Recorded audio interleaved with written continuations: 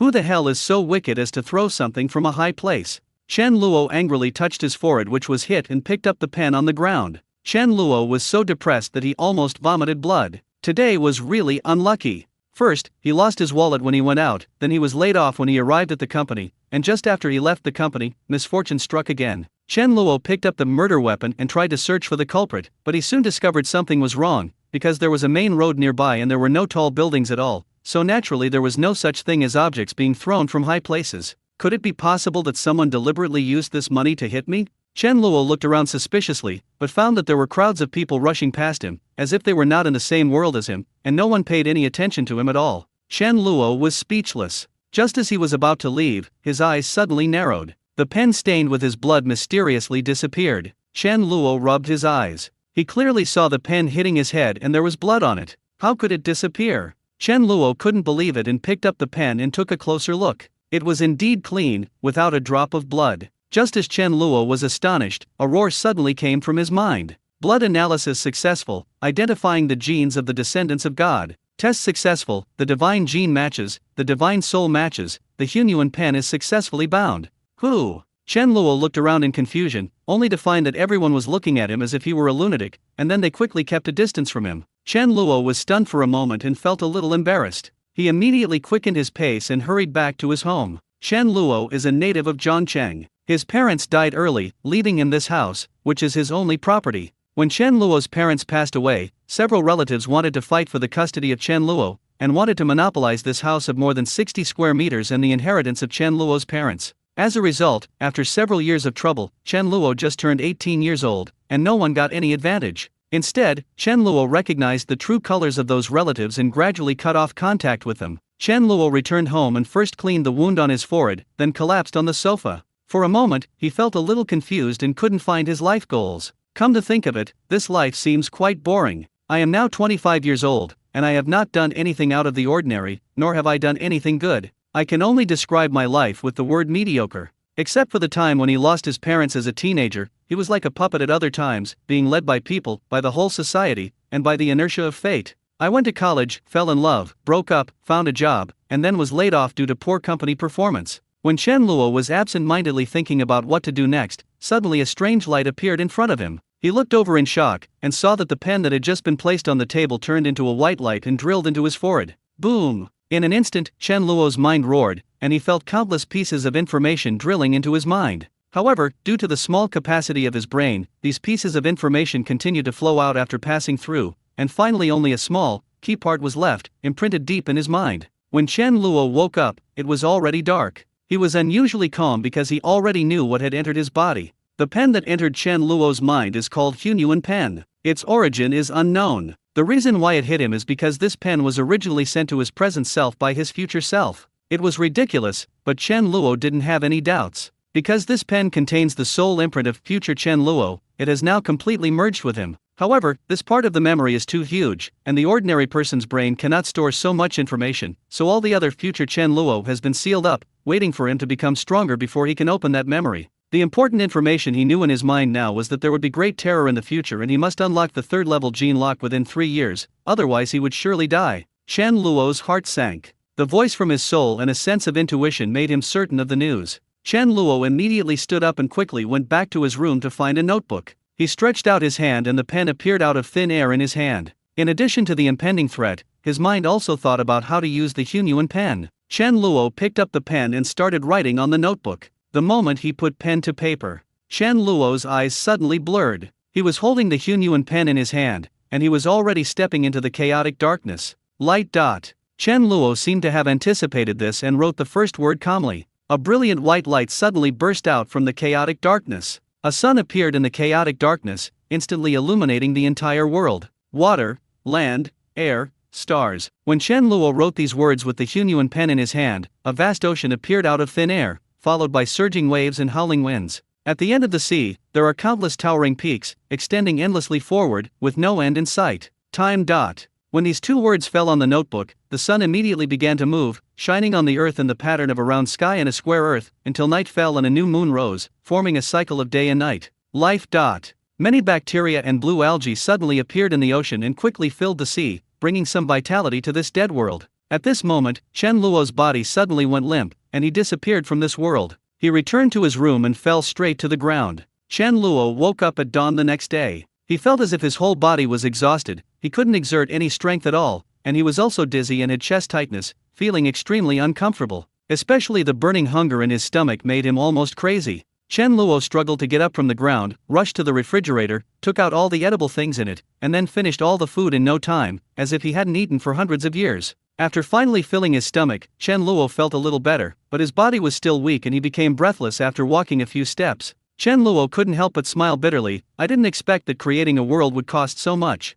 The Hunyuan pen is an innate spiritual treasure that has the function of creating a world. No matter what is written, the material can be created in the corresponding world. For example, when Chen Luo wrote the word light on paper, the sun appeared in that world and he directly became the creator. However, this kind of heaven-defying thing is not without cost. It consumes the user's own energy and spirit, or to put it simply, it is lifespan. Chen Luo was so exhausted that he had to rest for a whole week before he felt a little better. According to his estimation, it would take at least another month to fully recover. As for how much lifespan was lost, Chen Luo had no way to confirm it, but judging from the feeling of his body, it was at least 5 years. During this period, Chen Luo was also surprised to find that the notebook written with the Hunyuan pen had 3 words Genesis in ancient seal script on the cover. By opening the book Genesis, Chen Luo can sense the situation of the created world, and even enter that world with just a thought. Since the time flow rate set by Chen Luo is 1 day in the real world and 10,000 years in the created world, now 7 days have passed, and 70,000 years have passed in the created world, and earth-shaking changes have taken place. In addition to the sky, ocean, sun and moon at the beginning, there were also stars in the sky, gravity, air, clouds, and wind on the earth. After tens of thousands of years of evolution, bacteria and algae have spread green all over the earth. There are thousands of species of algae on the seabed, which have evolved into invertebrates with shells and even some fish with blue stripes on their bodies. He couldn't name it, so he just named it blue-striped fish. Chen Luo immediately began to pay attention to the evolution of these blue-striped fish, because the second function of the Hunyuan pen is to extract the genes that create the world's creatures. By integrating the genes of creatures in Genesis, he completed his own divine genes and finally unlocked the genetic lock. Due to the different speed of time flow, Chen Luo watched the constant alternation of sun and night in Genesis and the real world, and it felt like he was watching a documentary that was constantly fast-forwarding. In just 1 day, a new batch of blue-striped fish had been replaced on the seabed. By the second day, there were more and more blue-striped fish on the seabed, and the group was getting bigger and bigger. Gradually, a leader fish was born. Its body size was more than 3 or 4 times larger than that of ordinary blue-striped fish. It led the blue-striped fish group to become the overlord of the ocean world. On the third day, as the blue-striped fish population began to grow explosively further, other creatures on the seabed became food for the blue-striped fish, and the first generation of leader fish died and the second generation took over. On the fourth day, as the number of bluefish continued to increase rapidly, the microorganisms and algae in the ocean could no longer feed the bluefish, and they began to devour each other. Spring, summer, autumn and winter passed, and the years flew by. In 1 day, the blue-striped fish split into dozens of groups. Led by different leader fish, they began to hunt their own kind for food in order to survive. To this end, they have evolved larger sizes, sharper teeth, and stronger execution capabilities. As long as the leader fish gives an order, all the fish in the group must obey unconditionally, which is almost like militarization. On the 5th day, 2 groups that failed in the competition for ocean hegemony quickly fled the sea area with the remaining blue-striped fish, heading to the deeper seas to seek survival, and gradually developed into deep-sea fish. Another group actually began to approach the continent, evolved limbs, and moved towards land. On the 6th day, the battle for ocean hegemony that lasted for tens of thousands of years finally ended. The group of fish with the largest size, largest number, and sharpest teeth, named blue-striped fish by Chen Luo, became the final winner and the only overlord in the ocean. On the 7th day, the blue-striped fish that entered the land had evolved into amphibians, and began to multiply and grow rapidly, developing into different populations, enriching the species of the entire world of Genesis. Chen Luo, who watched the whole process, was deeply shocked. In order to survive, a group of blue-striped fish evolved rapidly from generation to generation, following the law of natural selection and adapting madly to the environment. Today, although life in this world is only in its early stages, it is flourishing and has infinite possibilities. When Chen Luo saw this, he couldn't help but admire the tenacity and wonder of life. Next, Chen Luo made a thought and ordered in his mind, analyze the blue-striped fish gene. The key to unlocking the gene lock is to enhance the divine genes in the body, but Chen Luo's divine genes at this moment are only 0.1%, which is still a long way from the 5% required to unlock the first level gene lock. The creatures created in the Hunyuan Pen world can use the Hunyuan Pen to extract valuable genes and integrate them into their own divine genes. If it is valuable, it will complete the genes of the descendants of God and promote their growth. Analyzing. Primitive life has evolved to its peak, low genetic value, unable to integrate into the genes of the descendants of gods. Evaluation ordinary. When Chen Luo heard the prompt sound coming from his mind, he was immediately disappointed. He didn't expect that the world's first overlord would have no value at all. Nowadays, the most powerful bluefish is of little value, let alone other species. When Chen Luo quit Genesis disappointedly, he was shocked to find an extra line of words on the first page. In the Precambrian period, ancient organisms were born after hundreds of millions of years of evolution. Bacteria and blue algae began to flourish and evolved into invertebrates with shells. History entered the Phanerozoic from the Cryptozoic, and the blue devil fish became the overlord of this era. When Chen Luo saw this, he quickly understood that after he wrote those words, the world automatically evolved into its current state. If Chen Luo still wants to create something in this world, he can only write after this text. Of course, if he wanted to change the text, for example, changing the blue magic fish into a green magic fish, it would be possible, but the cost would be very high, and would at least leave him exhausted for several months. Chen Luo began to have a headache. These blue devil fish were of no value, which meant that he had to create valuable species again. But he is not a biologist, so how can he know which species genes are valuable and which are not? Chen Luo's heart suddenly moved. He didn't know, but there were many people in this world who knew it. After all, his wisdom is limited and too restricted. Even if he creates a species, it is within the scope of his own cognition and its value would not be very high. It would be better to pool the wisdom of all parties and bring in thousands of people to help him create species. As long as the base is large enough, countless valuable species can naturally be created. He remembered a sandbox game he had played before called Spore. The player was a spore at the beginning, and then began to evolve and multiply, and eventually turned into various strange creatures. So, how can I get more people to come in and help me create new species? Chen Luo pondered for a moment, and suddenly an idea flashed in his mind. Since the inspiration came from the game, he might as well make Genesis into an online game. Let other people's consciousness enter the Genesis world, treat the evolution of species as a game, and evolve new species for yourself. The Hunyuan Pen has the ability to open up the world. Even the main body can directly enter the Genesis, let alone just a consciousness. This function is a piece of cake for it. Chen Luo did what he said. With the existing technology, VR gaming glasses can be used as a medium to draw the player's consciousness into the Genesis. A month later, when Chen Luo's physical condition recovered, he also set up the transmission channel through the Hunyuan Pen. Then, through the black technology capabilities of the Hunyuan Pen, he directly passed the review and was launched on major popular game platforms. Second Life is a casual development game. It took 10 years of careful research and development to achieve a level of authenticity that is nearly 100%. Come and start the evolution of your species and create your own Second Life. Zhang Junhao is a senior user on the Steam platform. He is not only an avid game fan, but also a game reviewer. As a rich second generation, I have no worries about food and drink, and my daily pleasure is to discover some fun games to kill time. When Zhang Junhao saw the introduction of the game Second Life, which claimed that the realism reached 100%, he couldn't help laughing.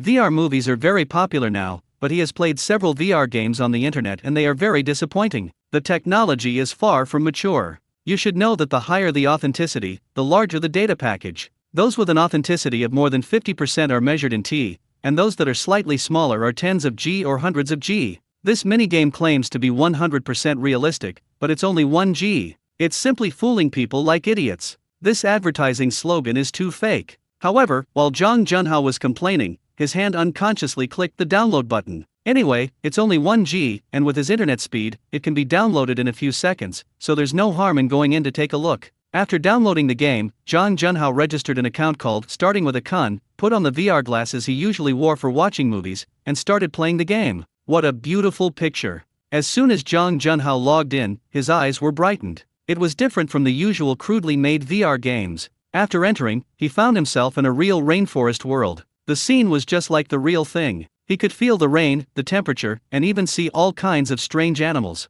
Zhang Junhao looked at it in surprise for a while, but found that there was only one option on the game interface. Please create a species of creatures to start your adventure. Creation method, directly generate with thoughts. Zhang Junhao was confused. He had played hundreds of games at least. Most games directly gave the race or character for the player to choose. This game is so hardcore that you actually have to create a creature yourself? Zhang Junhao suddenly became interested and gave the order in his mind without even thinking, Kun. Sorry, the gene sequence of this species exceeds that of the player and cannot be created directly. Please choose again. Zhang Junhao was stunned for a moment, but soon he tried various mythical beasts such as dragon, phoenix, and black tortoise, and the results were all above the player's gene sequence without exception. Zhang Junhao knew that it would be futile to continue trying, so he had to try changing the species. Human. Sorry, the player's current knowledge level is not high enough to create this species. What the hell? You don't even want to be a human being? The game didn't respond. Zhang Junhao gritted his teeth and changed the word ape. Sorry, the player's current knowledge level is not high enough to create this species. God damn it, tell me what level of knowledge is required to create a species. There was no response. Lion. Sorry, the player's current knowledge level is not high enough to create this species. It is recommended that you start with the lowest ant. As if tired of constantly prompting Zhang Junhao, the system gave direct suggestions. What fuck? Zhang Junhao was immediately furious. What a crappy game. Do I need knowledge levels to play a game? Are you looking down on people? Fuck you, I don't want to play anymore. Zhang Junhao was about to quit the game, but when he saw the real scene around him, he gritted his teeth and gave up. Damn it, I'm just an ant. I can evolve infinitely, so I'll evolve into a chimera ant and eat up your little game. Building an ant colony. Congratulations to the player for successfully establishing an ant colony. You will start the evolutionary journey from the current game scene. When Zhang Junhao heard the prompt, all the creation interfaces in front of him disappeared, and he appeared directly in the dense rainforest. How is it possible? I actually have physical sensations. Zhang Junhao was stunned for a moment. He tried to crawl forward a few steps, and the perception of his surroundings came back clearly. Not only can he sense everything in the outside world now, he even clearly knows his identity as the queen ant. There are hundreds of ants following him. As long as he sends out a signal, they will quickly obey his command and act. What kind of black technology is this? How can it feel so real? It turns out that the 100% authenticity advertised for this game is not just false advertising. Zhang Junhao found it a little unbelievable, but soon he became excited. This was definitely a terrifying thing that was unimaginable at the moment. As a veteran player in the industry, he clearly understood what kind of storm would be caused in the entire gaming circle if this thing was spread. What happened to Zhang Junhao happened to 1,000 players in the closed beta test at the same time. The first thing they do when they enter the game is to do whatever they want, talking about mythical beasts and all sorts of other things. Even if Chen Luo had the ability, he would not dare to make these things casually. Firstly, the consumption of his lifespan was too serious, and he was a little afraid of falling into a weak state again. Secondly, he was also afraid that the things he created would be worthless and in the end the gain would not outweigh the loss. However, among these 1,000 closed beta players, Chen Luo discovered quite a few interesting talents. Like Zhang Junhao, most people were stumped when it came to creating a tribe in the first step, and finally had to accept the system's advice like him and start with low-level creatures such as ants, plants, and fish. However, there are still about 1%, or about 10 players, who refuse to accept the system's advice. Relying on their own biological knowledge, some of them actually created the race of Homo sapiens, which is only one step away from modern humans. Some people have wild imaginations and mixed human genes with various animals to create strange creatures such as Ant-Man, Rat-Man, and Werewolf. When Chen Luo saw this scene, he immediately focused his attention on these players. Chen Luo did not analyze the genes of these races immediately, because they had just appeared and were far from evolving to a perfect state. They needed to be observed for a while. In fact, Chen Luo only waited for one day and the results came out. Because one day in the real world is equivalent to 10,000 years in the game, the various species created by these players have already experienced the first round of survival of the fittest. After 10,000 years, of the species created by the initial 1,000 players, there are now less than 100 left. When most players first enter the game, the first thing they do is marvel at the realism of Second Life. Their first reaction is not to think about survival, but to experience the game world. For example, players who choose to start as low-level fish are really happy when they first enter the game, because the realism is 100%, and they really enjoy the magical feeling of turning into a fish and swimming freely in the sea. But before it could enjoy it for long, it became food for the ocean overlord, the blue demon fish. After they died, they were reminded that they had 2 more chances to create species. If all the chances were used up, the closed beta test would end. When they created species for the second time, they were much more careful. They carefully avoided ocean areas and chose forests, land, and other areas that seemed relatively safe. But they discovered that there was no such thing as a safe area in this world. Most of them, since they have no relevant biological knowledge, are forced to start as some lower organisms. As a result, they are at the bottom of the food chain and are either killed by native species or by powerful evolved players. So after the first day of fierce competition and elimination, most ordinary players used up their 3 chances and were forced out of the game. At this time, there was a lot of wailing in the Second Life game forum. "You bastard! Why are there only 3 chances? For this level of hell difficulty, you need infinite lives to win." I don't want unlimited lives, I just ask the official to give me another chance, I still want to play. This game is so scary, it really feels like touch. What kind of alien technology is this? I'm blown away. I've never seen such a hardcore game. Do I have to go back to school and learn biology all over again before I can play it properly? But, in order to play this game, I'll accept it. The most fun game ever, but also the most difficult game to play. Although the forum was very popular, many people cursed him as a shill. Soon, players began to post screenshots and videos of the game, as well as the bizarre creatures they had evolved, which completely set off everyone. A large number of players flocked in and wanted to register accounts, but at this time, they found that only the first 1,000 people who registered had closed beta accounts, and no more could log into the game. Only 1,000. Countless people are heartbroken, envious, jealous, and hateful. The first group of test players who successfully logged in were secretly happy and extremely excited. But they didn't get excited for long before they discovered that the elimination rate of this game was alarming, with 90% of the people being eliminated in just one day. If this trend continued, wouldn't this game be deserted in a few days? Live broadcast. Watch how I, the Ant King, dominate the world. As soon as this post appeared, it immediately attracted hundreds of replies, and most of the people who replied were players who had just been eliminated in the closed beta. Second Life has a live broadcast function. Players can turn on this option and let others watch them play games through a link. Since this was the first live broadcast post to appear, the players who had just been eliminated clicked on the link almost immediately. Those who were curious about the game but didn't have a number also clicked in and started watching. In just a few minutes, the number of people watching Jang Junhao's live broadcast exceeded 2,000. Jang Junhao became excited when he saw so many people in the room. "Welcome everyone to my live broadcast room. I won't waste any more time. Please witness the rise of the Ant King." As time accelerated, the live broadcast audience saw the ants inside move rapidly, the colony expanded rapidly, and slowly covered a small hill. The constant alternation of sun and night makes people feel like watching a fast-forwarded documentary. In less than an hour, 400 years have passed and the ant colony has been replaced 4 or 5 times. What surprised everyone was that the ants that Jang Junhao created, which he named the Chimera ant, had an incredibly long lifespan. Each one lived for more than 100 years, and the queen ant could live for more than 400 years. Under Jang Junhao's control, the civilization of the ant colony was quickly established. Each ant had a precise division of labor. Just like human society, they were welded to the entire colony to maintain the normal operation of the colony. Any ant that left the entire kingdom would quickly die. To a certain extent, the entire ant civilization controls the life of every ant from the very beginning. Time passed, and another 400 years had passed. The game had entered its second hour. With the death of the first generation of queen ants, Jang Junhao transferred his consciousness to the second generation of queen ants and continued to lead the entire colony in evolution.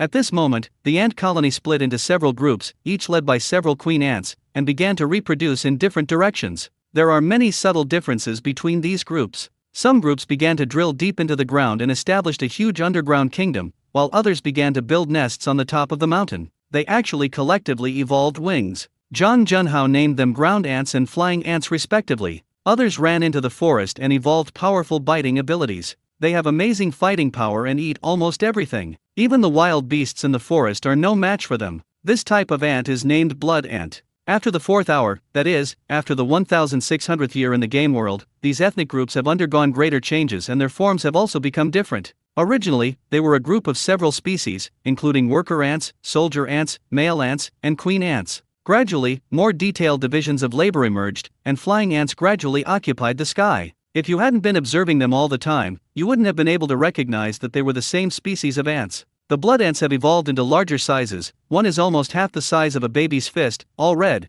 and is responsible for external battles for the entire colony. Flying ants have gradually evolved into a being similar to bees, while ground ants have begun to fade in color, turning golden yellow and moving deeper underground. During this time, several ethnic groups began to split again and became more than a dozen ethnic groups, but all ethnic groups were under the control of Jang Junhao, the ancestor of the entire race. Various ant colonies gradually spread across more than a dozen mountains and became the absolute rulers of that area. Any enemy who dares to invade this area will be instantly devoured by the crazy soldier ants. In the 6th hour, some ants began to approach the sea. The limbs of these ants began to degenerate and they became able to live in water. The whole world suddenly felt like a flourishing of life. A small colony of ants actually gave rise to all kinds of strange life. The 2,000 people in the live broadcast room were fascinated to see a weak species being born and constantly evolving and growing stronger. It filled their hearts with a shocking sense of witnessing history. It's amazing. It turns out being an ant is so much fun. Mom, I really want to play this game.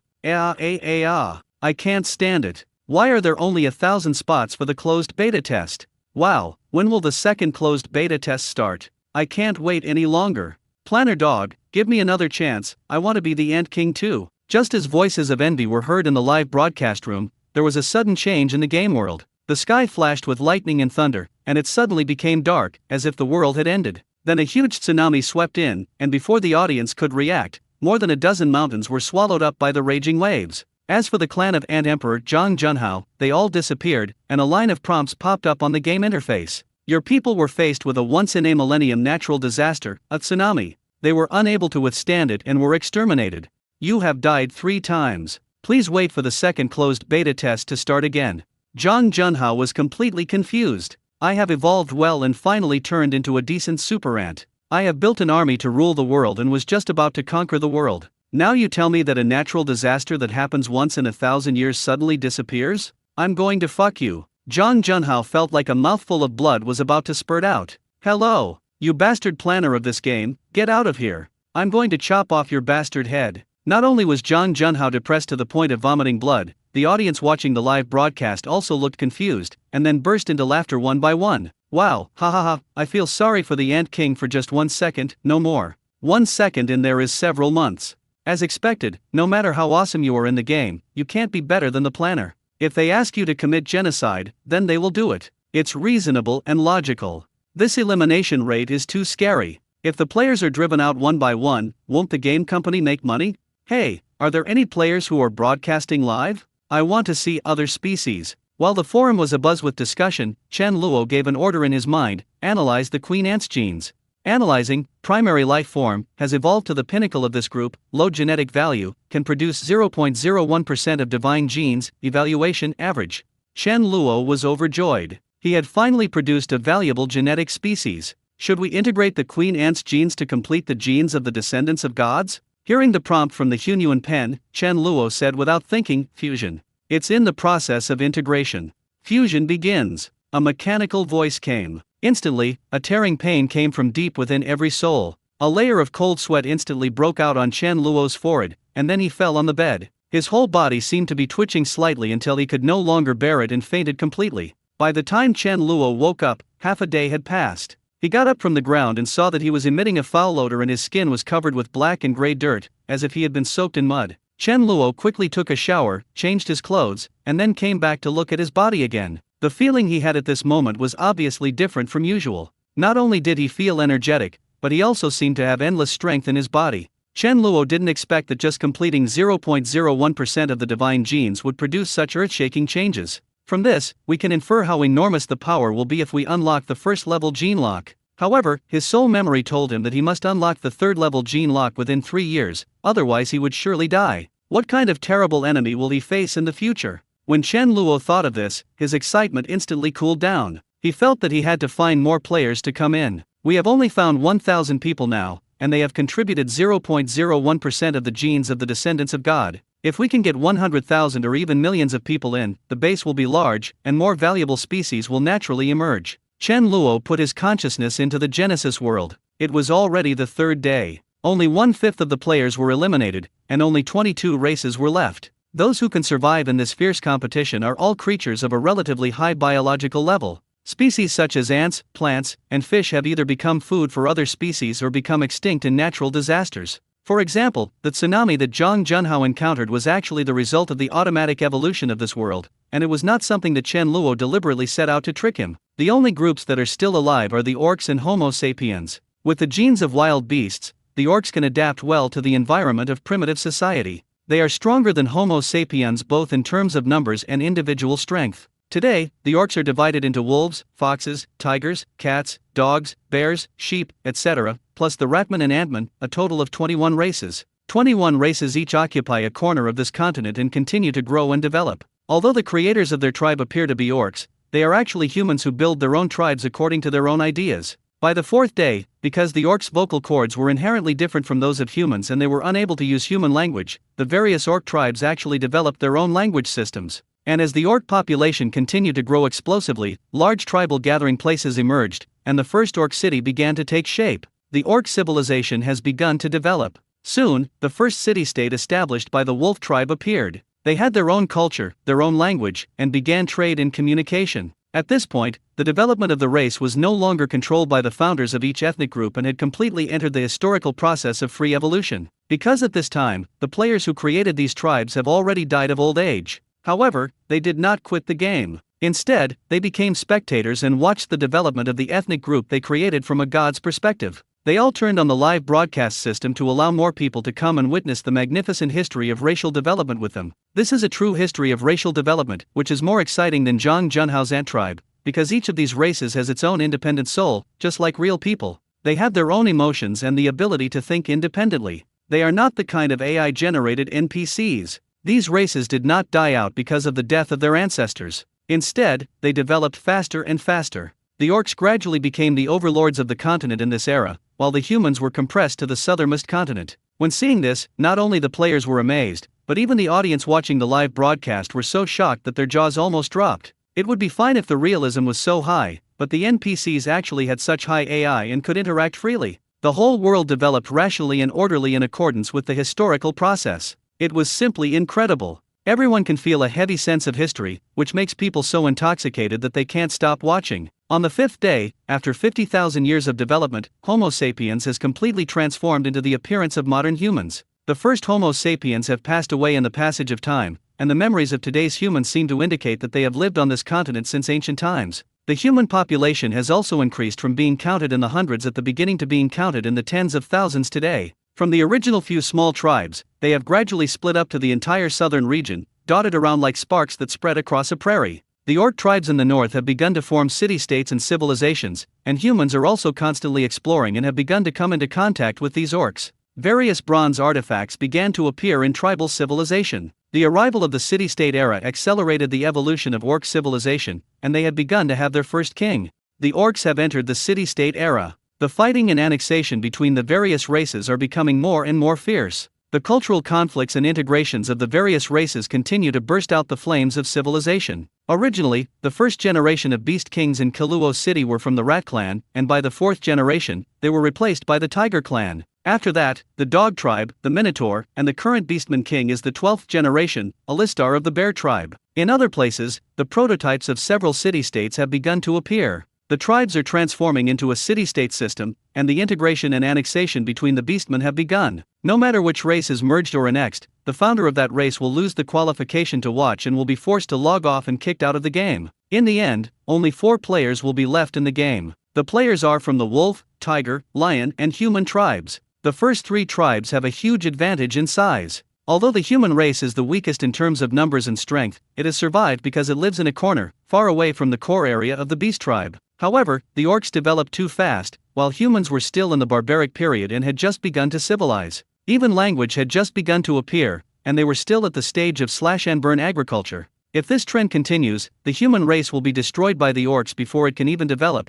and will be wiped out by the law of the jungle. At this moment, a prompt came to the minds of all players. The first closed beta test has ended, and the second closed beta test will start in 3 days, so stay tuned. At this time, the 4 players were all broadcasting live, and each of their broadcast rooms had tens of thousands of people. When some people saw the system prompt, they were very disappointed. They thought they were going to see an epic war, but they didn't expect the closed beta to end suddenly. Other players cheered because this meant they also had the opportunity to enter the game. When they exited and opened the game forum, the official announcement was pinned to the top of the forum with a big red title. The beta version 0.1 of Second Life has officially ended. Thank you to all players for your anticipation and support for this game. Thanks to the creative ideas of each player, many creatures with growth potential have been created, and the basic biological structure of the Western fantasy world has been completed. 21 orc players and 1 human player will be awarded the game title Ancestor, and each race will cast bronze statues and stone sculptures for them for future generations to admire. These 22 players will automatically be eligible for the second closed beta test.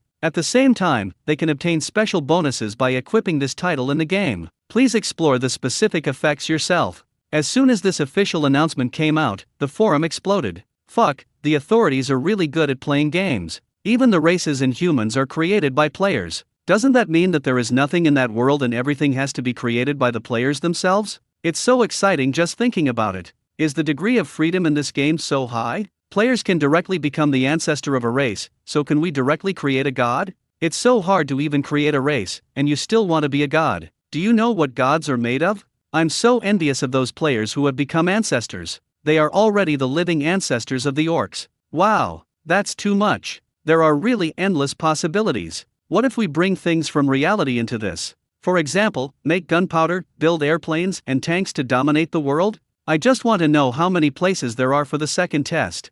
While the players were discussing frantically, Chen Luo had already started using the Hunyuan pen to analyze the genes of the orcs and humans. The bear people are primary life forms that have not yet evolved to the peak of the tribe. Their genetic value is low. It is recommended that they wait for further growth. Currently, they can produce 0.01% of the godborn genes. Evaluation, average. When Chen Luo heard the same evaluation of the genes of the remaining 21 races, he thought about it and decided to give up the idea of integrating these genes now. Since the Hunyuan pen is determined to be more valuable after it grows, we can only wait and see. The reason why he stopped the closed beta test now was, of course, because he saw that the situation of the human race was very dangerous, so he had to pause it first. If only one intelligent race dominated, it would easily lead to extreme imbalance. He wanted to create a world with many races that could check and balance each other. Therefore, Chen Luo is going to prepare to give the human race a cheat so that they can first have the ability to protect themselves. At this time, the game's second life was promoted by a large number of players, and the photos and videos of actual tests in the game were released, which immediately set off the entire network. 100% authenticity, almost unlimited freedom, NPCs with high autonomous intelligence and the ability to interact perfectly with people have become the keywords of Second Life. Countless media and news outlets were reporting on the game, and a large number of players flocked in, only to find that the second test had not yet begun, and they could only watch the game videos posted by the first test players on the forum. At this time, many first test players' game strategies and internal test impressions were posted and pinned to the front page of the game forum. Hello everyone, I'm starting with a con. I'm very lucky to be the first one to enter this game. I'm also a senior player and game reviewer. Now, let me do a simple game review. First of all, the point that everyone is most concerned about is whether the 5 senses can be really realized. My answer is an absolutely real 5-sense experience, exactly the same as your senses in the real world. It is worth mentioning that you will have the real feelings of whatever creature you evolve into. For example, if you turn into a bug, you will have all the feelings of a bug. The first species I evolved was a colony of ants, and I had all the feelings of ants, such as being able to lift things that were several times my body size.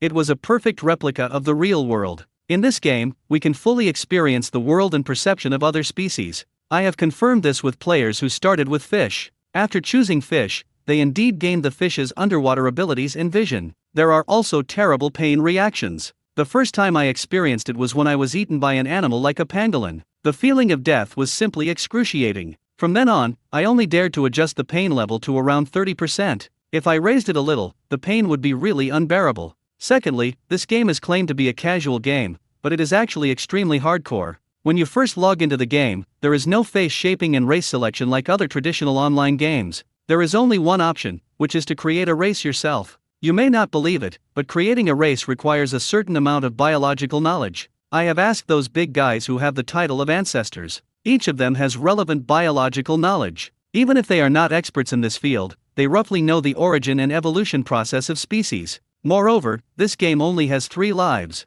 If you die, you have to start over again. There is no save file and no respawn point. Once you die, all the abilities you previously evolved will be cleared, and you can only start over by creating a new species. Once the 3 chances are used up, you will be forced to exit the game. High degree of freedom, unlimited possibilities, 100% virtual touch, it feels like a real world, so much fun. Finally, I would like to say hello to the whole dog planning family. I had already evolved to the pinnacle, ready to conquer the world, when suddenly a once-in-a-million-year tsunami came and wiped out my entire race. It was so abominable. During this lengthy and detailed review, the number of comments began to surge, and in just 1 hour, it had reached thousands. Leader of the Women's Alliance, stop posting game guides and videos. You can only watch but not play. It's very painful. Alibaba Acquisition Discussion Group, wow, the Ant King has appeared. I feel sorry for him for a minute. Except for me, everyone else is stupid. Pray online for a spot in the second test. Students that USTC cannot get. I am hardcore, but I will never learn the theory of evolution just to play games. Sleeping concentration camp. I'm already reading The Origin of Species. I'm already beginning to acquire knowledge of evolution, comparable to biology professors at universities. I just need an account to practice and test my evolutionary theory. Waiting online, very urgent. Time quickly came to the third day, and the second test that many players had been eagerly looking forward to began, and Chen Luo also uploaded the update log on the forum. The beta version 0.2 of Second Life has been officially launched. The contents of this update are as follows. 1. 10,000 test places are available. Each player has one and only one life and will be forced to log off after death. 2. How to issue closed beta test spots. Please log into the game directly. Your qualifications for the closed beta test will be determined based on the species you create. It will be on a first-come, first-served basis. The test will be terminated when the quota is full. 3. The achievement system will be activated, and players who evolve special and powerful species with potential will be recorded in history forever and receive special rewards. 4. As the orcs gradually gain strength and begin to press the humans, players can choose to join one of the forces, or create their own tribe to compete with them for dominance of the continent. 5. The new race will be granted independent protection time and will not come into contact with other races until it has the ability to compete with other races.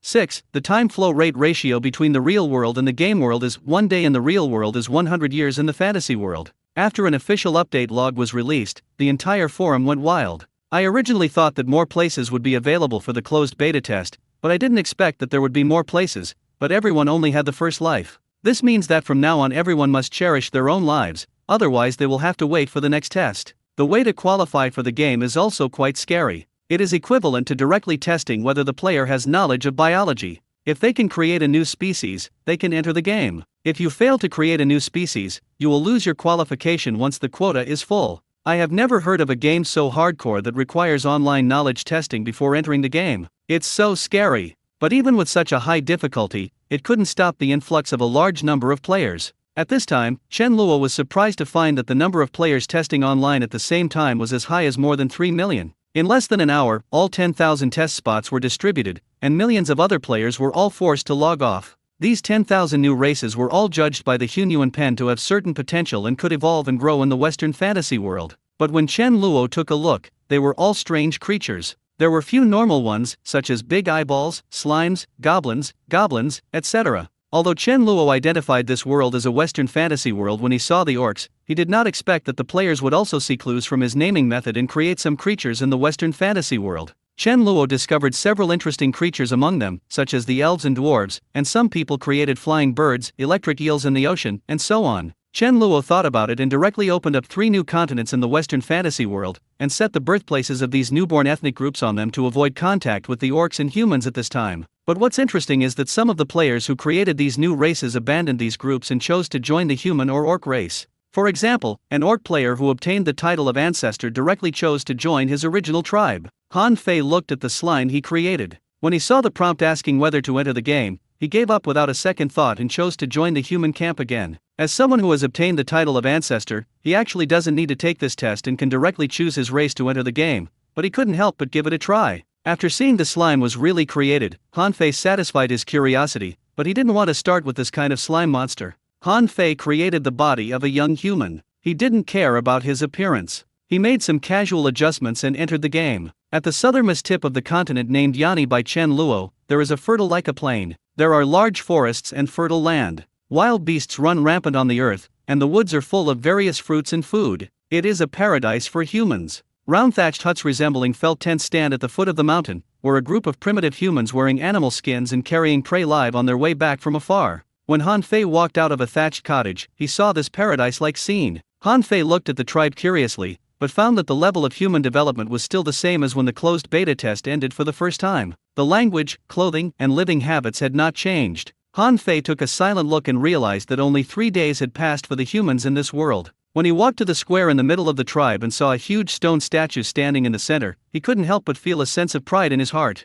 Because the stone statue looked exactly like him, except that it was the image of a Homo sapiens and looked a bit like a primitive man. At this time, led by an old man, a group of tribal people were worshipping. Great ancestor, please bless your descendants to defeat those evil orcs. Han Fei couldn't help but be stunned when he saw this, because he noticed that most of these humans were the elderly, the weak, women and children, and even if there were young men, most of them were missing limbs and became disabled. Han Fei's heart sank. From what the old man said and the situation of the tribe, he guessed what the tribe had experienced. At this moment, the ground suddenly began to tremble slightly, and all the people in the tribe looked into the distance in horror. Han Fei was startled. He followed the crowd's gaze and saw an army of orcs rushing out of the forest and covering the entire mountain. The attacking orc army was none other than the most powerful werewolf tribe among the orcs. The ferocious werewolves rode their wolves and shouted in the orcish language, the Harlem language. The wolf cavalry accelerated and rushed to the center of the tribe in a flash, and then a one-sided massacre began. Werewolves themselves possess extremely powerful strength and reaction ability.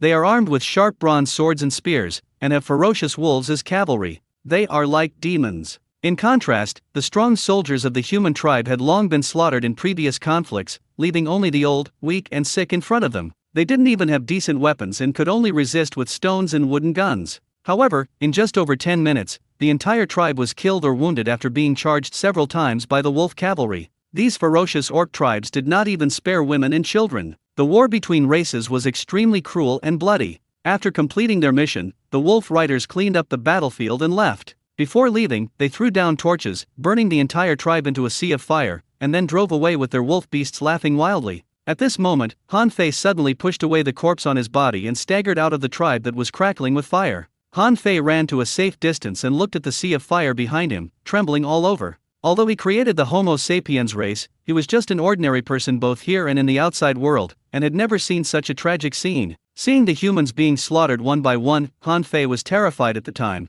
and the only thought in his mind was to escape. At this time, the tribe of the human race had already burned into a raging fire, with black smoke billowing. The smell of barbecue from the burning corpses made Han Fei vomit. Han Fei clenched his fists tightly and looked at the burning tribe in front of him. He hated his own incompetence and cowardice, and hated the beast-like werewolf cavalry. At this moment, a golden light fell straight down from the sky. The light was so dazzling, like the sun, that Han Fei couldn't look directly at it. When the light faded, a blond man appeared in front of Han Fei. He was wearing a white cloak, a short top and pants, boots, and a white mask with red patterns on it, making it impossible to see his face clearly. "Who are you?" Han Fei looked at the man in front of him in amazement. He suddenly felt a shudder in his heart, a feeling even stronger than when he faced those werewolf cavalry. Chen Luo glanced at Han Fei through the mask and said, "This world was created by me. You can understand me as the god of creation or the creator." Han Fei's eyes widened immediately, and his brain short-circuited for a moment. God of creation, the creator? But the next moment Han Fei reacted. The guy in front of him who claimed to be the god of creation should be an NPC. Did this trigger a mission? Since you are the god of creation, why don't you save my people? Han Fei suddenly stared at Chen Luo, with a hint of anger in his tone. Werewolves are also lives, humans are also lives, the strong prey on the weak, this is the law of the world, why should I save you humans? Chen Luo's tone was calm, without a trace of emotion. Han Fei was speechless. From God's perspective, there was really no difference between humans and werewolves. They were all just ants. Why should God care about their lives? Then why are you here now? Han Fei did not show any reverence for God, but instead showed anger. Chen Luo snorted coldly, "How bold." Han Fei's mind buzzed, and a terrifying pressure swept over him, causing his knees to soften and he fell directly to the ground. Han Fei was furious and tried desperately to stand up, but he had no strength in his body and had no way to stand up. "I showed up to give you humans one last chance." Chen Luo said indifferently, "Most human tribes don't have the ability to fight against the orcs. What you saw today is just a microcosm of the future fate of the human race. If this trend continues, within 3 years, all humans will be wiped out, either becoming slaves or food for the orcs." Han Fei's anger subsided. He thought of the hellish scene he had just seen and knew that the god in front of him was not talking nonsense. "What chance do you mean?" Chen Luo stared at Han Fei with eyes as sharp as arrows, causing the other party's body to tremble slightly. Han Fei instantly understood what the other party meant. His mind was full of thoughts, and soon his attitude changed to be extremely respectful. "Please, great creator, give me a way to save the human race." Chen Luo smiled faintly, raised his hand and waved it slightly, and Han Fei's body flew over uncontrollably. Han Fei was shocked at first, but soon calmed down, because he felt that if Chen Luo wanted to kill him, it would be easy, and there was no need to make so much trouble. Chen Luo looked at Han Fei who flew in front of him, and immediately stretched out his finger and touched his forehead. "I grant you the blood of a warrior, so that you can inherit combat skills and the blood of anger. When you are angry, you can burst out with powerful combat power." Han Fei felt a sharp pain between his eyebrows, and then countless memories of the battle came flooding back, and even his body became stronger at a speed visible to the naked eye. Chen Luo waved his hand again, and a long sword appeared out of thin air in his hand. The sword was of ancient style and looked extremely domineering. There were special patterns and blood-draining grooves on it. This sword is called Judgment. It is extremely sharp and can cut through anything. I will also give it to you. Han Fei was still shocked by the changes in his body. Seeing this domineering sword that reflected light like a mirror, he was instantly excited. He immediately knelt on one knee and respectfully took the sword named Judgment with both hands. Thanks to the great creator for his gift. After Han Fei knelt on one knee to receive the verdict, he did not receive a response for a long time. He raised his head carefully, but found that the figure of the creator was no longer in front of him. Chen Luo has now returned to the real world. He couldn't help but sigh slightly. Acting is really tiring. The reason why he personally took to the field was to give the human race a plug-in to allow them to grow quickly. Han Fei himself is a modern man and has the title of ancestor. With the abilities bestowed upon him, he can easily become the leader of a tribe. Even establishing a human city-state civilization would not be difficult at all. As for resisting the invasion of the orcs, as long as civilization is established and the two sides form a basic counterbalancing force, there should be no problem. After all, although the orcs are powerful, they are not a monolithic entity. Han Fei has now had some of his genes activated by Chen Luo, awakening his warrior bloodline. With the Sword of Judgment bestowed upon him, it is definitely not a problem for him to fight 1 against 100. If this is the case, and Han Fei cannot lead the human race to rise, then I can only blame myself for being wrong, and then I can just find someone else. Han Fei felt the power surge in his body, and he was amazed, because he could clearly feel that he had become stronger. Han Fei moved his feet slightly, and his body shot out like a sharp arrow, as fast as a cheetah. After repeated experiments, Han Fei was pleasantly surprised to find that his speed was at least 4 to 5 times faster than that of a normal person. It was like running at lightning speed. This superhuman feeling instantly made him obsessed. Han Fei took out the Judgment Sword and looked at it for a moment. He closed his eyes and began to recall the combat skills that had just been passed down in his mind. After standing still for a moment, Han Fei suddenly opened his eyes and swung his sword forward quickly. A faint white holy color could be seen emerging on the Judgment, emitting a brilliant light, whistling out with a sharp sound of breaking through the air, and then it stopped moving. At this moment, a crack appeared silently on the ground in front. Han Fei was stunned. This power. It is indeed a magic sword. He had only used less than 10% of his strength just now. If he had used his full strength, how powerful would this Judgment be? Next, the first thing Han Fei did was turn on the live broadcast. I met the god of creation, and then I became Superman. As soon as this title came out, it immediately attracted countless players. At this time, millions of players had just been forced out of the game. Some of them uninstalled the game out of indignation and stopped playing, but more people were reluctant to leave and stayed in the game forums and game live broadcast halls. These millions of people have experienced the highly realistic scenes in the Western fantasy world. Although they have not entered the game, just a login interface has made them feel the impact of 100% authenticity. When seeing the eye-catching title typed by Han Fei, countless viewers clicked on it. In just 1 minute, tens of thousands of people entered Han Fei's game live broadcast room. Han Fei became excited when he saw so many people coming in. I won't say any more nonsense. Let me show you the power of this God-given sword first. Han Fei swung the Judgment Sword as he spoke, and slashed forward with all his strength. A dazzling light that was too bright to look directly at burst out from the Judgment, which transformed into a sword that was more than 10 meters long, and then slashed down to the ground. Boom! The ground shook violently, as if there was an earthquake. When all the light and dust disappeared, a crack 3 meters wide and with an unclear depth appeared on the ground. Han Fei was dumbfounded, and so were the audience in the live broadcast room. They never expected that this sword would be so powerful. So terrifying. So terrifying. A neat row of text appeared on the barrage. The number of people in the live broadcast room also skyrocketed at this time, exceeding 100,000 in the blink of an eye. Wow, it turns out that you are the boss who has been awarded the title of the ancestor. You are awesome. Boss, may I ask how you can be so perverted? Boss, have you really met the god of creation? Damn, I just saw a guy who joined the bear tribe. As soon as he entered, he was captured by the werewolf tribe and made a slave. Boss, how did you do it? This is the difference between advanced players and ordinary players. Boss, there are wolf riders behind you, run. Boss, run. It's over. The boss was so awesome, but he was killed by the orcs in less than a minute.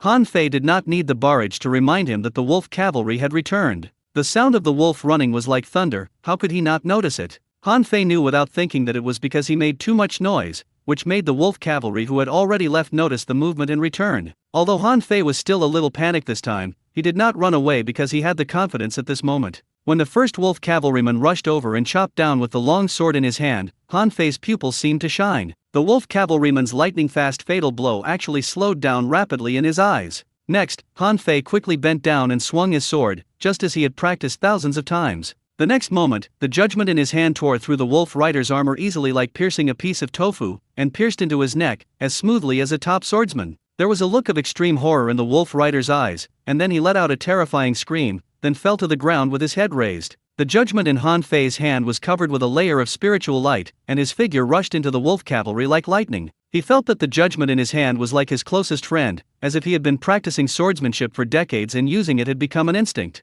Every time he swung his sword, a wolf cavalryman fell to the ground. However, in just 5 minutes, at least 30 wolf cavalrymen died at the hands of Han Fei's sword. The audience in the live broadcast room were all stunned, watching the wolf riders being killed one by one under the judgment, and no one spoke for a long time. Han Fei drew his sword quickly and decisively, without any hesitation, and he simply turned killing into an art. The audience felt nervous at the same time, but also had a sense of excitement as if they were watching an action blockbuster and their adrenaline was surging. Too scary. Could this guy have really killed someone before? His movements are so skillful. I totally agree. Could he be a killer? I think the thing that should be shocking is not the graphics of this game. Whether it's this big guy or those werewolves, they are all fucking exactly like the real thing. Don't you notice? Fuck, I also think this is not realistic enough. Look at the blood spurting out and the screams of death. My legs are shaking with fear. I don't care about that. I really want to play this game. I want to become Superman too. Oh my god, he took on a whole team of wolf riders all by himself. At this time, the situation on the field changed again. Han Fei was covered in blood at this time. Although it looked scary, there was no scar on his body because the blood was from the wolf cavalry. The wolf cavalry also realized something was wrong at this time. This human was so terrifyingly strong that they couldn't help but feel a sense of fear in their hearts. When did humans become so strong? In the past, no human could stand up after their charge, but now, more than 100 of the most powerful wolf cavalrymen couldn't even hurt the enemy? How is it possible? Retreat! Seeing that the situation was not good, the leading wolf cavalryman immediately ordered a retreat. Following his order, half of the remaining wolf cavalry immediately turned around and fled into the distance. Just when the wolf cavalry leader thought that this human could not catch up with them, he suddenly felt an inexplicable palpitation coming from behind. The wolf cavalry leader and all the wolf cavalry turned around in amazement. Then a white light that covered the sky appeared in the sky, and turned into a sword light that was 20 or 30 meters long and slashed down towards them. This was the last scene they saw before they died. As the sword light fell, all the wolf riders and the wolves they rode disappeared into thin air. 6666, is this the legendary sword energy? This is a Western fantasy world, shouldn't it be a battle of grudges? Now I believe that the boss has met the god of creation. This must have triggered a hidden mission. In the following time, witnessed by hundreds of thousands of spectators, the continent of Yani underwent drastic changes. Han Fei, who possessed extraordinary power, held the divine sword in hand. With the deterrent and surrender functions that came with the title of ancestor of the human race, he quickly conquered the first tribe. Then he started the road of conquest. In just 1 hour, which is more than 4 years in the game world, he conquered all the nearby tribes, large and small, and established the first city-state of mankind, the Imperial City, on the Leka Plain. All human beings were united as one to resist the powerful and ferocious orcs. Han Fei claimed that his power was granted by God and that he was a descendant of gods. He established the first dynasty of mankind, the Great Xia. Using the knowledge gained from the real world, he thoroughly organized the language and writing of the human race into a system. He led mankind into the agricultural age and taught humans how to cultivate farmland and tame wild beasts. Fuck, what a big shot, he can actually found a country. That's terrible. If things continue like this, does that mean the world will develop into the civilization we have today? When I get in, I will establish a Shang dynasty and overthrow the Xia dynasty. Oh my god, what on earth did I see? Boss, can you let me play with your account? Woohoo, I really want to be an emperor and have fun. Dream on. This game account cannot be shared. The moment Han Fei founded the country, the barrage in the live broadcast room exploded instantly. No one thought that it could be so big that he actually founded a country. Actually, it was very difficult for Han Fei to do this, because no matter how knowledgeable he was just an ordinary person after all, and it was impossible for him to know everything. But with Han Fei's founding of the country, there were already more than 200,000 viewers in the live broadcast room, and everyone was giving him advice. Even if they didn't know the answer, they could search on the search engine on the spot and tell him what to do. The high sense of participation of witnessing the rise of a civilization and offering advice in the process of its establishment makes the audience feel proud even if they are not in the game. In the next hour, the number of people in Han Fei's live broadcast room doubled again, reaching a terrifying 400,000. Han Fei divided human beings into several classes. Those who had awakened abilities like him were called descendants of gods. They had noble blood and were the ruling class, the high and mighty aristocrats. The rest of the ordinary people were poor, and below them were a large number of conquered people, who were slaves of the lowest status. Even lower than slaves were the orcs, who became prisoners of war. Killing them only required paying a certain fine, and there was no punishment at all. Orcs and humans have a blood feud that dates back nearly 10,000 years, and this has been unanimously recognized by the human race. However, it caused a heated debate in the live broadcast room, and people soon divided into two camps. It is believed that all people are created equal, and even in the early days of ignorance, people should not be divided into different classes. The other group believes that we should respect the development trajectory of history. The humans in the Western fantasy world are simply unable to understand what democracy and freedom are. Bringing these modern things in rashly will only cause humanity to quickly fall apart and eventually be exterminated by the orcs. This debate directly made Second Life a hot search topic. It became extremely popular and more people knew about this game. Countless curious people entered the game forums and game live broadcast rooms. When they saw the live broadcast images that seemed to be in the real world, everyone was shocked. Because it is so real, it feels like watching a live broadcast. At the same time, the number of viewers in Han Fei's live broadcast room reached an exaggerated 1 million. Following the advice of many anthropologists and sociologists in the audience, Han Fei designated gold and silver as human currency, opening up trade between humans and completely ending barter. Human beings emerged from the ignorant tribal era, and civilization and order came upon human beings. At this time, no matter how people outside argued about whether to establish democracy or the dictatorship of slave-owning aristocrats, Han Fei simply ignored them. Instead, as the king of the descendants of gods, he enjoyed the offerings of everyone. He drove a large number of human slaves and orc slaves to build his own palace, wore gorgeous clothes, and even paved the floor of his palace with gold. With the support of Han Fei's strong personal power, the human race has become a force. The orcs no longer dare to invade the human territory easily and have entered an era of rapid development. In 4 hours in the real world, which is 17 years in the Western fantasy world, the human race grew and multiplied rapidly, breaking through the 2 million mark.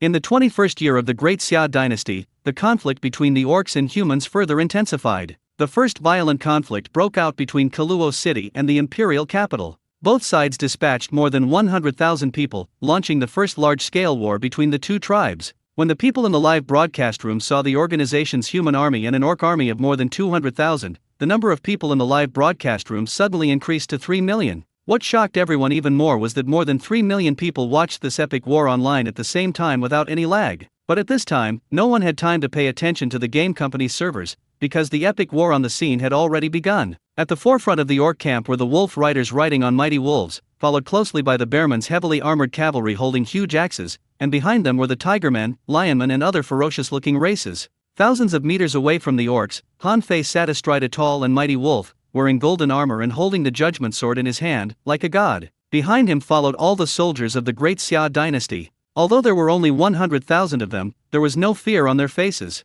Because all humans knew that if they lost this battle, they would face genocide by the orcs, and their wives, children, and families would not be spared. So in this battle, we can only win and not lose. Hundreds of thousands of troops confronted each other without making any sound, and a murderous atmosphere filled the entire battlefield. The might of the soldiers rushes through the desert, and the murderous aura soars into the sky. This is what this scene is about. This is what war is. Compared to this, the wars in TV shows and movies are just like children playing house.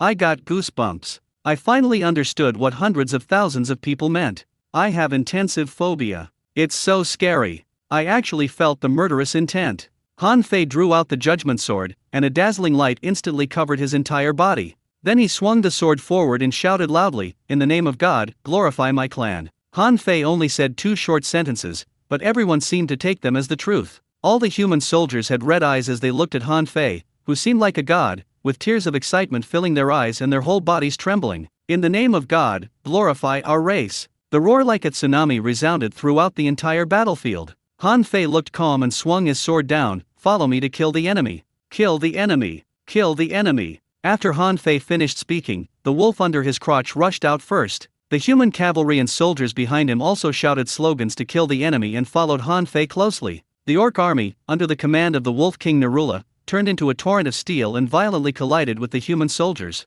In the war of races, everyone risked their lives, and the warriors on both sides rushed forward recklessly. The 2 steel torrents intertwined and instantly turned into a meat-grinding war. Blood splattered everywhere like goose feathers, and the cruelty of war was vividly displayed at this time. No one spoke in the live broadcast room. Everyone held their breath and nervously watched this epic battle that would determine the fate of the 2 races. However, in the blink of an eye, the battlefield was filled with blood and flesh, and corpses were everywhere, which made people terrified and felt cold all over. The scenes were too real, whether it was the dying screams of humans or orcs, or the painful expressions on their faces. It didn't look like a game scene at all, it was just like the real thing. Watching humans and orcs fall one after another, the blood quickly dyed the entire land red, and even the weapons floated in the blood. Everyone was shocked and speechless. The most eye-catching person on the battlefield was of course Han Fei, the human king. He was shrouded in white aura and charged left and right in the enemy formation, unstoppable. When the human soldiers saw this, their courage doubled, and with the morale boosted by Han Fei's title as the ancestor, they actually burst out with a fighting power that was twice as strong as usual. They followed Han Fei and charged left and right on the battlefield, becoming a sharp knife that penetrated directly into the orc army. The battle lasted from morning till dusk, and the fields were littered with corpses. However, humans are far behind the orcs in terms of manpower and weapons, and their individual combat capabilities are completely unable to compete with those of the orcs. At this time, less than 10,000 of the 100,000 strong human army were left, and the orcs also paid a heavy price, with less than 30,000 of the 200,000 elite soldiers left. Seeing the army's defeat, at the critical moment, Han Fei led the most elite wolf cavalry of mankind, raided the Orc King's tent, and killed the 10th generation Beast King, Wolf King Nirula. With the death of the Wolf King, the morale of the orcs was in chaos, but after hearing the news, the human soldiers were like people who had been injected with chicken blood, and they burst out with even stronger fighting power. What's even more exaggerated is that many humans actually activated their bloodline abilities at this time and awakened extraordinary combat abilities like Han Fei. Seeing that the situation was not good, the orcs, under the command of several players with the title of ancestor, quickly evacuated with the remaining orc soldiers, ending this epic battle. Seeing the human race win, the audience watching in the live broadcast room immediately burst into cheers. They were so excited as if they had won the battle themselves. After all, they watched the human race rise step by step, and the human king Han Fei was also one of their players, so they naturally would not want the orcs to win. At this moment, the live broadcast room's bullet screen was filled with the words, "The human king is awesome, he will live forever." The live broadcast room seemed to be going crazy, and everyone was excited and kept refreshing the comments. It didn't take long before a piece of news quickly became a hot topic. An epic battle, the human race wins. Many people were confused and didn't know why there was such a hot search. After they clicked in to take a look, they found out that it was a game called Second Life. When they saw the various battlefield fighting scenes posted by players and viewers, those who didn't know about the game were immediately stunned. The scene was just like a Hollywood blockbuster. How could it be just a game? As a result, more and more people were attracted to this game, and the name of Second Life quickly became known to the world. At this time, Han Fei in the Western fantasy world was covered in blood, with almost no intact part of his body, covered with wounds of varying sizes.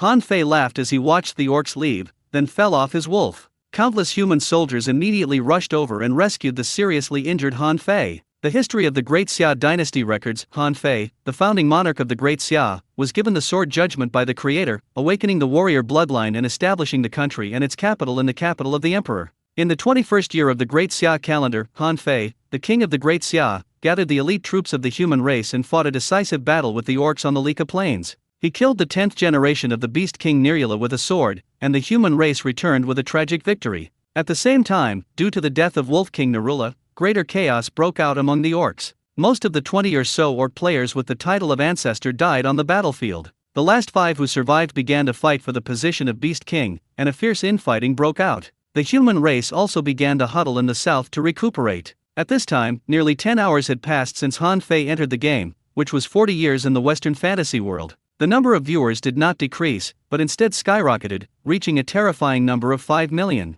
Moreover, Han Fei had already been broadcasting for 10 hours at this time, and the number had been rising without any downward trend. Many people felt regretful for having missed that epic battle, and they all stayed in Han Fei's live broadcast room, not wanting to miss the next scene. But what happened next surprised everyone. In that battle, Han Fei was seriously injured and lost the courage to fight. Instead, he began to build palaces on a large scale and indulge in the pleasures of life. It was the 45th year of the Great Xia dynasty at this time, and Han Fei had become a man in his 60s. Han Fei, who has awakened extraordinary abilities, lives much longer than ordinary people. Even in his 60s, he still looks like he is only in his early 40s. But Han Fei had also lost his former ambition at this time, especially after the epic war. He had been worshipped as a god by the human race, which made him gradually feel that he was really a god and could do whatever he wanted. But as time passed, Han Fei truly felt that his life was coming to an end little by little. He began to fear death. He was afraid of the feeling of his body weakening bit by bit. Death kept approaching, making Han Fei more and more frightened.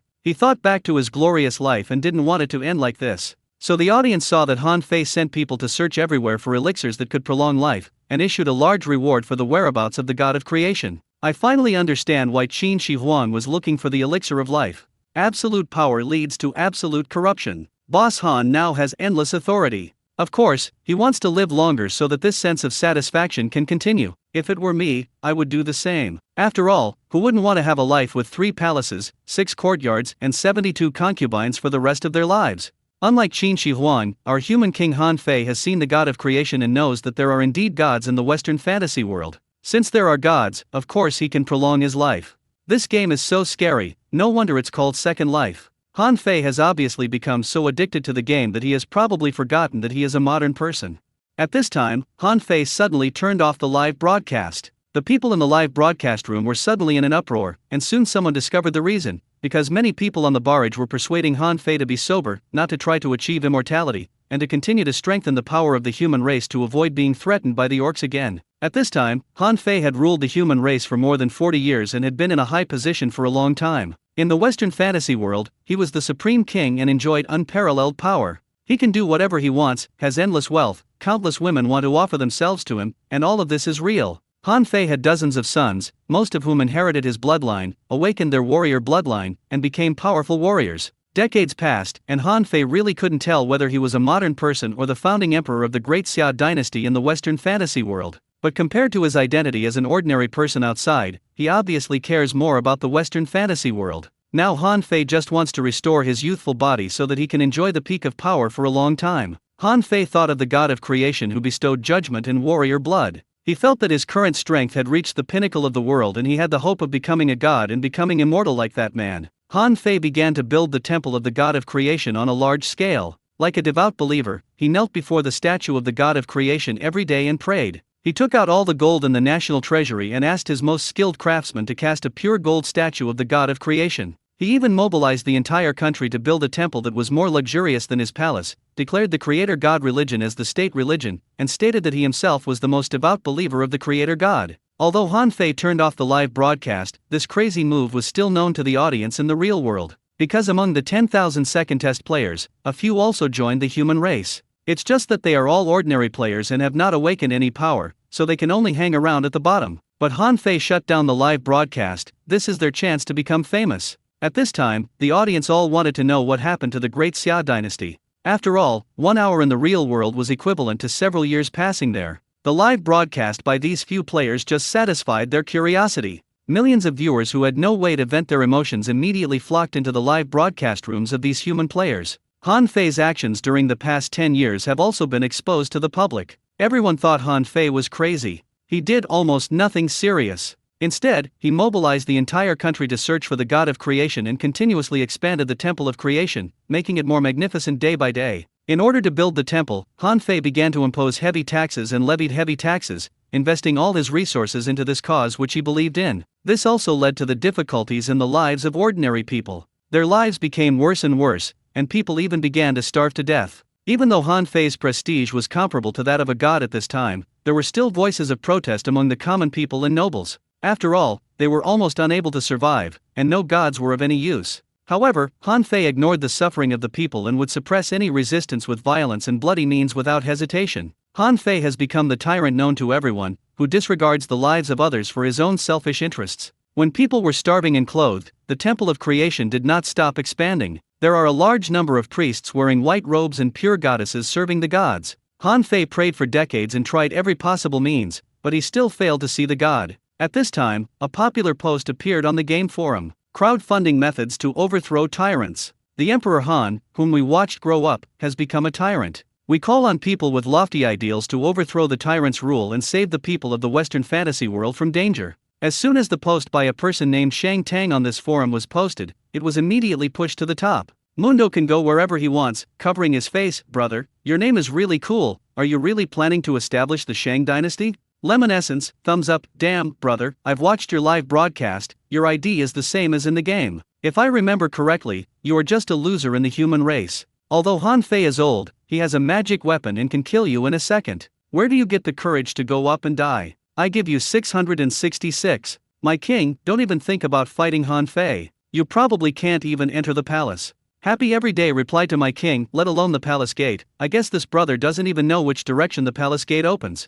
Shang Tang replied to my king, pitiful, that's why I call on everyone to work together to find a solution. The assassin replied to Shang Tang a little crazily, I will teach you a way. You can say that you have a method of immortality to offer to Emperor Han, then sneak in with a dagger and stab the king of Qin like Jing Kai. I guarantee that you will be famous for eternity. Laughing proudly. At the beginning, a Kun replied to Shang Tang, sly smile, don't listen to him, you can find the formula of black gunpowder, research it in the Western fantasy world, blow up the temple of creation first, Han Fei will definitely bring people, then you can fire another shot and send him to hell. In just over 10 minutes, hundreds of crazy ideas appeared, but upon careful study, none of them were reliable. Fuck, I saw the god of creation. At this moment, another post on the forum was quickly pushed up. Everyone who saw this post clicked on it in surprise. The first thing that appeared in the post was a high-definition screenshot from the game. Inside the spacious palace, a blazing fire was burning in the fireplace, and the floor was covered with a rare animal skin carpet. Han Fei was sitting on a recliner wearing a crown inlaid with gems, and in front of him was a tall and majestic figure wearing a white robe and a mask. The appearance of this figure is exactly the same as that of the god of creation in the founding temples that are spread all over the human race. I am in the game, everyone is welcome to come in and admire the heroic figure of the god of creation. A link to the live game broadcast is posted below the photo. At this moment, countless people clicked on the link and flocked into the live broadcast room of the player named If You Have Milk, You Are a Wolf. When the audience rushed in frantically, they were all stunned for a moment, because the player with the milk was not a human player, but a bat. At this moment, he was hiding on the beam of the temple, looking down secretly. The audience was stunned for a moment but quickly reacted. Given the tight security of the temple, a normal person really couldn't get in. However, what they are more concerned about at this time is what will happen to the god of creation and Han Fei. When they looked down along the line of sight of whoever has milk is the wolf, everyone had a look of disbelief in their eyes. Han Fei now had a head full of white hair, a face full of wrinkles, and a layer of white film in his eyes. The sword of judgment was placed next to the throne. The king who had once been vigorous and conquered the world was now so old and frail that he could not even lift his sword. Han Fei, what's the point of doing this? Chen Luo looked at Han Fei indifferently. After the epic battle, he seldom paid attention to the human race, because he felt that at least in the short term, the orcs and humans should be able to develop peacefully for a period of time, and there would not be any major chaos. If Chen Luo hadn't accidentally seen the forum, he really wouldn't have known that Han Fei had caused such a farce. Now the entire human race has been made miserable by Han Fei, just to satisfy his selfish desire for immortality. If this trend continues, the orcs might make a comeback and the balance will be broken again. Chen Luo couldn't help but feel a headache. Human greed is indeed endless. Han Fei was an ordinary person in reality, but after he got everything in the Western fantasy world, he began to covet things that did not belong to him. It's you, great god of creation, are you really here? Han Fei's voice was a little hoarse, but he was extremely excited. Chen Luo looked at Han Fei with a hint of pity in his eyes. The young boy back then had grown old now. The soft knife of time was the most terrifying. You want to live forever? Chen Luo's eyes quickly returned to calm, and he asked calmly. That's right. Great god of creation, I have now led the human race to rise. Please grant me immortality. This is the reward I deserve. Han Fei's excited voice echoed in the temple, making countless viewers in the live broadcast room feel extremely complicated. From Han Fei's founding of the country to leading the human army in the epic war, defeating the orcs in one fell swoop and becoming a hero of the human race, all of this was accomplished in front of millions of viewers. During this process, Han Fei can be said to have gained quite a few fans, at least the vast majority of them admired Han Fei very much. But now Han Fei's face was full of pleading, and he was crying and praying to the gods for immortality. Everyone felt that the hero in their hearts had collapsed. I suddenly understand him a little. If I were to obtain the powerful power bestowed by the gods and become the founding emperor, I would also be greedy for this world. Yes, all the founding emperors in our history have sought the method of immortality. Humph, even so, those founding monarchs did not drag the entire country and the people into the grave. Don't forget that the human race is still weaker than the orcs, and the orcs are watching covetously. If it weren't for those orc players who are now vying for the position of leader, the human race would probably be doomed again. Do you think the god of creation will extend his life? I don't think it's possible. The attitude of the creator god is so cold. You seem to have forgotten that this is a game world. The so-called god of creation is just an NPC. It should be said that the planner does not want Han Fei to continue living. People in the live broadcast room began to argue about whether Han Fei was right or wrong, and some people were also arguing whether the planner would let Han Fei continue to live. Chen Luo sneered and said calmly, "The reward you deserve? You seem to have misunderstood one thing. From the beginning, I gave you power and asked you to protect the human race because I pitied you. Yes, you did a great job and helped the human race finally gain a firm foothold. But you also became the first king of mankind, and your name will go down in history. You have power, status, fame, beauty, money, etc. You have it all. What else are you not satisfied with? Han Fei shouted, but this is not what I want. Han Fei stood up from the throne tremblingly and walked a few steps to Chen Luo. Although the mask blocked Chen Luo's face, Han Fei could feel that the god of creation in front of him was no different from the first time he met him. So many years have passed, but time has not left the slightest trace on God. Han Fei looked at Chen Luo's young body with fiery eyes. He said excitedly, when my body got old little by little and the strength in my body began to dry up, I realized that the so-called power and strength are all false. All this is meaningless. Only by becoming a god like you can you be eternal. I also want to be like you. I want to live as long as the sky. Chen Luo laughed dumbly. Human nature is greedy, it really is true, but why should I give you eternal life? Han Fei was stunned for a moment, then glared at Chen Luo and said, no, I completed the mission you gave me, you should give me a reward. Chen Luo shook his head, I didn't give you any mission. On the contrary, I gave you the power to choose. With the power I gave you, you can choose to protect the human race and gain supreme power. You can also choose to use this as a starting point to break through the limits of human power and continue to prolong your life. But you chose power and eventually died of old age. Now you want me to satisfy your unreasonable desires and demands? Han Fei's body was shocked, and he finally realized what was wrong. It turned out that the method of immortality had been right in front of him, but he was blinded by power and had not noticed it. As long as you continue to evolve and break through the limits of your power, you can prolong your life. Only then can you become as powerful as a god. Great god of creation, I was wrong. I beg you to give me a little more time. Chen Luo glanced at Han Fei calmly and said, the birth, aging, illness and death of species are the laws of nature. Since you have chosen power, you must bear the consequences of your choice.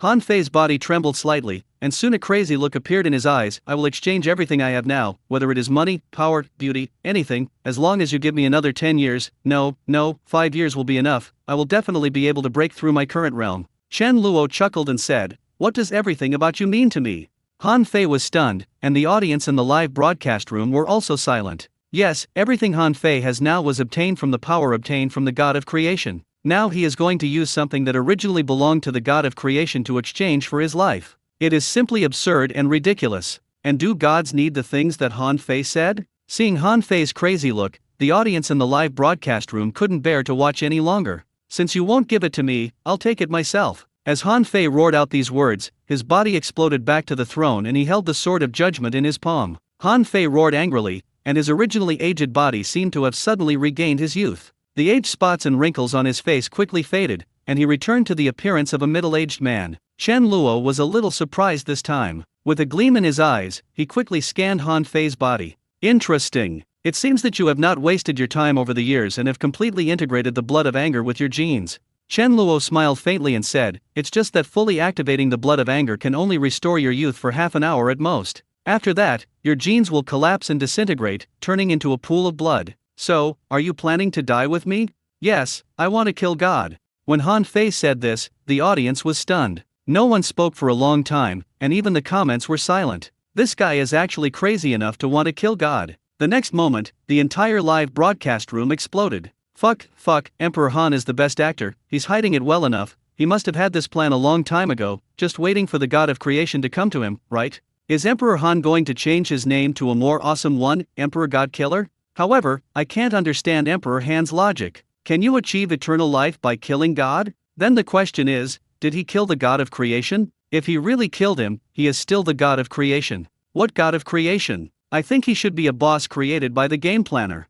If Emperor Han really kills the ultimate boss prepared by the planner, then this game will be unplayable. During the frantic discussion in the live broadcast room, the player who had milked was a wolf immediately changed the title of the live broadcast to Battle of God Killing. Can Emperor Han challenge the god of creation? As soon as this title was posted on the forum, hundreds of thousands of viewers immediately flocked in, and the number of viewers in the live broadcast room of Yunei Shishulang instantly exceeded 1 million. And the number of people is still increasing, comparable to the live broadcast of the epic battle between humans and orcs. At this moment in the temple, Han Fei held up the judgment book high, and a dazzling light instantly covered his whole body. Invisible energy spread out, making his clothes rustle. His eyes gleamed with brilliance, and he said arrogantly, my people, follow me to kill the gods and ascend to the throne of God. As soon as Han Fei finished speaking, he saw a group of people holding weapons rushing in from outside the temple. Each of these people has a powerful force surging in them, and they are obviously warriors with awakened bloodlines. Chen Luo laughed silently. It seemed that Han Fei was well prepared. There were about 100 people in this group, all of whom had awakened their bloodlines and possessed extraordinary powers. This is almost all the top combat power of the human race. Han Fei is really determined to fight to the death. He has no idea what fate the human race will face after his failure. Since you are so well prepared, let me see how powerful you are. You are so arrogant that you think you can kill gods. Chen Luo looked at Han Fei with interest as the light on his body became increasingly stronger. Kill! Following Han Fei's order, all those who had awakened their warrior bloodline rushed towards Chen Luo together. Chen Luo remained motionless, allowing the weapons in their hands to fall on the robe outside his body. Just when this group of people were amazed and thought that it was so easy to succeed, a huge recoil force burst out from Chen Luo's body, instantly knocking away the first 7 or 8 people who touched him. Bang bang bang! Their bodies were like rotten cotton in a strong wind, and were violently knocked over in various corners of the temple. Some of them crashed through the walls, and some rolled down from the high steps in front of the temple gate. But without exception, they all lost the ability to resist and fainted one after another. Interesting. You all possess the power of the blood of wrath. Did you help them awaken it? Chen Luo looked at the people who fell to the ground. He had only unlocked some genes in Han Fei's body to awaken his power. He didn't expect that this guy would use some unknown method to help others awaken the blood of anger. Although Chen Luo could sense that half of these people had Han Fei's blood, that is, his sons and daughters, the other part had no blood relationship with him. Chen Luo stretched out his hand in confusion and grabbed at the air. A bloodline warrior who was still standing felt his body flying towards him uncontrollably. A dazzling red light immediately burst out from the bloodline warrior's body, trying to break free from this force. But no matter how hard he tried, he couldn't get rid of it. Seeing this scene, the remaining bloodline warriors continued to rush forward fearlessly. Chen Luo ignored him and just grabbed the bloodline warrior who was flying over. A divine light burst out from his eyes and scanned him up and down. Hey, you are quite talented. You actually refined your own blood into a potion to help them awaken the blood of anger.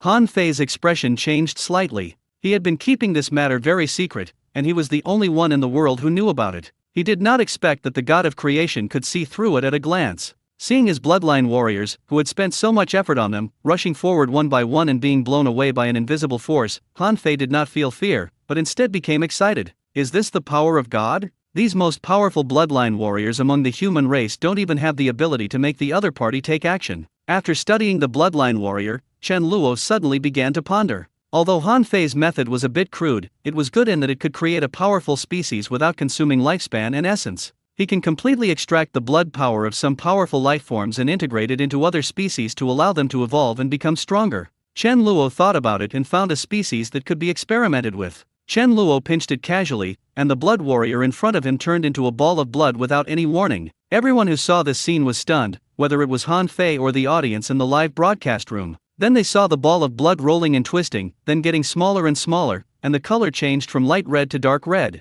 Chen Luo then waved his hand, and the wolf on the beam of the temple screamed and fell down uncontrollably. The audience in the live broadcast room were also dumbfounded, because they saw the live camera constantly shaking and rotating. When the camera finally stabilized, the wolf had already fallen into Chen Luo's hands. Oh my god, what's going on? I'm just a spectator. Yunai Shilang shouted loudly in the live broadcast room. Ha ha ha, host, now you know what an unexpected disaster is, right? Congratulations, you have the potential to be an emperor. The god of creation has taken a liking to you. You will be the next one to found a country. Ding! Congratulations to the player for triggering an epic quest and becoming the pet of the god of creation. Broadcaster, you have triggered a hidden quest, keep up the good work. Whoa ha ha ha, it's okay. You're just a little bat anyway. You're not worth much.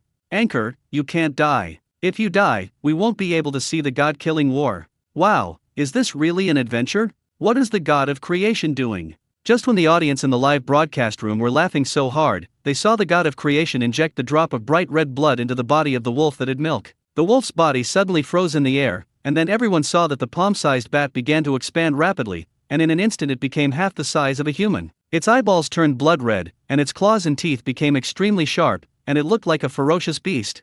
Chen Luo frowned and stretched out his hand to grab the air again. A blood warrior in the temple exploded silently into a ball of blood mist, and then quickly twisted, deformed, and shrank. Chen Luo waved his hand, and the drop of purified angry blood flew into the bat's body. The wolf's body trembled, and he felt an extremely powerful force surging in his body, causing his bat body to continue to swell. Is it still too thin? Chen Luo muttered to himself, and pointed his finger again. 2 more bloodline warriors exploded into blood mist and then merged into the bodies of bats. Then, in the shocked eyes of everyone, the wolf twisted its body and turned into a naked man. Fuck you, this is the god of creation, he can turn a living person into a living being. Awesome, my god of creation. Puffed, host, your little dick is exposed. Awesome. Emperor Han and his minions are all stunned. That's not being confused, that's just being scared silly. Forget it, let's disperse. Emperor Han shouted the slogan of killing gods loudly, but the ending was actually already decided. The wolf stretched out his hands to cover his lower body, his face full of embarrassment and fear.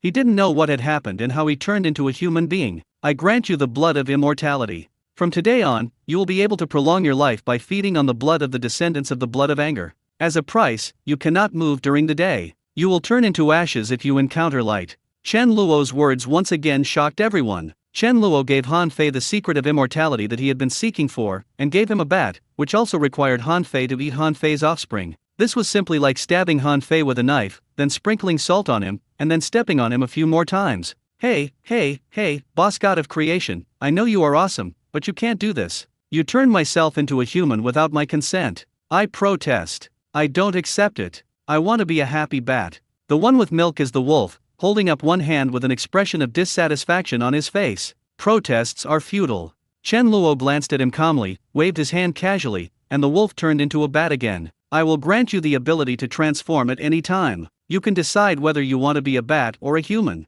The audience in the live broadcast room exploded again instantly. Host, you are such a naughty boy. Be careful, the god of creation may crush your little dick at any time. Fuck, isn't this a vampire? We've seen the birth of the first vampire again. See, I've said it before, the so-called god killing is a complete farce. This god of creation doesn't take Emperor Han seriously at all.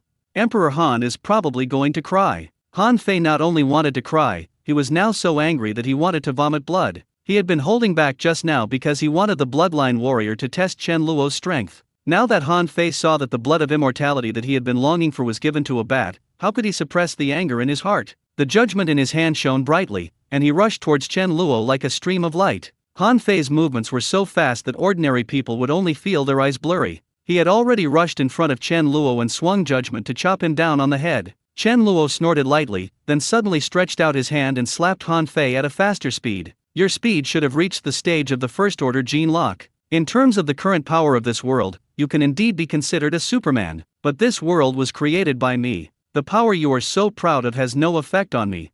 Bang! Han Fei's face changed drastically. He had no time to react. He was like a mosquito being slapped by a palm. He flew backwards instantly, spitting out large amounts of blood. The next second, Chen Luo took a step forward, crossed a distance of more than 10 meters, came in front of Han Fei, and patted him again. Han Fei was shocked, knowing that this was a life-and-death situation and he could only react for a split second. All the strength in his body poured into the judgment, and he swung the sword with an amazing move to block in front of him. The palm hits the sword. Boom! Han Fei was smashed into the ground. He vomited blood and his bones were shattered, but he did not die instantly. His vitality was extremely tenacious. Chen Luo looked at his hand in surprise. Han Fei's sword had cut a wound on his hand, and golden blood was gradually oozing out. Yes, the human race is indeed a race with great potential for development. With only the first order gene lock unlocked, they have such a powerful force. Chen Luo couldn't help but feel excited. In this world, he could control all the power, but in the real world, he was just an ordinary person. If he could unlock the gene lock in the real world, he would have the power that Han Fei had in the Western fantasy world. Then you can really be like Superman, possessing terrifying speed and strength, a longer life, and such powerful vitality. This is already the initial stage of possessing the powerful abilities of the extraordinary species. Chen Luo looked at Han Fei, who was vomiting blood continuously but still hadn't died. He couldn't help but feel a little emotional in his heart as he looked at this outstanding person. Han Fei had already lost, but from beginning to end, he never showed any fear, even in the face of invincible power. Chen Luo didn't have any special feelings. After all, would a person be proud of stepping on an ant to death? In the final analysis, Han Fei's contributions to the human race in the Western fantasy world outweigh his faults. At least he brought the human race together and gave them the power to protect themselves. Han Fei smiled miserably and spat out a few mouthfuls of blood. So, the gap is so big. Before I die, can you tell me how big the difference in our strength is? Chen Luo laughed and said something that stunned everyone. Don't you understand yet? In my background music, you will never be able to defeat me. As soon as these words were spoken, the live broadcast room exploded again. How did the god of creation know this? No need to think, it must be the dog's plan. Dog planner, you are such a freak. Ha ha ha, I want to know what the background music of the creator god is. Can you play it for me, you idiot planner? I see, is this how the game is set up? The god of creation is invincible? Han Fei spat out blood and laughed loudly. I don't believe it. Since this game has such a high degree of freedom, why can't I kill the god? Just wait, I will come back and I will definitely kill you. Chen Luo burst out laughing. He didn't know whether to admire him or laugh at his arrogance. This guy still didn't give up and was thinking of re-entering the game to go against him again. Very good, I'll wait for you to challenge me.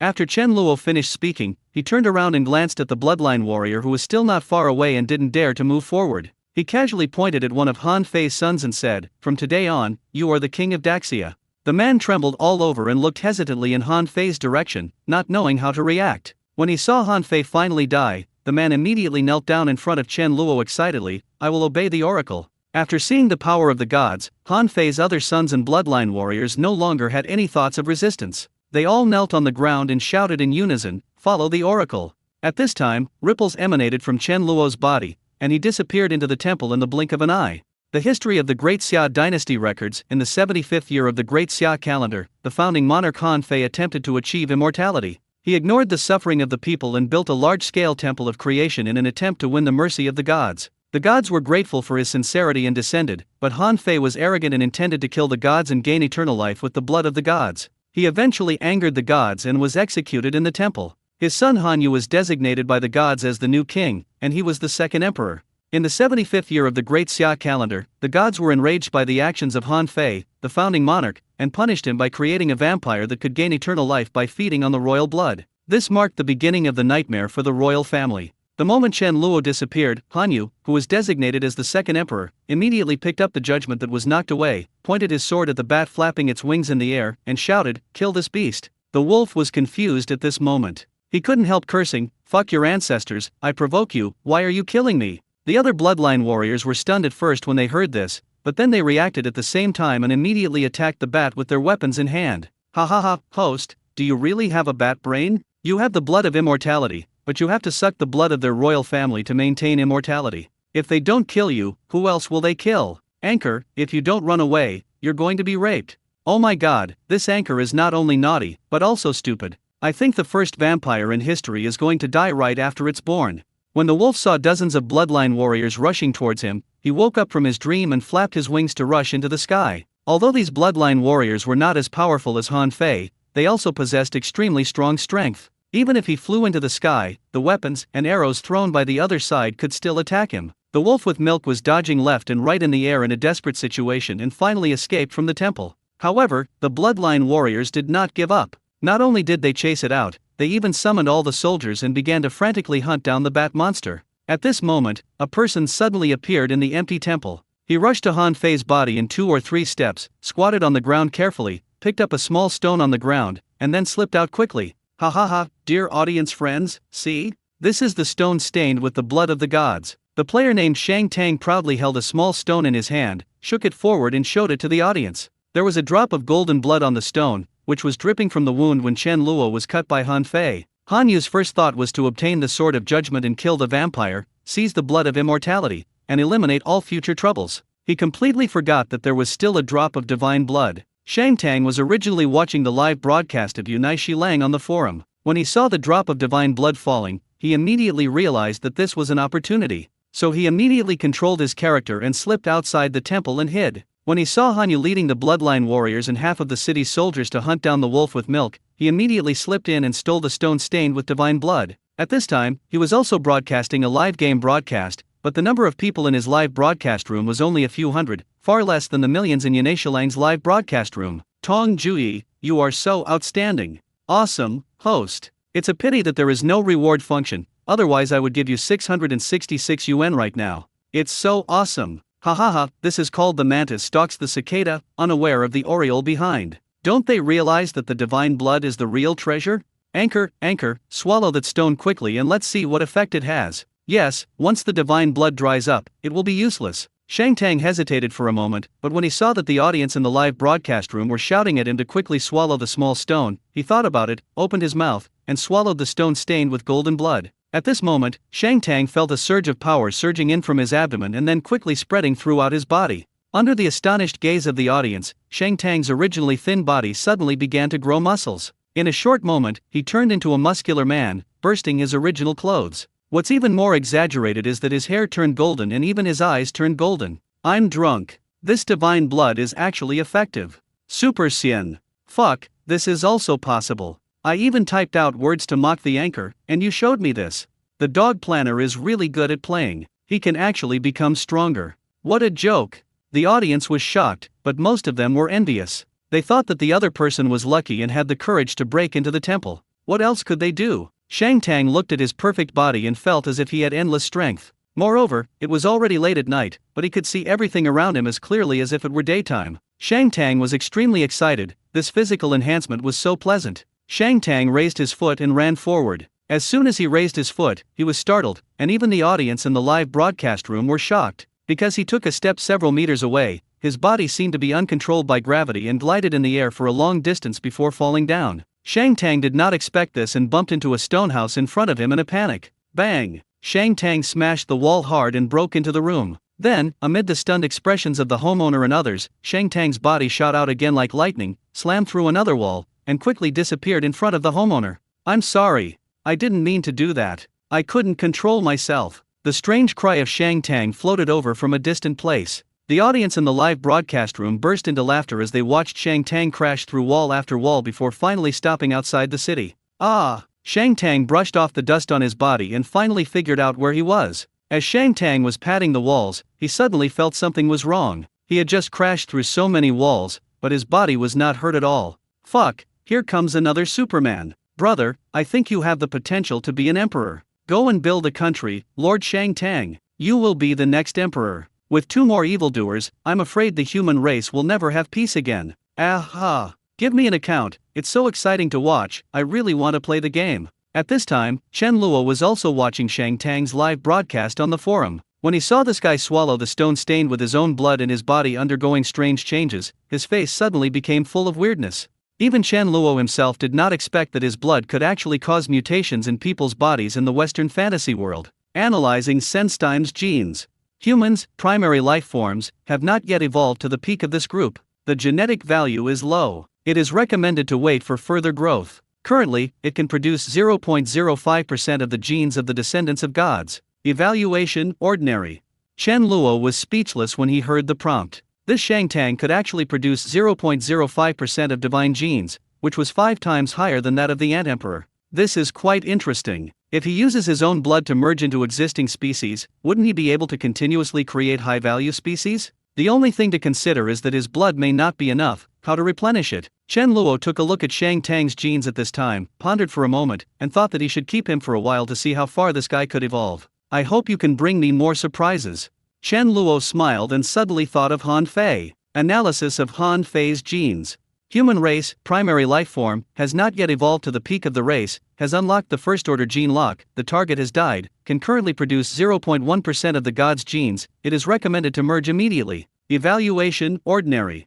When Chen Luo heard the prompt, he was overjoyed and chose fusion without thinking. As soon as he thought of it, he saw that his height suddenly increased from 1.75 meters to at least 1.85 meters. His skin originally had some blemishes, but now it has become as white and delicate as a baby's, and his muscles have become more streamlined. After fusing with 0.1% of the divine genes, it wasn't as painful as the first time. Apart from feeling extremely hungry and tired, there was no other discomfort. Chen Luo knew that this was due to the fact that the body transformation consumed a large amount of energy. He immediately found the few remaining ingredients in the refrigerator, quickly prepared some food and ate it. After finally filling his stomach, Chen Luo returned to his room and fell asleep. He slept for a whole day and night. When Chen Luo woke up the next day, he felt that the whole world seemed different. He seemed to have become more sensitive to the world around him. Boom boom. Chen Luo could even hear his own heartbeat and feel the blood in his body surging like a torrent. The originally vague sensation became clearer and clearer. At this moment, Chen Luo understood that this 0.1% of divine genes had strengthened all his 5 senses.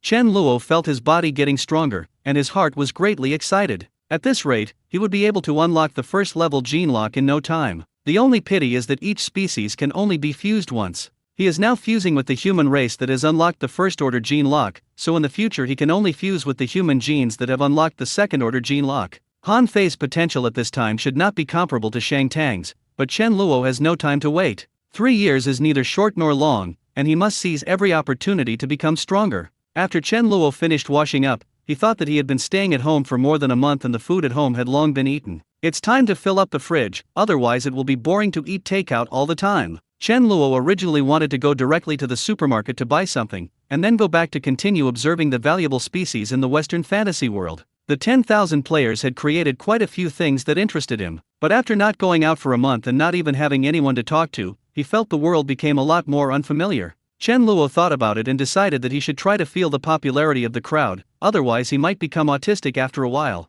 Chen Luo sat down in a cafe downstairs. It was afternoon and there were still quite a few people coming out for afternoon tea. He ordered a cup of coffee and did nothing but observe the various people outside. It felt like he was silently observing the evolution of species in the Western fantasy world. As Chen Luo watched, he suddenly became distracted, and his thoughts unconsciously drifted to the Western fantasy world. He thought of the immortality that Han Fei had been longing for in the Western fantasy world. It was simply because the speed of time in the Western fantasy world was different from that in the real world, so Chen Luo did not have the immortality that Han Fei had imagined. If he gets old in reality, he will also get old in the Western fantasy world. Han Fei was not afraid of the invincible combat power of the god of creation, but he was afraid of death from old age. Seeing Han Fei, who had unlocked the first level gene lock, so fragile in the face of time, Chen Luo also felt shocked and terrified about life and death. Can I live forever? Chen Luo asked himself silently in his heart. According to the memories of his future self in his mind, he unlocked the first order gene lock.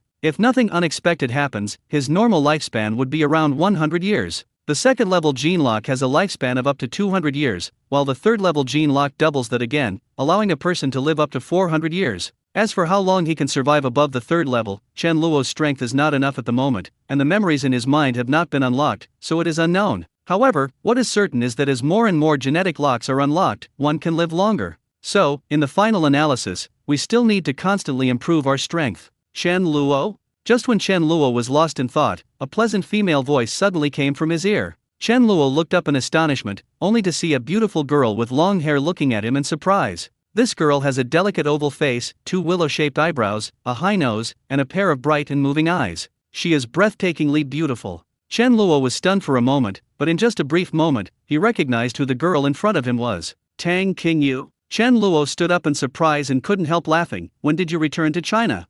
Tang Qingyu and Chen Luo were classmates from junior high school to high school, but they were in different classes in junior high school, but became classmates in high school. Unlike Chen Luo, Tang Qingyu was a well-known figure in junior high school and won the National Mathematical Olympiad Championship. She is also the captain of the school volleyball team. When she was in high school, she led the school women's volleyball team to win the provincial championship of the high school league. In addition, Tang Qingyu has many nicknames, such as Piano Goddess, Super Academic Master, Language Genius, and so on. In short, she is the kind of child that parents talk about that is other people's family. Not only does she have good academic performance, a good family background, and is beautiful, she also works harder than others. She is the kind of woman who is so outstanding that even if you want to be jealous, you can't be jealous. When taking the college entrance examination, Tang Qingyu did not go to college in the country, but went to Harvard with a full scholarship. Now, 7 years have passed in a flash. Chen Luo did not expect to meet Tang Qingyu, his former dream lover, here. At that time, Chen Luo was very ordinary and had low self-esteem. He was very aware of the gap between him and Tang Qingyu, so he suppressed that feeling deep in his heart. Even though they were desk mates at the time, Chen Luo did not show any love. Especially after knowing that Tang Qingyu was studying abroad, Chen Luo completely cut off that feeling.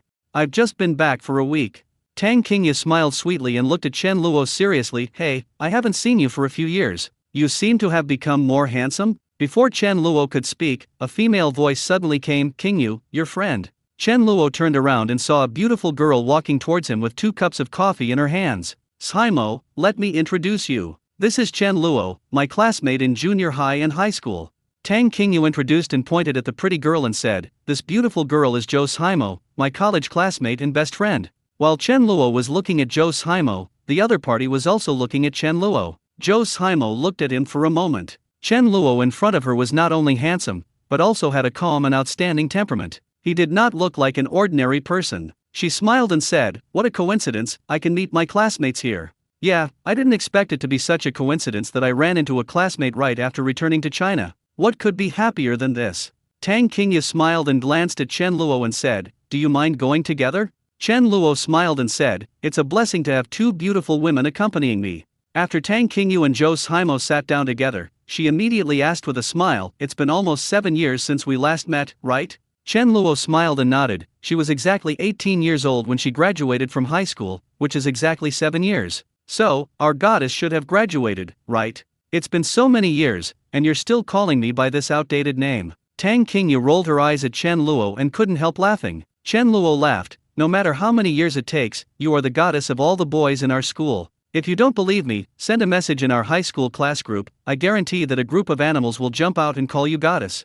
Tang Qingyu shook her head and smiled, "Forget it. Every time I speak in that group, messages keep flashing. It's not right for me to reply, and it's not right for me not to reply. I'd better continue to pretend that I don't exist." Zhou Simo couldn't help but laugh and asked, "Is Qingyu so popular in high school?" Chen Luo smiled and said, "More than popular, Goddess Tang is the dream lover of all the boys in our school. It's not as exaggerated as you say." Zhou Simo looked at Chen Luo with a smile and said, "Does this include you, Chen Luo?" Chen Luo was stunned for a moment, then smiled and said, "Of course, I have been obsessed with Miss Tang for many years." Chen Luo admitted it so openly that it made people feel that he was joking and didn't take it seriously at all. "Bah, I don't believe it. You sat at the same table with me for a year. How many words did you say to me?" Tang Qingyu glanced at Chen Luo. Chen Luo didn't dare to talk to Tang Qingyu at all at that time. He became nervous when he spoke. "Do you know how many warnings I received, both overt and covert?" Chen Luo laughed dumbly. "I don't know what the hell it is. As long as they are your suitors, the first thing they do is to come and warn me not to talk to you. It seems like threatening me is the first step in pursuing you. Do you think I am wronged?" Tang Qingyu and Zhou Simo both burst into laughter upon hearing this. The two beautiful women were laughing so hard that they were shaking, which attracted many of the animals around them to look at them with shining eyes. "No, why have I never heard of this?"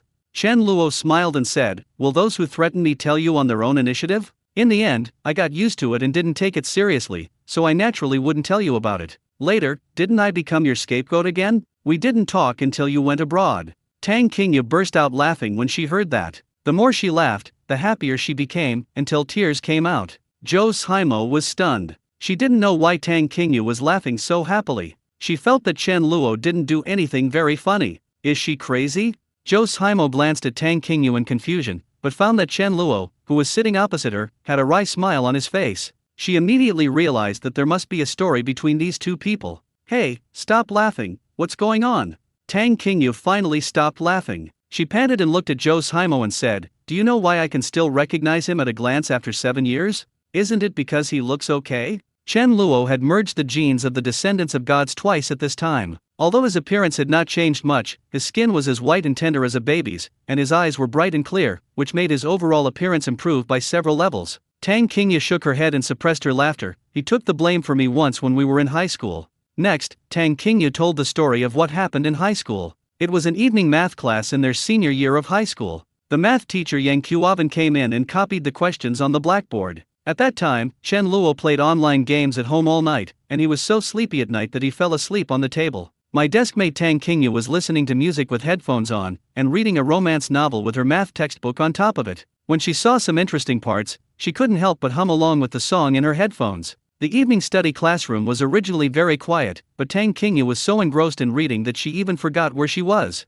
Tang Qingyu hummed a few words and found that her classmates were all looking at her. Then she realized something was wrong. Tang Qingyu was quite smart. She quickly put the earphones back into the desk and covered the novel with her textbook. When Yang Qiuovan turned around, Tang Qingyu was already looking at the sleeping Chen Luo along with the classmates as if nothing had happened. Naturally, the first thing Yang Qiuovan saw was Chen Luo sleeping on the table. He walked over, picked up the textbook and walked over, then slapped Chen Luo hard on the head. Tang Qingyu couldn't help laughing again when she got to this point. "Do you know what the math teacher said when he spanked him?" Zhou Simo asked curiously. "What are you talking about?" Tang Qingyu imitated Yang Qiuovan's tone at that time and said with a suppressed smile, "Just go to sleep, why are you humming?" Zhou Simo was stunned for a moment, then he burst into laughter, panting as he laughed, "Ha ha ha, so your math teacher thought he was talking in his sleep?" Chen Luo shook his head and smiled bitterly. "Yeah, the key is that I was woken up by the beating. I thought I was caught sleeping in class and I deserved it. It wasn't until the evening self-study class that my deskmate behind me told me the truth. Jo Simo and Tang Qingyu both burst into laughter and it took them a long time to recover. Oh, I can't continue. I haven't laughed so happily in a long time. Jo Simo took a hard breath and he no longer had the energy to laugh.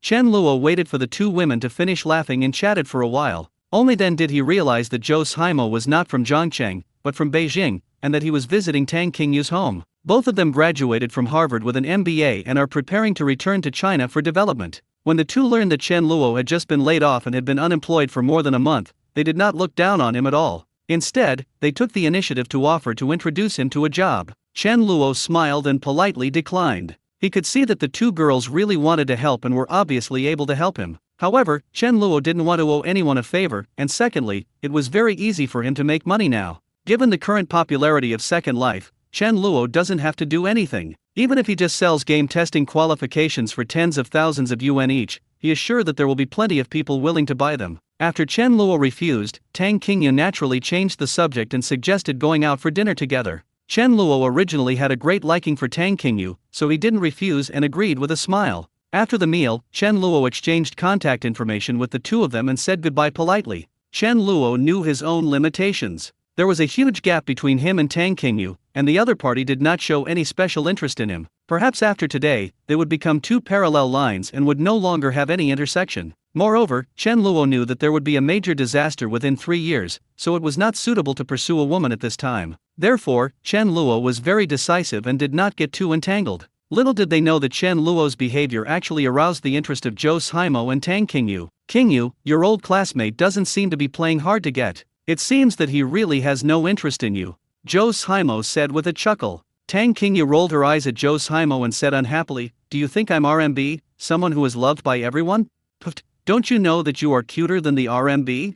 Jo Simo suddenly leaned forward to kiss Tang Qingyu. Tang Qingyu pushed Jo Simo's face away with an embarrassed look on her face, and said angrily, stop it. Haha, you look even cuter like this. Come on, baby, give me a kiss. Jo Simo smiled and pretended to kiss her. Tang Qingyu screamed, pushed Jo Simo away and ran away. The two women laughed and joked for a while, then went out and drove away quickly in a big red Ferrari with the license plate 11111. Chen Luo first went to a clothing store to buy a few sets of clothes. As he had suddenly grown taller, his previous clothes no longer fit him. Then he went directly to the supermarket to buy a bunch of food and carried the large and small bags back home. After returning home, Chen Luo did not rush to observe the Western fantasy world, but thought that he should find a way to make some money. His total savings now are less than 20,000 yuan, and he will definitely not go to work in the future. Even if this amount of money is calculated according to the minimum living standard, it will only be enough for him to live for 2 years at most. Chen Luo thought about it and decided that in addition to directly selling game testing qualifications, he could also open a recharge function to allow players to spend money, or open a video reward function and split the profits 50-50 with the anchor. But Chen Luo quickly gave up most of his ideas. Given the popularity of Second Life, it was likely to attract attention soon. This game claims to be 100% realistic, but in reality it is only 1G in size. This technology is something that all major game companies and countries would like to obtain. Chen Luo currently has no ability to protect himself. Once he attracts the attention of those gaming giants on the national level, he will be out of control, so he still needs to keep a low profile for now. If you open a recharge channel or give a reward, the money will eventually flow into your own bank account no matter what and will not withstand inspection at all. Chen Luo thought about it and decided that the easiest way was to sell game testing qualifications. During the first test, someone offered 10,000 to buy it, but the Western fantasy world is bound to the player's soul, and there is no way to transfer it. So in the end, the price had skyrocketed 5-fold to 50,000 per piece. In fact, those buyers also know that even if they offer a higher price, they still cannot buy it because there is no way to trade, and of course no one will sell it. The reason why those buyers are still calling for such a high price is to lure the people in the game company and want to make insider transactions, so they are still making all kinds of crazy hints in those acquisition posts. But of course their flirtatious glances were in vain, because the so-called game company only had Chen Luo. Chen Luo thought about it and found the registered mobile phone numbers of those who purchased game testing qualifications through the background of the game forum. Then Chen Luo selected 5 mobile phone numbers in Zhongcheng, and deliberately found a newsstand in a relatively remote place, and contacted the 5 people separately using the landline. These 5 people were obviously not short of money. Without any hesitation, they immediately agreed to meet Chen Luo and to make the transaction in cash. To be on the safe side, Chen Luo bought sunglasses and a mask. After putting them on, he went to the first agreed meeting place. In less than half an hour, Chen Luo arrived at a place called Shenlan Internet Cafe. The buyer was the owner Zhang Leshan. This internet cafe has a very good location and the interior decoration is also high-end and classy. You can tell at a glance that it is a top-notch internet cafe. Chen Luo couldn't help but glance at the internet price. The minimum cost was 20 yuan per hour. After Chen Luo found the network administrator and told him his intention, Zhang Leshan quickly ran out in a hurry. Hello. Zhang Leshan was stunned for a moment when he saw Chen Luo fully armed, but soon he seemed to understand something. He smiled and said hello, then invited Chen Luo to his office. No, the account you provided has been activated. You can go and confirm it first. Zhang Leshan was overjoyed and immediately said, then wait a minute, brother. I'll be there soon. Zhang Leshan left Chen Luo, turned around and went back to the office, took out his VR equipment, opened Second Life on the computer and started testing it. Sure enough, just as Chen Luo said, the account that was originally marked as inactivated can now be logged in and create a character normally. Zhang Leshan was ecstatic. He had been following this game since the first test, but this game was so popular that not only was it difficult to get a number, but one also needed a certain amount of biological knowledge, which gave him a headache. I posted on the forum just in the hope of a win, but I didn't expect that I could actually buy an account from the inside. Zhang Leshan thought that he and many of his brothers also wanted the qualification to test this game, so he immediately quit the game, took out a paper bag that he had prepared long ago from his desk and rushed out. Brother, can you please talk to me for a moment? Chen Luo looked at Zhang Leshan in confusion, but nodded and followed him into the office. Here's the money, count it first. Chen Luo took the paper bag, glanced at it briefly, and put the money away. Anything else? Zhang Leshan rubbed his hands and said with a smile on his face, brother, is there any way to get the test qualification? I have a few brothers who want to buy it. Money is not a problem, and I can even raise the price. Chen Luo pondered for a moment. It would be fine for him to sell a few more test qualifications, but he couldn't be too straightforward. He pretended to hesitate for a moment before speaking. I can't make the decision on this. I'm just an errand boy. Chen Luo paused, then continued, but I can help you convey it. If they agree, I will contact you again. Zhang Leshan thought he knew the inside story, and said with a look of sudden realization, I understand. It's best to be careful. If your company finds out. Chen Luo coughed dryly, then Boss Zhang, wait for the news. Bye. Hey brother, please leave me your contact information, otherwise how can I find you? I know your address and number. If they agree to the deal, I will contact you. Zhang Leshan didn't expect the other party to be so cautious, but he had no choice. Chen Luo said he was just an errand boy, so even if he forced for the phone number, he couldn't make the decision. Brother, no matter whether they agree or not, you must notify me. Zhang Leshan looked at Chen Luo reluctantly. Chen Luo got goosebumps at the guy's eager eyes. He nodded quickly, stuffed the money into a travel bag he was carrying, and left the deep blue internet cafe. In the next day, Chen Luo traveled across most of Zhangcheng and successfully completed the transaction. Like Zhang Leshan, the other four people immediately asked to purchase more testing qualifications after confirming that their game accounts could be logged in. The answer given by Chen Luo was the same as Zhang Leshan's. He neither agreed nor refused, but only said that he would ask for instructions. Some buyers couldn't wait and asked him to call and ask in person, and were willing to pay a fee of 10,000 yuan just for a phone call. After Chen Luo sighed in his heart that this man was rich and willful, he refused again, saying that he didn't know the other party's contact information. They met offline and the other party was wearing a mask, so they needed to meet in person to confirm. This man was still not reconciled, and after Chen Luo left, he actually sent someone to follow him. However, Chen Luo's 5 senses were greatly enhanced at this time, and the man was discovered by him not long after he followed him. Chen Luo quickly got rid of the person who was following him, then put him on the blacklist and would never have any business with him again. Chen Luo first went to the bank and deposited all the 250,000 yuan in cash before returning home. When he was about to enter the Western fantasy world, he found that the forum was extremely lively.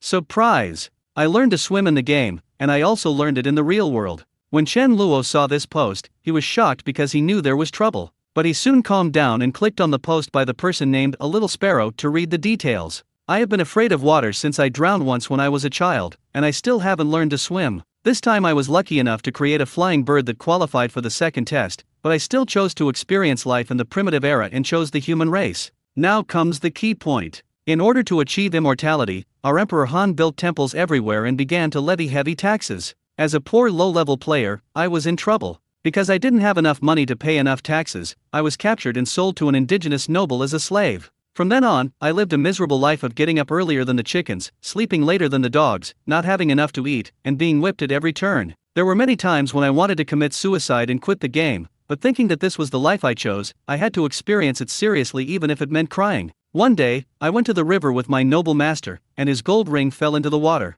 Then he kicked me into the water and asked me to help him fish out the ring. This bastard was holding a knife on the shore and threatening me, saying that if I didn't fish out the ring, he would kill me even if he came up. I thought I was going to die anyway, so I tried it according to the swimming video tutorial I had seen before, and after a few strokes I got the feeling. Under the influence of a strong desire to survive, I found that I actually learned to swim. When I fished out that bastard's gold ring and handed it to him, he actually thought I was too slow and wanted to chop off my hand with a knife. This is intolerable. If I continue to endure, I will become a ninja turtle, so I grabbed the bastard's knife and killed him first. As a result, I was hacked to pieces by that bastard's men. It was a horrible death. Fortunately, I adjusted the pain sensitivity to 0. Okay, Luoli has been talking for a long time, but he hasn't gotten to the point yet. The point is that after I quit swimming, the memory of swimming was still there, so I immediately went to the swimming pool and found that I really could swim. From this we can infer that the skills learned in the game world can be brought back to reality. However, these skills should be acquired through practice and experience accumulation, such as playing football, cooking, painting, etc.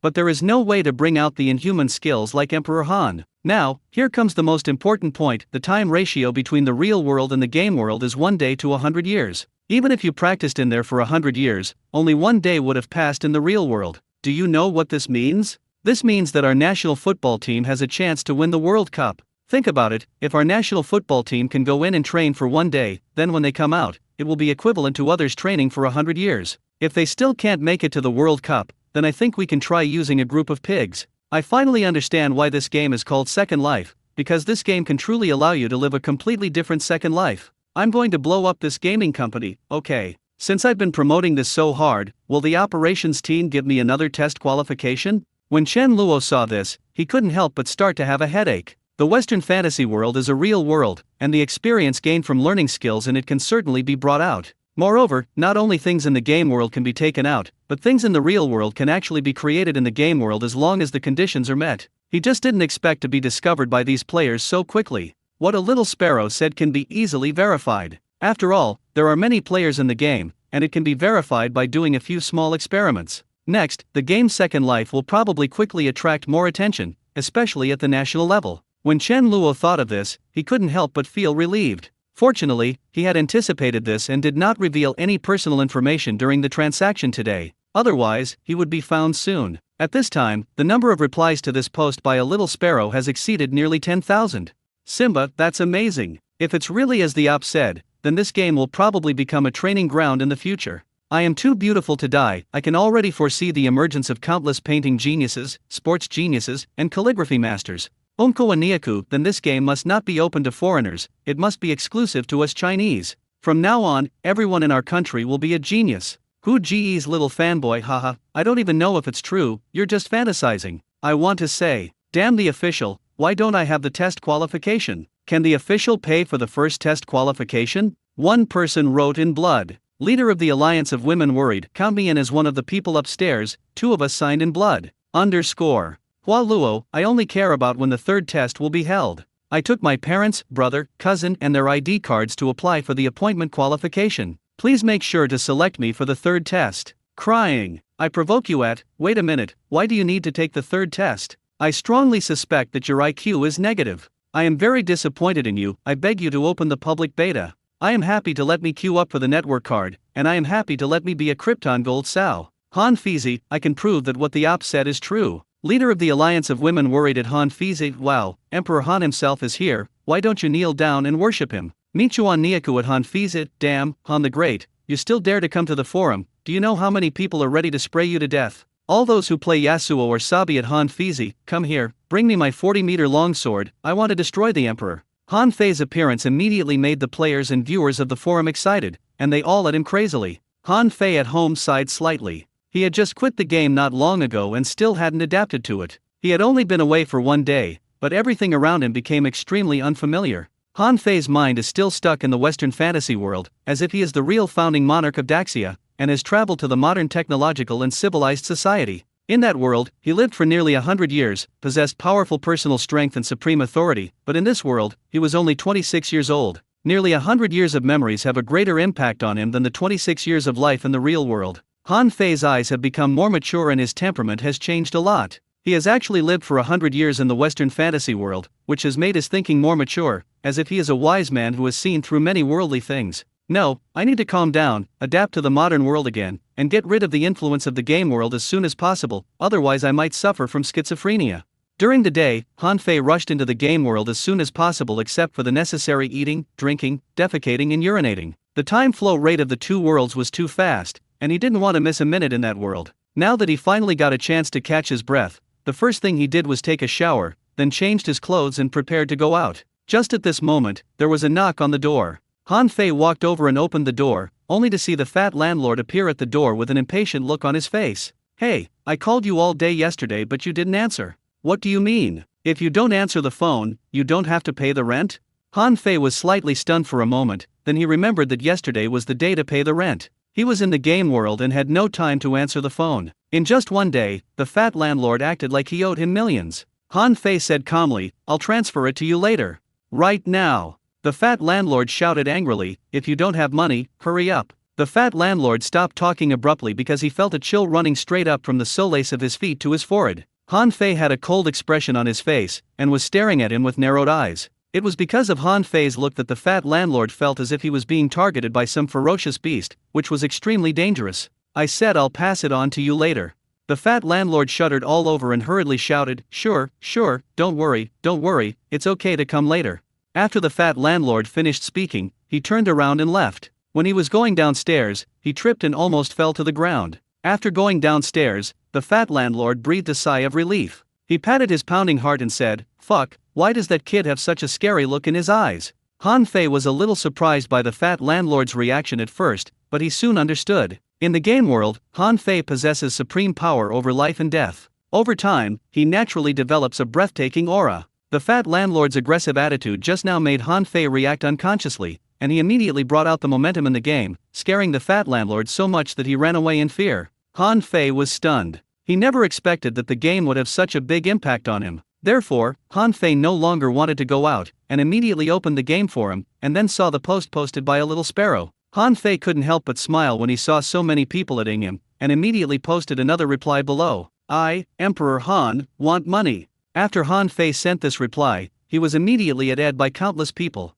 However, most of them had no ill intentions and were just making fun of what he had done in the game world. Han Fei was not angry, he just watched and let it go. But soon, he saw a popular live broadcast post on the forum, and the host was the player named "If you have milk, you are a wolf." Han Fei was slightly startled. He didn't expect that this guy was still live streaming. "This guy has the blood of immortality that he can't get, so I want to see what tricks you can play." Han Fei clicked into the live broadcast room, and when he saw the content inside, he couldn't help but be stunned. Because whoever has milk is the wolf, the first vampire in this game world is being hunted down madly by his descendants. Han Fei checked the time and found that an hour had passed since he returned to the real world. In other words, the wolf who has milk has been hunted down for 4 years. Han Fei was speechless, but he soon felt relieved. After hearing what the god of creation said, as long as the person who inherited his position was not stupid, he would definitely try his best to kill the vampire. Han Fei was a little curious at this time, who would inherit his position. The second most fascinating thing about this game is that the senses in it are completely real.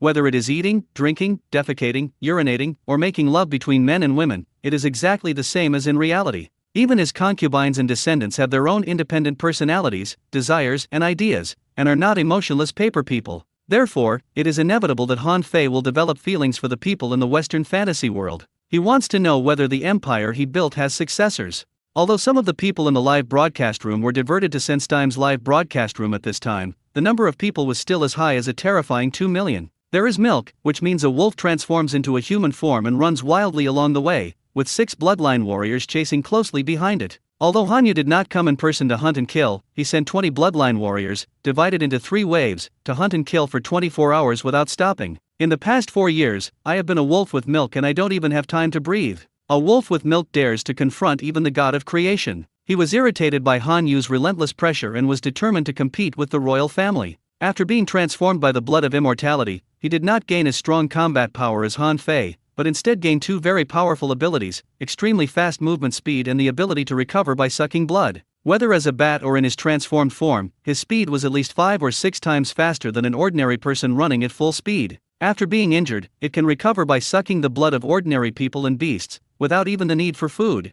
It was the wolf that relied on these two abilities to survive this endless pursuit. But he has a fatal weakness, which is that he cannot appear during the day. Once he appears, his body will automatically burn. The wolf is helpless even though he has milk. He can only hide in dark places during the day to avoid the scorching sun. In this way, no matter how fast he runs, he will soon be caught up by the royal blood warriors. In the past 4 years, he has been reckless in order to survive, or to deliberately anger the people of the royal family. He could handle a bloodline warrior alone, but the opponents were never alone, and once they spotted him they would rush at him, so he had no chance at all. Just after dawn, Yane was caught up by the wolf again, and the audience in the live broadcast room were giving him advice. Host, it's not a good idea for you to keep running away. You need to find a way to fight back, otherwise they will catch up with you sooner or later. Anchor, you are the first vampire after all, you are so disappointing. There's a manure pit in front of you, jump in and hide. Brother, you are too cruel. Do you want the anchor to eat shit online? Brother Wolf, I am Rikoba, the ancestor of the bear people.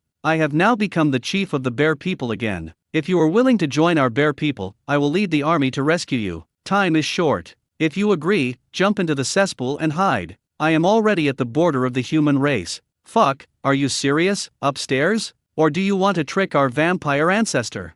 Brother Wolf, I am Lei Daijin, the ancestor of the Lion Clan. I have now become the patriarch of the Lion Clan again. Our big family urgently needs talents like you. If you are willing to join our Lion Clan, I will immediately lead the army to rescue you. Time is short. If you agree, jump into the manure pit and drink a few mouthfuls of shit. I will lead the army to set off immediately. Call Brother Wolf, I am Lei Feng, the ancestor of the leopard tribe, and now I have become the patriarch of the leopard tribe again.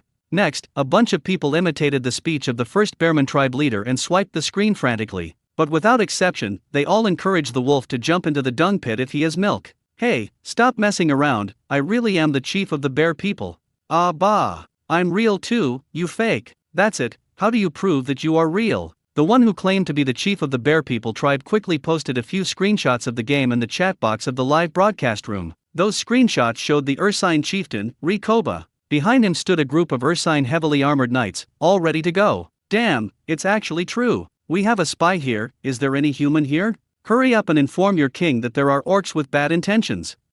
Didn't you notice a problem? The host is not a human either. Beasts saving beasts, nothing wrong with that. The wolf with milk is hiding behind a big tree at this time. The sun is shining brightly outside. Taking a step forward will lead to death, and the bloodline warriors are chasing after him from behind. There is no way to go to heaven, and there is only a cesspool in the ground. The one who has milk is the wolf just happened to glance at the screenshot of the game sent by Rikoba. His eyes flashed, he gritted his teeth, and actually jumped into the pit. The moment he jumped in, the stench was so strong that he almost vomited. OMG. The anchor is the most powerful person in the world. He actually jumped. I just want to get a wave of 6,666. Stunned, that's really cruel. I'd just commit suicide. It's just a game after all. Kneel down. Put. I just want to say one thing, Anchor, you look like you forgot that you can turn off your 5 senses, right? Wow, hahaha, now that you mention it, I really remember it. When the anchor jumped down just now, his expression clearly showed that he had forgotten. The wolf had already sunk into the pit, so naturally he couldn't see the content in the chat box. However, while he was feeling extremely disgusted, he suddenly remembered that this game could not only reduce the sense of pain, but also block all senses. He cursed in his mind and immediately called up the game options, blocking all 5 senses. The 6 bloodline warriors rushed to the pit in an instant, but soon they covered their noses and moved away from the pit. It's weird. I clearly felt his presence, but how come he disappeared so quickly? There's no shade ahead. He can only escape from these 3 directions. We didn't see him coming from the east, neither to the west. Neither was found in the south. So where did he escape to? Soon, the 6 bloodline warriors all focused their attention on the cesspool in the distance. 19th brother, go and take a look. One of the young men, who looked to be in his early 20s, looked cold and said disdainfully, Brother 13, you can't order me around. If you want to go by yourself. You! The 13th brother glared at the 19th brother, now that our father is gone, you dare to disrespect your elders? I'm going to teach you a lesson today. The young man sneered, Brother 13, with your strength, it's not certain who will teach whom a lesson. The man called 13th brother became furious and rushed directly towards 19th brother. 13th brother, 19th brother has always been like this, calm down and don't forget the king's order. The other 3 men and 1 woman saw that the 2 were about to fight, and immediately stepped forward to try to stop them. After the 2 people were finally separated, the question became who would go to check the pit. These 6 people are all direct descendants of Han Fei. They have lived a high and mighty life since birth. How could they be willing to do such dirty work as cleaning out manure pits? After a long stalemate, they unanimously decided to stay outside the pit for a while. Even if the vampire really hid in the pit, it would be impossible for it to hold its breath forever. 10 minutes passed quickly, and Han Fei's children seemed to think that it was about time, so they quickly left the pit and searched in different directions. After a while, the wolf with milk quickly crawled out of the pit. But just as he wiped the stuff from his eyes, he froze in place because the 6 bloodline warriors rushed back again. Fuck! The wolf with milk cursed, and instantly realized that these bastards had left on purpose just to see if he would crawl out. I admire you, a beast, for being able to endure this. The 13th brother sneered and drew out the long knife in his hand. The wolf was so depressed that he was about to vomit blood. He was not afraid of death because it was just a game, but he just couldn't swallow this anger. He was obviously just a spectator and hadn't done anything yet, but he was being hunted relentlessly by these bastards. It was really infuriating. The wolf glared at the 6 bloodline warriors and was about to fight them to the death when suddenly a roar like an earth-shaking sound came from the distance. Everyone present looked in the direction of the voice. Angry Bear Cavalry. The 13th prince's expression changed drastically and he cried out in shock. The Angry Bear Cavalry and the Wolf Cavalry are the most elite troops of the orcs. The bearmen are naturally tall and strong, twice the size of ordinary humans, and with their immense strength, an ordinary bearman soldier can easily fight 10 human soldiers at once. The most elite Angry Bear soldiers can fight 20 at once. The standard for selecting Angry Bear soldiers is to go to the battlefield and kill at least 20 human soldiers alone. The more they kill, the higher their status among the Angry Bear soldiers. Now, there were at least 1,000 Angry Bear soldiers standing in front of him in an orderly manner. Not only did the 13th prince's expression change, but the expressions of the other 5 people also became extremely ugly. With their strength, each person can deal with about 10 Angry Bear soldiers at most, but when faced with 1,000 of them, they had almost no hesitation and didn't even care about the wolves who had milk. They just turned around and ran. But they wanted to leave, but the wolf who had milk refused to do so. He had been forced to jump into the dung pit, so how could he not let them pay a price? If there is milk, there will be a wolf. The man flashed and rushed into the pit again. He raised a pile of feces with both hands and sprinkled it towards the 6 bloodline warriors. The 6 bloodline warriors never expected that the vampire would jump into the pit again and throw feces at them. They were caught off guard and were soaked through before they had time to dodge. The foul smell instantly overwhelmed them, causing them to vomit one by one. Fuck! Brother Wolf, you are so sexy. Ha ha ha, this is just a broken jar. The anchor is awesome. The shit fights back? The shit doesn't care about its own life? A bloody shit fight? Oh my god, is this how idioms are used? It's really vivid. The wolf acted crazy, causing the 6 bloodline warriors to scramble to avoid the flying feces, and their escape speed suddenly slowed down a lot. It was at this moment that the Angry Bear soldiers, led by a tall bear man, rushed over quickly and surrounded the 6 bloodline warriors. Kill! At Rikoba's command, all the Angry Bear cavalry rushed forward. After a few charges by the Angry Bear cavalry, the 6 bloodline warriors were separated, and then it turned into a fight between trapped beasts. The 6 bloodline warriors fell one after another, but the Angry Bear soldiers seemed to have received orders and did not kill them. Instead, they captured them all alive. Brother Wolf, come up and wash yourself. Rikoba walked up to him with a big laugh, and without caring that the wolf was covered in feces, he reached out and pulled him up from the pit. The wolf looked at Rikoba in surprise and couldn't help but look up to him. No wonder this guy could become the king of the bear people again. This method was something that ordinary people could never do. Even though Rikoba had blocked his sense of smell and could not feel the stench, the sight of feces was enough to make one vomit out of nausea. But Rikoba looked calm and didn't care at all, as if he didn't see anything. Bring up the water. Under Rikoba's command, 2 Angry Bear soldiers soon came over carrying 2 buckets of water. Thank you very much. When the wolf saw the water, he quickly took off his clothes, turned into a bat, and jumped into the first bucket of water. After cleaning, Rikoba had someone send him a set of clothes to change into, then he said with a smile, Brother Wolf, this is still the territory of the human race. Why don't you come with me to visit the bear people and hide for a while? I don't have a choice now, so I'll just go with you. As long as there was milk, he would be a wolf, so he agreed without thinking too much. He definitely couldn't stay among the human race anymore, so he had to go to the orcs' territory. Moreover, Rikoba personally led his troops deep into the human territory to rescue him. It was impossible for even the wolf not to be moved by such sincerity. Haha, Brother Wolf, why don't you join our bear clan? As long as you help me ascend to the throne of Beast King, your position will be second only to me. Rikoba suggested with a laugh. Yane was the wolf. He had been hunted by the human blood warriors for 4 years and only wanted revenge. He never thought that Rikoba would promise him such a high position. It's fine for you to join the bear people, but forget about that position. I have only one request. As long as there is milk, there is a wolf. As he looked at the 6 captured bloodline warriors, there was deep hatred in his eyes. The sleepless pursuit over the past 4 years had made Yaneshalang hate them to the core. Rikoba saw the look on his face that milk was a wolf, and he knew what he was thinking. They can be handed over to you, but before that, I have to squeeze out all their value first. The wolf was slightly startled. You want to use them to negotiate terms with the human race?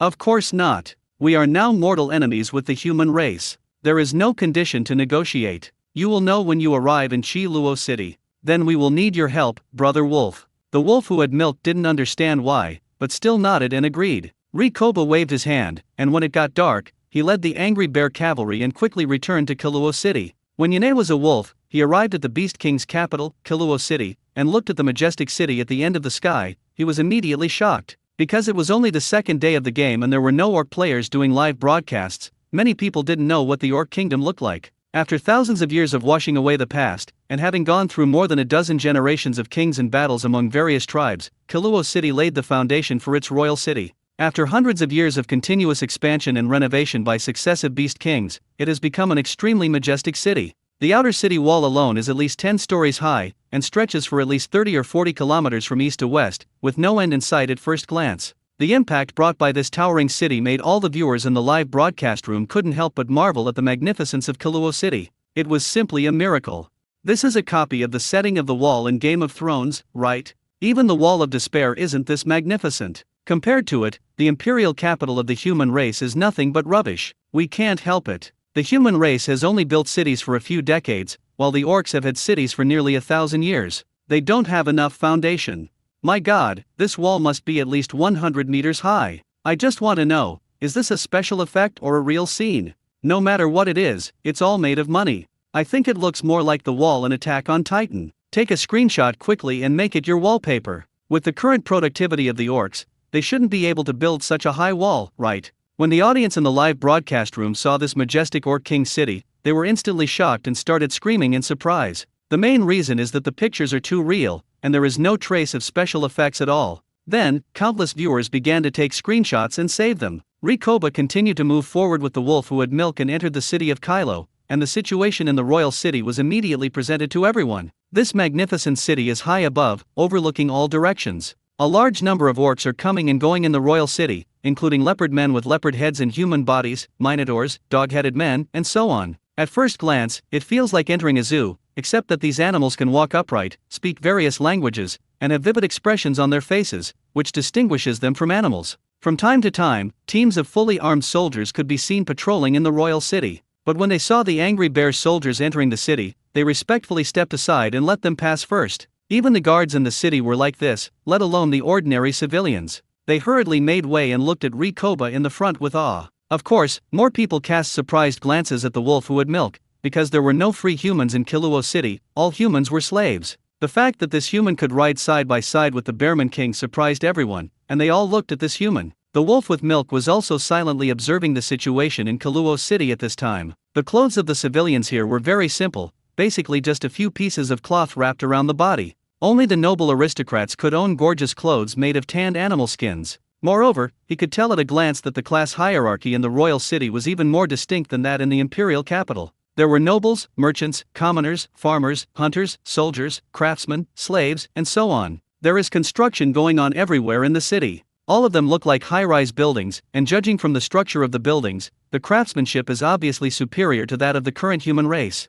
It is not surprising that the one with milk is a wolf. After all, the orcs have more than 20 human player ancestors, and developed city-state civilization nearly 1,000 years earlier than the human race. The entire city seemed to have no end in sight, with tall streets, bustling markets, and hawking sounds, as if countless orcs were living in it. Yanejilang was extremely shocked by what he saw. Apart from the grandeur of the city and the extremely realistic game scenes, he could not feel any trace of fiction at all. He really could not imagine how the game company achieved this. Rikoba brought the wolf with milk to the Bear People's settlement in the city of Kiluo, where they warmly entertained him and invited many beautiful fox women to accompany him. The fox clan is the closest to humans. Most of them are women, and each of them is charming and beautiful. The only flaw is that they have a fox tail. Wow, the legendary vixen. Saliva.jpg, I am drooling with envy. Oh my god, please give me a little sister from the Fox clan. I don't mind a tail. Anchor, you beast, let go of that fox girl and let me take over. .jpg, I want a 9-tailed fox, one tail is not enough to play with.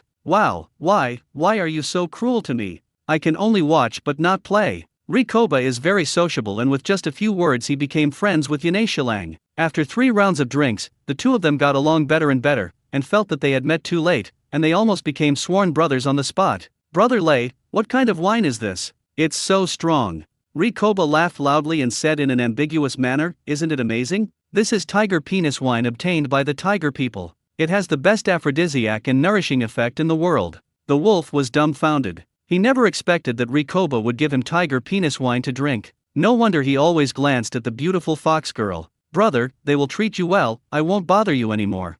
Rikoba chuckled, patted the wolf on the shoulder, and left. When the fox beauty was the only one left in the room, Yane was the wolf and couldn't help swallowing his saliva. He certainly understood what Rikoba meant. The wolf had no reason to refuse as long as there was milk, and he didn't want to refuse either, because at this time the young ladies from the Fox clan had already surrounded him with smiles. The audiences in the live broadcast room were all stunned. The wolf who had milk was obviously so overwhelmed by desire that he even forgot to turn off the live broadcast. Are you going to let them watch a live sex show? All the male audience members became excited, staring at the screen with shining eyes, afraid of missing a single scene. But at this moment, a line of prompts popped up on the game interface. The live broadcast contains pornographic content and has been automatically blocked. Then nothing could be seen on the screen, and even the sound was automatically muted. How dare you broadcast it if it's yellow? It seems like it can really be played for real? Emperor Han already has a son, so why can't it be true? Miss Fox, let go of that man. Come at me if you dare.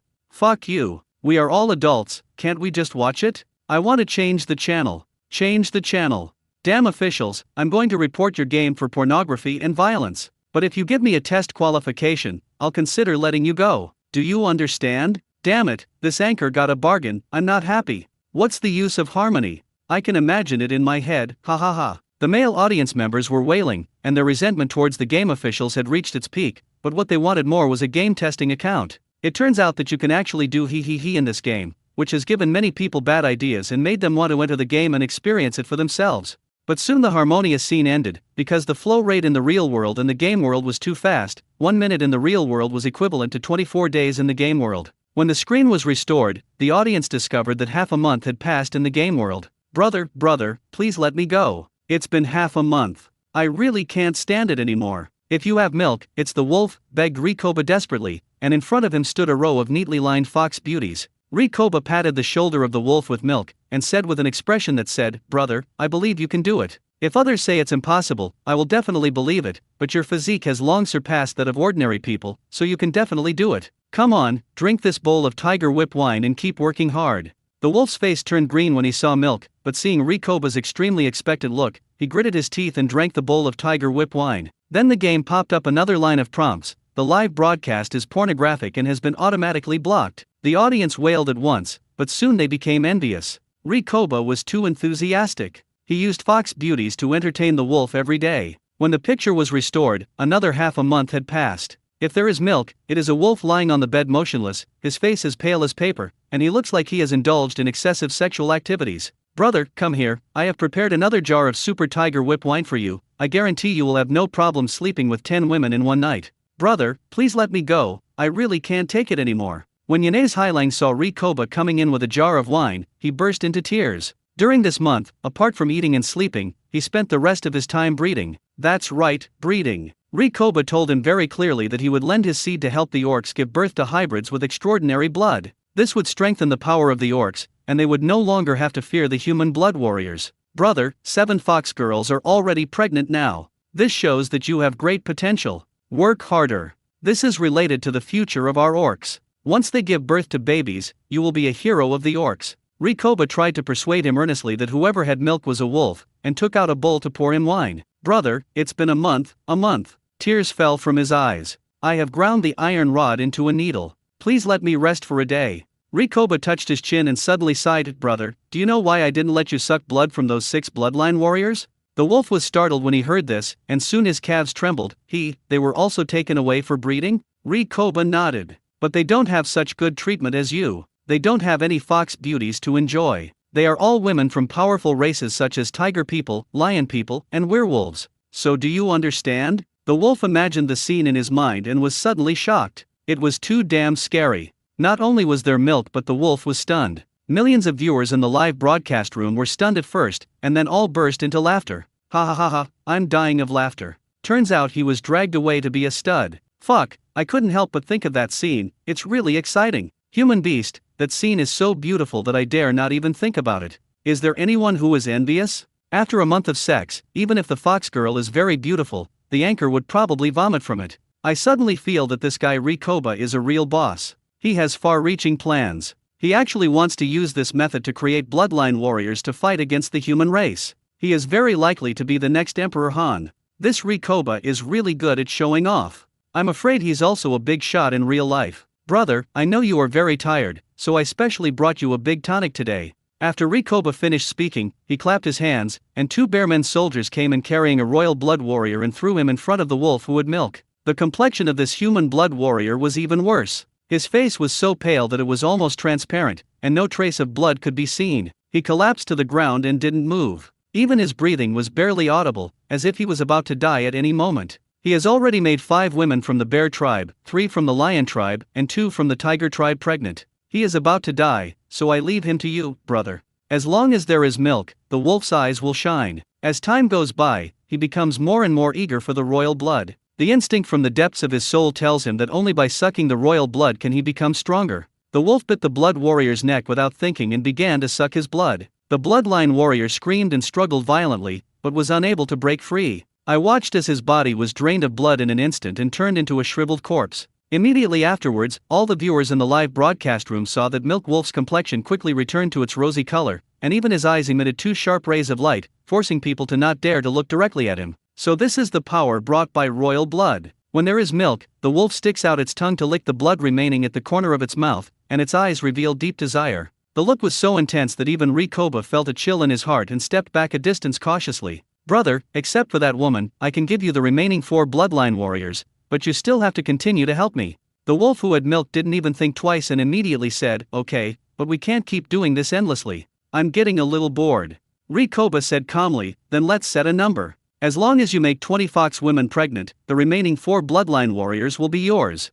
Make a deal. Then, another month passed, and with the unremitting efforts of the wolf, he finally made 7 beautiful fox girls pregnant. But it is still 6 short of the number set by Rikoba. The wolf who has milk is really about to vomit at this time. He does this one thing every day and has been doing it for 2 months. He feels that he will have no interest in women for a long time. Fortunately, Rikoba kept his word and gave him another human blood warrior this month. With milk, the wolf's strength increased dramatically. He continued to work hard, and finally in the 3rd month, he reached the number of 20 that they had agreed on, and ended his painful life as a stud. Rikoba kept his word and immediately gave the remaining 2 bloodline warriors to the wolf who has milk. After he absorbed the energy from these 2 royal bloodline warriors, his strength increased again. Both his speed and strength were almost the same as those of an ordinary bloodline warrior. Brother, I see from your expression that you don't plan to stay in Kaluo City. Rikoba looked at the wolf with milk and laughed. If I'm not mistaken, you plan to return to the capital, right? Yes, those people from the royal family have been hunting me down for 4 years. It's time for them to pay the price. Rikoba nodded, and suddenly laughed. Brother, if you go back to seek revenge, I will of course support you, but when you reach the human race, if it is convenient for you, please do me a favor. The wolf looked a little wary. He was really afraid of this sinister big brother. Hey, big brother, you are not going to trick me again, are you? Brother, I haven't treated you unfairly during this period. I've given you everything you wanted and even arranged for so many beautiful fox girls to accompany you every day. How have I cheated you? Rikoba said with a dissatisfied look on his face. If there is milk, the wolf will be speechless. What you said makes a lot of sense. I am speechless. It's not a big deal actually. Remember what I told you about Shang Tang? The wolf nodded. He had heard Rikoba say some time ago that Shang Tang swallowed the divine blood and became a powerful blood warrior. Ever since Shang Tang turned into a blonde with golden eyes, the nobles of the human race who were dissatisfied with the royal family spread rumors privately, saying that he was the golden king who swallowed the blood of the gods and was chosen by the god of creation to replace the royal family of Daxia. After their propaganda, King Hanyu, the 2nd emperor of Xia, has now ordered the execution of all those who spread these rumors, and even implicated their entire clans. King Shangtang has also been declared a traitor who blasphemed the gods and is being wanted throughout the country. If you, brother, reach the human territory and meet Shangtang, tell him that he is welcome to join our bear people. The man who has milk is a wolf." Upon hearing this, his expression suddenly became extremely strange. He laughed dryly and said, "Brother, you don't want him to come too. Haha, brother, you understand." Rikoba chuckled and winked at him. The wolf had a constipated expression on his face. After a long while, he also laughed strangely. "I understand. When I go to the human tribe, I will find Shangtang first and ask him to come to Big Brother." Rikoba and Yanejushalang looked at each other, and both of them suddenly burst into laughter, with a laughter full of cunning. "Fuck, this is full of conspiracy. This is what we call collusion. I can see that poor Shangtang is about to become a stud, but can you please let me do it? This Rikoba show makes my scalp tingle. It's impossible for a man like this to accomplish anything. Should we go to Senstime's live broadcast room to remind him to be careful of the anchor? Let's go, let's all go to Senstime's live broadcast room." 1 minute later, hundreds of thousands of people poured into Senstime's live broadcast room at the same time, making Senstime, who was running for his life, look confused. Shangtang was covered in blood at this time, both from the pursuers and his own. Emperor Xia Tu offered a reward of 10,000 gold coins for Shangtang's head, an astronomical figure that ordinary people could not imagine. In the Great Xia dynasty, 1 gold coin was enough for an ordinary person to live a comfortable life for a year. As a result, Shangtang had a very miserable 3 months, and he was hunted down endlessly. Although he didn't have the weakness of being afraid of the light like a wolf, his golden hair and eyes were too eye-catching. There is no hair dye in this world. Even if he wears a hat to completely cover his hair, he cannot cover his eyeballs. Shangtang would be discovered wherever he went, and then face being hunted down by the bloodline warriors and soldiers stationed there. Fortunately, after Shangtang was transformed by the divine blood, his physical fitness became extremely amazing. 3 or 4 bloodline warriors were no match for him, but he could not defeat the other side because they had more people and were fearless for the sake of gold coins. Shangtang was exhausted and wanted to escape to a deserted place. At this moment, he saw nearly 1 million people pouring into the live broadcast room, which confused him. Then, I saw barrages of comments starting to fill the screen. "Brother Shangtang, the Bear Clan has sent a large army to pick you up and invite you to join the Orc Clan. Hurry and run to where the Orc Clan is." Yes, the Bear Tribe's leader is now eager to recruit talented people. He is very enthusiastic. When there is milk, the wolf will go there. He has invited many Fox Tribe girls to accompany him for drinks and sleep with him. If you don't believe me, look at the pictures I posted. Then there are countless pictures of wolves eating, drinking, playing, and hugging other people in the Bearman territory. Brother Shangtang, I guarantee that what you said above is true. I also took a screenshot. If you don't believe me, just look at it. Picture, picture, picture. The hospitable Bear King Rikoba not only provided food and lodging, but also played with him. Brother Wolf had a great time. See? This is a screenshot of them touring the magnificent city of Kylo, picture, together. Brother Shangtang, hurry to the Bear Tribe. The girls from the Fox Tribe are so beautiful. My mouth is watering just seeing them. Brother Shangtang, since you can't stay in the human race anymore, why don't you go and join the orcs? It's a lot of fun there, and I guarantee you won't regret it. We are here to recruit you on behalf of the Bear King. Run to the orcs. They will send a large army to pick you up.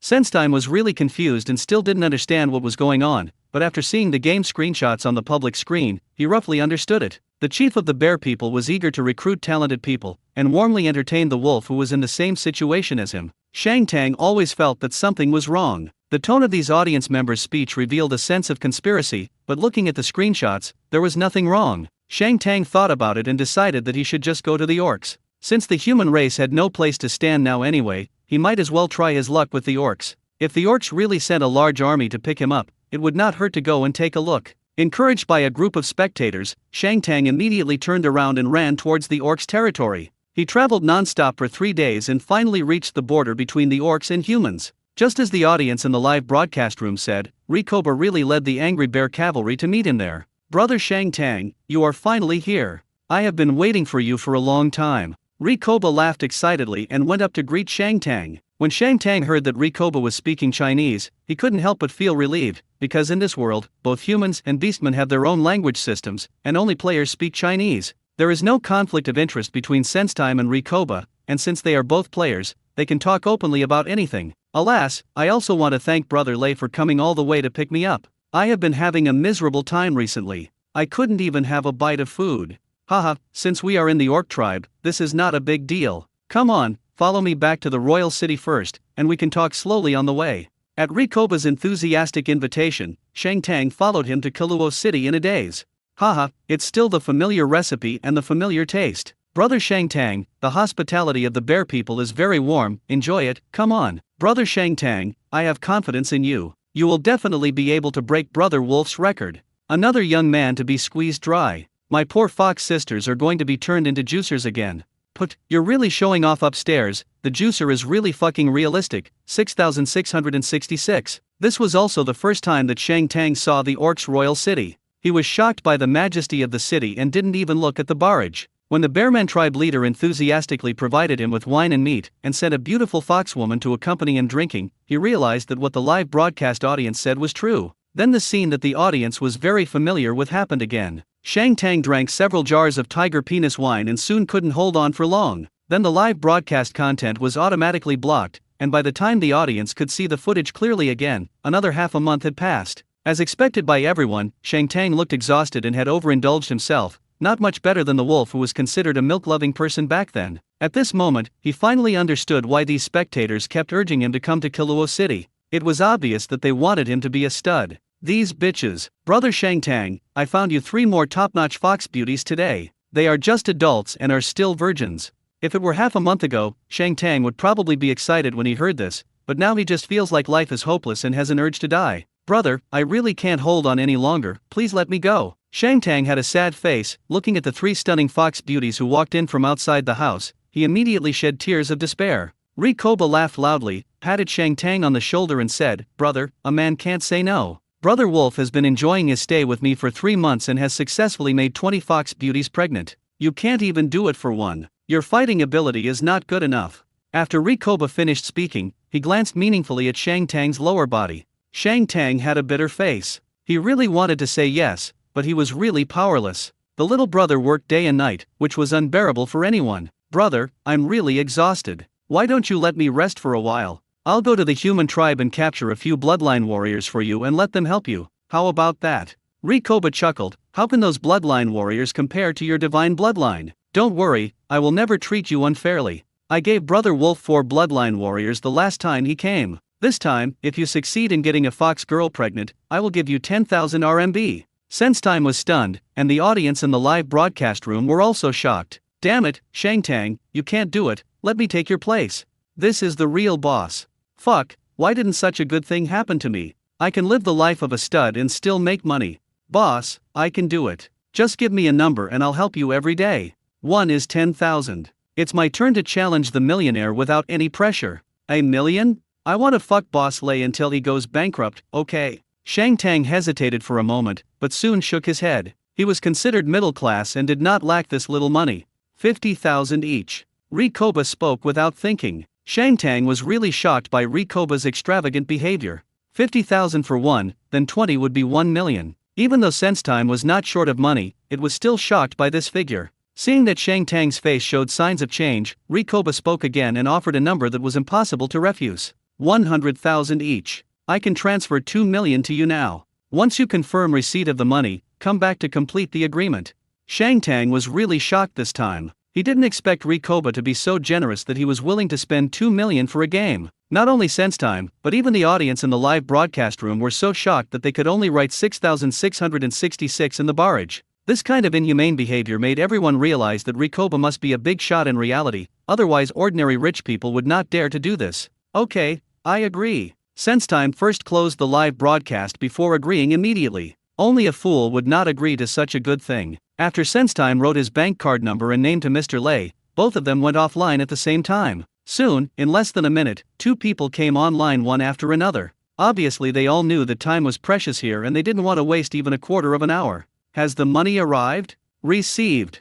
Then, Brother Shang Tang, just work hard. Rikoba laughed and left the room. Soon, a group of beautiful fox girls came into the room, and then the screen was automatically blocked. Shang Tang stayed in Kaluo City for half a year and finally completed Rikoba's order. When Rikoba asked him if he still wanted to make money, he refused firmly without any hesitation this time. It's so fucking scary. This is really treating me like a stud. In half a year, Shang Tang's originally strong body shrunk by half, becoming the same size as an ordinary adult man, and his golden hair also became dull. Each of these fox beauties was more teasing than the other and they would not stop until they had squeezed him dry every day, which caused him to lose weight rapidly. He even suspected that if he continued to stay in Killua City, he would be the first person in the game to die of exhaustion. Although he had shut down the live broadcast a long time ago, there were still many players of the orc tribe. Once this matter got out, he probably wouldn't dare to use this name to meet people in the future. Shang Tang recuperated among the orcs for a while, and then returned to the human tribe. At this time, the capital of the human race was in chaos,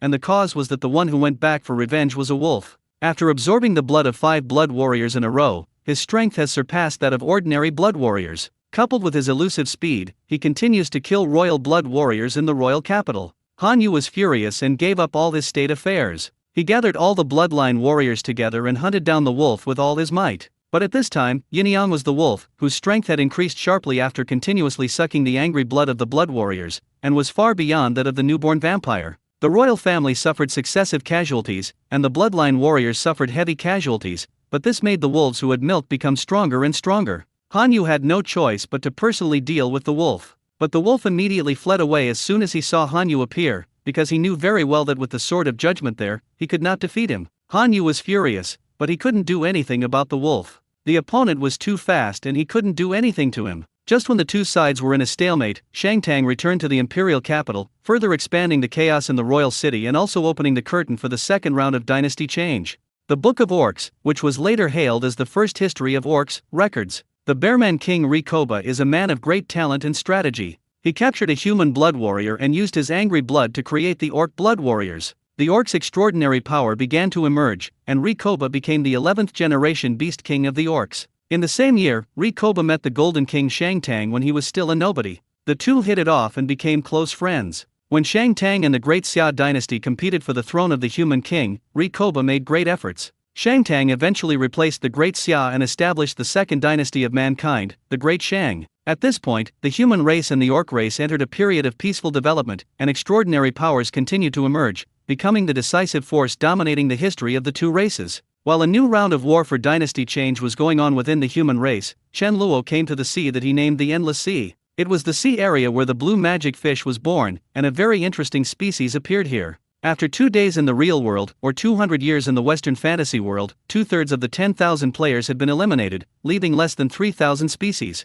Although the Hunyuan Pen determined that the initial species they created had the potential to evolve, most of them died halfway through, and their deaths were all very strange, such as drowning, being trampled to death, natural disasters, man-made calamities, etc. Chen Luo stood in the air above the sea. He stretched out his hand and grabbed the turbulent sea surface. A black, loach-like thing stretched out from the water and floated in front of him. Mutated electric eel, quite interesting. Chen Luo touched the electric eel, and the growth history of the electric eel appeared in his mind. This electric eel was created by a player named Super Electric Eel Clone. This player seems to have specialized in studying electric eels, and the electric eel population he created is similar to the electric eels in reality. The electric eel is a freshwater animal that can release up to 300 to 800 volts of electricity, which is enough to kill a cow, let alone a human. Therefore, it is also known as the high voltage line in the water. However, the electric eel population created by this player is different from the real one. Not only can it survive in the ocean, but it can also devour other species and continue to evolve, and its ability to discharge electricity also continues to increase with evolution. As soon as this group of electric eels appeared, the balance of the ocean was disrupted. At this time, the overlords of the Endless Sea were still the blue devil fish. They dominated the entire Endless Sea with their sharp teeth and huge bodies, but unfortunately they encountered this group of electric eels with special abilities. The sea has a high salt content, low resistance, and strong conductivity, which makes it a perfect match for the electric eel's abilities. This player, called Super Electric Eel Clone, uses this abnormal ability and has no natural enemies at all, because most animals cannot resist electricity. The electric eel group quickly dominated an area of the sea, and then he set his sights on the ocean overlord, the blue devil fish. Because at this time, except for the blue devil fish, all other species in the sea have been devoured by him, and there is no value in continuing to devour them. The blue devil fish is not resistant to electricity. If it encounters an electric eel alone, it will be stunned and eaten. But if you encounter a school of blue devil fish, it will not work, because the discharge capacity of each super electric eel is limited, and the time is extremely short, usually only about 15 seconds. Once it is used up, it will take 7 or 8 hours to replenish. Therefore, an electric eel can only stun one blue devil fish at best. Once there is a window period when it cannot discharge electricity, it will be torn to pieces by the school of blue devil fish. This player called Super Electric Eel Clone was also extremely cunning. He started to develop in a sneaky way, specifically picking on lone blue devil fish, and gradually began to cannibalize slightly smaller groups of blue devil fish. By now, this player has developed this group to nearly 10,000 individuals, and their short-term discharge capability has reached an exaggerated 50,000 volts, making them the absolute overlord of the sea area. Analysis of the super-electric eel gene. Analyzing, primary life form has evolved to the peak of this group, low genetic value, currently can produce 0.05% of divine genes, fusion has a chance to produce lightning ability, evaluation average. Chen Luo couldn't help but feel a little regretful when he saw this. He didn't expect that this electric eel had evolved to its peak. He had originally planned to try to integrate his blood into these electric eels to see if they had any chance to go further. Now it seems that there is no need for this. They have evolved to the peak and it will not be long before they replace the blue devil fish and become the new overlord of the ocean. There are still too few species in the ocean. It seems that I have to create a powerful species myself. Otherwise, when this player unifies the endless sea, other species will have no room to evolve. Chen Luo muttered to himself, and then heard the prompt from the Hunyuan pen. Should we integrate the super-electric eel gene to complete the genes of the descendant of God? Chen Luo threw the electric eel that was struggling in the air into the sea, and quickly returned to his house. He immediately said, integrate the electric eel gene.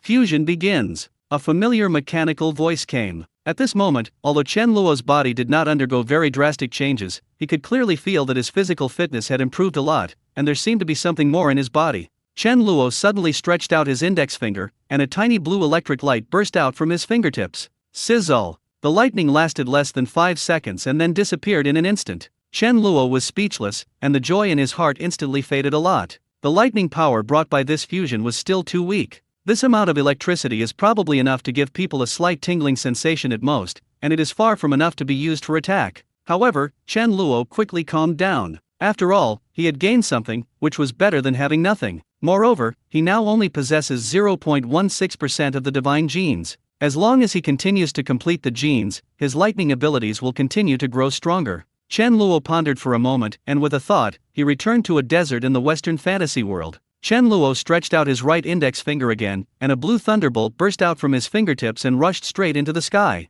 Boom! The sky, which was originally sunny, was suddenly covered with dark clouds and continuous lightning bolts appeared. As Chen Luo pointed his finger, all the thunder and lightning in the sky suddenly stopped, as if they had found their target. Suddenly, they all gathered together and condensed into a beam of light as bright as stars and fell straight down. Boom! The desert began to shake violently, and then there was a feeling of an earthquake. A bottomless crack appeared on the ground, and countless yellow sands were sliding down the crack into the abyss. The land around the crack was charred black by lightning. Chen Luo himself was shocked by the power. Although he knew that the Western fantasy world would enhance his strength, he did not expect it to be so exaggerated. In reality, he can only create a little electric light, but in the Western fantasy world, he has the power to destroy the world.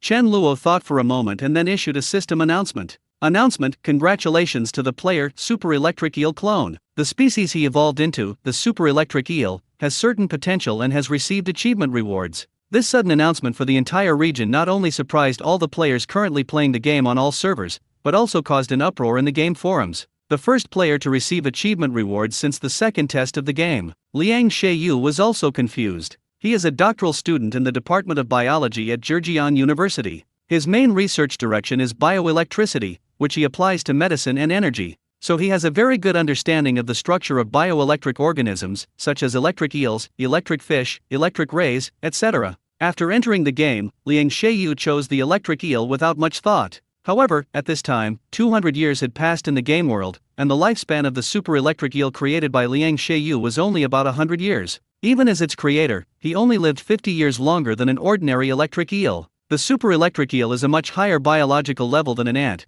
and cannot transfer its consciousness to the next queen ant like Zhang Junhao, so Liang Sheiyu eventually died of old age. After Liang Sheiyu quit the game, he posted an article titled "The Super Electric Eel's Journey to Dominate the Ocean" on the forum, still feeling unsatisfied. He posted a lot of videos and screenshots in it, revealing details such as the development status of the super electric eel population, and predicted that the super electric eels would become the next overlord of the ocean. As soon as this post was released, it immediately attracted considerable attention. Because the post published by Liang Sheiyu is so detailed and full of knowledge that it is impossible to understand it without certain knowledge of biology. It is very hardcore. But not being able to understand it does not prevent everyone from making a judgment that Liang Sheiyu is a real academic master. Master Sweba, hurry up and play the game to see what the reward is.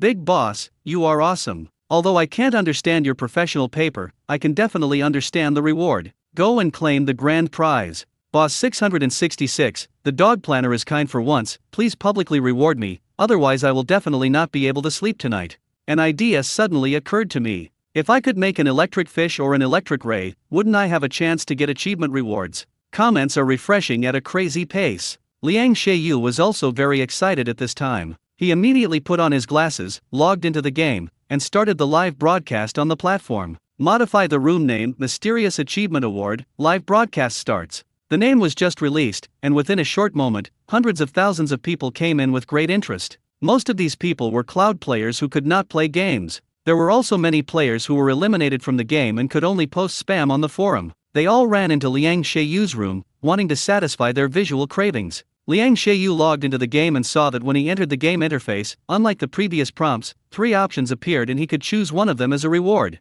1. The Super Electric Eel race will be permanently retained. In addition to the human and orc races that can be publicly selected, the Super Electric Eel will be a race unique to players. 2. Permanently retain the game qualification and no longer participate in the preliminary elimination. 3. Customize your second life. After seeing the 3 options, people were extremely jealous and started discussing them. These 3 options are more powerful than each other. This game really intends to use races created by players to play the game. The cool thing is that this species is exclusive to this species. This means that only top students can play with this super electric eel in the future. Then in the future, some powerful academic masters will continue to evolve valuable races, and they will all become their exclusive races in the future? Damn it, do you look down on us poor students? We don't study well and can't evolve into powerful species, so we can only start from ants and plants? The game experience is too bad. This is too hardcore.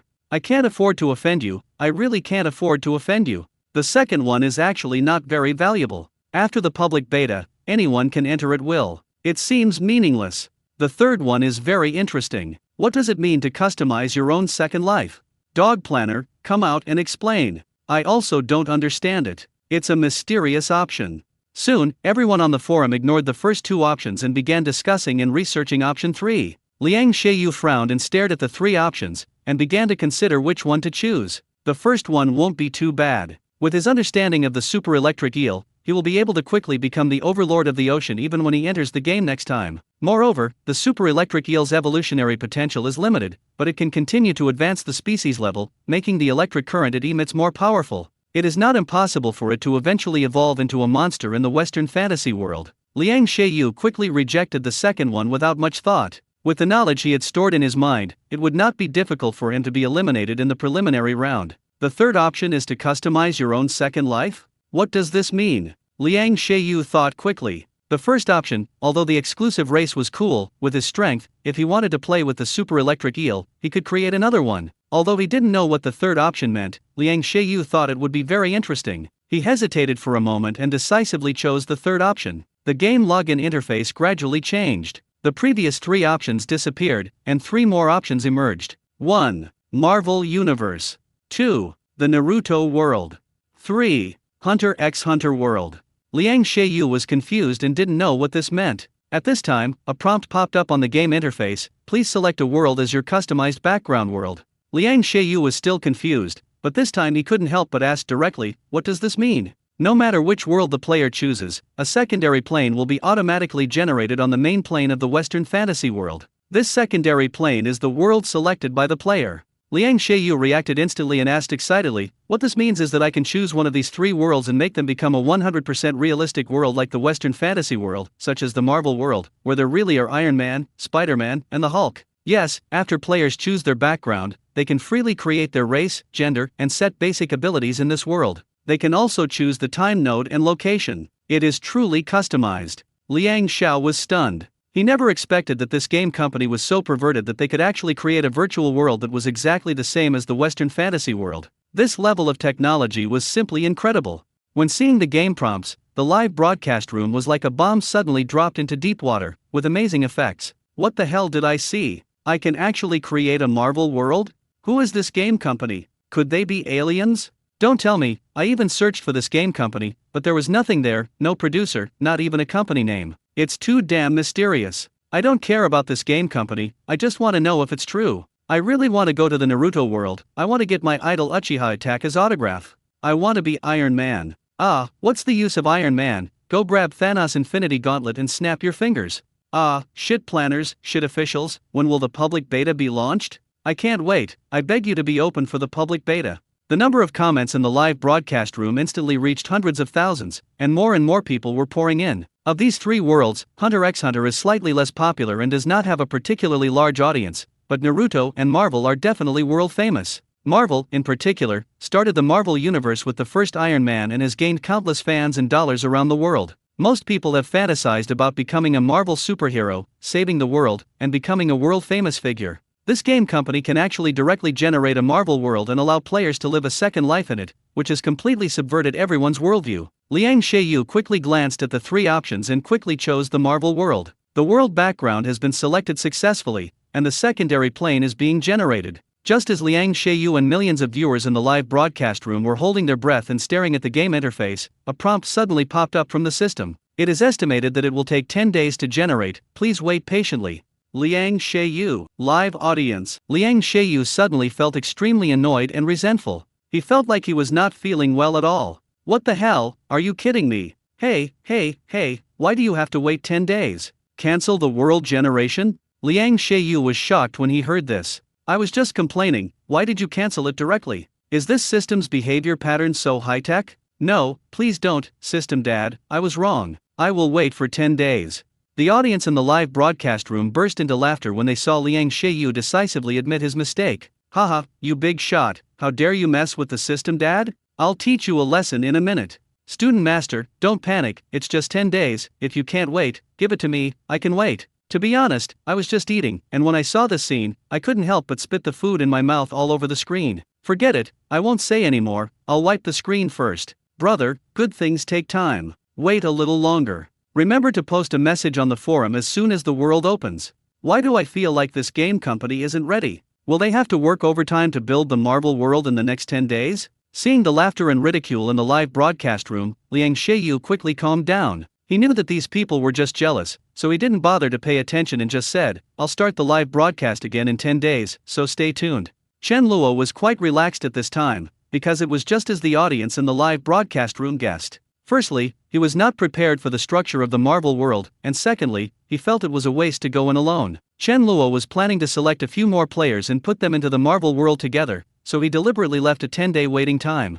In fact, building a Marvel world is much easier than creating a Western fantasy world. The Western fantasy world is the main world. The rules of time and space are the same as those in the real world. Therefore, it takes too much energy to create something out of nothing. But the Marvel world is different. It is a fictional world in itself, and everything in it does not exist in reality. Chen Luo only needs to copy it intact as a subsidiary secondary plane of the main Western fantasy world, and then adjust its rule level to be lower than the main plane, so there won't be too much consumption. The only drawback is that when the rule level is lowered, the realism of the world will decrease, probably only about 80%, but it will not affect the gaming experience. Chen Luo opened Genesis and found the page about the Western fantasy world. He reached out and folded the edge of the paper to make a crease of about 1 centimeter. Then, he stretched out his hand towards the void, and the Hunyuan pen appeared in his hand. Chen Luo picked up the pen and wrote the 4 words Marvel World on the crease. At the same time, Chen Luo suddenly disappeared in the house and entered the Western fantasy world. Chen Luo stepped into the void and flew towards the sky.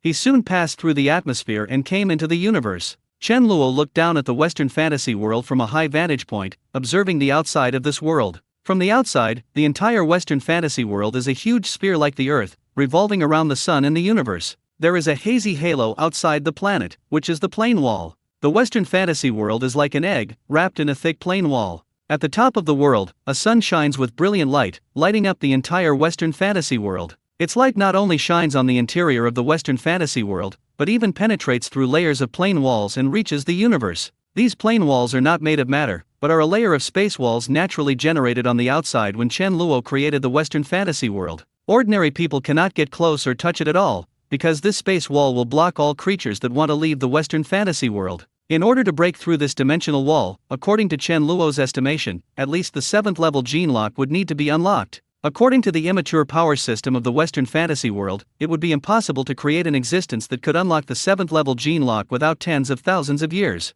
Of course, Chen Luo, the creator, is not among them. At this time, the universe was empty. There was nothing except the Western fantasy world and the sun, moon, and stars surrounding it. It was dark, there was no light, and no matter. But soon, a blue halo began to spin, blooming like a gorgeous flower in the boundless darkness. It kept spinning and attached to the plain wall of the Western fantasy world. The rules of the Western fantasy world began to absorb and accept this newly born secondary plane. As the world rules adjusted, Chen Luo could feel that the Marvel world had been generated, and the blue halo was its plane wall. With a thought, Chen Luo broke through the blue plane wall and descended into the space of the Marvel universe. The setting of the Marvel universe is a parallel world of the Earth, that is, everything that exists on Earth will exist here. The only difference is that there are various powerful alien races, superheroes, and so on. Chen Luo looked down at the blue planet beneath his feet that looked exactly like the Earth. As his mind moved, he appeared on a street in New York, USA. He stood at a crossroads, watching the people coming and going on the road, the endless flow of vehicles on the road,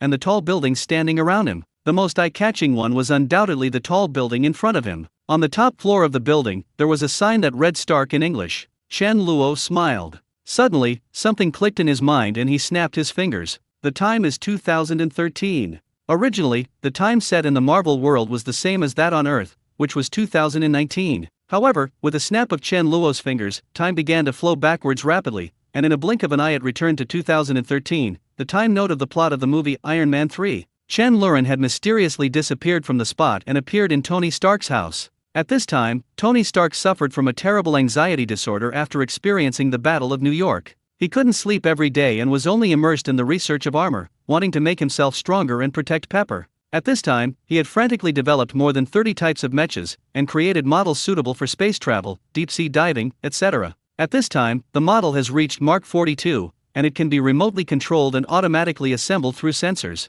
Chen Luo came here just for the Iron Man suit. He wanted to try whether he could bring the Iron Man suit into reality. Tony was trying to control the Mark 42 with his mind and have it automatically assemble on his body, but unexpectedly, an Oriental man strangely appeared in front of him. Tony looked at Chen Luo warily. After seeing those gods and alien races, he was no longer surprised by these people with superpowers. Who are you? Although Chen Luo passed the Set 4 in college, he has never used it since graduation and can only hear the expressions used in daily communication. But in this world of his own creation, he can be said to be omnipotent. English is of course no problem for him. He can learn English automatically just by thinking about it. Chen Luo ignored Tony's alert face. He looked up and down at the man who looked exactly like the one in the movie, and suddenly smiled and said, "This look is not convenient to appear in the game world, and all the superheroes, so let's use the image in the comics." Chen Luo stretched out his hand and snapped his fingers again. The next moment, the entire Marvel universe seemed to pause, and there was a brief stillness. After what seemed like a century or just a second, everyone came back to their senses and continued doing what they were doing. But the Tony Stark in front of Chen Luo had become the image in the comics, which was quite different from the one in the movie. Tony was briefly unconscious just now. When he regained consciousness, he immediately shouted, "Jarvis!" All of the Iron Man suits in the basement lit up at the same time, broke the glass of the storage cabinet, and rushed out in unison. Another Iron Man suit quickly flew in front of Tony and was assembled on him. Chen Luo smiled, as if he didn't even bother to answer. He stretched out his hand and grabbed an Iron Man suit out of thin air. The Iron Man suit flew into the air and flew towards Chen Luo. When Jarvis saw this, he immediately activated the thrusters at the bottom of his suit, trying to escape from this invisible force. At this time, Tony rushed over quickly and punched Chen Luo. Chen Luo waved his hand casually, and Tony, along with his armor, smashed through the wall with a loud bang. But the Iron Man suit was ultimately unable to withstand Chen Luo's power and flew in front of him. All the Iron Man suits in the room raised their wrists and fired white impact beams at Chen Luo. Chen Luo's figure seemed to disappear again, and he instantly appeared above the villa wearing the Iron Man suit. Tony flew over with more than 40 Iron Man suits and surrounded Chen Luo. "Are you here to steal it?" Tony asked in a deep voice. Chen Luo put his hands in his pockets, stepped into the void, and looked at the rather spectacular group of mechas in front of him with interest. "I guess so, I'll get one to play with back home." "You can't afford to play with it," Tony suddenly ordered. "Jarvis, blow it up."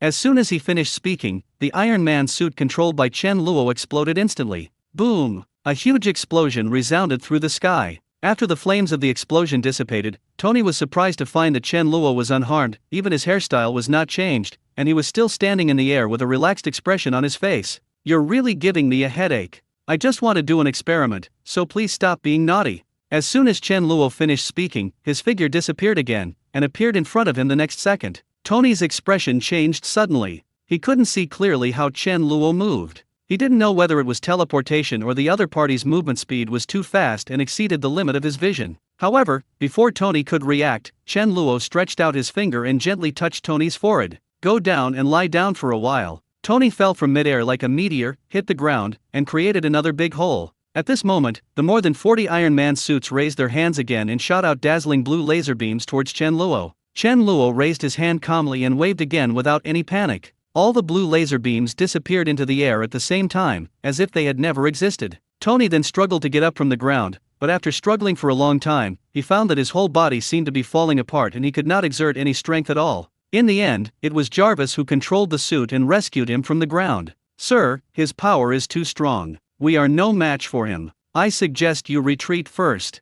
Tony spat out a mouthful of blood, all of which sprayed onto his armor. He took a hard breath and said, blow up all the suits. At this time, Chen Luo's lazy voice suddenly came from the sky. Wait. Chen Luo's voice was not loud, but it came clearly from the sky. Let's see who this is first. Chen Luo stretched out his hand and snapped his fingers again, and little Lei Jiao appeared out of thin air. She looked around in confusion, not knowing what was happening. When Pepper saw clearly where she was, she immediately started dancing and screaming. Tony was shocked. He had no idea what method Chen Luo used. He just snapped his fingers and got Pepper over. It was simply incomprehensible. Seeing that Tony no longer moved, Chen Luo waved his hand and grabbed an Iron Man suit from the air, then disappeared silently from this world.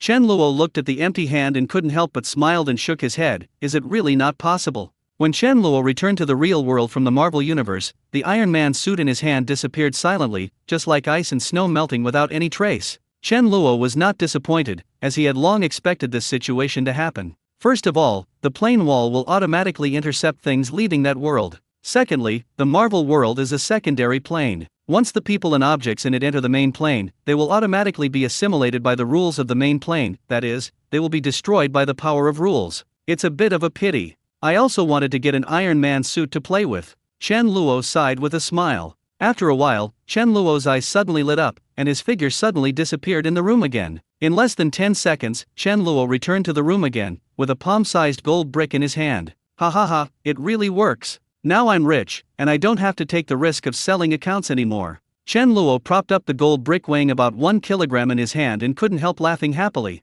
This gold brick was taken out from the Western fantasy world. The treasuries of the imperial capital, Killua City, and the Temple of Creation have large amounts of gold. To Chen Luo, these are just like his own home and he can take them whenever he wants. When the Iron Man suit disappeared, Chen Luo understood that things from the secondary plane could not be brought into reality, but this problem did not exist in the main plane. The Western fantasy world and the real world are on the same level of main plane. Things taken out of it will not be destroyed by the power of rules. The only problem is the plane wall. This is a huge problem for ordinary people in the Western fantasy world, but it is not a problem at all for Chen Luo. As long as the things are around his body, they will not be blocked by the plane wall. The only trouble is that the size of this thing cannot be too large. At most it can only be 10 centimeters of space outside his body. Once it exceeds this space, it will also be blocked by the plane wall. After Chen Luo's excitement, he threw the gold brick on the table, returned to the Western fantasy world again, caught a big rooster in the imperial capital, and then returned to the real world. As soon as he returned to the room,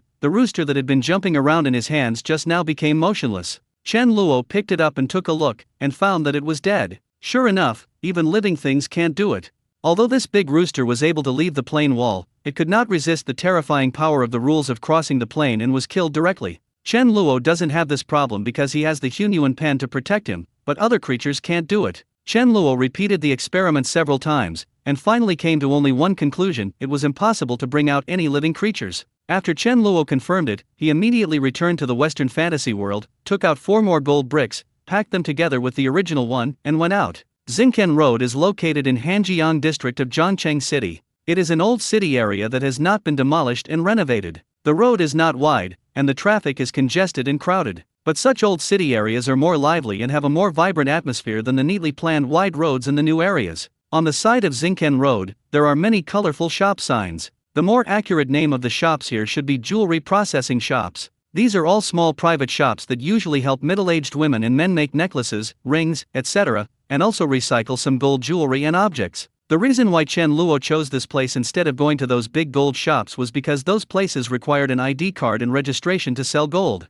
He didn't want to leave too many traces to avoid being traced. As Chen Luo walked along the street, he secretly looked at the shop owners. The saying that appearance reflects the heart does make some sense. When he met someone with a face full of flesh, muscles all over his body, or a vulgar look and lips as thin as a blade, he immediately chose the next one. After a while, Chen Luo found a gold shop with a sign that read Yanji Gold Shop. The store was very quiet and there were no customers yet. Behind the counter sat an old gentleman in a green ancient costume jacket. He had elegant features, graying temples, and was wearing glasses as he was reading a scroll of ancient book. He was holding a folding fan in his hand and gently waving it. He was reading so intently that he didn't even notice Chen Luo coming in. Hearing someone coming in, the old man raised his head. He slowly put down his book and stood up, smiling gently. His voice was very sincere and peaceful. "Welcome, young man, do you want to buy anything?"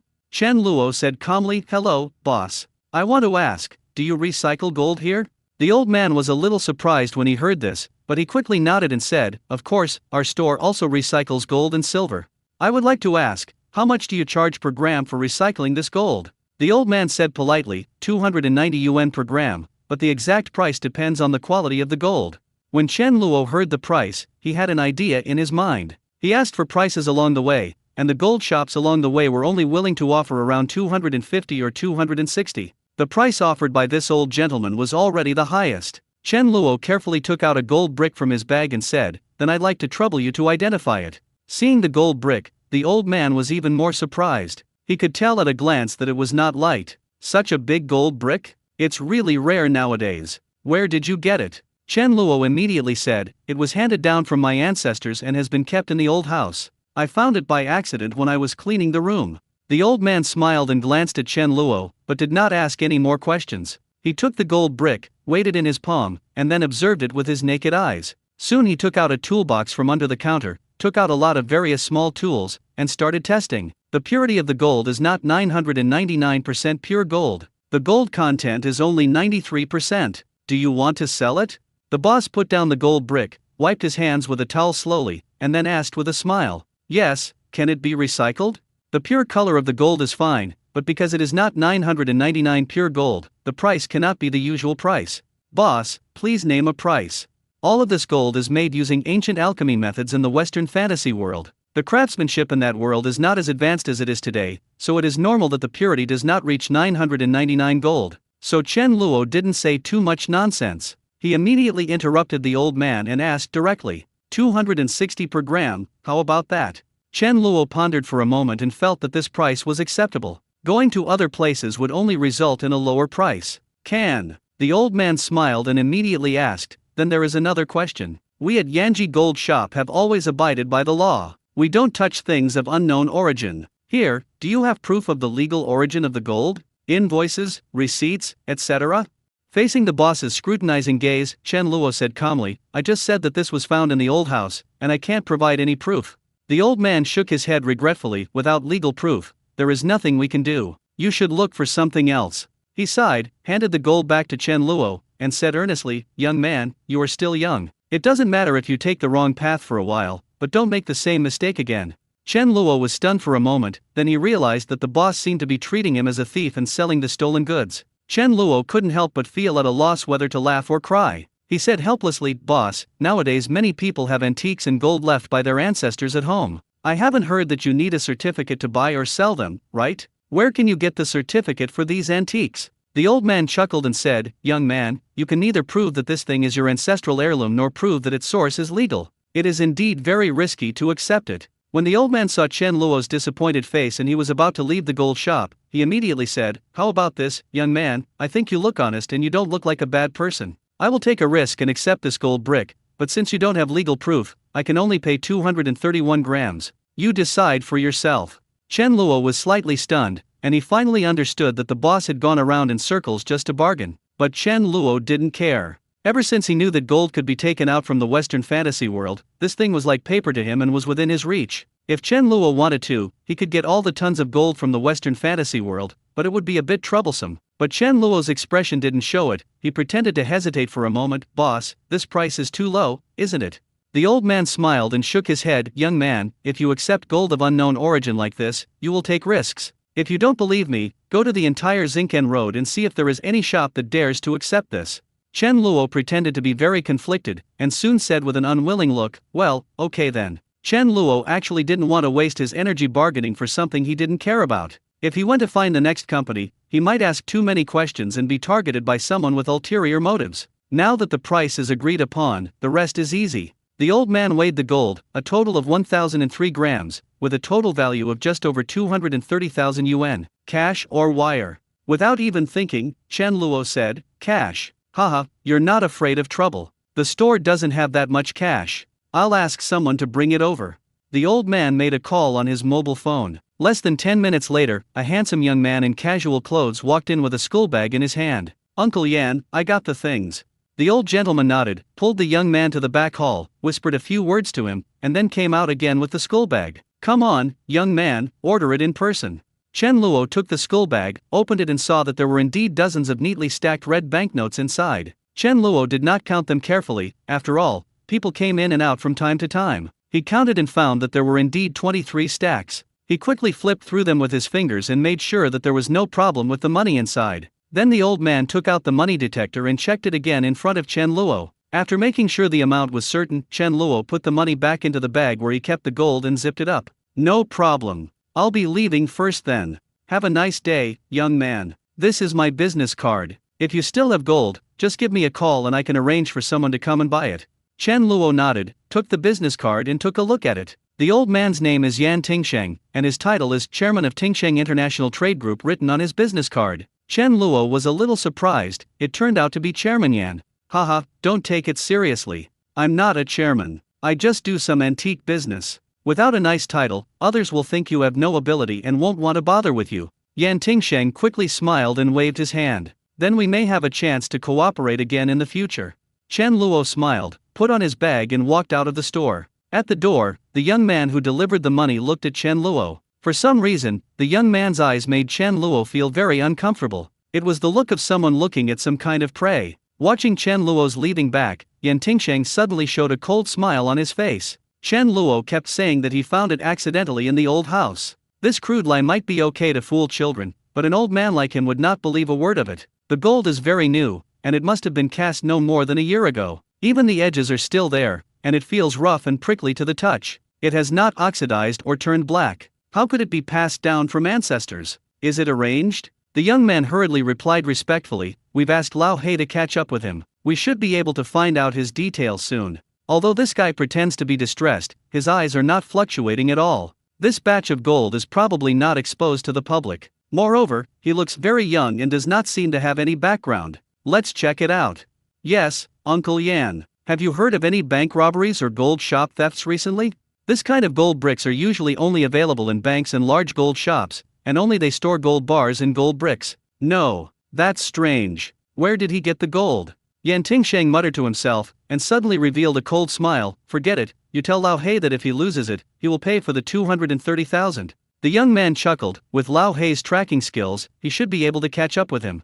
At this time, Chen Luo left Xingken Road and went to the bank to deposit the money into the card. He then went to several other districts and found 4 places that purchased gold, and sold the remaining 4 gold bricks. The prices offered by these places were not much different from those of Yanji Gold Shop. However, when Chen Luo said that he did not have his ID card and could not register, the owners of these gold shops looked as if they knew what was going on and tacitly did not ask any more questions, but simply lowered the price again. Chen Luo didn't care. It didn't take much effort anyway, so he would get it for free no matter how much it sold for. At this time, Chen Luo received more than 800,000 yuan and deposited it all in the bank. After earning a huge sum of more than 1 million in one day, Chen Luo's initial excitement had passed because it was too easy and he didn't feel any difficulty at all. However, Chen Luo no longer plans to continue selling gold. There is a total of 1.3 million on the card now, and he has no other expenses. He will not need money for 5 or 6 years. He is now ready to focus all his energy on the Western fantasy world and quickly improve his strength. After all, compared to money, your life is more important. When Chen Luo returned home, it was already past 7 o'clock in the evening. After making dinner, he went straight into the Western fantasy world. At this time, downstairs in Chen Luo's community, a dark-complexioned man saw the lights on the 10th floor light up, and he immediately picked up the phone and dialed. "Uncle Yan, now that we have figured out where that guy lives, what should we do next? Have you figured out what the origin is?" He lived in an ordinary residential area that looked quite old, so he probably didn't have any background. However, he had more than 1 gold brick. After he left the store, he went to 4 different places and sold about 4 more gold bricks. He then went to a bank and probably deposited all the money he made. "Oh, Haha, I guessed right, this guy probably has a lot of gold. Keep a close eye on him and find out his identity in the next few days. Yes, Uncle Yan, but this guy is very alert. The first time I followed him, I was almost discovered by him. Later, I was afraid of problems, so I asked Gangzi to follow him for me. As a result, Gangzi also said that he was discovered, so I asked another brother to follow him, and he was not discovered. Then be careful, don't let this piece of fat fly away. I see. Chen Luo didn't know that he had been targeted. He was above the endless sea at this time, thinking about how to enrich the species in the ocean. One day passed in his reality, and in the Western fantasy world, it was already 100 years later. Just as he expected, the super-electric eels became the new overlords of the ocean, and no creature could match them. With the high-voltage electricity released by the super-electric eels at this time, I am afraid that no marine life that can challenge them will be born for a long time. Chen Luo pondered. Such a monopoly is not conducive to the ecological balance and the evolution of species. It is necessary to create natural enemies for these super-electric eels. Chen Luo's eyes moved. In that case, he thought, let's just do something bigger. Chen Luo waved his hand, and the Hunyuan pen in Genesis appeared in his hand. Dragon. As Chen Luo wrote these two words, he felt that a portion of the vitality in his body was forcibly extracted by the Hunyuan pen. After several gene fusions, Chen Luo could now clearly feel that the amount of vitality that had been taken away was 1 year. Although Chen Luo felt a little distressed, there was nothing he could do. If he waited for the species created by the players to evolve into dragons, it would take who knows how long. So now he can only do it himself and throw the dragon into the Western fantasy world. There are so many legends about dragons, such as the Dragon Quest. The dragon is a giant beast guarding treasures, the dragon is the incarnation of the devil and Satan, and there are also heroic stories of dragon slaying, etc. This also means that there are no dragons in the Western fantasy world, and it seems like it is not a Western fantasy world. Roar! When Chen Luo retracted the Hunyuan pen, a shocking roar of a giant dragon resounded through the heavens and earth, and soon a giant red western dragon with a height of 200 or 300 meters appeared in front of him. It has a ferocious face, a long and thick neck, horns on its head, sharp teeth, and a long tail. It has sharp claws on its powerful limbs, a pair of huge wings like bat wings, and its entire body is covered with scales that emit a metallic glow.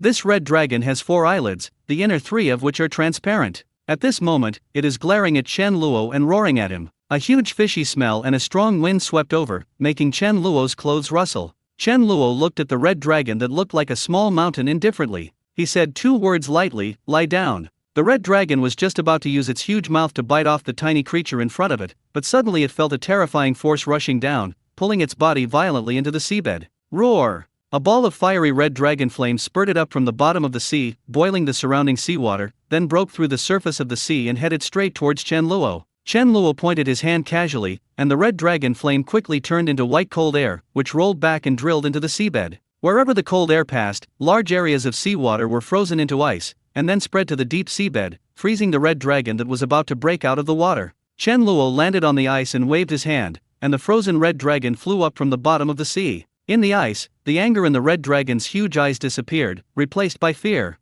At the beginning, it could not feel any power from Chen Luo, but when Chen Luo made a move, it immediately felt a fear from the soul, as if the other party could take its life at any time. The red dragon finally realized that Chen Luo was invincible to it, and its eyes immediately turned into pleading. At this moment, the ice on the red dragon's body suddenly exploded and disappeared in an instant. The red dragon was freed, but he lay obediently on the ice and didn't dare to move, because Chen Luo was slowly walking towards him. Chen Luo was only 1.8 meters tall and could barely reach the red dragon's upper jaw, but the red dragon began to tremble, not knowing what this horrible existence was going to do to him. Chen Luo reached out and touched the red dragon's scales, and began to set the dragon's abilities. Dragons can inherit and use dragon language through blood. They have dragon power that can suppress low-level creatures. When they reach adulthood, they can use dragon language magic. After Chen Luo made the initial settings, he began to make specific classifications of the dragon types and abilities. The golden dragon is the most powerful type of dragon. The breath attack of a black dragon is strong acid, the breath attack of a white dragon is cold air, the breath attack of a red dragon is dragon flame, the breath attack of a blue dragon is lightning, and the breath attack of a green dragon is poison gas.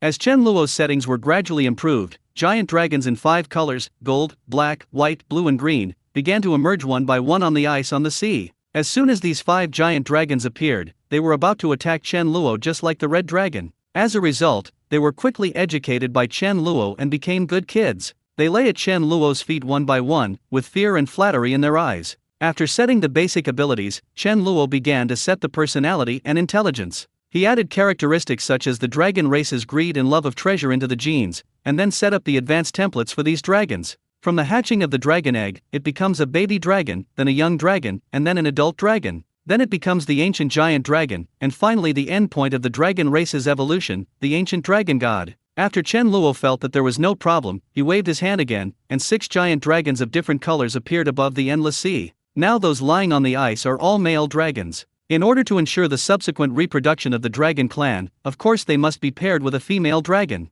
12 giant dragons appeared in the endless sea at the same time. The terrifying dragon powers scared all creatures in the ocean and made them flee in a hurry. Chen Luo thought about it and began to divide the territories among the 6 dragons. The pair of black dragons that could control water were thrown into the endless sea by Chen Luo as the new overlords of the ocean. The red dragon that controlled fire was thrown into the volcanic magma of another continent called Roman. The green dragon was thrown into the eternal night forest of the second continent of Alvin. The white dragon was thrown into the ice and snow continent in the north, and the blue dragon was thrown into the desert environment they liked. As for the most powerful golden dragon, Chen Luo opened up a new island outside the 4 continents, named it Dragon Island, and sent the 2 golden dragons there. These places are relatively far away from the locations of the human and orc tribes, and Chen Luo has given them orders to give top priority to racial reproduction and not to leave their respective territories within 1,000 years. For the next 3 months, which is less than 5 minutes in real time, Chen Luo tested and observed these dragons. After confirming that they were developing according to his settings, he no longer paid attention to the development of the dragon clan. Analyzing the dragon genes. I can't analyze the creatures I created. Chen Luo. What the hell, I spent 1 year of my life creating a dragon and I can't even analyze it. Could you tell me earlier? Chen Luo was so depressed that he almost vomited blood. Chen Luo sighed. Now that things have come to this, there is no point in regretting. He can only wait and see if other species will have the chance to evolve into dragons in the future. He reluctantly returned to the endless sea and began to work on his next plan. Now we have the giant dragons at the top of the food chain and the super electric eels at the low end, but we are still missing a large number of mid-range species. Chen Luo thought about it and decided to create a monster. Chen Luo stretched out his hand, and a dagger appeared out of thin air in his hand. Then he cut his wrist. The sharp dagger instantly cut a long gash, and a large amount of golden blood gushed out and fell into the endless sea. When Chen Luo felt that it was almost time, he threw away the dagger, reached out and wiped his wrist. Then he saw that the wound on his wrist healed quickly, and not even a scar could be seen. Chen Luo closed his eyes and began to sense the golden blood falling into the sea. With a thought, all the golden blood decomposed into cells, and then the cells decomposed into divine genes, which were integrated into thousands of marine creatures in the ocean. At this moment, the sea seemed to be boiling, extremely lively. A large number of marine creatures that had integrated the genes of the gods began to mutate and evolve, and many large creatures began to appear in the sea. They were called sea monsters. There are terrifying giant sharks, octopus monsters with countless tentacles, and poisonous jellyfish, but what they have in common is that each of them is extremely large, with the smallest being tens of meters long. What's worse, some have developed mutated abilities. Some can release ice or fire, some can control lightning, some can control temperature, and some have abnormally hard bodies. When Chen Luo saw the changes in the ocean, he couldn't help but nodded with satisfaction. After tens of thousands of years of development and evolution, the number of species in the ocean has reached tens of thousands. Chen Luo didn't have the time to analyze their genes one by one, so he could only screen them by casting a wide net. Those with evolutionary potential will naturally become stronger after integrating the genes of the descendants of gods. Those without growth potential will not see much change. It now appears that at least thousands of these marine organisms have the potential to grow. Chen Luo stayed in the endless sea for another month and witnessed the birth of countless powerful monsters with the genes of gods. In this way, the ecosystem in the ocean is complete. However, these magical beasts are currently completely irresistible to ordinary humans and orcs. Even a bloodline warrior who has unlocked the first-level gene lock may not be able to deal with a mid-level magical beast. Moreover, these magical beasts will give birth to a large number of tribes, and can also devour the divine genes of different magical beasts to evolve. If nothing unexpected happens, in less than 100 years, the monsters in the ocean will be so powerful that neither humans nor orcs will be able to contend with them. We should stop worrying about the oceans for now. Let them evolve for a while. It's time to go check out the other continents.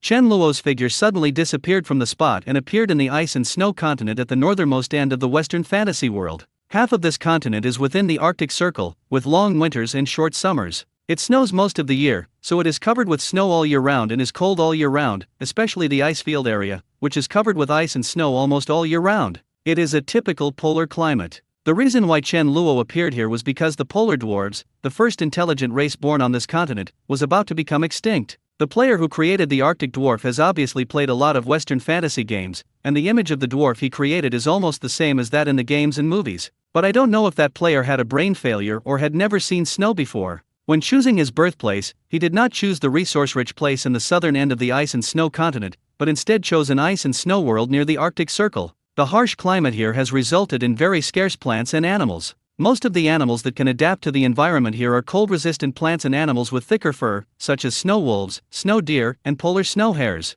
But the newborn race of polar dwarves was in a miserable situation. They were born in this extreme environment and had not adapted to the harsh climate here at all. So, on the day they were created, there were only 101 polar dwarves in total, and 15 of them were frozen to death, accounting for nearly 1/7 of the total population. And that unlucky player was on the list of 15 people who were frozen to death. At this time, the dwarves' tenacious and strong racial character came into play. They quickly elected a dwarf named Teclin as their leader, who led them to survive the difficult life in the ice and snow world. But the climate here is bad and the environment is harsh, and the polar dwarves are basically struggling on the brink of death. They have to face darkness that lasts for months or even half a year, withstand severe cold and blizzards of dozens of degrees below zero, rush in the turbulent sea in summer, struggle on the drifting ice floes in winter, and fight for their lives with the huge whales in the Arctic Ocean with only a small boat and simple tools. Using a spear or even bare hands to fight against the polar bear, the most ferocious animal in the ice and snow world. If the warriors who go out hunting fail to catch prey, the entire tribe will starve to death.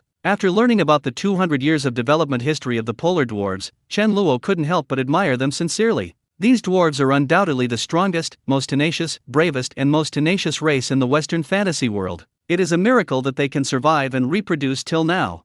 Chen Luo also lamented at the stubbornness of the dwarves, who were as hard as stone, because they had never thought of going all the way south to explore an environment more suitable for their survival. Some polar dwarves once proposed to look for a new home in the south, but this was rejected by the vast majority of the tribe. Most of them believed that this place was the birthplace of the dwarves and that their ancestral land should not be abandoned. It is precisely because of this stubbornness that the polar dwarves have a population of less than 300 people even after more than 200 years since their birth. In addition to the harsh environment of the ice and snow world, dwarves are considered semi-immortal species and have a long lifespan, and can live up to over 400 years old. A common shortcoming of the immortal races is their relatively low fertility, which has made it difficult for the polar dwarves to prosper. But now the polar dwarves are facing a catastrophe, and the cause is still all because of Chen Luo. Plants are difficult to survive in the northern part of the ice and snow continent, and agriculture cannot be developed, so the polar dwarves can only survive by hunting and fishing. However, land animals are scarce, and their main food source is still the various fish in the ice sea. A month ago, Chen Luo made a large-scale transformation of the ocean ecology, making the ocean the strongest existence in the Western fantasy world. A large number of marine monsters began to develop a sense of territory and started to open up their own territories in the ocean. They began to spread from the endless sea to the surrounding oceans. Among them were many magical beasts that had awakened ice-related abilities and came to the frozen ocean where the ice and snow continent was located. This place is difficult for ordinary monsters and humans to survive, but for these monsters, it is like a fish in water and is the most suitable place. The polar dwarves, who knew nothing about this situation, ran into trouble when they went out to sea to fish. These monsters will naturally ruthlessly destroy the enemies that invade their territory. When the first monster appeared, a dwarf fishing team of more than 10 people was wiped out. The polar dwarves are still recklessly seeking revenge for their dead tribesmen, and today they have assembled more than 100 of the tribe's most elite warriors to fight a decisive battle with the giant squid that killed their tribesmen at the edge of the frozen ocean. Odo! Throw the spear! Philly, get away from me and don't block the people behind you.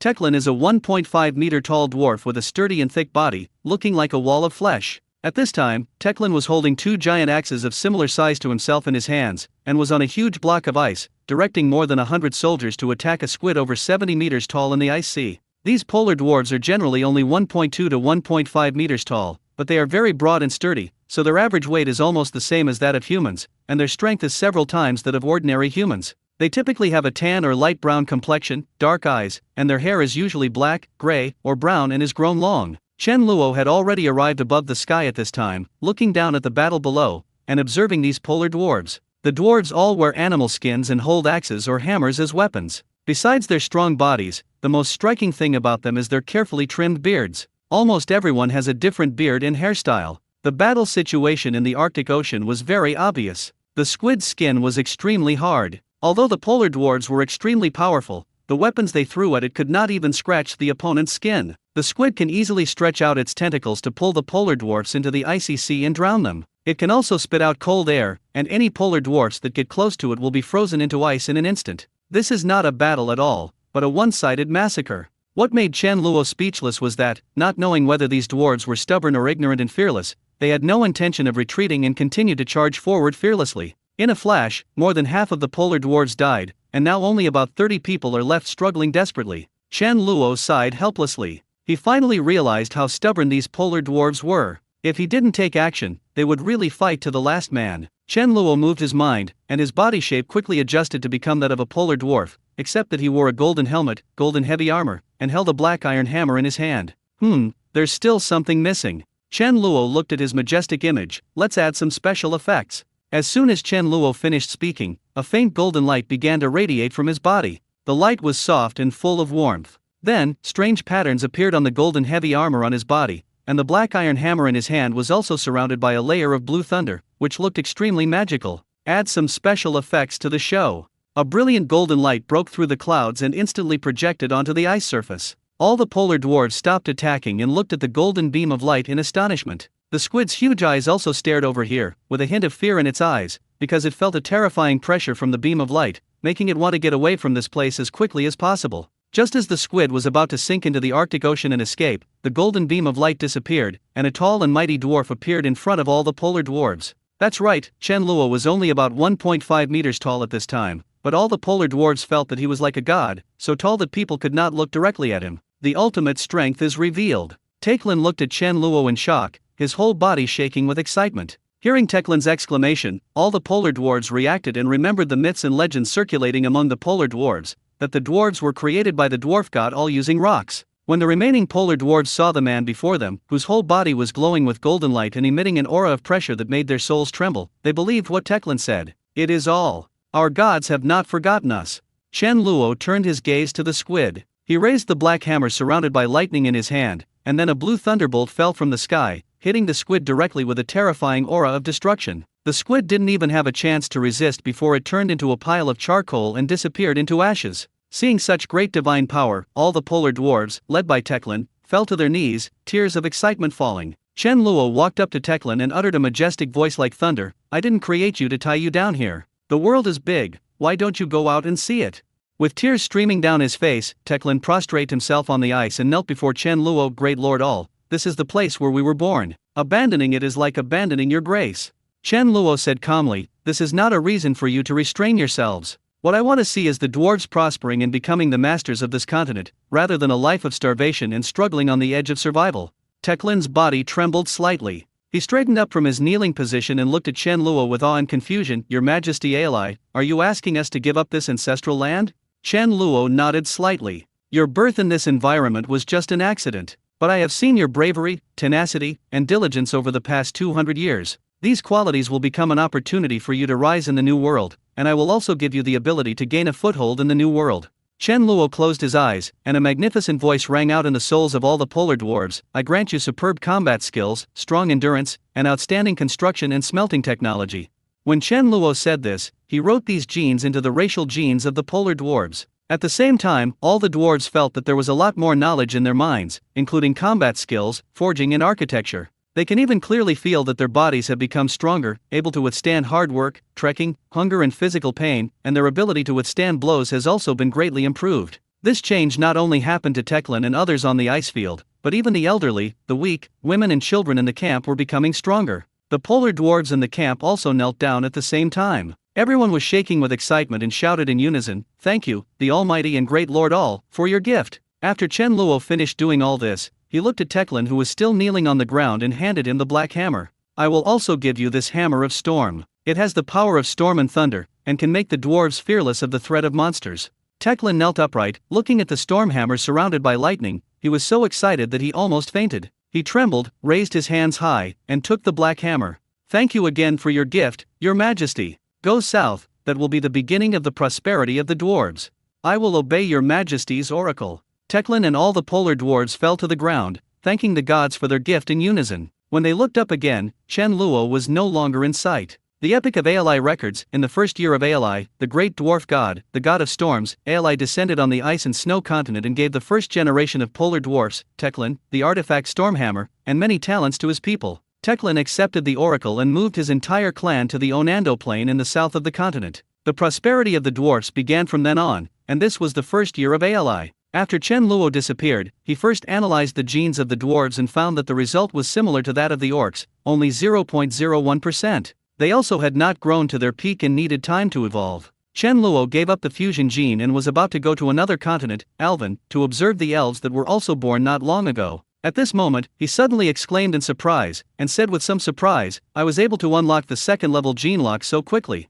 Chen Luo moved and arrived at the imperial capital. At this time, the royal city was in chaos. Human soldiers from two different camps were engaged in street fighting, killing each other fiercely. Chen Luo looked towards the direction of the palace. There was a lot of noise in that place, and lights of various colors burst out from time to time. Chen Luo traced back the history of the human race and quickly figured out what had happened during the period he had not paid attention to. In the 77th year of the Great Xia calendar, after Shang Tang's life as a stud in Kaluo City ended, he returned to the imperial capital. He did not continue to escape, but instead prepared to fulfill his boast and overthrow Daxia and establish Dashang. Shang Tang also started a live broadcast at this time, and named the room "Witness the Rise of a New Generation of Emperors." Senstime's live broadcast room originally had over 1 million viewers because of the stud incident. Once this eye-catching title came out, it quickly attracted a large number of viewers to come in. Moreover, at this time, when Second Life turned the Marvel Universe into a game world, it had already attracted the attention of major domestic media, and even many major foreign media knew the news.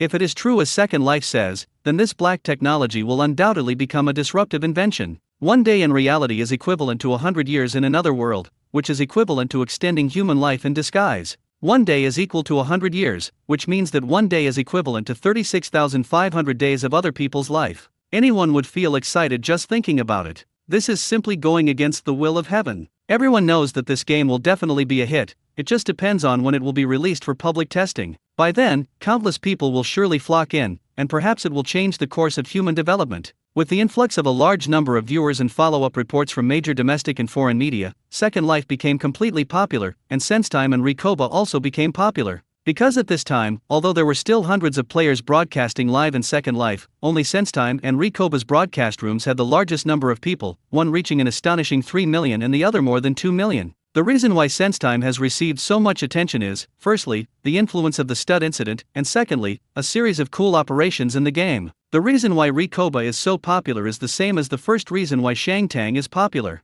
The second reason is that Recoba is now competing for the position of Beast King, which makes many people very curious. After Shang Tang returned to the imperial capital, he first found the wolf who had turned the royal city upside down. The two of them had a common miserable life and a common enemy, so they immediately hit it off and decided to cooperate. At this time, after Daxia experienced Han Fei's tyranny, many nobles and common people had already been secretly dissatisfied. After the second emperor ascended the throne, not only did he not abolish Han Fei's tyranny, but he exploited the people even more severely and invented countless cruel methods of killing to shock people, causing even more dissatisfaction among the people. At this time, Shang Tang secretly spread the news that the royal family intended to kill gods to gain eternal life, which suddenly cast a big question mark on the divine right of kings that the Han family had been shouting all day long. The second emperor adopted the most extreme approach to deal with the various rumors spreading in the royal city. Once discovered, the person would be executed immediately, and even the entire 9 generations of the family would be exterminated. However, it is more difficult to stop the people from speaking than to stop the river from flooding. The second emperor's actions not only failed to produce any effect,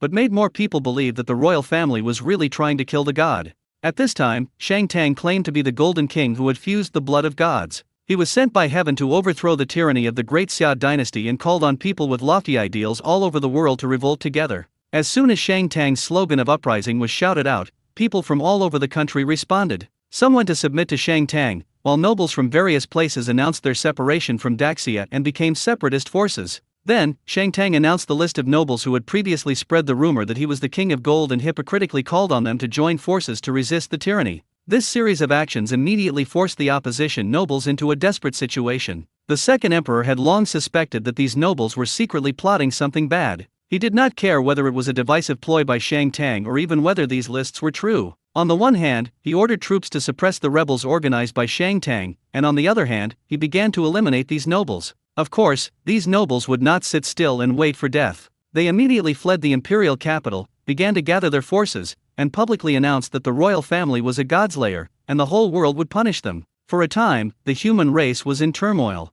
Everyone could see that the great Xia dynasty was about to collapse, and various forces were ready to make a move, all eyeing the supreme throne of the human race. In the 79th year of the Great Xia calendar, various nobles united together, organized an army of 100,000, and launched the first anti-rebellion war. The coalition forces were unstoppable, and cities all over the country surrendered, and they fought their way to the royal city, the imperial capital. The coalition of nobles was at the gate of the city. The second emperor held the sword of judgment and left the city alone with only one sword and no soldiers. Relying on the unparalleled power of the sword of judgment, the second emperor broke into the enemy camp and killed the 7 nobles leading the coalition forces with his sword, and the 100,000-strong army was defeated and fled. Shang Tang seemed to have anticipated this situation, so he did not join the coalition forces in advance. Instead, when the main army was fleeing, he led his troops to support them and gathered the remnants of these nobles. In one fell swoop, he had a military force second only to that of the royal family. After this battle, everyone had a new understanding of the power of the Sword of Judgment, and realized that they could not be defeated as long as the second generation possessed the Sword of Judgment. Over the next 3 years, the second emperor purged all opposition forces in the royal city, united the internal forces, and then personally led his army to conquer the separatist nobles and recover the lost territories one by one. During this period, all the nobles, Shang Tang, and orcs sent people to steal the Sword of Judgment. But the second generation never let go of the sword, and even held it in his arms while sleeping, resulting in the fact that none of the people he sent out survived. In the 83rd year of the Xia calendar, Shang Tang watched as the second emperor had recovered most of the territory and his army was targeting his own Shang kingdom, so he took the initiative and launched the second war to suppress the rebellion. Both sides gathered hundreds of thousands of troops and fought a decisive battle under the vast mountains. The war lasted for 1 day and 1 night, with more than 80,000 casualties on both sides. Shang Tang and the second emperor fought on the battlefield, but Shang Tang was ultimately defeated by the Sword of Judgment. Just when he was about to be defeated, Yanashilang launched a sneak attack and severely injured the second emperor. But he was also injured by the Sword of Judgment and fled the battlefield with Shang Tang. No one gained the upper hand in the second rebellion battle, which ended in a draw. Daxia and Dasan divided the world into 2 and entered a brief peace. After the war, Shang Tang felt the divine power in the Judgment Sword up close. He integrated the divine power remaining in his body with the divine blood in his body, unlocked the first order gene lock, and his strength increased by leaps and bounds. In the 85th year of the Xia calendar, Shang Tang went to the imperial capital alone and fought with the second emperor in the palace. In the end, Shang Tang was no match for the might of the magic sword and fled with serious injuries. The ministers of the Shang dynasty advised Shang Tang not to act so bravely and put himself in danger. Shang Tang smiled without saying anything. After recovering from his injuries, he began to make a breakthrough with all his strength. In the 90th year of the Great Xia calendar, Shang Tang once again realized the divine power of judgment, and his strength was raised to the peak of the first level. He launched the third anti-rebellion war across the country. Only then did people realize that Shang Tang was willing to take risks in order to improve his strength and achieve a breakthrough. Not only were the human race shocked by Sensteim's courage, but the audience in the live broadcast room were also amazed. This time, they also witnessed with their own eyes how Shang Tang grew from an ordinary person to the founding monarch of the Shang dynasty step by step with his courage. At this time, the number of people in Sensteim's live broadcast room had exceeded 5 million, breaking Han Fei's record during the live broadcast. Was my prediction a god's prediction? This brother really has the potential to become an emperor. Looks like he'll succeed this time. This brother Shang Tang is also a ruthless person. He uses the enemy's sword to improve his strength. How terrible. It seems that brother Shang Tang is about to fulfill his boast. Emperor Han, have you seen this? Your great Xia dynasty is likely to perish in the second generation. How do you feel about this online interview? I am Emperor Han. I am going to launch the game in public beta and establish the great Xia dynasty again. I need some money to recruit soldiers. Please give me 5,000 yuan. I will overthrow the great Shang dynasty and make you the vice emperor. Do you understand history? If you want to establish a country, you should establish the great Zhou dynasty. That way you will have a chance. Oh my god, it's trending on the internet. Just as they were madly teasing Han Fei and praising Shang Tang on the barrage, they realized that the top trending search now had become the battle between Xia and Shang, who will be the final champion. Now, after several days of overwhelming coverage, Second Life is almost known to everyone, and many fans know what it means at a glance. And now everyone knows that Second Life is 100% realistic, and the fighting on the battlefield is extremely real. The first epic war between humans and orcs, as well as the first and second rebellion wars, all showed the cruel scenes of the battlefield. Modern people have never seen such a real battlefield. At most, they have seen it in TV and movies, but most of them are made with special effects, which is not as real as Second Life. As a result, more and more people flocked into Sensteim's live broadcast room, witnessing this thrilling war of dynasty change as if they were watching a Hollywood blockbuster. Over the past decade, both nobles and commoners in the Great Xia dynasty lived under the tyranny of the second emperor, but they had to submit because they were intimidated by his personal military power. Compared with the second emperor, the Shang dynasty not only abolished all harsh laws, but also implemented a policy of light taxes and levies and allowing the people to rest. People all over the world praised the kindness of the Shang king. When they learned that Shang Tang was leading his army to attack again, they followed the enemy wherever he went and reached the royal city without bloodshed. Shang Tang did not want to start another killing, so he made an agreement with the second emperor that they would have one more battle to decide the fate of the world. The second emperor was full of confidence in the magic sword in his hand and agreed immediately. This shocking battle was so intense that it lasted for half a day. The audience saw the sword energy bursting out from the sword of judgment flying everywhere, cutting the city wall that was tens of meters high into two pieces. Then we saw Shang Tang, whose whole body was radiating golden light, like a Super Saiyan. He took the sword energy with his bare hands, and then punched the second generation. The huge force created a huge pit with a diameter of more than 10 meters in the ground. When the battle was over, the ground looked like it had been plowed, turned upside down, and was a mess.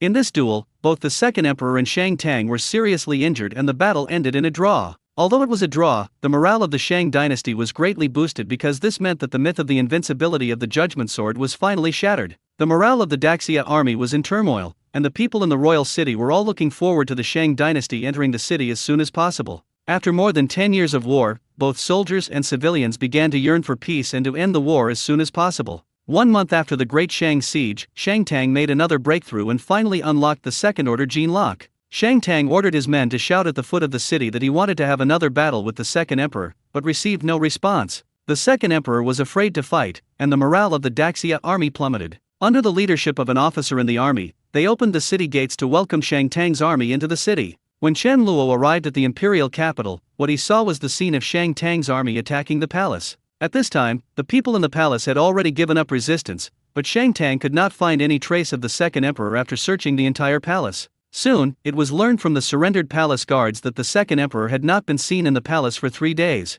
Shang Tang immediately realized that the second emperor had actually slipped away when he saw that the situation was not good. Shang Tang was furious and immediately ordered a search for the second emperor in the palace and throughout the city. Of course, in the end, they found nothing, and only found a secret passage in the palace leading out of the city. At this time, everyone understood that Emperor Xia Tu had escaped 3 days ago. Shang Tang didn't care about the life or death of Xia Tu, but he was very depressed about the loss of the Sword of Judgment. Shang Tang had fought against the Sword of Judgment several times and knew how terrifying the sword was. The second emperor did not even unleash 1% of the power of the sword. If he could master that magic sword, he couldn't guarantee to unleash all its power, but he could at least do 10% of it. Even if it was only 10%, Shang Tang felt that he would be invincible in this world, and even destroying the orcs and unifying the Yani continent would be no problem. The history of the Great Shang dynasty records, the second king of the Great Xia dynasty, Hanyu, was licentious and cruel, aggressive, plundered the people's wealth, and attempted to kill the gods, and was abandoned by the gods. The gods chose the king of gold Shang Tang, gave him divine blood, raised a benevolent army, overthrew the tyranny of the second king, and established the Great Shang dynasty. The second king took the judgment sword and disappeared. The king of gold searched the world but could not find it. The dynasty change came to an end, and Senstime became the ultimate winner, causing excitement among the audience in the live broadcast room. This game is not only incredibly realistic, but also challenging and interesting. Players can establish a country, but it can also be overthrown by other players. No one can guarantee that his dynasty will last forever. This also means that each of them has the opportunity to experience the life of a founding emperor on the battlefield. Just as Senstime began to clean up the mess at home and stabilize the situation, everyone in the live broadcast room shouted together, "Brother Shang Tang, Boss Lei is leading his troops to attack the human race. Shameless orc, how dare you take advantage of others' misfortune? Boss Lei is causing trouble again. I've known for a long time that Rikoba would not be content with being alone. He is still an orc player after all. Is the battlefield of dynasty change going to become a battlefield for the unification of the continent?"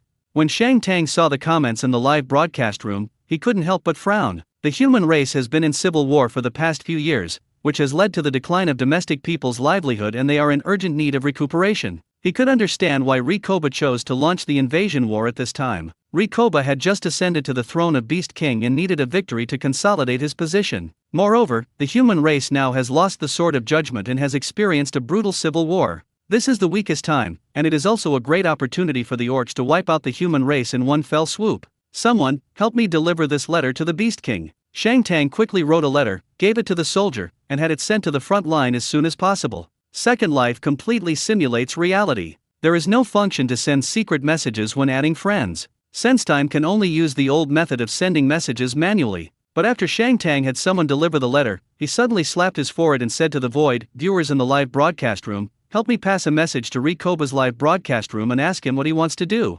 Everyone in the live broadcast room was stunned for a moment, then they realized that there was no delay when they were watching the Western fantasy world in reality. As long as they passed the message over and came back here, it would only take a few seconds, which was much faster than running here. This actually made the audience in the live broadcast room feel very magical, because the time ratio between the game and reality is 1 day to 100 years. Even if 1 second passed for them outside, almost 10 hours would pass in the Western fantasy world. But these two worlds can be synchronized, and the text content they send can be seen in real time in the game world. This left everyone puzzled and sparked a lot of discussion, becoming an unsolved mystery to this day, just like the origin of the mysterious gaming company. At this time, as the 300,000 orc army led by Rikoba approached the human territory, the number of people in the live broadcast room began to increase exponentially. In just 1 hour, the number reached 3 million. This number is still fluctuating. Some viewers saw the movement here and ran to SenseTime's live broadcast room to report the news. There were also people who observed the movements of the human race and went to tell Rikoba about it. Unlike the first epic war, Rikoba is a player, and he has strong leadership skills. Coupled with a series of cool operations, he has attracted a lot of fans. It was not like the first time, when everyone supported the human race. The King of Gold is here to propose marriage. The idiot upstairs is clearly asking a question. It's just a marriage proposal. I'm just asking you, Boss Lei, whether you will marry me or not. If you two are together, it will be a great opportunity to unify the continent for eternity.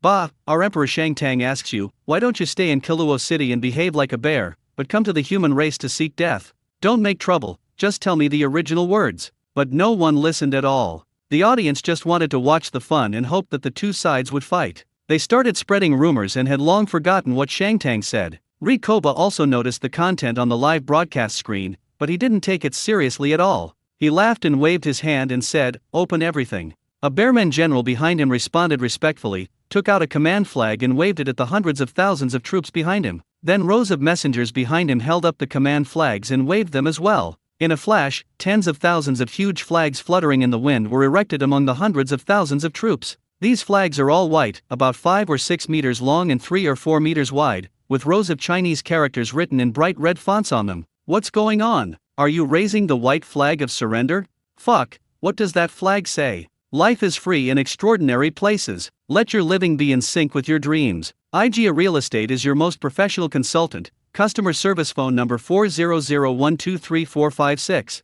What did I see? What did I see? Oh my god, he's advertising in the game. I'm already kneeling, Boss Lei, please accept my humble greeting. I've seen flirty ones, but I've never seen one as flirty as this. Boss Lei, you're obviously from the Fox tribe, right? When hundreds of thousands of orc troops unfurled their flags, the advertising slogans and customer service phone number of IGA Real Estate appeared on them. 10,000 advertising flags fluttered in the wind, creating a spectacular sight that attracted everyone's attention. Millions of viewers in the live broadcast room were stunned by Rikoba's amazing performance. So, he mobilized hundreds of thousands of troops to attack the human race just to make a big noise, attract attention, and advertise. What else can I say? Nothing can express my emotions except shouting 6,666. Mr. Lei is probably the boss or major shareholder of IGA Real Estate, otherwise why would he work so hard? We'll know if we check. Boss Lei has left his customer service phone number. Let's go and tease his customer service.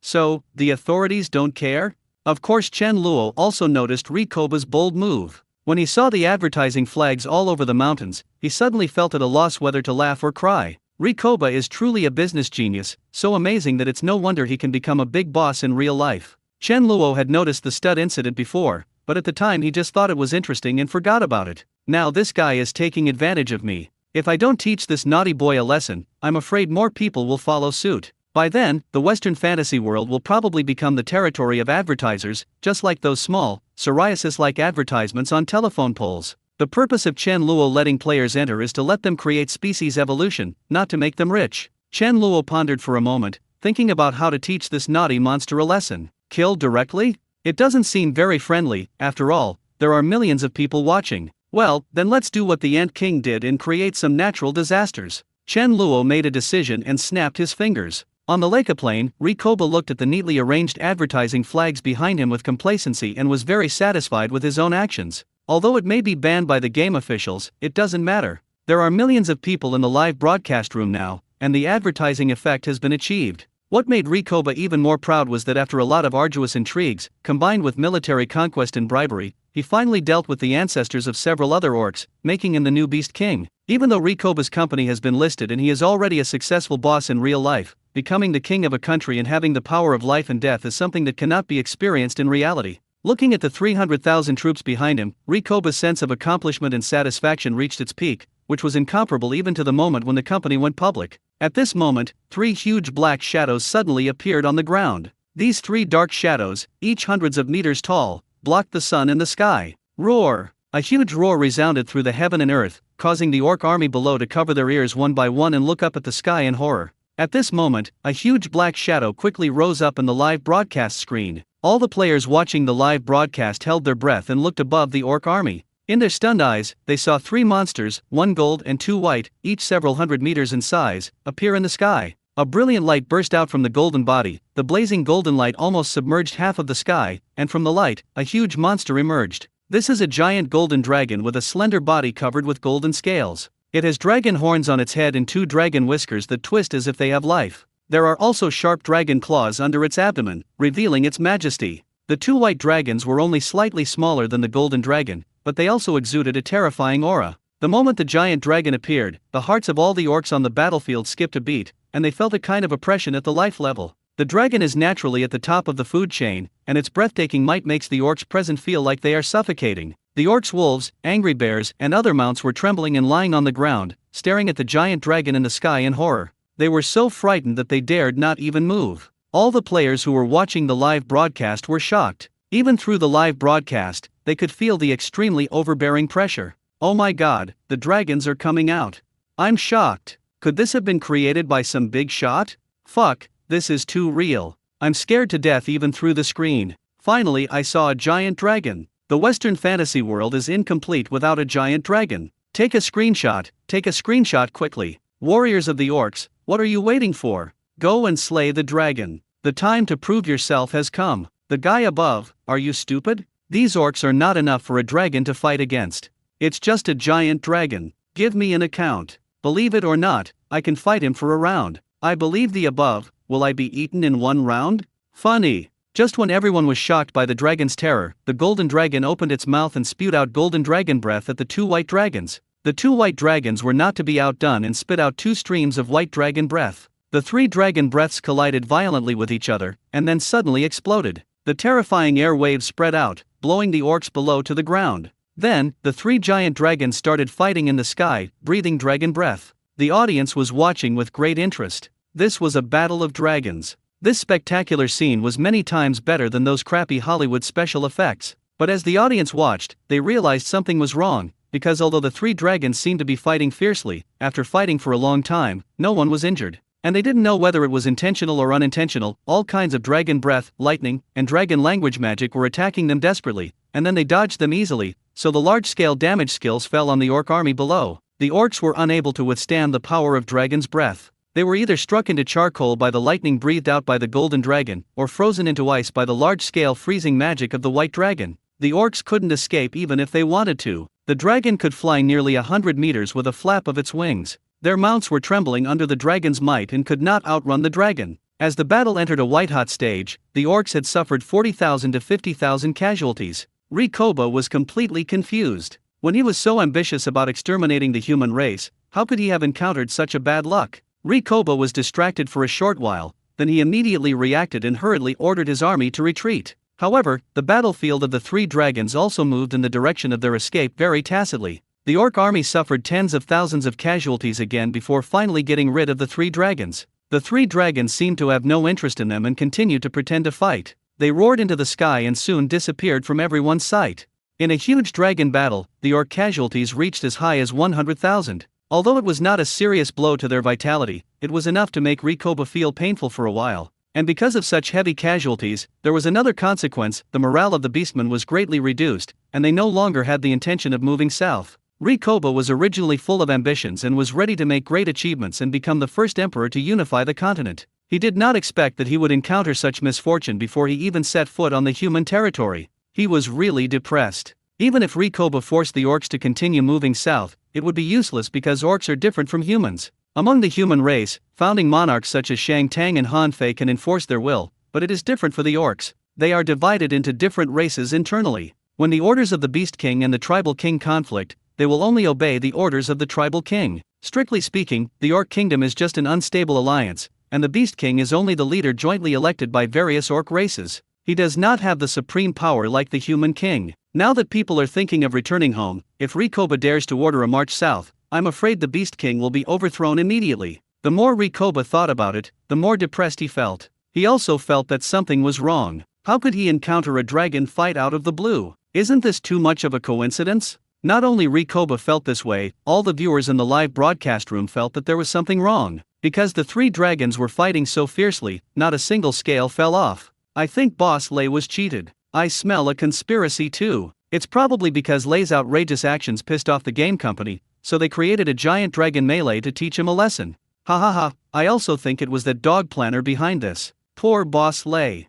You deserve it. Let's see if you, a bear, dare to attack us humans again. Not to mention the depressed Rikoba, Shang Tang was gathering all the human forces at this time to prepare to fight against the orc army. However, at this time he discovered the content and screenshots that the audience in the live broadcast room were swiping the screen. He then learned that Rikoba had returned with his army due to the dragon attack. Shang Tang was stunned. The game screenshots certainly couldn't be faked, but he had been cheated by the audience in the live broadcast room last time, so he didn't dare to believe it easily. Shang Tang was finally relieved after he sent his men to the border to confirm that the orcs had indeed retreated. After years of war, the human race had suffered greatly, and Shang Tang was unwilling to start a new war unless it was absolutely necessary. The history of the Great Shang Dynasty records, in the first year of the Great Shang Dynasty, the orcs mobilized 300,000 troops in their tribe, hoping to take advantage of the civil strife of the human race to destroy the human race and unify the continent. The human race was blessed by the gods, and the orc army was attacked by a giant dragon before it entered the country, and returned with heavy casualties. Of course, the historians of the orcs do not recognize this history. They say that the 11th generation Beast King was Rikoba, who helped his best friend to destroy the gods-killing Daxia royal family, not to destroy the human race. Moreover, the orc coalition was not attacked by the dragons, but was innocently affected by the dragon melee. Human historians naturally scoffed at this, and the two sides argued for decades, and finally each side wrote its own position into the history of the two races. After Chen Luo taught the skin monster Rikoba a lesson, he returned to the real world and began to analyze Shang Tang's genes. Human race, primary life form, has not yet evolved to the peak of the race, has unlocked the second-order gene lock, and can currently produce 0.5% of the genes of the descendants of gods. Evaluation, ordinary. When Chen Luo heard the prompt, he couldn't help but feel happy. Shang Tang did not disappoint him. The value increased from 0.05% to 0.5%. The value provided by a creature that unlocked the second-level gene lock was too high. Chen Luo soon became conflicted. He was considering whether or not to integrate Shang Tang's genes right now. Shang Tang has both talent and courage, and perhaps he will have a chance to go further. If they fuse now, even if he unlocks the third-order gene lock at that time, they will not be able to fuse. Chen Luo hesitated for a moment, and then made a decision quickly. Fusion genes.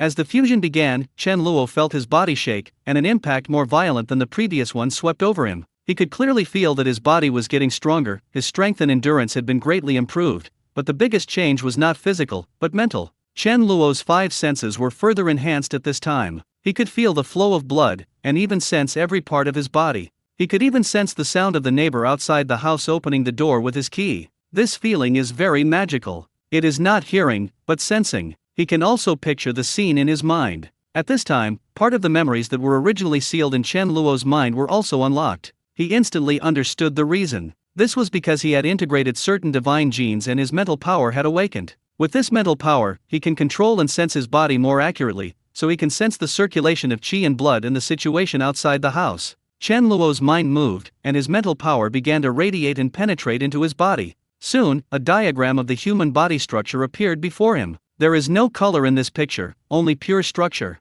This is exactly Chen Luo's body structure. He can sense data such as the thickness of his skin, the length of his bones, the size of his internal organs, etc. However, his current mental power is too weak and cannot be refined to the level of cell structure. As his mental power becomes stronger, he can further adjust cells and even genes to enhance his superpowers. Just like what he did in the Western fantasy world, he decomposed his blood into cells, and then decomposed the cells into divine genes. In the Western fantasy world, this can be accomplished with just a thought, but in reality, if you want to achieve this, you have no chance unless you reach level 5. At this time, feeling a strong sense of hunger came over him. Chen Luo walked to the refrigerator, took out some food and started eating. While eating, he stretched out his right hand and released a flash of lightning. Sizzle! A blue thunderbolt suddenly exploded. Not only was the color darker than when Chen Luo first released it, but it also looked and felt completely different. If the first time was a small flame, this time it was a torch, both its quality and duration doubled. Chen Luo looked at the electric light in his hand excitedly and casually tapped it on a wooden chair beside him.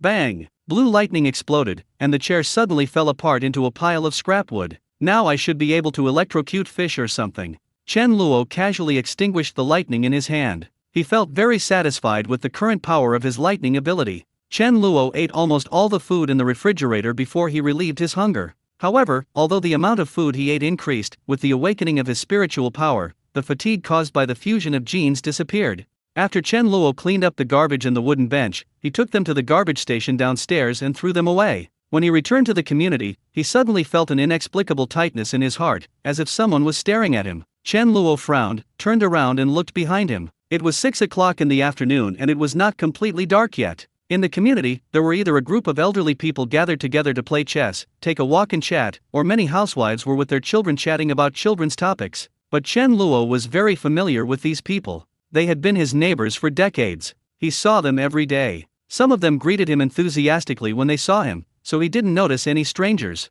Chen Luo searched for a moment, then quickly turned around and continued walking towards the elevator as if nothing had happened. At this moment, Chen Luo's face turned gloomy. His mental power was awakened at this time, and his sensing ability was greatly enhanced. The feeling of being stared at was definitely not wrong, but he just couldn't find anyone suspicious. Then there is only one possibility left, that is, the other party is hiding in the distance and observing him, using a telescope or something like that. When Chen Luo entered the elevator and the feeling disappeared, he was convinced that someone was secretly monitoring him. After Chen Luo returned home, he frowned and began to think about what went wrong. When he was selling the account, he wore a mask and glasses and was very careful not to reveal any traces. So the only thing that could go wrong was when he sold the gold bricks. Chen Luo recalled that when he was selling gold bricks yesterday, someone did follow him for a while, but soon the person changed direction. He thought they were going the same way and didn't take it to heart. Now he thinks that he was targeted at that time. Chen Luo narrowed his eyes. Most of these people must have seen that there was something wrong with the gold, so they had evil intentions. Chen Luo couldn't help but sigh in his heart. He thought he had been careful enough, but he didn't expect that he was still targeted. It turned out that he was too inexperienced. "You'd better not mess with me." Chen Luo snorted coldly, returned to his room, drew the curtains, and entered the Western fantasy world. Whether it is to solve the Great Terror in the next 3 years, or to solve the person who is coveting gold in front of him, he needs to improve his strength first. It has only been less than 2 months since Chen Luo got the Hunyuan pen, and his life has undergone tremendous changes. He can foresee that as time goes by, he will be fully capable of rewriting his own destiny. The first thing Chen Luo did was to start improving the power system of the Western fantasy world. Shangtang, who unlocked the second-order gene lock, could bring him 0.5% of the divine genes. As long as there were 9 more second-order creatures, he could unlock the first-order gene lock in reality. Therefore, Chen Luo plans to come up with a clear power system as soon as possible so that humans, orcs, dwarves, and monsters all have a direction for evolution. Chen Luo summoned the Hunyuan pen and began to write the power level on a blank piece of paper. According to the order of unlocking the gene locks, Chen Luo named them level 1 to 5, followed by level 6 for Saint, level 7 for Epic, level 8 for Myth, level 9 for Demigod, and level 10 for God. As Chen Luo put pen to paper, this memory was imprinted in the minds of all creatures and players in the Western fantasy world at the same time. Even if other new races were born in the future, this memory would automatically appear in their memories. The emergence of the power system has set the entire Western fantasy world ablaze. All intelligent races, whether they are humans, orcs, or Warcraft, know that the end point of evolution is to become a god. Compared to the reaction of the natives of the Western fantasy world, the players were very calm. They just thought that the game had quietly released a patch and announced the power system. You dog planner, you finally realized that you need to add some game features. That's right. If we can't create a powerful species, we can only start from ordinary humans or orcs. This is too frustrating. Now that this power system has been announced, it should allow us to level up and fight monsters, right? I think the dog planner never thought of doing this before. As a landscape fan, I just want to know when the public beta will start.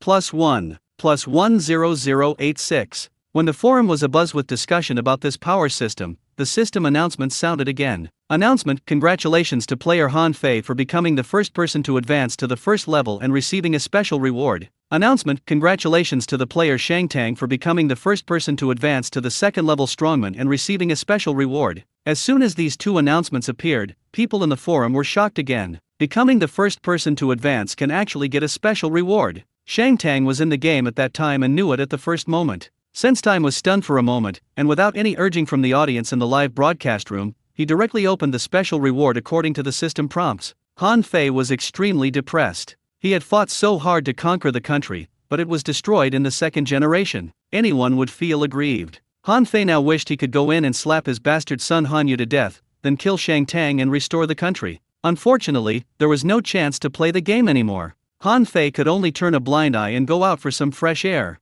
Just at this moment, my best friend Li Shun called. "Where are you? You don't even reply to my WeChat messages." Han Fei heard Li Shun's voice full of excitement, and he couldn't help but ask curiously, walking outside, "What's wrong?" "Second Life has given you a reward, go back and log into the game." Han Fei was stunned for a moment, then turned around and rushed towards home. "What reward, do you know?" Han Fei asked while running and panting. "I don't know. When I was watching the live broadcast just now, I saw a system prompt saying that you are the first person to advance to the first level and there will be special rewards. We contacted you as soon as possible. When you arrive, start the live broadcast immediately. I want to know what the reward is." Han Fei and Li Shun entered the game at the same time, but the race created by Li Shun was eliminated in less than a day, so he has been following Han Fei's live broadcast. "Got it. I'll hang up now." Han Fei hung up the phone and returned home a few minutes later. He turned on his computer, connected the device, and started the live broadcast. As soon as he logged into the game, he saw a prompt pop up. "Congratulations to players for the opportunity to experience Second Life in the Marvel world. The world will be open in 9 days. Please be patient." Millions of viewers in Senstein's live broadcast room saw the same prompt, and their eyes turned red with jealousy. "Boss is awesome, it's the Marvel world again. Oh my god, why didn't I get it? At this moment, my heart is filled with envy and jealousy. Tears. I finally found out that the dog officials wanted to wait 10 days in the beginning. They thought one person was too few, so they planned to throw a few more people in together. That makes sense. Otherwise, why didn't they give me a choice this time and just throw out a Marvel world?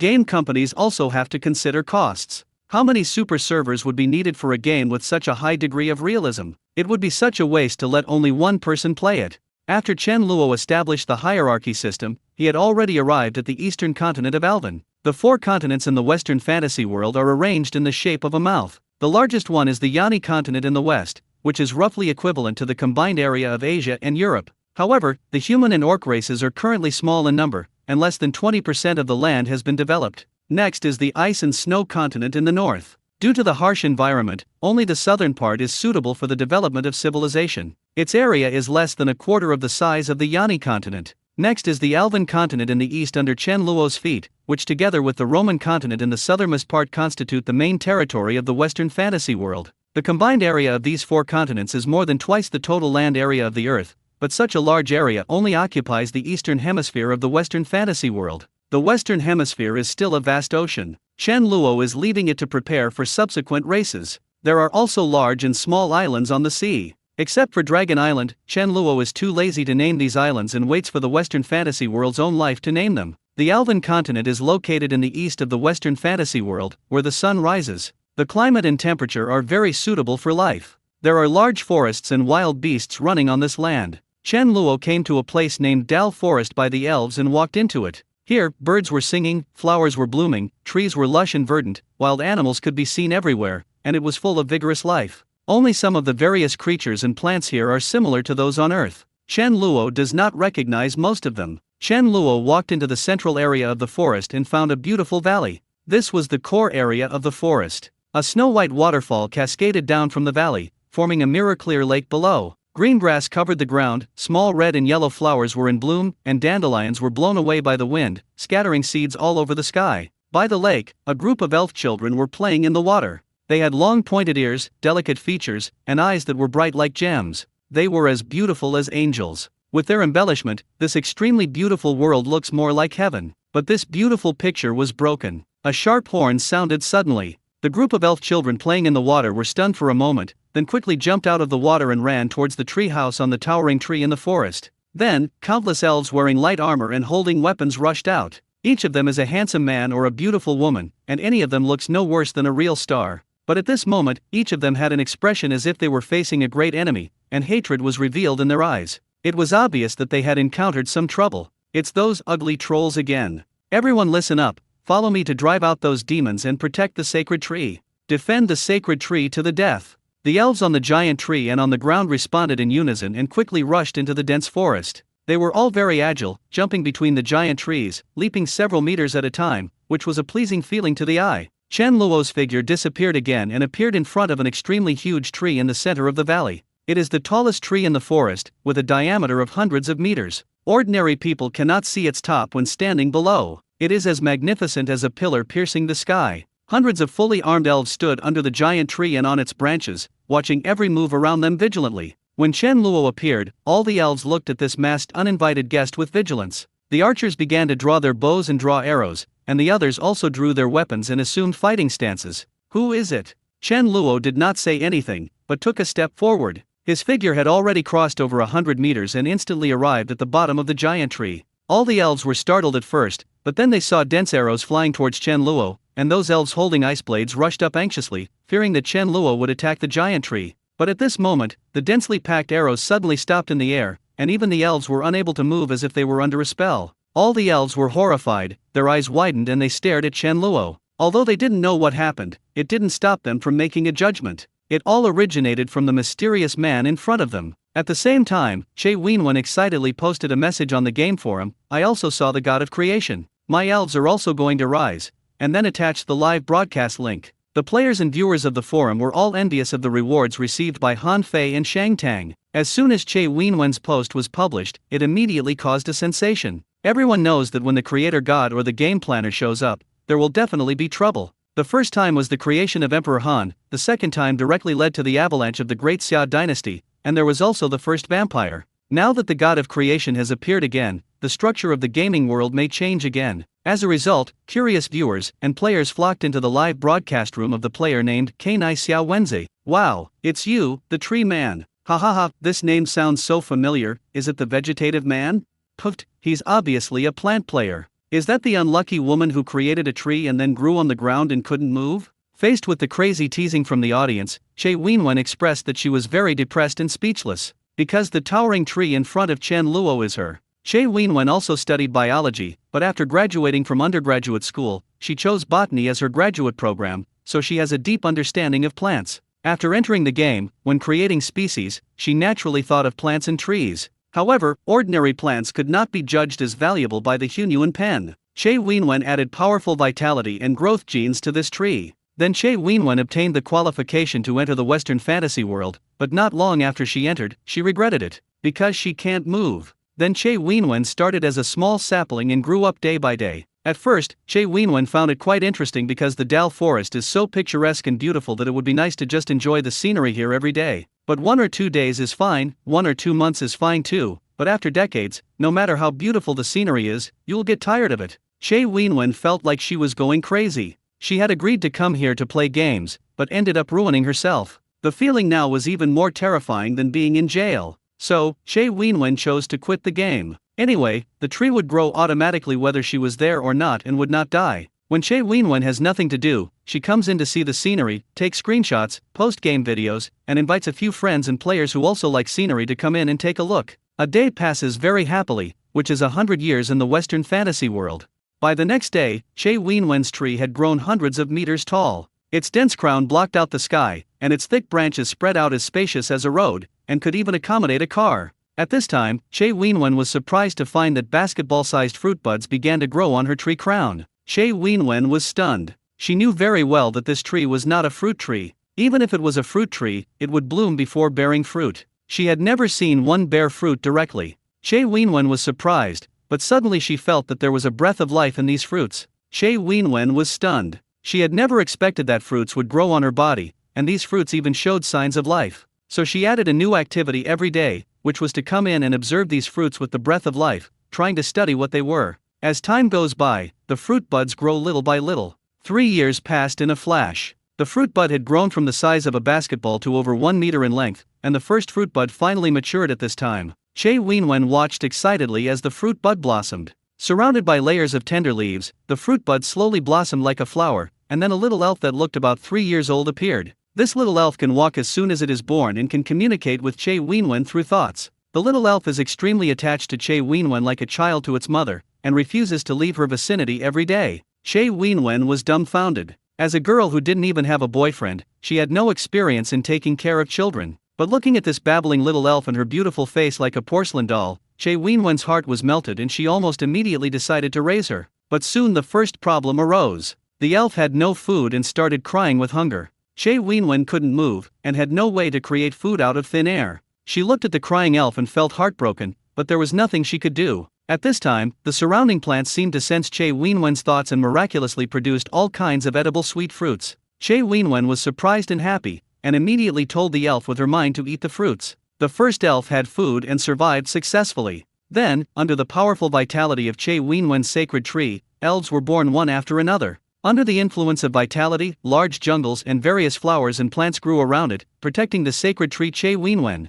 These elves were born from Che Wenwen. They were born with an inseparable connection, and the elves naturally regarded her as their mother. Che Wenwen seemed to have found the fun of her game at this time. She treated these elves as her family and began to teach them how to build houses, how to make clothes, how to make fire, and how to survive and develop in this forest. Of course Che Wenwen doesn't understand so much, but she started a live broadcast, where there are many enthusiastic viewers giving online guidance. If she encounters something she doesn't understand, she can search at any time. Even if you can't find it, you can ask experts, just like the development of Han Fei when he founded the country. But Che Wenwen is just a tree after all, and her perspective is always fixed there, so she can't see the world of elves clearly. In the beginning, many people did come in to watch, and the number once exceeded 100,000. However, when their curiosity was satisfied and they knew what the elves looked like, they left. After all, this place is too dull. Every day I have to watch the elves doing construction. It is far less exciting than the humans and orcs. Che Wenwen didn't care either. Compared to the popularity of the live broadcast room, she was more concerned about the development of the elves.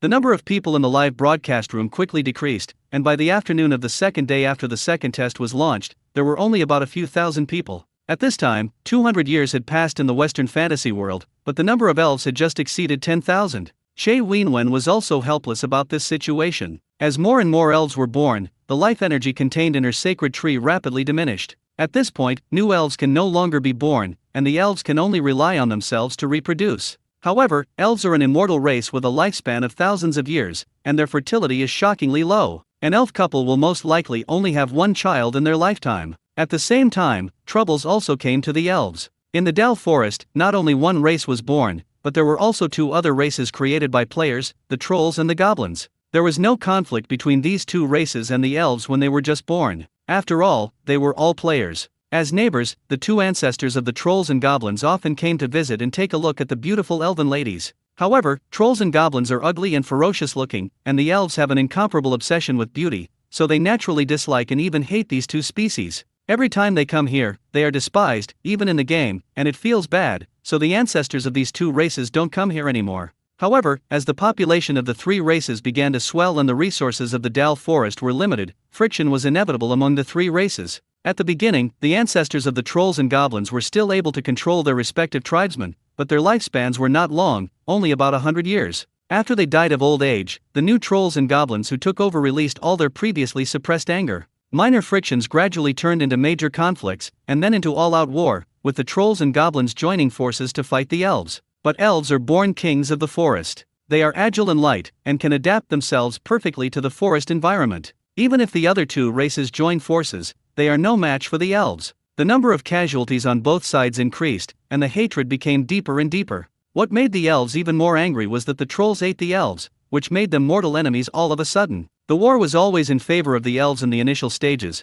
but as time passed, the disadvantage of the elves' low fertility was exposed. The number of elves that died was far greater than the number of elves that were born, which resulted in the number of elves beginning to decrease year by year. In contrast, trolls and goblins have very strong reproductive abilities, especially goblins, which can give birth to up to 3 or 4 children in one litter, and their adult life cycle is also shorter than that of elves. As one side gained strength while the other lost strength, the elf slowly fell into a passive defensive state. In the most recent attack, the trolls and goblins joined forces and fought their way to the sacred tree, the holy land of the elves. The troll priest used voodoo to hit the sacred tree, causing Che Wenwen to fall into a poisoned state. Although the angry elves repelled the attacking trolls and goblins, the sacred tree began to wither day by day, and its vitality rapidly declined. Panic spread among the entire elf clan because the condition of the sacred tree was getting worse day by day. The green leaves on the tree began to turn yellow little by little, and several wounds appeared on the trunk, from which black juice began to flow. This sacred tree of life, which gave birth to countless elves and carried the faith and heritage of the elves, entered into decline. The Elf Council tried every possible way, including looking for an antidote, scraping off the black juice, and even testing the poison on themselves, to find a way to detoxify, but nothing worked. The elves then prostrate themselves in front of the altar every day and prayed to the gods, asking them to save their mother. But what made the elves panic was that the condition of the tree of life not only did not improve, but instead worsened. Every elf can sense that it is gradually dying. As a graduate student in botany, Che Wenwen did not do nothing. She thought of many ways, and the audience in the live broadcast room also helped her find many detoxification methods on the internet for the elves to implement, but none of them worked at all. Che Wenwen was very depressed. If her vitality was strong, she would not be afraid of voodoo at all. However, due to the continuous birth of elves, her vitality was exhausted and she could no longer resist the poison. Or maybe she could bring these voodoos into reality and analyze them with experimental equipment, then she would definitely be able to come up with a solution, but now she could only stand there and stare, watching herself die day by day. The elves became increasingly uneasy, for they could not imagine losing the tree of life. That would cause all the elves to lose their spiritual support. And at this moment, Chen Luo appeared. "Are you the god of creation?" Che Wenwen emitted a spiritual wave through her thoughts. Although she was asking questions, the terrifying pressure emanating from Chen Luo made her soul tremble, and she was almost instantly certain that the existence in front of her could only be the god of creation. Otherwise, she could not imagine what kind of creature had such a terrifying aura. Chen Luo could naturally accept this idea. He said calmly, "Although you created the elves unintentionally, they have great potential and have contributed to enriching the species of this world. As a reward, I will give you two choices. One is to cure your voodoo and give you at least 3,000 years of life. The second choice is to give the elves abilities so that they can better adapt to the development of this world." Che Wenwen couldn't help but feel overjoyed. The voodoo that had troubled her for so long could finally be solved. But she was soon stunned, because the second option provided by Chen Luo made her quite interested. Che Wenwen began to weigh the pros and cons. Even if she was rescued by Chen Luo, the elves would still face pressure from the trolls and goblins, and they would fight to the last man to protect themselves who could not move. This was unacceptable to Che Wenwen. She would rather die than see the elves, who were regarded as children, die one by one in front of her. Anyway, this is just a game. Even if you have a lifespan of 3,000 years, in the end you will still be rooted in the same place and unable to move. It would be better to choose the second one and let the elves grow stronger. When the public beta is launched, she can enter the game and rejoin the elves. Great god of creation, I choose the second one. Chen Luo was a little surprised at Che Wenwen's choice, but he quickly figured out what she was thinking. Che Wenwen realized that she had become an obstacle to the development of the elves, so she chose to sacrifice herself. Although it was just a game and there would be no loss if she died, Che Wenwen made this decision without much thought, which shows that she is a very kind girl. "Great god of creation, can you please help me fight off those trolls and goblins?" Chen Luo's gaze spanned thousands of meters and arrived at the border of the elves' territory. The dense swarm of trolls and goblins below, holding all kinds of crude weapons, rushed towards the elves. For every elf that fell, at least 10 trolls and goblins fell, and the blood on the ground had gathered into small streams. Chen Luo moved his mind, and a green transparent shield silently formed in the sky, covering the entire territory of the elves. All the trolls and goblins that crashed into it were automatically cut in half, except for the elves, who could move freely in and out of this transparent shield. This scene stunned all the races present, and they didn't know what was going on. The leader of the trolls and goblins refused to believe in evil and ordered his men to continue trying to break through the transparent shield, but they were immediately cut in half cleanly by the shield, and even the weapons they stretched out were not spared. On the contrary, the elves were able to move forward and backward freely and were not affected at all. The elves were surprised and happy, and realized that this shield would help them. Under the command of Diana, the Grand Elder of the Elf Council, all the elves retreated back into the shield and began attacking the trolls and goblins outside with bows and arrows. Soon, the trolls and goblins could no longer hold on. Not only were their bodies unable to enter the shield, but even their long-range arrows and thrown stones were blocked outside. They had no way of attacking the elves at all. But the elves can attack them without even aiming, just close their eyes and shoot into the dense crowd. Seeing that the situation was not good, the leaders of the trolls and goblins left behind a large number of corpses and quickly ordered a retreat. Before the elves had time to celebrate their victory or figure out what this green shield was, a guard of the sacred tree came running over and informed them that the sacred tree had been attacked by a powerful enemy and requested immediate assistance. Diana was shocked when she heard this, and immediately led all the elves to rush towards the Tree of Life. This barrier can only last for 3 days. After that, you will need to make a decision for yourself: continue to compete with the trolls and goblins for limited resources here, or develop elsewhere. Che Wenwen immediately sent out a thought: why can't you teach my elves this barrier so that they can have the ability to protect themselves? Chen Luo said calmly, I don't need flowers in a greenhouse. If they rely on this barrier to protect themselves in the future, sooner or later they will be useless. The only way for them to protect themselves is to adapt to the environment and continue to evolve. Che Wenwen was silent. What Chen Luo said was not wrong. Survival of the fittest, this principle is the same everywhere. Protect the Tree of Life. Diana rushed over with thousands of elven warriors, and saw the strange scene of the guards of the sacred tree standing still. Her expression changed slightly, and she immediately shouted and ordered her men to launch an attack. Che Wenwen was startled and quickly sent out a thought: Diana, don't attack, this is the god of creation, not an enemy.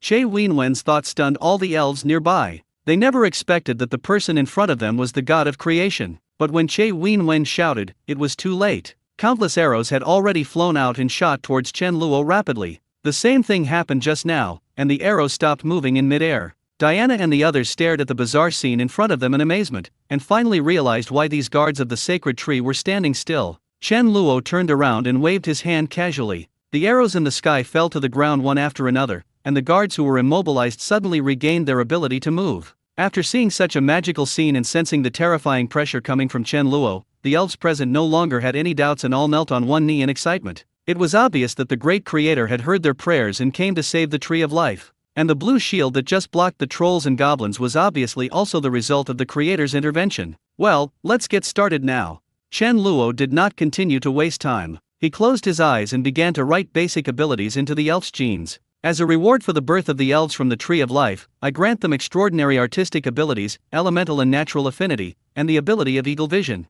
As Chen Luo's voice echoed in the minds of all the elves, these abilities began to be generated. All the elves felt that their mental power had surged. They could sense many more strange elements in the air and could sense the slight thoughts emitted by nearby plants. Their eyes also began to change. They could see farther and more clearly, and even see the antennae of small ants on the leaves. The elves and others didn't know the meaning of the first few abilities, but the second ability, Eagle Eyes, immediately made them understand how terrible this ability was. This is equivalent to making all elves natural archers. Thank you, His Majesty the God of Creation, for your gift. Led by Diana, all the elves began to tremble with excitement. They went from kneeling on one knee to kneeling on both knees in reverence. Your Majesty, the great God of Creation, please heal our sacred Tree of Life. Diana knelt upright, staring at Chen Luo with pleading eyes. As Diana shouted this, all the elves followed suit and begged in unison. Why? You should understand now that the Tree of Life is not indispensable to you. You can grow your tribe by reproducing on your own. Moreover, it has now completed its mission of creating the elves and can no longer help you grow.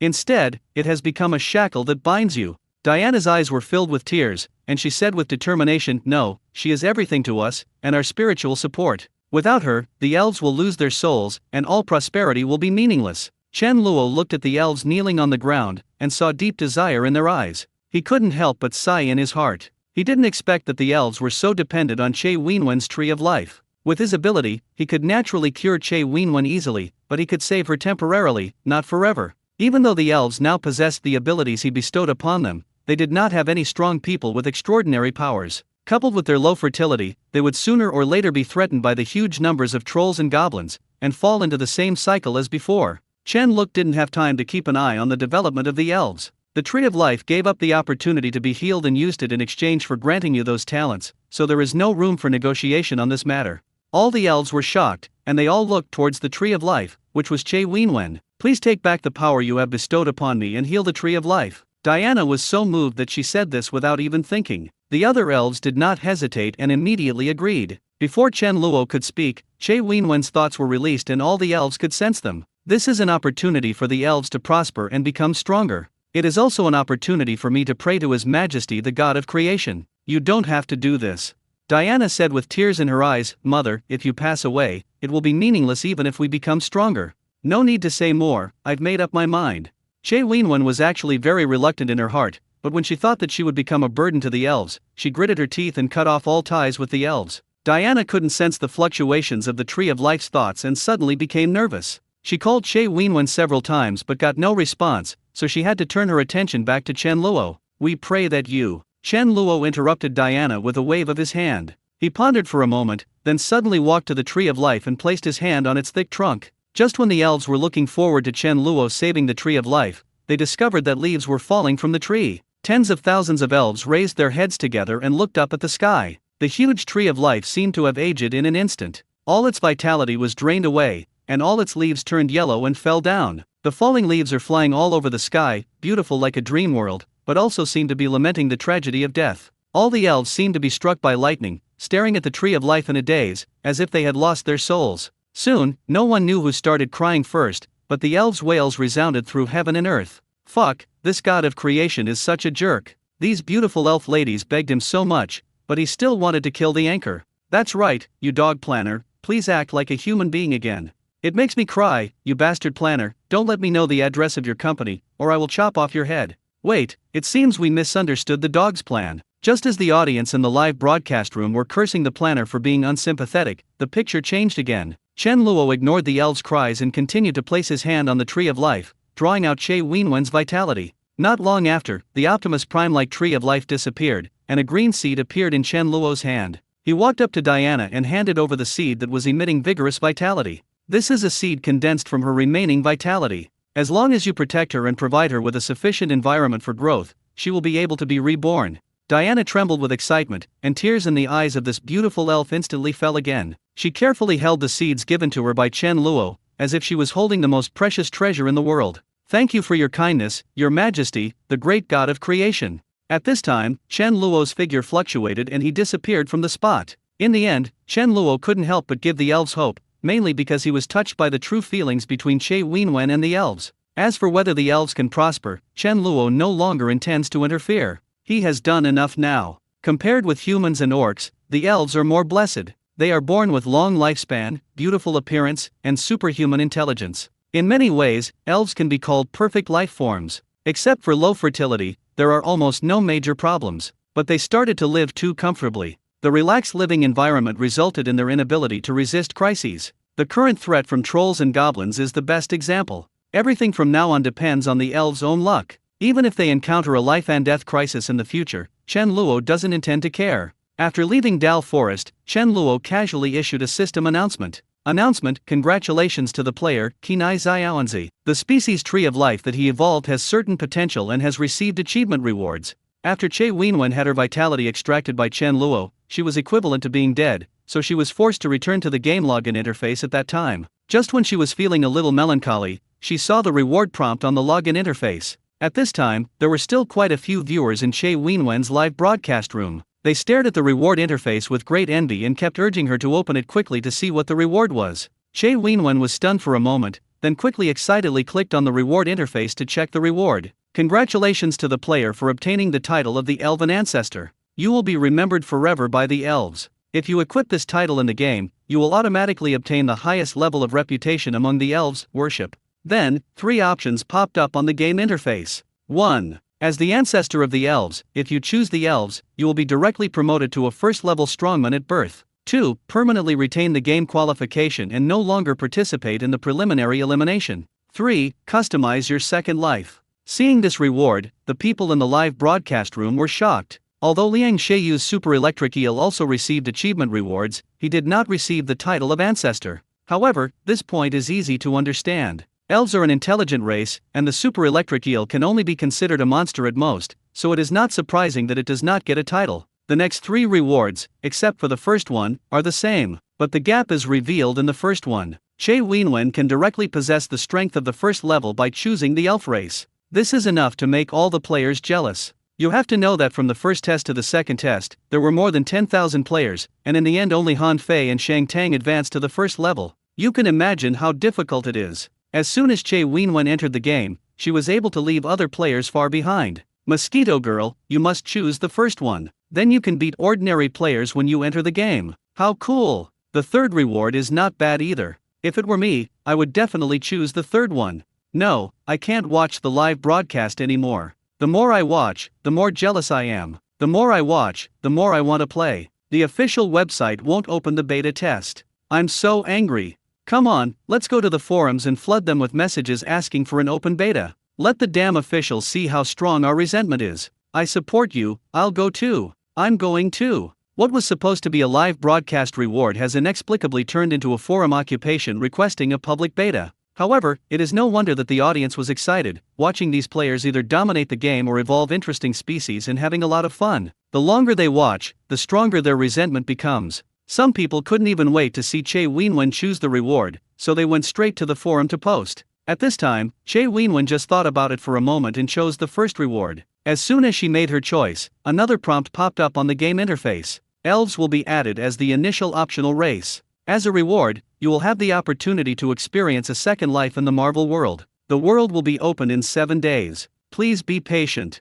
As soon as this prompt popped up, the audience in the live broadcast room immediately became jealous and envious. They never thought that Che Wenwen would receive so many rewards at one time. Then they all started to criticize the official and the planner, thinking that Che Wenwen was a relative of the game company. It didn't take long before posts requesting public beta testing appeared one after another on the forum, weeping and begging for an open beta test. If you don't open the beta test, we will destroy the forum. One person wrote this in blood. I beg you to open the beta test with tears and blood. I have already inquired about your company's location. If you don't open the beta test, I will come to your door in person. 2 people wrote this in blood. I beg you to open beta test with tears and blood, you bastards. You make games to make money, right? I have plenty of money, why don't you open beta test it soon? 3 people wrote this in blood. All of a sudden, the forum was full of posts starting with crying and begging for an open beta and ending with X-Man's blood letter. Most of the content in between was threats, with a small amount of cuteness and throwing tantrums, and some words like I'm rich and I'm going to kill you with money.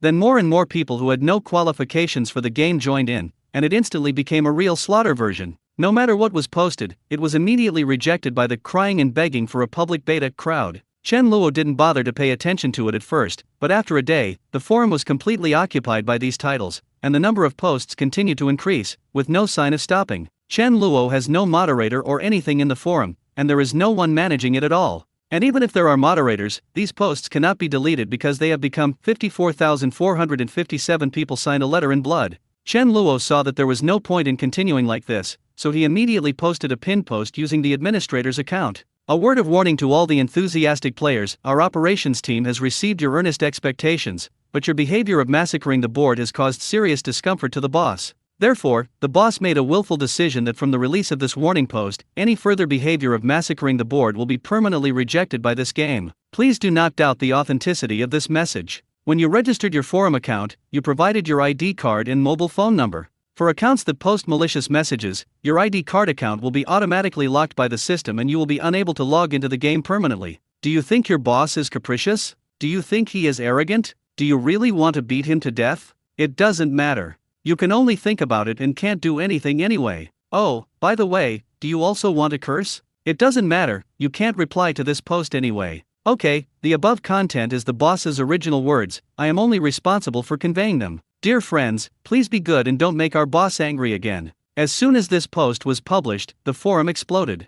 Countless people on the forum were infuriated by the post posted by this customer service representative named Wang Zhaoqi. It was the first time that everyone had seen such an arrogant game company. They actually confronted the players directly and threatened to ban their accounts. They really thought they were the boss. However, the effect of this threat was almost immediate. Soon, the posts that had been flooding the forum disappeared and were replaced by posts that were neatly criticizing the customer service representative Wang Zhaoqi. You see, shock department, okay, I really appreciate your boss being so willful, I won't play anymore, is there anyone who wants to join me?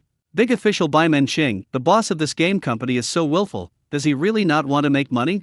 I am your forever father, I really want to beat this customer service representative named Wang Zhaoqi to death, he is such a jerk. Assassin's Creed, give me your address and prepare to die, you dog boss. Yamashita Chushui, boss of the game company, no matter how much you howl, I am as immovable as a mountain. I can suppress everything with a flip of my hand. How dare you mortals challenge me, the god of creation? If you don't believe me, just keep on killing the forums and see if I ban you. Sherlock, yeah, hurry up and take over the forum, and let the authorities ban you all, then there will be fewer people competing. Sly smile. The post requesting a public beta test disappeared, and it quickly turned into a warning post criticizing the officials' overbearing and arrogant behavior. However, no matter how much these people curse, it is impossible to stop them from playing this game. Who can blame this game for being so realistic, with its incredible time-passing ratio, and its extremely rich gameplay and fun, that it crushes all the games currently on the market? At this time, Chen Luo no longer paid attention to the forum and began to pay attention to other species in the game.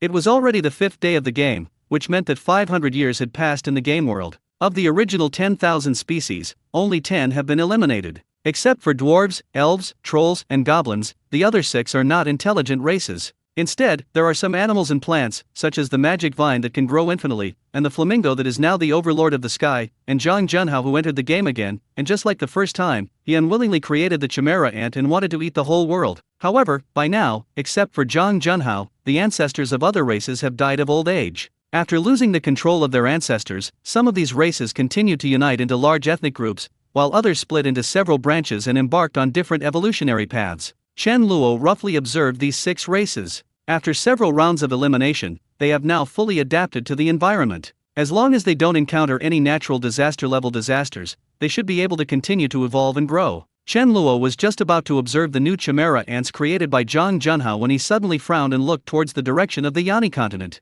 He hasn't paid attention to that place these past 2 days. Only over 100 years have passed in the Western fantasy world, and someone has started to cause trouble again, and it's a big deal. Yanei is Wolf, the ancestor of vampires. After Shang Tang founded the country, he refused his reward and instead searched for the trace of Hanyu, the second king of Xia, in the human territory. The royal bloodline can prolong his life and make him stronger. Coupled with the invincible sword of judgment, no one will let him go easily. Moreover, as the milk wolf absorbed more and more royal blood, his sense of the royal blood became stronger and stronger. Now he can smell their scent within a range of several kilometers. But what made Yanei Zhulang extremely depressed was that all he captured were escaped warriors of royal bloodline. He didn't believe in evil and spent more than 10 years searching the territories of the human and orc tribes, but he still couldn't find any trace of the second generation. The wolf thought about it and felt that the second generation might have escaped to those unexplored areas, because now he is not the only one looking for the second world. Both humans and orcs are looking for the sword of judgment, and they are searching with the whole country's strength.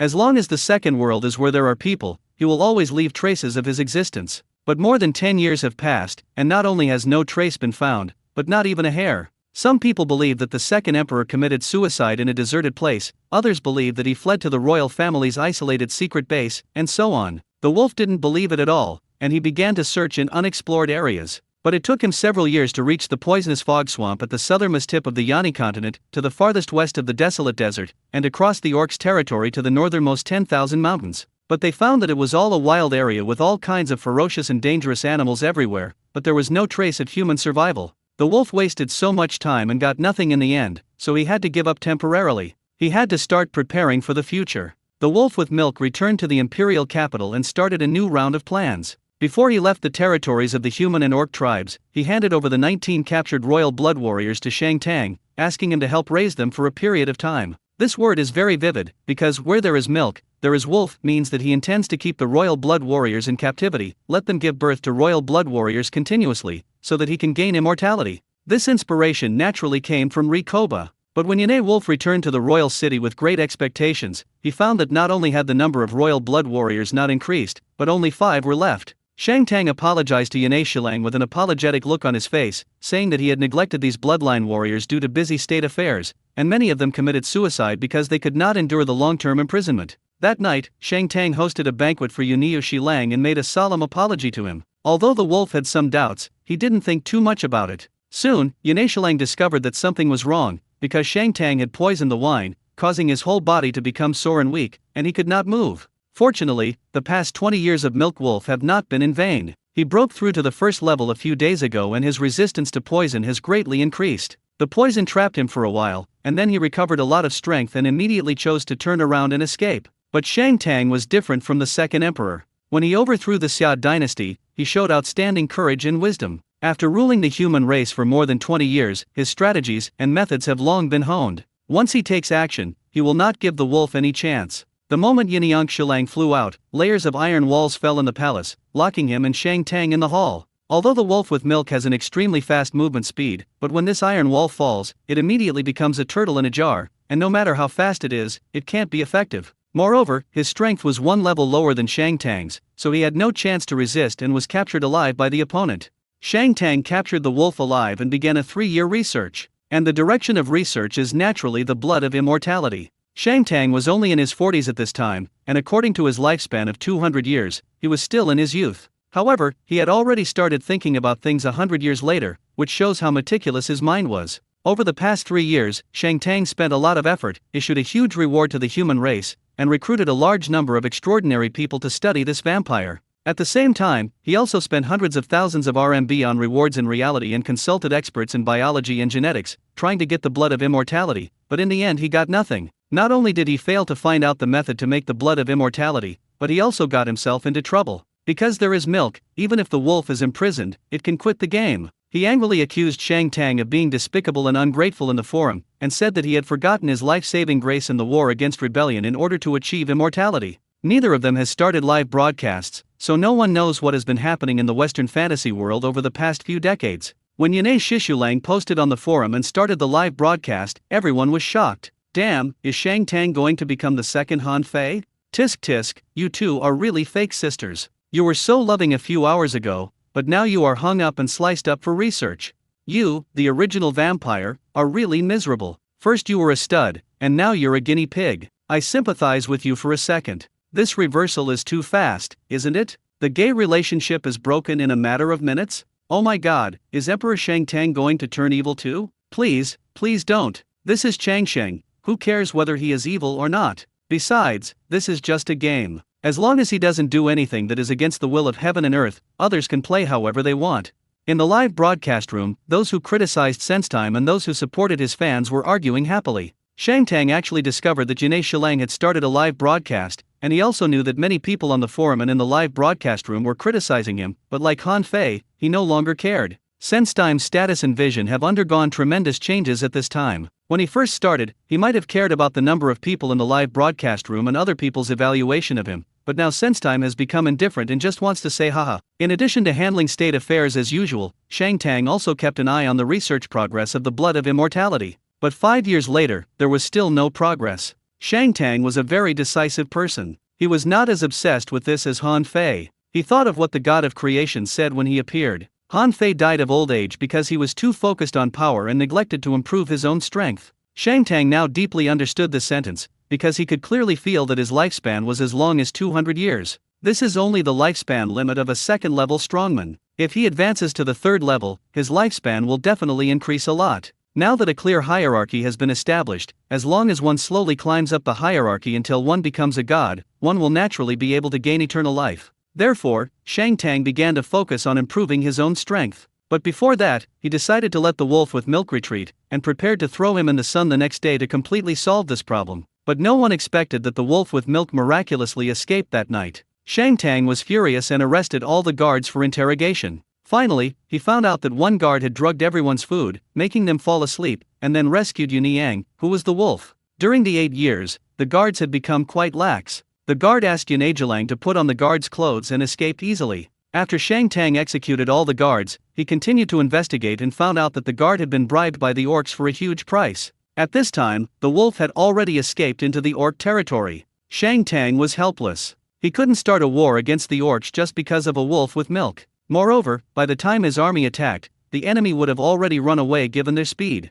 Shang Tang reacted very quickly. He immediately executed the captive royal blood warriors and searched for royal blood warriors across the country, wanting to completely cut off the chance of the wolf's immortality. Shang Tang was well aware of the vampire's potential. If he was given enough time to grow, he would become a serious threat. Just when he was ready, he learned from a group of fans that the wolf had just escaped from the human race and was captured by Rikoba for research. All the audience began to sympathize with this miserable vampire ancestor. He had just escaped from the tiger's den and fell into the wolf's den. No one could be more miserable than him. Seeing the wolf being tied up and locked tightly with iron chains, the audience in the live broadcast room burst into laughter again. Oh my god, you'd better die, this game is too unfriendly to you. Yeah, if I were you, I would just run into the sun and end it all. I can't live like this anymore.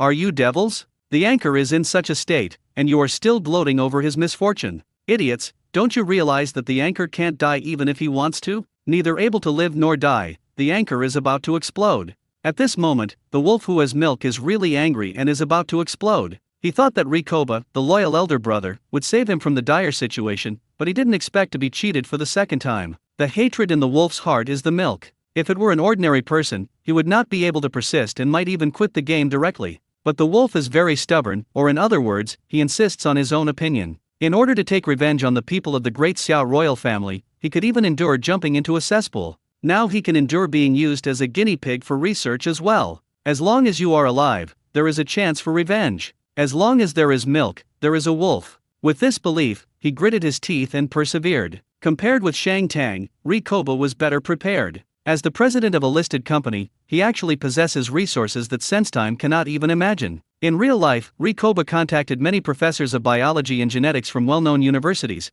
and even spent a lot of money to invite internationally renowned experts to come into the live broadcast room to help him with his research. When it comes to playing games, Rikoba is serious, very serious. Rikoba had no knowledge in this area and could only follow the instructions of the expert group. In addition, he had no professional equipment, so after a year, there was still no progress. Finally, when Rikoba was at a loss, he suddenly remembered that the ones with milk were the offspring born to wolves and fox women. Among the 20 descendants, both male and female, only 10 of them awakened their bloodlines. The others were ordinary fox people, nothing special about them. For some unknown reason, the 10 vampire descendants who had awakened their bloodlines did not awaken the talents of speed or recovery by sucking blood like the wolves. They are just stronger than ordinary orcs and more flexible, but they have no other abilities. On the contrary, the offspring born from Shang Tang and the royal family of Daxia and the beauties of the fox tribe were much more powerful. Not only do they have physical fitness far superior to that of ordinary orcs, they have even awakened the genetic abilities of ancient animals in themselves.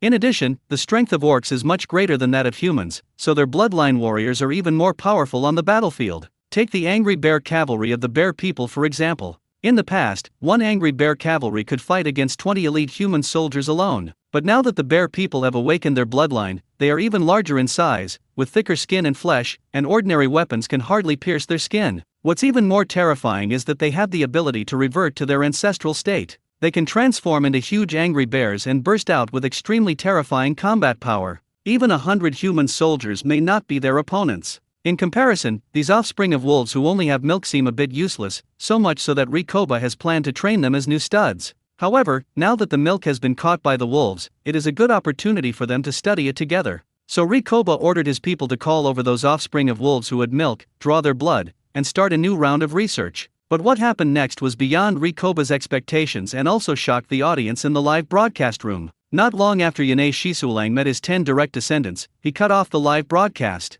Although the audience felt a little strange, it did not affect their continued watching because Rikoba was still on. Rikoba's previous spectacular moves attracted a large number of fans. Whenever the live broadcast started, the number of viewers would exceed 1 million. But with more fans, Rikoba didn't dare to act recklessly anymore, because he was afraid that the dog planner would organize another dragon brawl. After Rikoba finished his experiment one day, he went to the place where the wolves were imprisoned the next day, but found that he had escaped again. And this guy even took away the information he had worked so hard to research. The wolf and Yane disappeared together, along with the 10 descendants of the Fox clan. Rikoba was speechless. Logically speaking, the wolves and the Fox descendants hadn't seen each other for decades, so it was impossible for there to be something like family affection between them. Rikoba also did not tell the descendants of the Fox clan that the man with milk in front of them was a wolf and their father. But looking at the situation at the scene, it was obvious that the 10 Fox descendants had rescued the wolf who had milk. Rikoba realized the seriousness of the problem and immediately ordered the blockade of Kill City and a citywide search for the wolf and his descendants.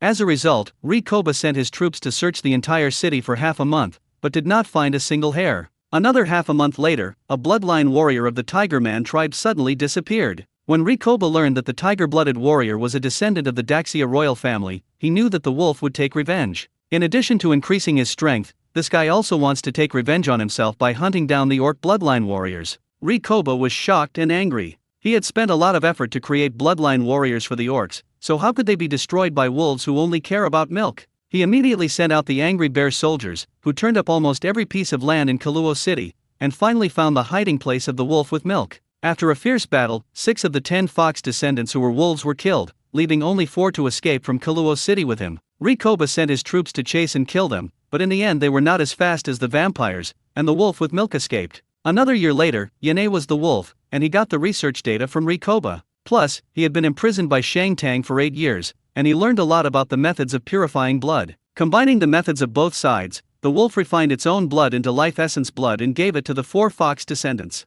The descendants of the Fox clan who obtained the essence of life blood immediately possessed the two major characteristics of vampires, as well as the ability to change shape. The only difference is that they transformed into foxes instead of bats. If Shang Tang and Rikoba knew about this, they would probably be so depressed that they would vomit blood. They worked hard for a long time on research, but all they did was to make things difficult for the wolf. With milk, the wolf began to try to use his own blood to create new vampires, but he soon discovered that ordinary people who accepted his blood would turn into a pool of blood in a very short time. After repeated experiments, the wolf figured out the reason. It seemed that only people who were related to him by blood could fuse with his life essence blood. At this time, Yane Wolf accidentally discovered that the four fox descendants had acquired the ability to transform ordinary people into vampires. This made him completely confused. As the original vampire, he did not have the ability of the first embrace, while the second-generation vampire actually had this ability. The wolf couldn't figure it out, so he simply didn't bother to think about it. His mind was now full of revenge and he couldn't care about anything else.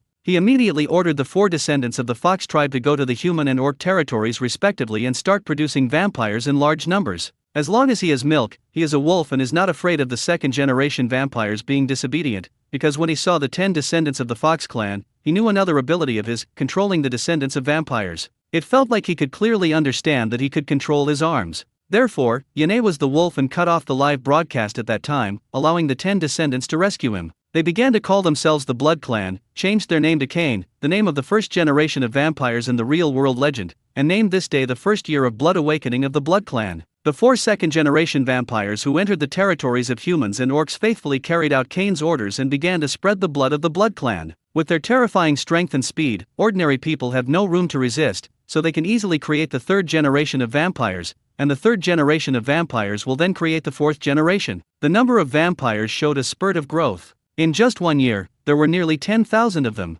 These newly born fourth and fifth generation vampires had very poor ability to control their desire for blood, and they had learned how to extract power from blood to make themselves powerful, and they soon became addicted to the taste of blood. As soon as night fell, they scattered in all directions, frantically hunting ordinary humans and orcs at night, causing a bloody storm. A new round of turmoil on the Yani continent began from then on. The feast of killing swept across the entire continent, and both the human and orc races were inevitably dragged into this catastrophe. This disaster attracted the attention of both races from the very beginning, because the fourth and fifth generation vampires were so arrogant that they could easily drain the population of a village or even a town. Wherever they passed, corpses were left everywhere, and no one was left alive. Moreover, the death of corpses that have been drained of blood is extremely horrific. Anyone who sees a place invaded by vampires will think it is hell. These fourth and fifth generation vampires, after gaining powerful strength, magnified all the evil in human nature. For example, if you have been bullied in the past, you may choose to swallow your anger and suppress the hatred in your heart because of cowardice.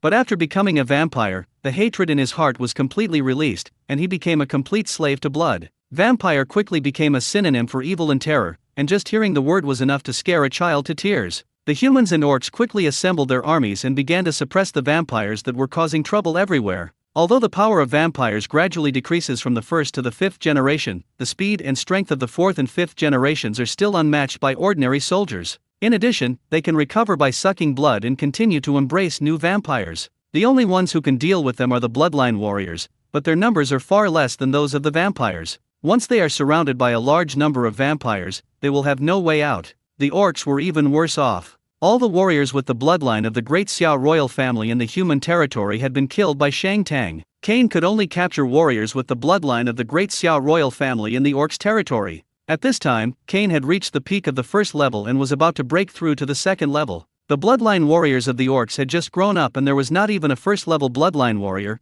so they were no match for Cain. In the past, even though Cain was very powerful, he could not deal with an army of hundreds of thousands, but now it is different. His descendants can all embrace new vampires. The enemy's army will become his own army. It just takes some time. As time went by, the armies of humans and orcs became smaller and smaller, while the number of vampires became larger and larger. The Blood Clan army began to advance towards the core areas of humans and orcs. Wherever they passed, all lives were destroyed and not even a single living creature could be found. In just 1 year, although the Blood Clan was fighting on two fronts, they defeated the human race and the orcs and occupied half of their territory. The population that had been hard to grow also lost nearly 1/3. The human and orc tribes fell into great panic. They all felt that the end of the world was approaching, and they fled their homes in order to survive. If the vampires could appear during the day, their army would have already reached the imperial capital and the foot of Kaluo City. Naturally, this scene had already been noticed by people in the real world. Whether it is Shang Tang's live broadcast room or Rikoba's live broadcast room, they are dealing with various battle reports every day, and discussing with the ministers how to deal with the vampire disaster. Everyone was shocked when they saw the hell on earth created by vampires. Fuck, Emperor Shang Tang didn't turn evil, but this one with milk is the wolf who turned evil first. He is such a jerk. Even if Shang Tang and Rikoba plotted against him, he could just seek revenge on them. Is he trying to commit genocide? Actually, I can understand him. If you were to be plotted against by someone you trusted, and then captured and sliced up for research for more than a decade, anyone would have psychological problems, right? Then he has the guts to seek revenge on Shang Tang and Rikoba. Now they are both fine, and it's just ordinary people who are suffering. I don't think his intention is just revenge. Haven't you noticed that Cain has started to keep humans in captivity? He is obviously planning to let the vampires rule this continent and then raise humans and orcs as livestock. Oh my god, I get goosebumps when you say that, it's so scary. This reminds me of a movie I saw before, where the vampires kept humans captive and used them as food. It looks like Cain is really planning to do this. Emperor Shang Tang had just risen to power, but he was killed by the Blood Clan Emperor? Who should take the blame for this? This is too exciting. No emperor can survive for more than a day. He will be overthrown in a matter of minutes. What Chen Luo saw at this moment was the chaotic situation on the Yani continent. Chen Luo saw through Cain's plan at a glance. This guy was really planning to let the vampires rule the continent, and then raise humans and orcs as food for the vampires and establish a vampire empire. Now the Blood Clan army has exceeded 100,000, and no army can be their opponent. According to this trend, Cain's chance of success is as high as 90%. Chen Luo frowned. Logically speaking, there was no need for him to interfere too much in the normal evolution of the world. But Cain was created by him as an experiment, and in the final analysis, the root of everything was still because of himself. If the current situation continues, even if humans and orcs unite, they will not be a match for the vampires. Chen Luo pondered for a moment and felt it necessary to intervene. Chen Luo's body shape began to change, and his thoughts also covered the entire human territory at the same time. Soon, his eyes focused slightly, and his body shape stopped changing at this time. At this time, he had become a very ordinary young man in the Great Shang Dynasty. Then, Chen Luo's mind moved, and the person disappeared from the spot. Great Shang Dynasty, Gary's County. The third-generation vampire Charles, commanding an army of 3,000 blood clans, is enjoying a blood feast in the city. At this moment, the entire city of Gali seemed to have turned into hell, with flames everywhere, screams, wails, and screams one after another, and humans running everywhere. The fourth and fifth generation vampires laughed strangely and chased their prey leisurely from behind. These vampires seemed to like hearing human screams very much. They could easily catch up with humans, but they deliberately fell behind one step until they ran out of strength and screamed in terror, then they laughed wildly and bit off their necks.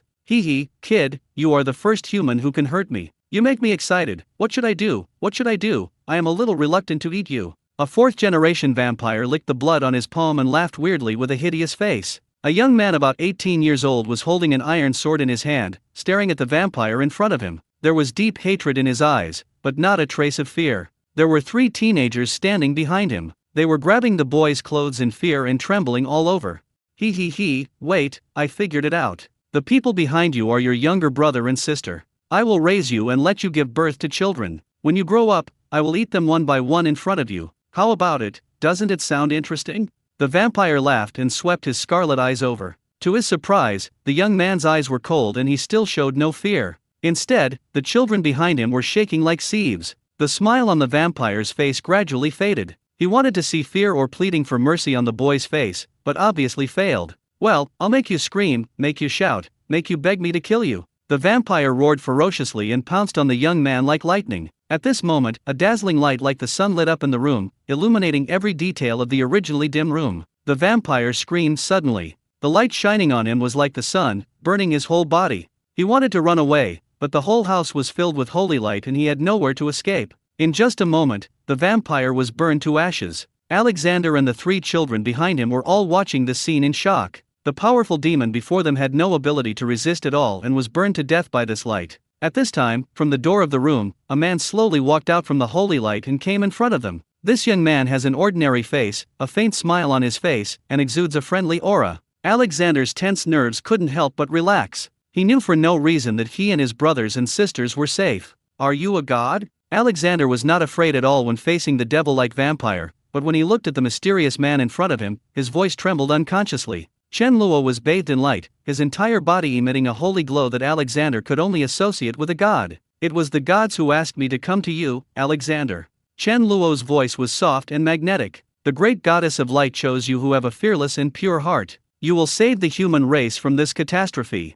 Alexander's body was shocked, and he stared at Chen Luo with wide eyes. He asked several questions excitedly. "Goddess of light? Are you the messenger of God? Are you here to punish those blood-sucking demons?" Chen Luo nodded slightly and smiled faintly. "Yes, I am Luofi, the angel of judgment under the seat of the goddess of light. According to the trajectory of fate, humans and orcs will become food and slaves of the blood race, so Her Majesty the Goddess of Light asked me to help the human race gain the power to fight against vampires." Alexander's whole body was shaking with excitement, and his brothers and sisters behind him all had expressions of shock and hope on their faces. "Your Majesty, the respected angel of judgment and goddess of light, why don't you just destroy those blood-sucking demons? My parents and my relatives have all died at the hands of the demons, and more than 200,000 people in Gali City are suffering. Why don't the gods save them?" Chen Luo looked at Alexander and said calmly, "Gods cannot interfere with the fate of mortals, so let me give you hope and a future. Whether it is revenge or saving the human race of Galis, it is in your hands. What to do in the future is also your own choice. But these demons are too strong. I can't even protect my brothers and sisters, so how can I protect the people of Gali City? I am here to teach you how to deal with them." Chen Luo smiled calmly. "Follow me." After Chen Luo finished speaking, he turned around and walked out of the house. Alexander didn't hesitate at all, and immediately followed closely holding his brother and sister's hands. When Chen Luo and his group went out, the outside was already filled with densely packed vampires. At a glance, there were at least several hundred of them. The light in the house just now was too dazzling, and all the vampires within a few kilometers noticed it. They looked at Chen Luo, who was radiating a holy light, with vigilance, and a hint of fear unconsciously appeared in their eyes. All vampires felt a threat from the white light, a terrifying feeling that could endanger their lives. "You came just in time." Chen Luo laughed and waved to Alexander. Alexander looked at the hundreds of vampires in front of him. There was still no fear in his eyes. He walked calmly to Chen Luo. "Vampires are afraid of sunlight, and all the magic of the goddess of light has a purifying effect, which is the nemesis of vampires." Chen Luo placed his hand on Alexander's head and said calmly, "Now let go of all your thoughts, feel the presence of Her Majesty the Goddess of Light, accept the will of God wholeheartedly, regard her as your supreme belief, and you will gain a powerful inheritance of the divine art of light." Alexander followed Chen Luo's instructions, closed his eyes, relaxed his body and mind, and felt the presence of the Goddess of Light. It didn't take long before Alexander felt his soul tremble, as if some great existence in the sky was responding to his call.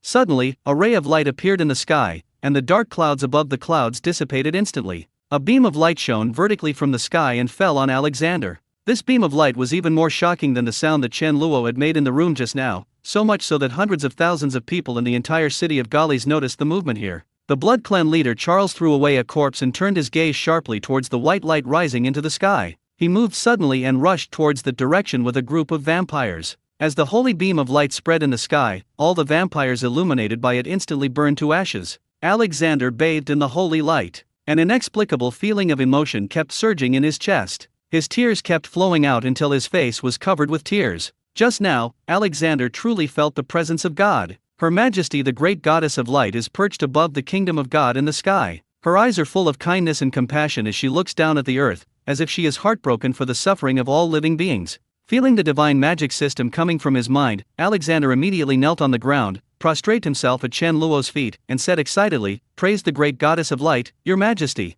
I will be your most loyal servant and serve you for life, and let your glory shine on the world." Alexander stood up. At this moment, a faint light appeared on his body, giving people a sense of holiness. The brothers and sisters behind Alexander stared with their eyes wide open. The person in front of them looked like their brother, but also like someone else with a hint of strangeness, giving people a very weird feeling. At this time, hundreds of vampires appeared in front of Chen Luo and others. The moment Charles saw Chen Luo, his heart skipped a beat. It was even more terrifying than the feeling of seeing his second-generation prince embraced for the first time. His whole body was trembling and he wanted to turn around and run away, but his feet seemed to have taken root and he couldn't move even a step. "You have just comprehended the divine art and are not proficient in it yet. I will now show you the power of the most powerful divine art." Chen Luo placed his hand on Alexander's crown again and said slowly, "Feel the operation of my divine power. This is how you will perform divine arts from now on." "Yes." Alexander looked at Chen Luo with fanaticism and immediately responded respectfully. As soon as he agreed, he felt a warm and powerful force surging into his body. Then Chen Luo uttered two words indifferently, "divine punishment." A ray of light brighter than before streaked across the sky and instantly fell on Alexander, and then a shadow began to condense above his head. In the blink of an eye, a huge white light shadow tens of meters high floated up, overlooking the entire city of Galles. Whether it was the vampires or the civilians running around in the city, they all looked up at the sky in shock. For a moment, they even forgot about escaping and just stared at the huge light in the sky. The fear and panic in everyone's hearts gradually dissipated, leaving only quiet and peace. Gods! It's God who has come to save us. Miracle! Great God, please punish these demons. No matter whether they were nobles or commoners in the city of Galles, they all knelt on the ground and prayed deeply. The next moment, a little white light flew out from them and quickly flew towards the white light in the sky. In the entire city, the power of faith of more than 100,000 people who were still alive merged with the white light and shadow. The white light emanated a holy glow and began to rapidly grow to 100 meters high, while her figure became clearer and clearer. Everyone could see that this was the image of a woman, but no one could see the true appearance of the god. They only felt a sense of neither sadness nor joy, and a sense of silence and peace in their hearts. Your Majesty, the Goddess of Light! Alexander cried with joy, and looking at the white light in the sky, he immediately knew who this god was. The Goddess of Light raised the huge scepter in her right hand and opened her left hand, and a holy light bloomed like the rising sun. At this moment, the entire city of Galles was shrouded in this holy light, instantly lighting up every corner of the city. Even the dust in the air was reflected and floated in the wind under this light. At the same time, all the vampires wailed, burned, and turned into ashes under the holy light. Even if the vampires hid inside the house, the holy light could penetrate the roof and shine on them. Some vampires, seeing that the situation was not right, wanted to flee the city of Galles in panic, but no matter how fast they were, they could not be faster than light. He had only been running for a few seconds when he was caught up by the holy light. Seeing the vampires around them turn to ashes under divine punishment, everyone was so shocked that they were speechless. They were like sculptures, staring blankly at the shadow of the Goddess of Light hanging high in the sky, each of them crying with excitement and joy. When all the vampires were killed by the holy light, the huge light and shadow of the Goddess of Light suddenly shattered, turned into fireflies all over the sky, and slowly disappeared into the air. The light returned to the city of Galles, and then countless cheers rang out, shaking the entire city. Soon, the lights in the city gradually lit up and gathered towards Chenluo. Countless people flocked here, wanting to see the place where the gods appeared. Soon, the survivors surrounded the street and made it impossible to get through. The first people they saw, of course, were Chenluo and Alexander, who were still radiating holy light. It was a holy light that made people feel warm, just like the light and shadow of the Goddess of Light. Did you see the look in their eyes? Chenluo pointed at the crowd rushing over and said to Alexander. Alexander looked in the direction of the crowd and noticed that their eyes were full of admiration and gratitude. He nodded heavily and said, "Your Majesty Luffy, I saw it. Don't disappoint their expectations." After Chenluo finished speaking, he originally wanted to move directly to the orc territory, but he quickly gave up. He decided to endorse Alexander again. 6 wings made of holy light suddenly extended from behind Chenluo. Strong holy light emanated from these 6 pairs of wings, illuminating the world. There were bursts of exclamations from the crowd, and when they looked at Chenluo, their eyes were suddenly filled with fanaticism. Her Majesty the Goddess of Light has chosen you. Please remember the oath you made and let Her Majesty's glory shine upon the world. I will follow the order of His Majesty Luffy.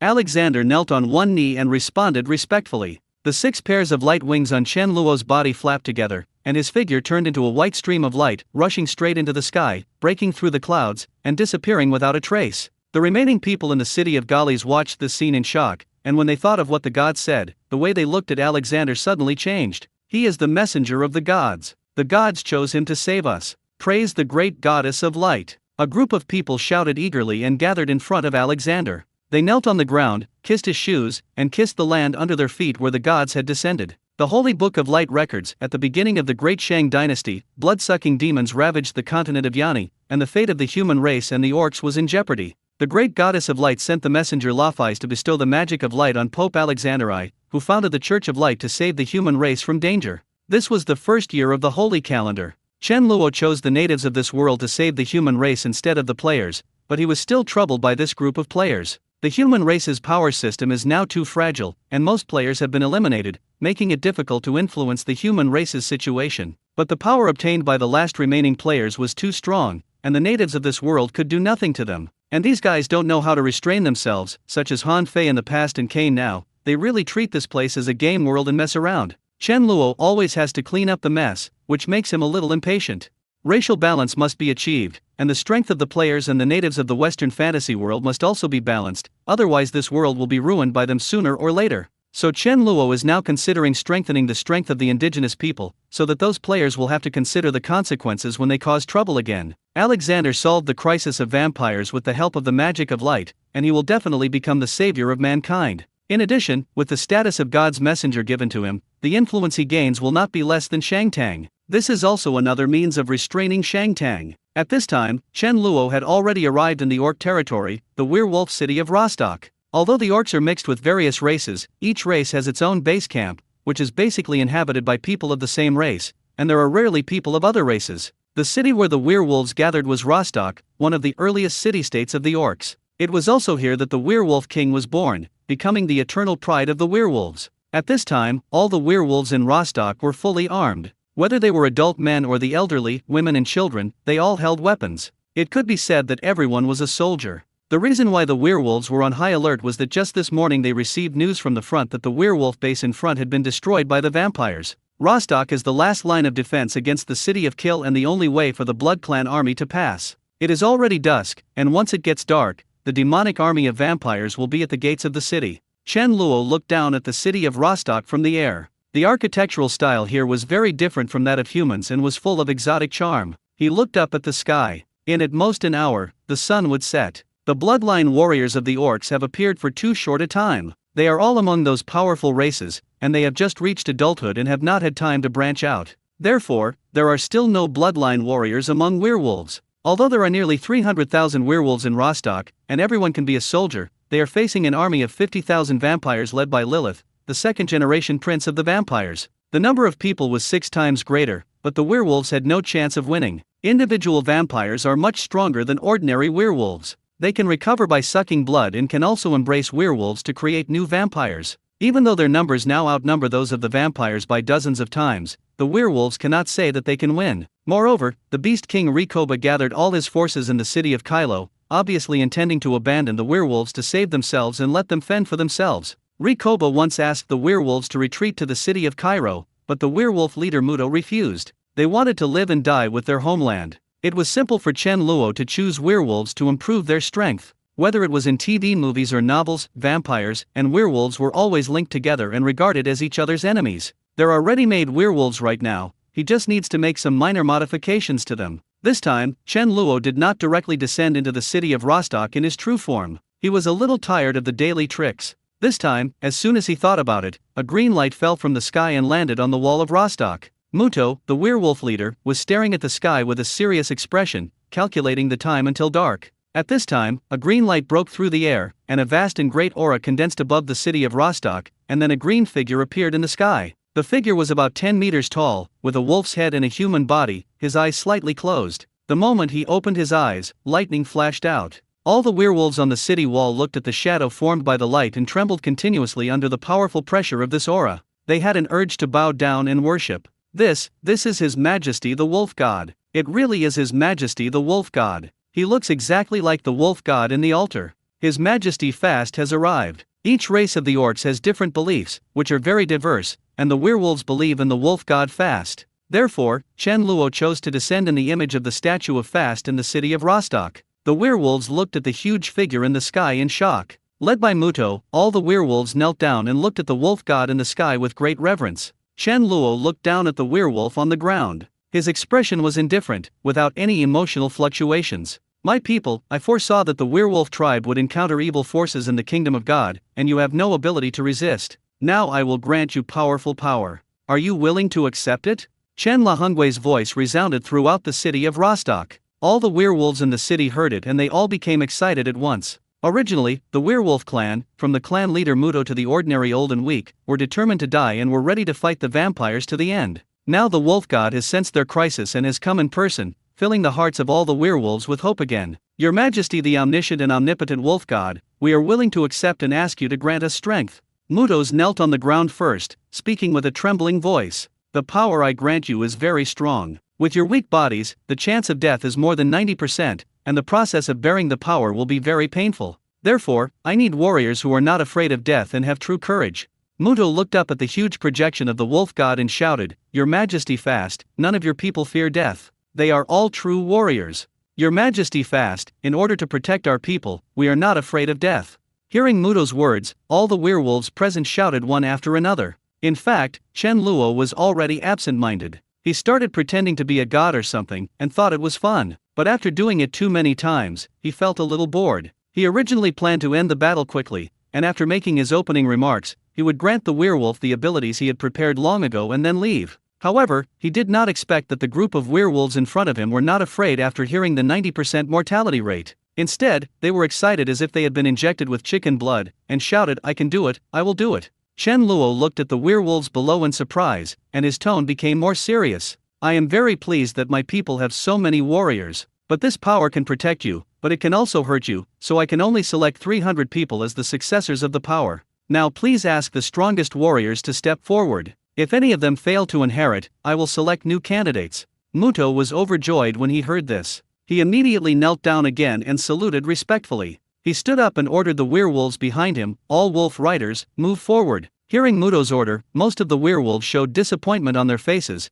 but none of them showed jealousy or anger. Because the selection criteria for the wolf cavalry are the same as those for the angry bear cavalry, each one must be the strongest warrior in the tribe. Under Muto's command, 3,000 wolf cavalrymen soon gathered excitedly outside the city of Rostock. They looked at Chen Luo in the sky with fanaticism in their eyes, expecting the gods to bestow them with power. "I grant you the ability to transform into an ancient giant wolf. You will have explosive speed, powerful strength, and toxins that can corrode your enemies." Chen Luo looked down at the 3,000 wolf cavalrymen below, and a loud voice rang out. His 3 abilities are designed to fight against vampires and are specially tailored for werewolves. Transforming into an ancient giant wolf will greatly enhance the physical strength. Except for bloodline warriors, ordinary people with ordinary weapons cannot hurt them at all. The explosive speed is to restrain the speed of the vampire, but it is only a short-term burst. If the attack misses, there will be no chance to chase again. As for the toxin that corrodes the enemy, the teeth of the ancient giant wolf contain a toxin that is only effective against vampires. Anyone bitten will rot and die. When the wolves heard Chen Luo's voice, they became extremely excited. They have witnessed the extraordinary ability of the bear people to transform into huge angry bears, and now their gods are going to grant them this powerful ability, which means that they, the werewolves, are about to rise. Seeing the wolves howling excitedly, Chen Luo raised his voice calmly again. "But the process of transforming into an ancient giant wolf is very painful. Your body will be forcibly expanded, and your body structure will be changed at this time. In addition to being physically strong, you also need a firm will to survive. And when the transformation is completed, you will lose your mind, and only the primitive instincts of the ancient giant wolf will remain, and you will not be able to distinguish between friend and foe." After Chen Luo finished speaking, he found that the wolf cavalrymen below were not afraid at all. Instead, their eyes were shining and they looked impatient. Chen Luo was speechless, so he had to continue, "Then let the ancient wolf spirit choose its successor now." As soon as Chen Luo finished speaking, 300 spots of light emerged from the shadow of the wolf god in the sky and rapidly floated downwards. The wolf riders widened their eyes, staring at the light spots above with great anticipation. They obviously knew that this was the ancient wolf soul that Chen Luo had mentioned. As long as they were chosen by them, they would be transformed into ancient giant wolves. Soon, hundreds of green spots of light selected the 300 strongest among the 3,000 wolf cavalrymen and integrated them into them. The remaining wolf riders looked at the chosen people with envy. The walls of Rostock were also surrounded by werewolf soldiers, who looked at the chosen people below with nervousness and anticipation. Roar! A selected wolf rider let out a wild beast-like roar, and his body began to twist as his bones and muscles crackled. In just a few seconds, his body size more than doubled in size. He let out a scream of pain and then fell to his knees. Silver hair began to grow on his body and his hands and feet turned into wolf claws, whose sharp claws pierced deeply into the ground. Ah! Under the shocked gazes of the crowd, the first wolf rider selected had transformed into a giant silver wolf that was 4 or 5 meters tall. Its hair was as shiny as silver, its eyes were blood red, and it exuded a terrifying aura. It raised its head and howled loudly in the direction of Chen Luo, its face full of ferocity and provocation. The werewolves on the city wall were originally excited when they saw the transformed giant wolf, but when they saw that this ancient giant wolf was actually challenging His Majesty the Wolf God, everyone's face changed. Only then did they remember that when His Majesty the Wolf God mentioned that he would lose his mind when he transformed into a werewolf. But no one expected that it would be so crazy as to challenge the gods. The phantom of the wolf god in the sky snorted coldly, and a terrifying pressure came down like a mountain. The ancient giant wolf didn't even have the ability to react before it was knocked to the ground, unable to move even a claw. The ancient giant wolf immediately became obedient, looked up at Chen Luo in the sky, and made a low whining sound, as if begging for mercy. "Your Majesty fast, please forgive his disrespect. This was definitely not his intention." When Muto saw this scene, he hurriedly knelt on the ground and apologized to Chen Luo in the sky. Seeing this, the other werewolves also knelt down and prayed for forgiveness from the gods.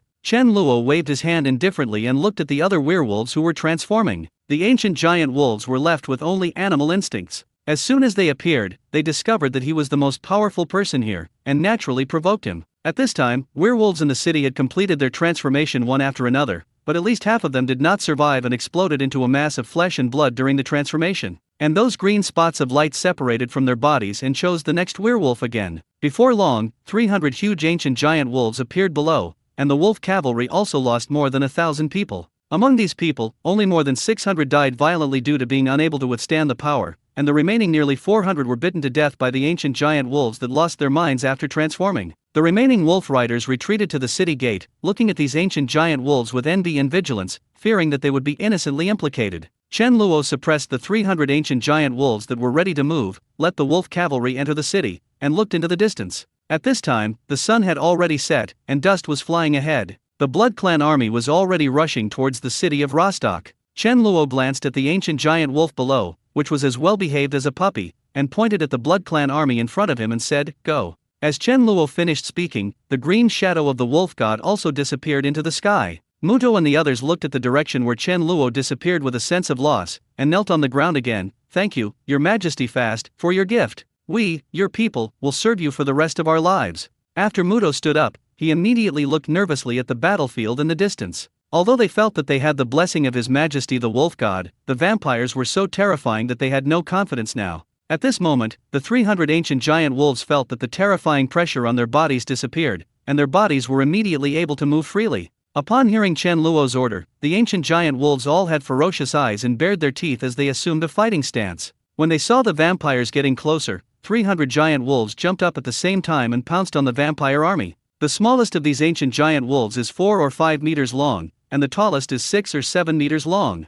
However, they are extremely flexible. They can jump several meters away with just one leap, and can fly 7 or 8 meters away with a full-strength jump. In just a moment, they rushed into the Blood Clan army. The ancient giant wolves are much faster and stronger than vampires. With a wave of their sharp claws and a bite of their bloody mouths, they can easily tear apart vampires below the 3rd generation. The speed that the vampires were proud of was of no use at this time. They now had 50,000 people, and these 300 giant wolves could just attack the army at will. There were enemies everywhere anyway. On the other hand, even with the strength of the vampires and the weapons in their hands, it is difficult to even cut through the giant wolf's iron-hard skin. The Blood Clan army was stunned. Since they started their march, they had been invincible and no orc could be their match. However, they did not expect to suffer such a devastating blow. Lilith, the 2nd-generation prince of the Blood Clan, was standing at the rear of the army, looking at the 300 giant silver wolves in astonishment. As a member of the Fox Clan, she grew up in Kuluo City. Although she could not say that she knew the werewolves very well, she was quite clear about their strength. They definitely had never had giant wolves of this size before. What the hell is going on? These giant wolves are extremely powerful. Except for the 3rd-generation vampires, the 4th and 5th generations are completely useless in front of them. It is almost a one-sided massacre. However, there are only more than 1,000 3rd-generation vampires, and even if they attack together, they may not be a match for these 300 giant wolves. What shocked Lilith even more was that after 3 generations of vampires were bitten, the injured parts quickly began to rot, and in just a few minutes they were corroded beyond human form. Lilith sensed something was wrong, and she immediately went into battle with a giant silver wolf. After Lilith accepted Cain's life essence and blood, her strength broke through to the 1st level. Her power and speed were both superior to those of the ancient giant wolves. Therefore, she was not afraid of these giant wolves in a single fight, and could even deal with several at the same time. But the only trouble was that Lilith didn't dare to be bitten by the claws or mouths of these giant wolves. Now that she had observed closely, she had understood that the teeth of these giant wolves were extremely poisonous. If she were injured, she was not sure she could resist. After Lilith killed an ancient giant wolf with great difficulty, she found that green spots of light flew out of the bodies of the ancient giant wolves and flew rapidly towards the city of Rostock. The blue light flew back to Rostock City and once again penetrated into the body of a wolf cavalryman. Then, his body began to change and turned into an ancient giant wolf. Open the gates. When Muto saw this scene, he was surprised and happy. He understood in a very short time that even if the ancient giant wolf died, the ancient wolf soul would return to the werewolf tribe and choose a new body to combine with. Muto was afraid that this ancient giant wolf would cause trouble in the city of Rostock, so he immediately ordered the guards at the city gate to open the city gate. The ancient giant wolf that had just transformed seemed to have no interest in werewolves at all. It howled angrily and rushed out of the city gate, running wildly towards Lilith. Lilith had already killed 4 ancient giant wolves at this time. After they died, without exception, green spots of light flew out of their bodies. Lilith tried to grab those green light spots, but found that they were not solid and she could only grab air with her hands. Just as she felt something was wrong, she was surprised to find that 4 ancient giant wolves rushed out from the city of Rostock, and as if they recognized her, they did not attack anyone but only rushed towards her. The more Lilith fought, the colder she felt in her heart.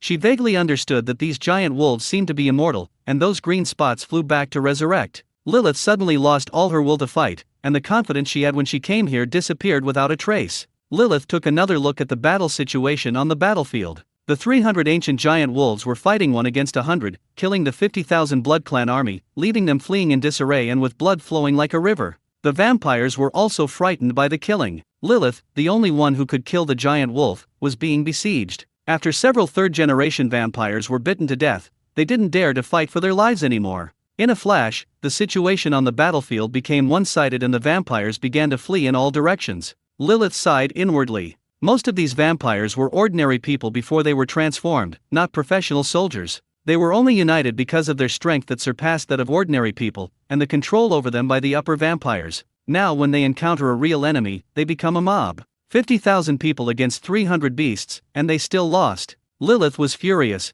but there was nothing she could do. While fending off the attacks of the 5 ancient giant wolves in front of her, she ordered the herald to retreat. Hearing the retreat horn, all the vampires scattered and fled even faster. However, the ancient giant wolves suddenly burst out with a speed even faster than theirs, turning into a silver stream of light, and repeatedly charged and bit the vampires and the fleeing army. Soon, they left tens of thousands of corpses behind before they were able to escape in a miserable state. When Lilith escaped the siege of more than a dozen ancient giant wolves and gathered the vampire army again, she found that only less than 10,000 of the 50,000 troops were left. Lilith had a feeling that it was ridiculous. None of the 300 ancient giant wolves died, but 80% of the Blood Clan members died. And there were no casualties, as all the vampires bitten by the ancient giant wolves had rotted. Lilith had a bad feeling in her heart. Not only were their strength and speed greater than those of ordinary wolves, they even possessed deadly toxins. The most unreasonable ones were actually impossible to kill. All these things made it hard for Lilith not to suspect that these ancient giant wolves seemed to exist specifically to restrain the vampires.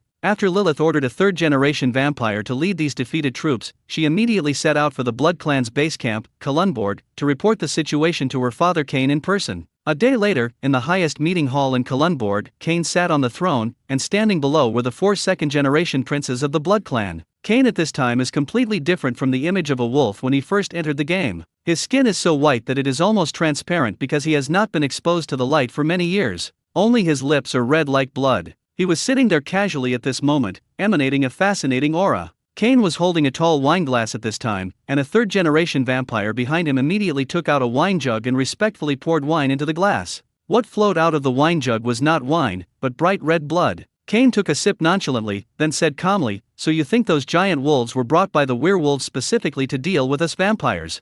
Lilith bowed and saluted, "Yes, father." The other 3 blood princes had different expressions when they heard this, and soon another prince named Elad stood up. "Father, bad news has also come from the human race." Cain's expression did not change at all, and he said indifferently, "Go ahead." Charles and his 3,000 men who attacked Gali city were all killed. There are rumors that a god appeared in Gali city and brought down divine punishment, purifying them all. Cain's eyes narrowed. "Speak clearly." When Elad saw the cold light in Cain's eyes, he did not dare to delay and quickly told him what he had learned from the city of Galis. At that time, hundreds of thousands of people in the city saw the goddess of light descend. The holy light she emitted was just like the sun, which could burn our people to ashes. Many humans also saw with their own eyes the messenger of the goddess of light, the angel of judgment, Lophis, who appointed a human named Alexander as the messenger of God. Now that man named Alexander founded the Church of Light, and all the people in Gali city changed their beliefs and began to believe in the goddess of light. The Church of Light, he. Cain suddenly sneered and muttered to himself, "These game planners are really interesting. In order to stop me. No, it should be for the balance of the game. They deliberately created the Church of Light and werewolves." Lilith and the others looked at each other. They understood the first part of the words, but they had no idea what the latter part meant. But, why don't they just create a giant dragon or a god? Cain continued talking to himself without caring whether they could understand him or not. Soon, a smile appeared on his lips. "I understand a little bit. With the high degree of freedom in this game, even the planners cannot interfere too much with the fate of the various races in the game. Kane suddenly burst into laughter, not seeming to be worried about the werewolves and the Church of Light at all. Then, let's have a good time. Kane stood up suddenly, his aura rising steadily, and an invisible energy burst out. The 4 blood princes present were forced to retreat, and the 3rd-generation vampire behind him exploded into a ball of blood. They looked at Kane in horror, not knowing what was happening. But soon, Lilith knelt on one knee in surprise. "Congratulations, Father, for your breakthrough. Our clan will surely rule the world." Elad and the others were startled, but quickly reacted and knelt on the ground. "Congratulations, Father, for your breakthrough. Our clan will surely rule the world. Order all the vampires to rush back to Kalon Castle. 3 days later, follow me to fight and destroy the human race." A flash of blood appeared in Kane's eyes. He had been staying in Kalundborg the whole time, waiting for the moment to break through to the 2nd level. Now that he has broken through to the 2nd level, he no longer has anything to worry about. "Yes." The 4 blood princes responded excitedly and disappeared in the hall like lightning. When the Blood Clan mobilized their army and prepared to destroy the human race with all their strength, Chen Luren had already appeared above a large island in the Endless Sea. This island is almost the same distance away from the Alvan continent, the Ice continent and the Yani continent. If you use the current dwarf or human ships, it will take about half a month to get here. Chen Luo landed from the air on the edge of a cliff at the northernmost tip of the island. It was a barren, nameless mountain with no trees, no vegetation, and no animals. All that could be seen were the ridges formed by the bare mountains. The cliff is at least 300 meters above the sea level, and Chen Luo will fall off the cliff if he takes another step forward. As he looked around, he saw that it was not just this mountain that was like this, but the entire island, surrounded by mountains, was lifeless and gave people a dead feeling.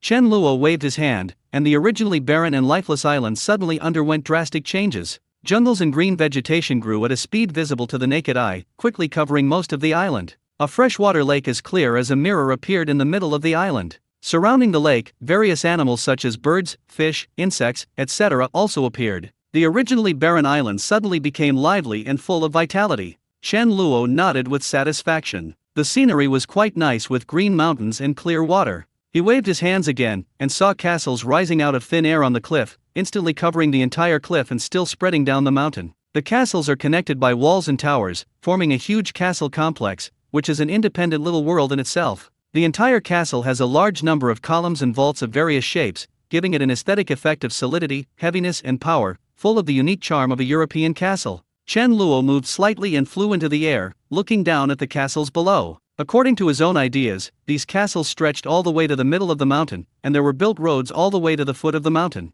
In the middle of the castle, there appeared 7 red towers rising into the clouds, looking tall and magnificent. The more Chen Luo looked in the air, the more satisfied he became, and his body slowly fell towards a tower below. He stood at the highest point of the tower, conjured up a hammock with ease, and lay on it comfortably, looking at the sea view in the distance. Others have a beachfront villa, facing the sea with flowers blooming in spring. I have a castle facing the sea on all sides, and I have everything I want. Chen Luo snapped his fingers and felt a gust of wind mixed with the smell of the sea blowing, causing the hammock to sway. The longer Chen Luo stayed in the Western fantasy world, the less he wanted to go back to the real world. He had become a little obsessed with the ability of gods to do whatever they wanted. Alas, what horror will there be in the next 3 years? Chen Luo let out a sigh and could only rest in peace for a while. Let's get to work. Chen Luo transformed the island and built a castle, of course not because he was bored and wanted to enjoy himself. The player's strength is increasing too quickly. Without checks and balances, it will easily destroy the balance of the Western fantasy world.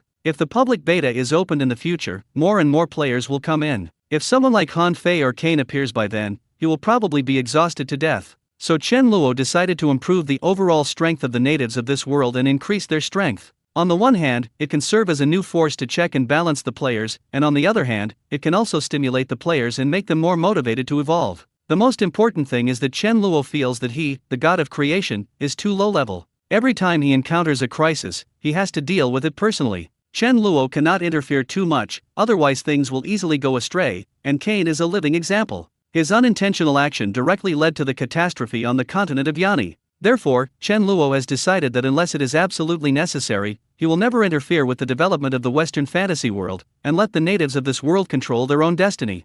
The prototype of this castle is the Hogwarts School of Witchcraft and Wizardry in Harry Potter, but this castle is 5 or 6 times larger than the one in the movie, and more majestic and spectacular. Chen Luo plans to name this academy Supernormal Academy, which will specifically recruit indigenous students from the Western fantasy world and teach them supernormal powers. As for which students to recruit, Chen Luo had already thought about it. He would select 50 people from each of the existing intelligent races to fill up the academy. What they can finally learn depends entirely on the abilities of these races. The selection method is also very simple. Chen Luo can sense the talents of these intelligent races and directly send them the admission letters. Whether they can seize this opportunity depends on their fate. Chen Luo's figure disappeared from the tower and he came to a castle halfway up the mountain. It was empty and there was nothing inside. But as he passed through each place, there would be more things used for daily life, such as tables, chairs, stools, beds, etc. Soon, Chen Luo marked out 6 castles as residences and living places for the 6 intelligent races on the continent.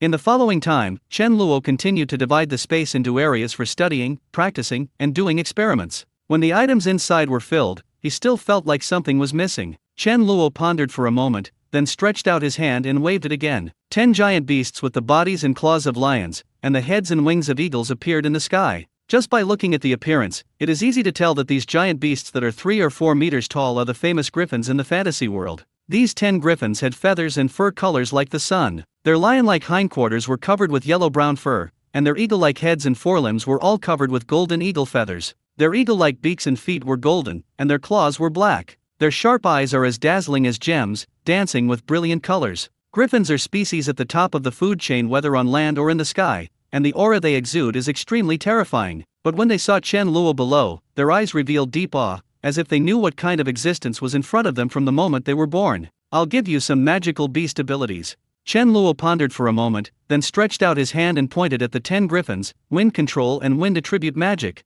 The 10 griffins froze in the air at the same time, and soon they let out a cheerful cry. Their bodies seemed to have become a lot lighter, and they circled and turned in the air like birds, performing many difficult flipping moves. If someone saw this at this time, they probably wouldn't believe that this was an action that an animal of such a huge size could do. You guys will guard this place first. The griffins cried in unison, and then formed groups of 2 and went into the high towers in the castle complex to take on the responsibility of guarding. When Chen Luo was thinking about how to deliver the admission letter, his face suddenly changed slightly, and he couldn't help but feel a little annoyed. You bunch of freaks, can't you let me take a break? Chen Luo couldn't help but let out a long sigh, and his figure instantly disappeared from the supernormal academy and came to the southernmost Roman continent. At the same time, an eye-catching post appeared on the game forum. Look at me, the Ant King, rising again. This world belongs to me. When the players on the forum saw the familiar name Ant Emperor and the ID of the poster starting with a kun, they immediately swarmed in. The game review posted by Ant Emperor Zhang Junhao made many people know about this game, and the ant evolution path he created in the game was also very interesting, so many people remembered him. When the players entered the live broadcast room, they were dumbfounded one after another, including Chen Luo who was in the sky at this time, and was speechless.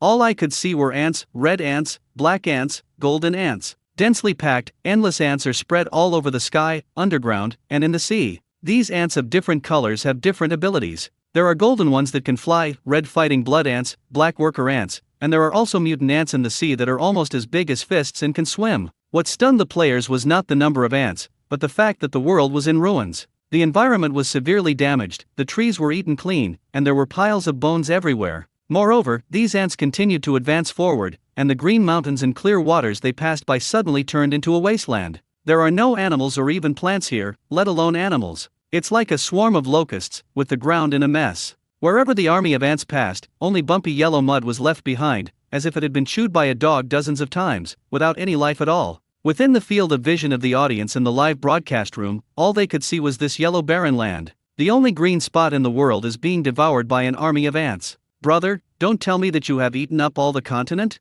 Fuck you, Ant Emperor, you are even more cruel than Blood Emperor. Did the devil invade the village? Not a single needle or thread will be left behind. Brother, why don't you change your name to Diazatian? Only this name suits you. Ha ha ha, the Ant Emperor is even more vengeful than the Blood Emperor. He still remembers what happened in the first test. He really wants to eat up the whole world. This is fucking a family extinction. But, brother, you did a great job, you pissed off the official. Come on, Ant King, you're the best. Chen Luo was so drunk that he used his mind to sense it and was immediately speechless. Zhang Junhao, this naughty monster, really ate up the entire Roman continent, leaving nothing behind except for the 2 red dragons and the volcano in front. Zhang Junhao started the live broadcast at this time, obviously intending to save this appetizer for last, preparing to let the audience watch him slay the dragon. As expected, Zhang Junhao immediately started typing proudly in the live broadcast room. There is no way, he is an ant now, he can't speak, he can only type with his hands. Thank you for your support, brothers. Let me tell you first, I really ate up this continent completely.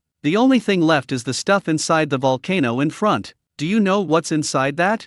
Zhang Junhao did not wait for the audience in the live broadcast room to answer, and immediately continued to type. There are 2 red dragons in the volcano. Today I am here to let you watch me slay dragons. After I slay these 2 dragons and evolve again, I will lead the army of ants to the Yani continent and eat it up. As soon as Zhang Junhao said this, the live broadcast room exploded instantly, and countless people began to swipe the screen. At this time, the audience in SenseTime and Rikoba's live broadcast room also received the news that the Ant Emperor was going to slay the dragon, and a lot of people were immediately attracted to come over, causing the number of people in his live broadcast room to skyrocket, approaching the 1 million mark. 66,666, Ant Emperor, you are the first person in the world who dares to slay a dragon. I am your fan just for this. The Ant Emperor has been dormant for 100 years and has finally made his debut. He is going to reach the peak as soon as he debuts. Ha ha ha. Great Ant King, you are really good at hiding. The second beta of the game has been going on for several days. You have been developing in a cowardly way for hundreds of years. It's time to make a name for yourself. Brother Ant, you should lead your army to the Yani continent to save the human race. Emperor Shang Tang and the Blood Clan Emperor are no match for you. Boss of the gaming company, damn it, I am so unlucky to run into you, a stupid Ant King. Can you please play your cards normally? Did your head get caught in the door? Do you still want to play the game properly? I will block your account, I must block your account. The audience and players in the live broadcast room were all laughing so hard and were convinced by the Ant King. Chen Luo had a headache. He had just planned not to interfere in the development of this world, but Zhang Junhao started to act tough again. He was also a little annoyed.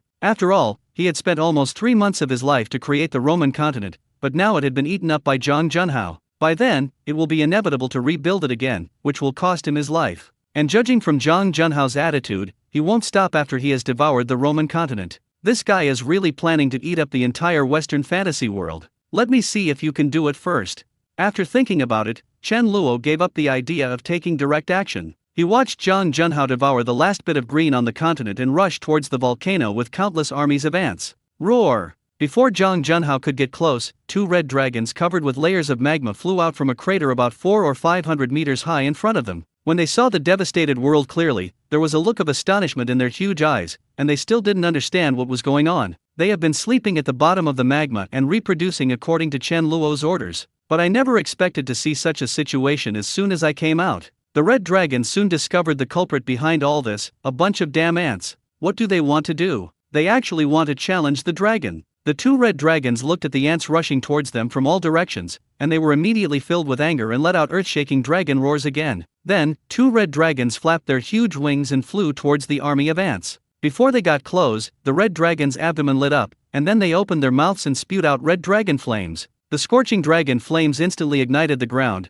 and the army of ants was not spared and was quickly burned to ashes. There is no need to aim the 2 red dragons, just aim at the ground and spit fire directly. There are ants everywhere in the sky and on the ground anyway. In the blink of an eye, the world before my eyes turned into a world of fire. The audience was stunned. The red dragon's ferocity and power could be felt even through the screen. When the dragons first appeared, they were fighting in the sky and it didn't look real to the audience. Now, with Zhang Junhao's high-definition frontal perspective, they finally saw the dragon's appearance clearly up close. The deep red armor-like scales, the sharp claws, and the huge eyes that seemed to be burning with flames made many timid people shudder uncontrollably. Fuck, this is so fucking scary. How can it be so real? I almost suspected that they were going to pounce on me. This flame too, I felt like the screen was on fire. The Ant King is not at the peak of his career, but is doomed as soon as he debuts. Ha ha ha, I'm going to sympathize with the Ant King for another second.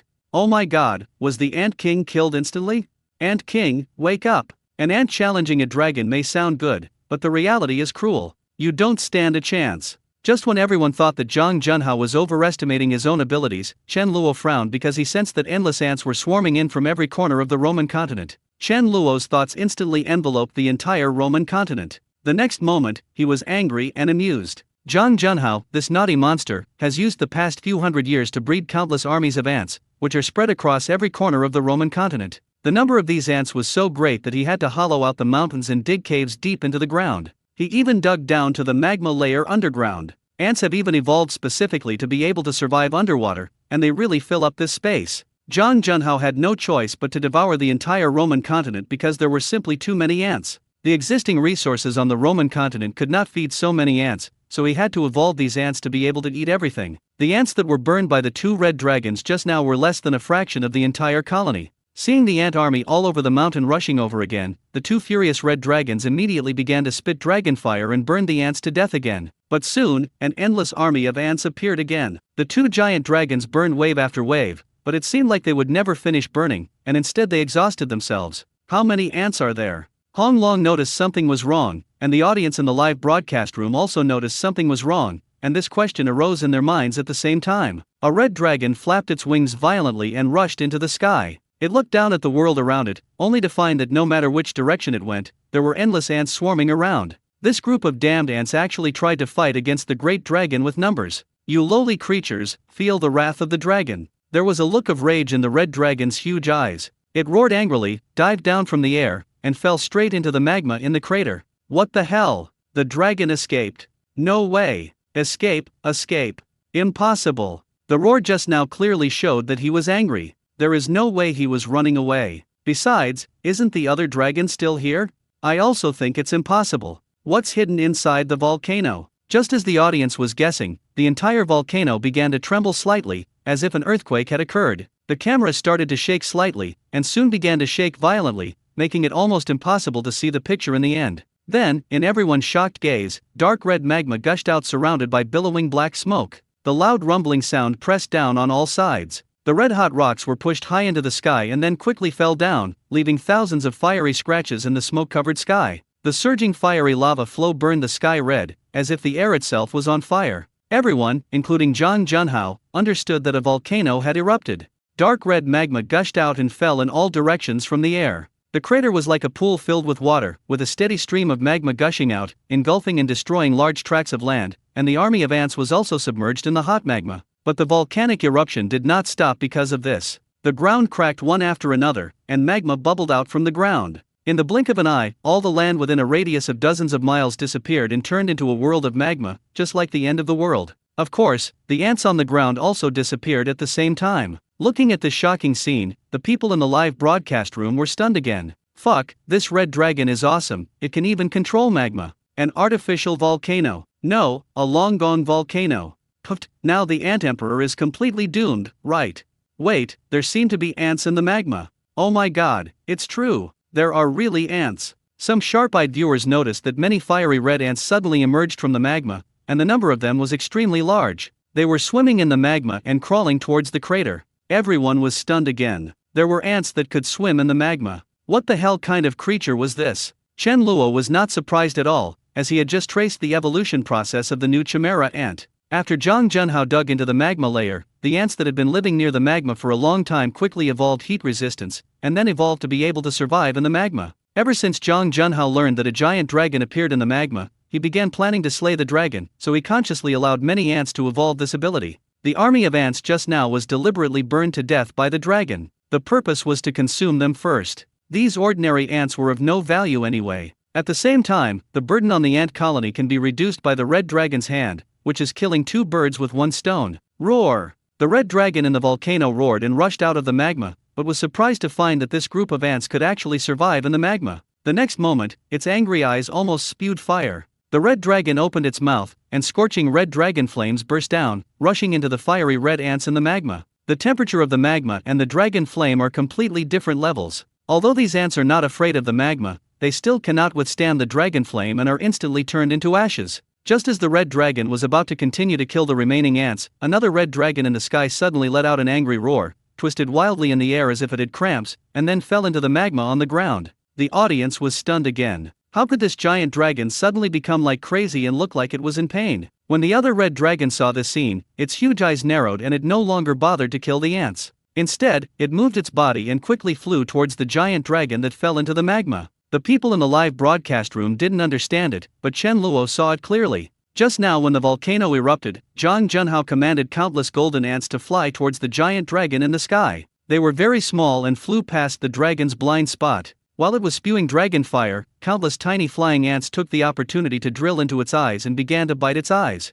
The giant dragon felt pain and lost the sight in its eyes. It immediately rushed towards the magma on the ground, trying to kill the flying ants in its eyes with the magma. But it forgot that there were more ants in the magma. When the red dragon fell into the lava, Chen Luo knew it was doomed. Sure enough, as soon as the dragon fell into the magma, the fiery red ants seemed to have found their target and all turned around and rushed towards the red dragon. Soon the dragon's wailing was heard, and countless fiery red ants drilled into his mouth, nose and eyes, and began to bite him frantically. Although the dragon's scales were extremely hard, its body was not so strong inside and was soon eaten by the ants, causing it to bleed profusely. The hot and burning blood spurted out, but the group of ants did not even let go of the blood and directly ate the dragon's blood. The ants that had obtained the dragon's blood became darker in color, as dazzling as flames, and their power to devour the dragon seemed to have become even stronger. The dragon's wails resounded through heaven and earth. It struggled frantically in the magma, causing the magma to boil and roll and splash out continuously. Another red dragon flew over, and seeing its mate in so much pain, it was helpless and could only spin around in the lava.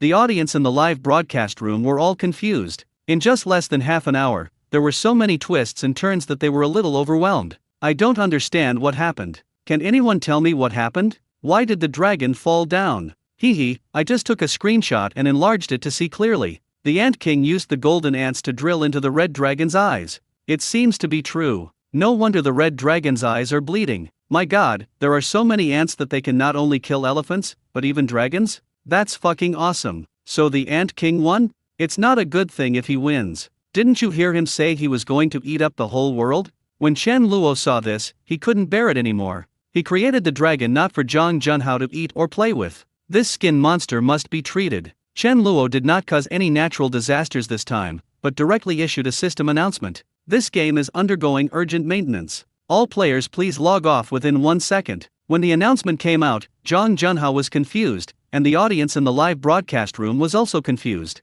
The next moment, the game live broadcast room exploded. Especially Zhang Junhao, he was extremely excited at this moment and was about to kill the red dragon. You are doing emergency maintenance, what a joke. You bastard planners, you bastard officials, I will never forgive you. Zhang Junhao roared in anger in his heart but was unable to speak. The more he thought about it, the angrier he became, and he really wanted to kill someone. And what the hell is going offline in 1 second? You might as well not say anything. Draft uncle. In a flash, Zhang Junhao was still cursing madly in his heart when the screen in front of him suddenly went black. In a villa in Beijing, Zhang Junhao took off his VR glasses, angrily raised the device and smashed it to pieces. Zhang Junhao was still not satisfied after smashing the equipment, so he immediately logged into the game forum and was about to post a message to accuse the official of their shameless behavior. But as soon as he landed, he felt a rush of blood and his lungs were about to explode. Because SenseTime and Recoba are still doing live broadcasts. Even Kane turned on the live broadcast. In other words, what kind of crappy emergency maintenance was this?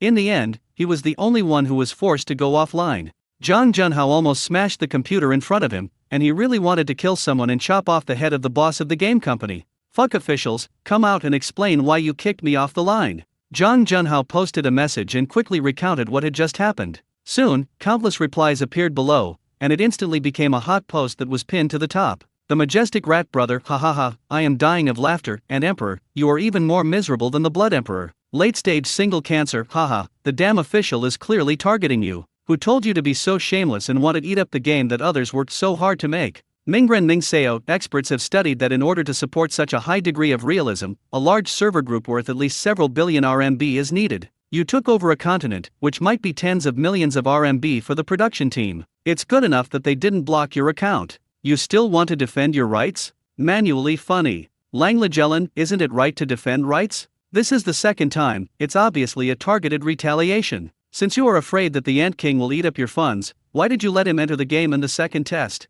This is the first time I have seen such a game planner. Seeing that it is not working, emergency maintenance is carried out to drive people offline. Tens of thousands of people signed a blood letter, demanding the programmer to be killed as a sacrifice to the gods. The best player in the world, Ant King, you'd better stop fighting with the official team, or I'll kick you out of the game next time, picking nose. At the beginning, a Kun said, I am still going to argue. I will choose Ant again in the public beta. I just don't believe in evil. You should be in Feng replied to Kaiju Yaishao Kun, I support you, the official website is really a piece of shit. At worst, we can quit the game together, I don't have an account anyway. The forum suddenly became lively, with some people madly cursing the planner and others supporting the game company. Many people cursed but could not resist the enthusiasm for a game with such a high degree of freedom, and gradually began to request a public beta under the post. Zhang Junhao was speechless. A good rights protection post inexplicably turned into a post requesting a public beta test, which made him so angry that he had no place to vent. At this moment in the Western fantasy world, Chen Luo was preparing to wave his hand to kill all the chimera ants.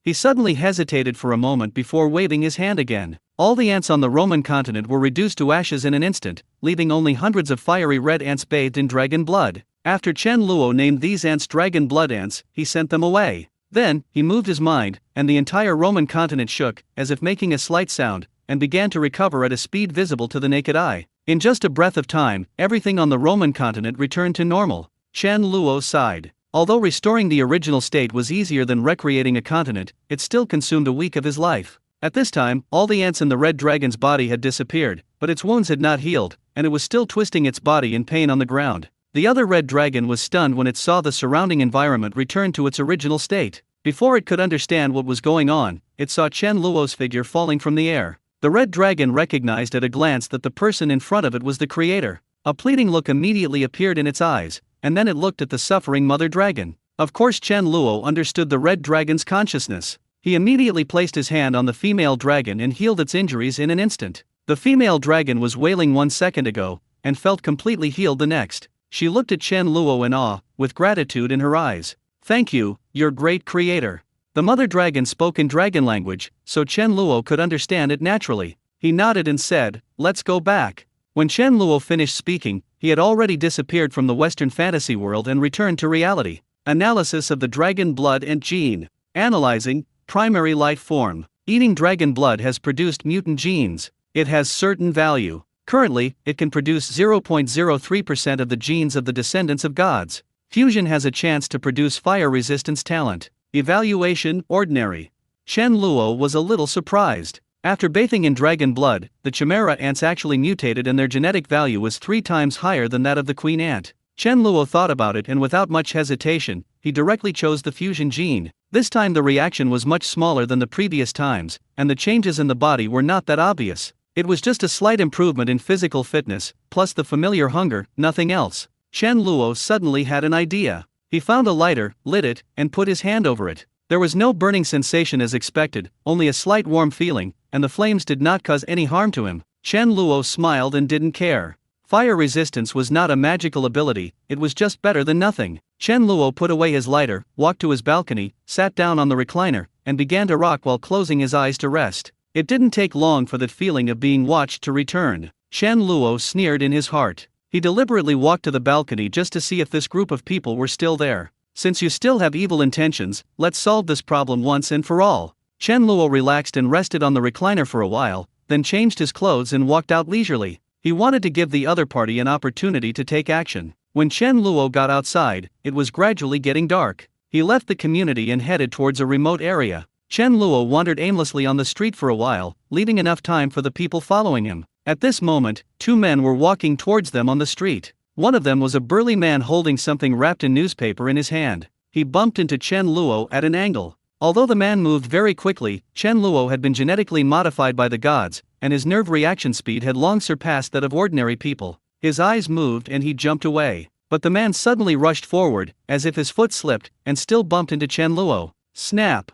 The thing wrapped in newspaper in the man's hand fell to the ground with a crisp cracking sound. Chen Luo stopped suddenly and looked at a broken green porcelain jar on the ground with a frown. "Damn it, you bastard, why are you walking without eyes?" The man became furious and walked forward to grab Chen Luo by the collar. Chen Luo smiled, took a step back, and easily avoided the man's fierce grab. "If I'm not mistaken, you bumped into me yourself. How dare you talk back, you bastard? It was you who bumped into me while walking, and even broke my family heirloom." The man said viciously, "Boy, didn't your parents teach you the principles of life? You must admit your mistakes and compensate for the damage, otherwise you will suffer." He grinned and raised his hand to slap Chen Luo in the face. Chen Luo sneered. In his eyes, the man's movements were as slow as a snail. He reached out calmly and held the other's hand. "Ah!" The man screamed, his face twisted into a ball, and he looked extremely painful. Chen Luo frowned slightly. He was very clear about how much strength he had used. He just grabbed the man's wrist and did not use any strength at all. Yet this guy was shouting so exaggeratedly, obviously he was acting. Chen Luo looked at the passers-by who stopped and looked over here. In just a moment he knew what these 2 people were planning. First he deliberately bumped into him and smashed something claiming it was an antique, then he took the initiative to hit him, just to test what kind of person he was and then come up with different ways to deal with him. If Chen Luo had been timid and cowardly, he would have admitted defeat, and they would have offered him a price of tens of millions to blackmail him. If Chen Luo is not afraid of trouble and takes action like he is doing now, then he can pretend to be a victim, attract the attention of passers-by, and establish himself as the reasonable party. Even if the police come, they will have something to argue with. Chen Luo casually let go of the man's hand and couldn't help laughing. The mastermind behind the scenes was quite smart and not the kind of person who only knew how to threaten with violence. "Hey, kid, you broke our antiques and you dare to hit others." Another man with a shaved head had already squeezed over. He stared at Chen Luo fiercely. "Boy, you want to act tough? I'll play with you." The commotion here has attracted the attention of many people, but they just took a look and hurried away as if nothing had happened. Seeing the two strong men looking so ferocious, no one dared to stay and say anything. Chen Luo turned his eyes and saw 3 or 5 men with unfriendly faces holding their bras standing around. They had malicious looks on their faces and seemed to be watching the fun, but they intentionally or unintentionally formed a hidden circle to prevent others from approaching. Chen Luo smiled slightly, knowing that these people were also part of their group. But Chen Luo was not afraid at all. He said with a smile, "Oh, then what do you want? What do you want?"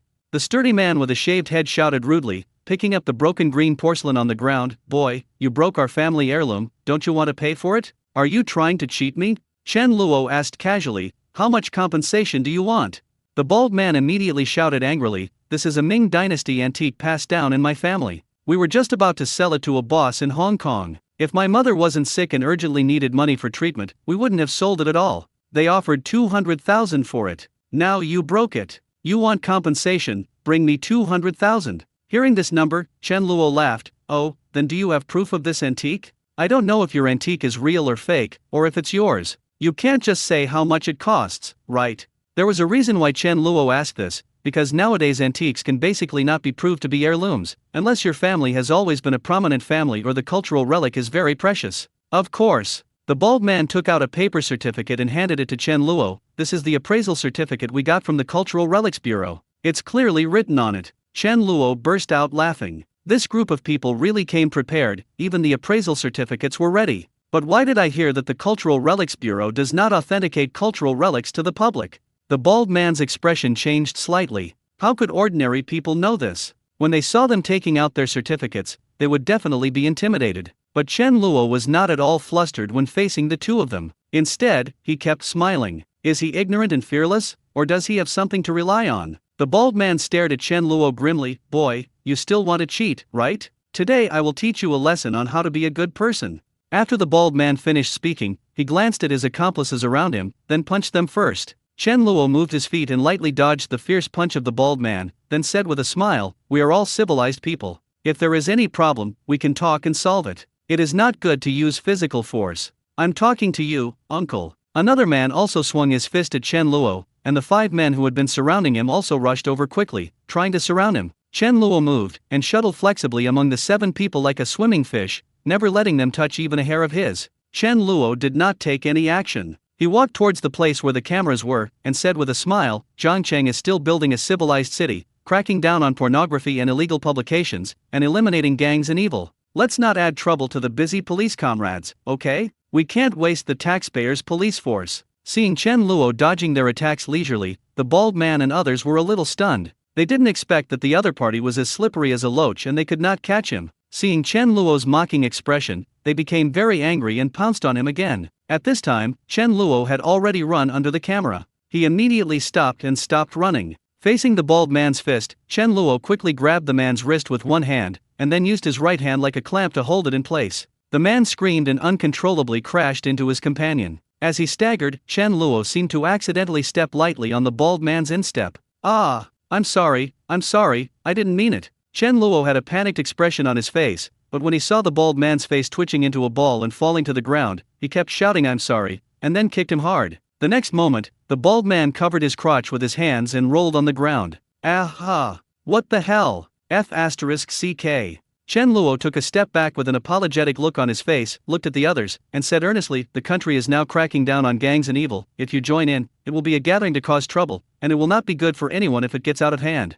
Why don't we continue to talk?" Chen Luo's words naturally had the opposite effect, and the men rushed forward again in rage. Chen Luo still looked like he was fleeing in a panic, and then continued, "If you feel that you can't just let the person who hurt your buddy go, then call the police. Look, now I've hurt someone. If I call the police, it's just me and him having a fight. If you want to get involved and go to jail together, your family members will have to bail you out. That's not good. We must use formal means to safeguard our legal rights." Chen Luo's words did not make the others realize their mistake, but only made them even angrier. Looking at the 6 people approaching him, Chen Luo said in a panic, "Since you don't want to call the police, why don't you let me call the police first, and then you can take action?" As soon as these words were spoken, the 6 people became even more furious. They had seen all kinds of people and taught many people a lesson, but they had never seen anyone so despicable. Without any further ado, they all swung their fists at Chen Luo. Chen Luo suddenly smiled and said, "Since you are stubborn, I will let you know what happens if you don't obey the law and be good citizens." Chen Luo turned his head to avoid the fist of one of them, grabbed his fist and pulled it back hard. The man felt an irresistible force coming from his body, and then he staggered forward uncontrollably. His head made close contact with the ground and he was knocked unconscious instantly. After easily dealing with one person, Chen Luo quickly retreated a distance, just within the camera range, and began to act panicked and waved his hands repeatedly. "Don't be like this, I really don't want to fight." In fact, these people were captured by the camera when they appeared, but Chen Luo needed to stand in a clearer position before he could take action. His despicable look made the remaining 5 people even more furious. "Don't they want to fight? You have to fight if you don't want to." Chen Luo's long-winded words made a hot-tempered thug unable to bear it anymore, so he rushed over and kicked him. "Fuck it. I'll make you beep." Chen Luo looked at the man who kicked him in panic, stood at the best shooting angle for the camera, and began to show off his acting skills. Chen Luo suddenly seemed to be frightened and at a loss. The moment the man kicked him, he pushed his thigh in panic. The man suddenly lost his balance and fell on his face with a loud thud. He wailed for a long time without getting up. I'm sorry, are you okay?" While apologizing, Chen Luo wanted to squat down to support the man, but another man approached. Chen Luo seemed to be frightened and quickly dodged away. As luck would have it, his arm hit the crotch of a man who rushed over from behind. The man's eyes opened wide and half of his body began to hunch like a shrimp. An intense pain spread directly from his crotch to his brain, making him almost faint. "Ah!" He screamed in pain and didn't even have the strength to stand up. He sat down on the ground, covering his lower body. I'm sorry, I really didn't mean it." Chen Luo began to apologize again, and then looked at the remaining 3 people. "Look, the weather is so good today. Oh, it seems to be dark. But it doesn't matter, we can find a place to sit down and talk about our ideals in life, how to solve this matter, or talk about women. It's better than fighting, don't you think?" 2 people were knocked down inexplicably in a row, which made the 3 of them realize that something was wrong. If the first 2 people were accidents, then 4 consecutive people having accidents is too abnormal. Especially the 2 guys whose testicles were hit. Now they were covering their crotches in pain, making them feel as if they were the same people and felt a chill running down their crotches as well. The remaining 3 looked at Chen Luo with a smile on his face warily, not daring to act rashly. This idea was too tricky. "Hey, it looks like you guys aren't going to take action. Then let's find a place to talk." Chen Luo looked at the 3 people with surprise. "Let's talk about your mother." A man heard Chen Luo start beeping again and felt like Tang Seng. He angrily took out a dagger from his back and stabbed Chen Luo. Chen Luo seemed to be frightened again, and hurriedly turned around and ran. "It's just a piece of porcelain, I'll just compensate you. Why did you use a knife? What if you hurt someone? It would be so bad." The remaining 2 people's faces turned green with anger. This bitch actually had time to talk nonsense. They were so angry that they immediately took out their knives and rushed forward together. Chen Luo did not have any emotional fluctuations in his heart, but his face was full of panic. He dodged the siege of the 3 of them with ease. At this point, some passers-by finally couldn't stand it anymore and started using knives, which might have resulted in a loss of life. Soon someone picked up the phone to call the police, and then immediately hid far away. Then, after a series of accidents, the 3 people quickly fell to the ground and began to wail. Some of the knives in their hands accidentally stabbed into their companions' calves or arms, and blood kept oozing out. The people who were watching the excitement from afar were dumbfounded. They had thought that Chen Luo, who was fleeing in a panic while being stabbed by knives, would get into trouble sooner or later. But the scene before them was completely beyond their expectations. 7 men against 1, but this was the result. "Oh, I'm sorry. Chen Luo started to apologize again. Looking at the 3 people with painful faces, he asked tentatively, "Do you want me to call an ambulance for you?" Chen Luo looked at the 3 people with expressions of shock, anger, and pain on their faces. He hesitated and said, "Well, it seems like you have misunderstood. I really didn't mean it." The people on the ground were so angry that they were about to vomit blood. Even the physical pain they felt was nothing compared to the feeling of being mad to death. Just at this moment, a police car arrived at the scene. The police car stopped by the roadside and 3 policemen got out, a middle-aged policeman and 2 young policemen. The shoulder strap of the middle-aged policeman leading the team was 2 poles and 1 flower. Chen Luo didn't know what rank he was, but he looked serious and majestic. As soon as the 3 policemen got out of the car, they saw the situation here. Without asking who called the police, they just walked straight over here. When they approached and saw 7 people lying on the ground, 2 of them with daggers stuck in their bodies and bleeding, their expression suddenly changed. This armed assault could already be classified as a criminal case.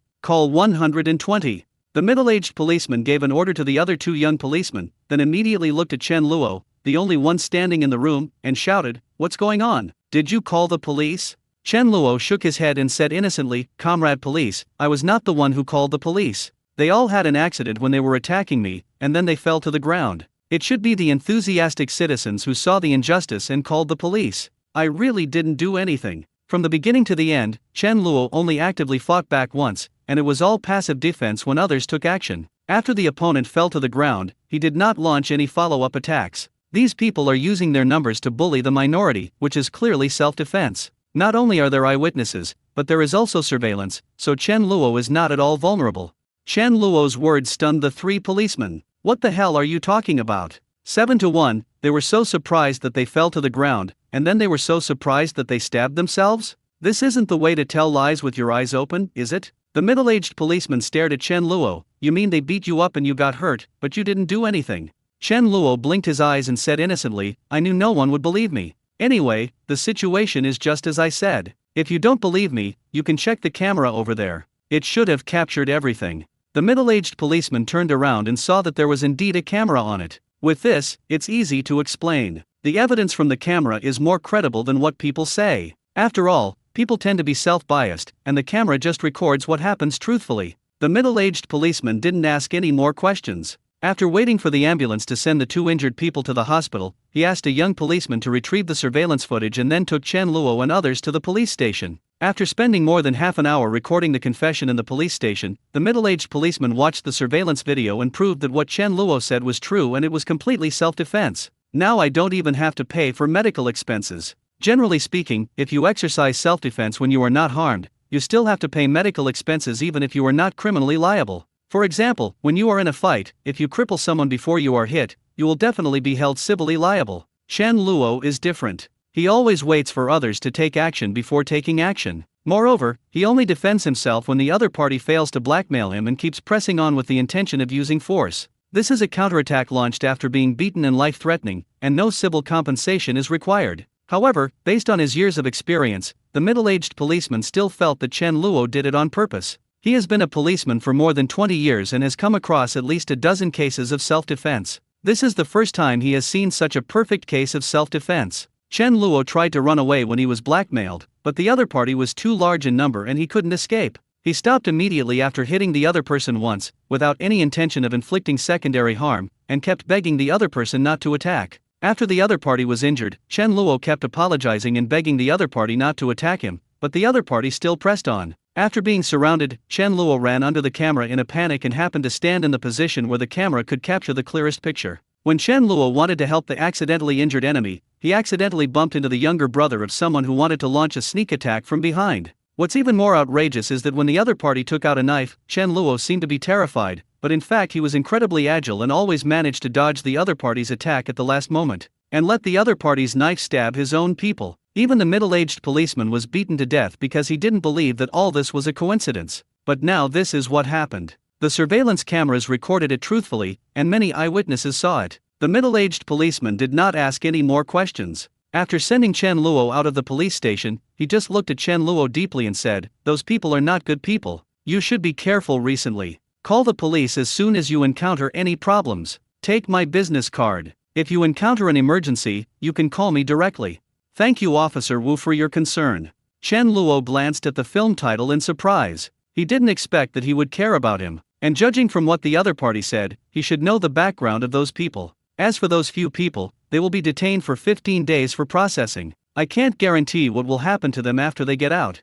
Chen Luo nodded, put away the business card, and without taking it to heart, he left the police station immediately. As soon as Chen Luo left the police station, the familiar feeling of being monitored came back. He smiled nonchalantly, found a place to have dinner, and then went to a busy commercial area to pretend to go shopping. After a while, Chen Luo used his mental power to lock onto the tracker, and then quickly shook him off. When the stalker searched for Chen Luo in the crowd for a long time without finding him, his face changed. He immediately left the commercial street, found a secluded corner, took out his phone and dialed Brother Gang. He entered Hayu Commercial Center. There were too many people and I lost him. It was unknown what was said on the other end of the phone. The stalker responded quickly, then hung up and quickly left the business center. Chen Luo followed him quietly, entered the subway with him, changed trains twice, and then got out of the subway and entered a nearby community called Hongyu Home. When he saw the stalker take out the access card and swipe the door to enter, Chen Luo couldn't help but frown. Such high-end residential areas near subway entrances are managed by special property companies.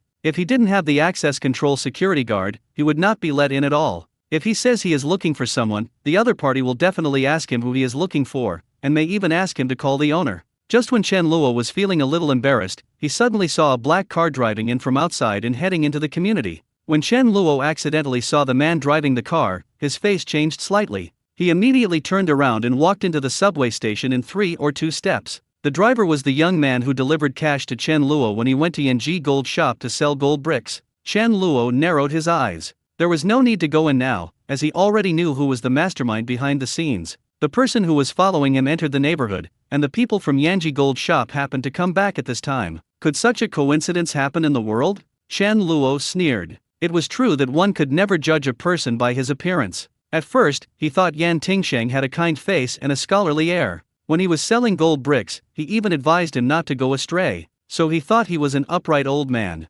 Unexpectedly, he was the one who was plotting against me. Chen Luo got on the subway and went home first. Today I just wanted to find out where the other party came from. Now that I have figured it out, I have to think about how to deal with Yan Tingsheng. Chen Luo sat on the sofa in the living room, closed his eyes and thought quickly. Not long after, he suddenly exclaimed in surprise, "You have suddenly reached the second level as well." Chen Luo's tone was quite excited, and he didn't even care about how to deal with Yan Tingsheng. He suddenly disappeared in the living room and appeared in the Western fantasy world. At this time, it was dusk in the Western fantasy world. In a dense forest in the human territory, the 150,000-strong army of the Blood Clan was huddled inside, waiting for the sun to set. Cain stood under the shade of the tree, looking at the setting sun in the distance. He slowly put his hand under the sunlight. There was a crackling sound, like the sound of a lit match. A black smoke rose from Cain's palm, followed by a burning smell. "Father!" Lilith and other blood princes exclaimed in unison and looked at Cain in surprise, wondering why he did this. Cain calmly withdrew his hand, watching the burns on it quickly begin to heal. He smiled to himself. Sure enough, after reaching the second level, my resistance to sunlight has also increased. Lilith and others couldn't help but breathe a sigh of relief. It turned out that Cain was doing an experiment. If it were an ordinary vampire, such as one below the 3rd generation, his hands would have been burned directly. However, Cain only suffered a few burns and did not cause much harm to himself. Cain glanced at the sun, which had already completely sunk into the horizon. He said calmly, "Let's go." "Yes, father." Following Cain's order, the 150,000-strong Blood Clan army immediately set out and began to march towards the city ahead. Cain was here to broadcast live at this time. When he saw the Blood Clan army setting off, someone immediately ran to Rikoba and Shangtang's live broadcast room to inform them of the news. Although Cain's previous experience was very sympathetic, his subsequent actions brought severe disasters to both humans and orcs. Almost no one wanted the Blood Clan to win and see humans and orcs become food and slaves. When Cain started the live broadcast, everyone was criticizing him. Even if there were a few people who sympathized with him, they were quickly covered up. At this point, Cain didn't care at all about the audience's comments. After experiencing so many years and hardships in the Western fantasy world, he became indifferent to everything. The only thing he wanted to do now was to make Shang Tang and Rikoba pay the price. As for the Blood Emperor, it was something dispensable to him. Cain didn't care about the tip-offs in the live broadcast room at all. He was confident that even if Shang Tang knew his every move, he would not be able to resist his blood army. Shang Tang knew at the first moment that Cain had assembled all the Blood Clan troops and was less than 200 kilometers away from the imperial capital. Shang Tang was talking with Alexander in the palace at this time. When he heard the news, he immediately said, "Alexander, it is urgent to select people who are suitable for learning the magic of light. Now you go to the royal city with Duke Bolton to select them. He will fully cooperate with you. The Blood Clan army is coming, and I must evacuate the civilians as soon as possible." Alexander stood up and bowed slightly. "Thank you, Your Majesty. I will not let you down." Shang Tang nodded, waved his hand to let Alexander leave, and a hint of coldness unconsciously appeared in his eyes. As soon as the Church of Light appeared, God stood up for them, and it was witnessed by more than 100,000 people. That very night, all the people in the city of Galis believed in the Goddess of Light. They were all fanatical believers who spontaneously promoted the teachings of the Church of Light to everyone they met. They spread the word that Alexander was a messenger from God, chosen by God to save humanity from crisis, and that if they wanted to be saved, they had to join the Church of Light. At first everyone was skeptical, but when they saw the effectiveness of Alexander's healing skills in saving the dying and the wounded, and saw with their own eyes Alexander use holy light magic to burn vampires to death, the Church of Light immediately gained countless believers. At this time, everyone was frightened by the cruelty and terror of the vampire demons. When they encountered a being that could punish vampires, everyone felt as if they had found a savior, and they began to join the Church of Light and become its loyal believers. In just a few days, hundreds of thousands of people joined the Church of Light, and the number was increasing rapidly every day. This was definitely not good news for Shang Tang. As a modern man, he was well aware that theocracy and royal power were in conflict. In the Middle Ages, the Church and the king fought for hundreds of years, and in the end the Church gained absolute dominance. Even the king had to be crowned by the Pope to be considered legitimate. With the Church of Light expanding at such a terrifying rate, it will sooner or later become the most powerful religion. In serious cases, it may even threaten the rule of the Shang dynasty. Although Shang Tang was aware of the threat from the Church of Light at this time, he could not touch Alexander for the time being because he still needed the magic of light to deal with the current vampire crisis. As for the future, it depends on whether you can live to that time. The cold light in Shang Tang's eyes disappeared, and he immediately passed the order down, all human beings abandon the city and retreat back to the imperial capital. Yes, your majesty. Immediately, the palace guards bowed and accepted the order, and quickly went out to issue Shang Tang's order. At this time, Rikoba in Kylo City also learned that Cain had expelled all the human race, but he was not happy at all. It's easy to guess that after Cain destroyed the human race, the next target would be the orcs. Rikoba was so worried. Being the Beast King was so fucking stressful. It was even more tiring than being a CEO in real life. It can be said that he has devoted all his energy to the development of the orcs. He first used the stallion incident to allow the orcs to have bloodline warriors, but the dragon brawl directly caused his prestige to plummet. In the orc tribe, without prestige and strength, you cannot subdue other races, and no one will obey your orders. Rikoba had no choice but to use his business talent to vigorously develop commercial trade in the orcs' territory. In just 20 years, he raised the living standards of the orcs by several levels. Even orcs had the leisure and time to develop art, and professions such as painters, musicians, and bards appeared earlier than humans. Although the orcs' talent in this area is terrible, it at least represents an increase in productivity. Rikoba's reputation also returned to its peak, but that damn Cain came out to cause trouble again. He was like an empty space in the orc territory, killing the orc army without any resistance. Rikoba had no choice. Amid the doubts of the kings of various tribes, his position as the Beast King began to become unstable again. Just at this time, those dog planners brought down the wolf god fast, gave the werewolves 300 ancient wolf souls, and killed as many as 40,000 vampires. As a result, many orcs began to call for the werewolf leader, Mute, to become the Beast King, replacing Rikoba. Rikoba felt that his situation was very difficult. If it weren't for the prestige he had accumulated over the years, he might have really been driven out. Can you please play the game properly? Rikoba sighed and said, "You bastard planners, why don't you create a bear god? Wouldn't it be much better for me?" Despite the criticism, Rikoba still had to think about how to solve the current predicament. It didn't take long for Rikoba to make the decision that he must support the human race. Otherwise, by the time Cain had converted tens of millions of humans, no matter how many ancient giant wolves there were, they would be of no use. But before that, there is one more thing that must be done. Rikoba thought of this and quickly logged off and returned to reality. In a luxury house in Shanghai, Lei Changyang, also known as Rikoba in the game, hurriedly took off his VR glasses. He immediately said to a young man in his early 30s next to him, "Look for Han Fei." After Lei Changyang finished speaking, he put on his VR glasses again and logged into the game again, not wanting to miss even a second of the time in the game. Su Yaifei didn't care whether Lei Changyang could hear him or not, and immediately agreed respectfully. He took a look at Lei Changyang's infusion bottle, which was almost empty, and immediately said to the 3 female housekeepers waiting behind him, "Change a bottle of nutrient solution and help the boss wash his body." "Yes, Special Assistant Su." A housekeeper responded and quickly began to change the nutrient solution for Lei Changyang. The other 2 went to the bathroom to get warm water. After testing the water temperature several times and feeling that it was not hot, they carefully took out a towel to wipe Lei Changyang's body. Su Yaifei had already left the room and came to the balcony of the villa, then took out his mobile phone and started dialing. Having followed his boss for almost 8 years, Su Yaifei sometimes knew what Lei Changyang meant just by looking at him, without having to guess. Although Lei Qingjiang's words were incoherent, Su Yifei knew who he was talking about as soon as he heard it. The boss is now addicted to the game Second Life every day, and Su Yifei naturally regards the boss's hobby as his own. He has even moved directly into this mansion. Except for eating and sleeping, he basically stays by Lei Qingjiang's side, watching Rikoba's live broadcast in the game. What I'm afraid of is that Lei Qingjiang will quit the game and I won't be able to find him when I need something. In fact, when Yane was the wolf being hunted by the royal blood warriors, it was him who helped Rikoba convey the message of rescue, not Rikoba himself.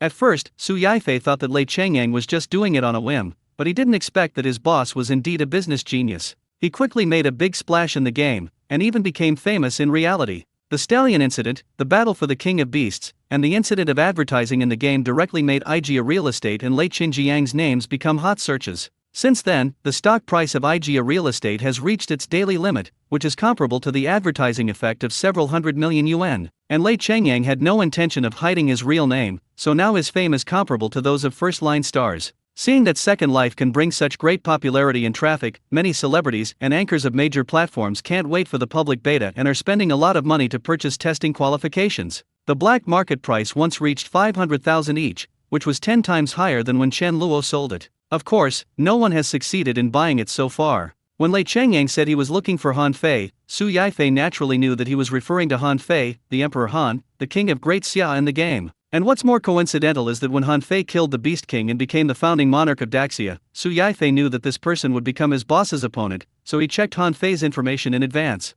Han Fei posted a lot of posts on the forum. Although the amount of information was not large, it was not difficult to find him based on the posts posted by his best friend Li Shun, who loved to show off. I didn't expect that the preparations I made before would be used all at once at this moment. While Su Yifei was waiting for the call to be connected, he had already returned to the room and told Rikoba in his live broadcast room that he had found Han Fei. At the same time, the phone was connected. Is it Mr. Han Fei Han? Han Fei looked at the incoming call number in surprise. It's me, who are you? I'm Su Yifei, the assistant to Lei Qingjiang. You should know who he is, right?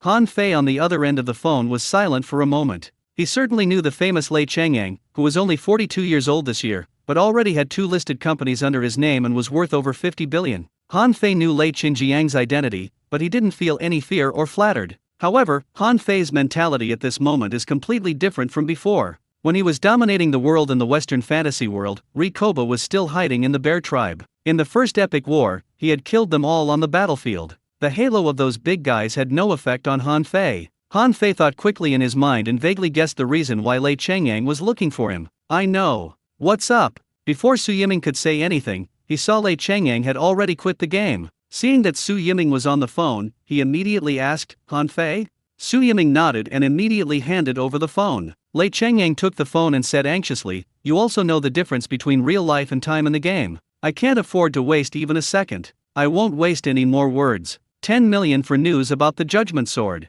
Even though Han Fei's mentality was as solid as a rock at this time, his heart couldn't help but twitch when he heard the price. Han Fei comes from an ordinary family, has an ordinary education, an ordinary job, and an ordinary appearance. He is the kind of person you wouldn't recognize if you saw him on the street. Since his experience in the Western fantasy world, Han Fei seemed like a different person. Although he tried to integrate into the real society again, he was always unable to do so. It is difficult for people who have reached the peak to bear the gap of falling. Han Fei couldn't stand being bossed around by the hated supervisor in the company, even though he became the top performer in just a few days after he came back. But that disgusting supervisor targeted Han Fei everywhere, making it difficult for him to continue staying in that company. Han Fei also couldn't stand living at the bottom of society now. He had to be urged by the landlord to pay rent every month. This was a huge difference from his previous life. If he had this 10 million, with Han Fei's current mind and ability, he could make a career of his own. Han Fei made up his mind and said without any nonsense, I want to receive the money first.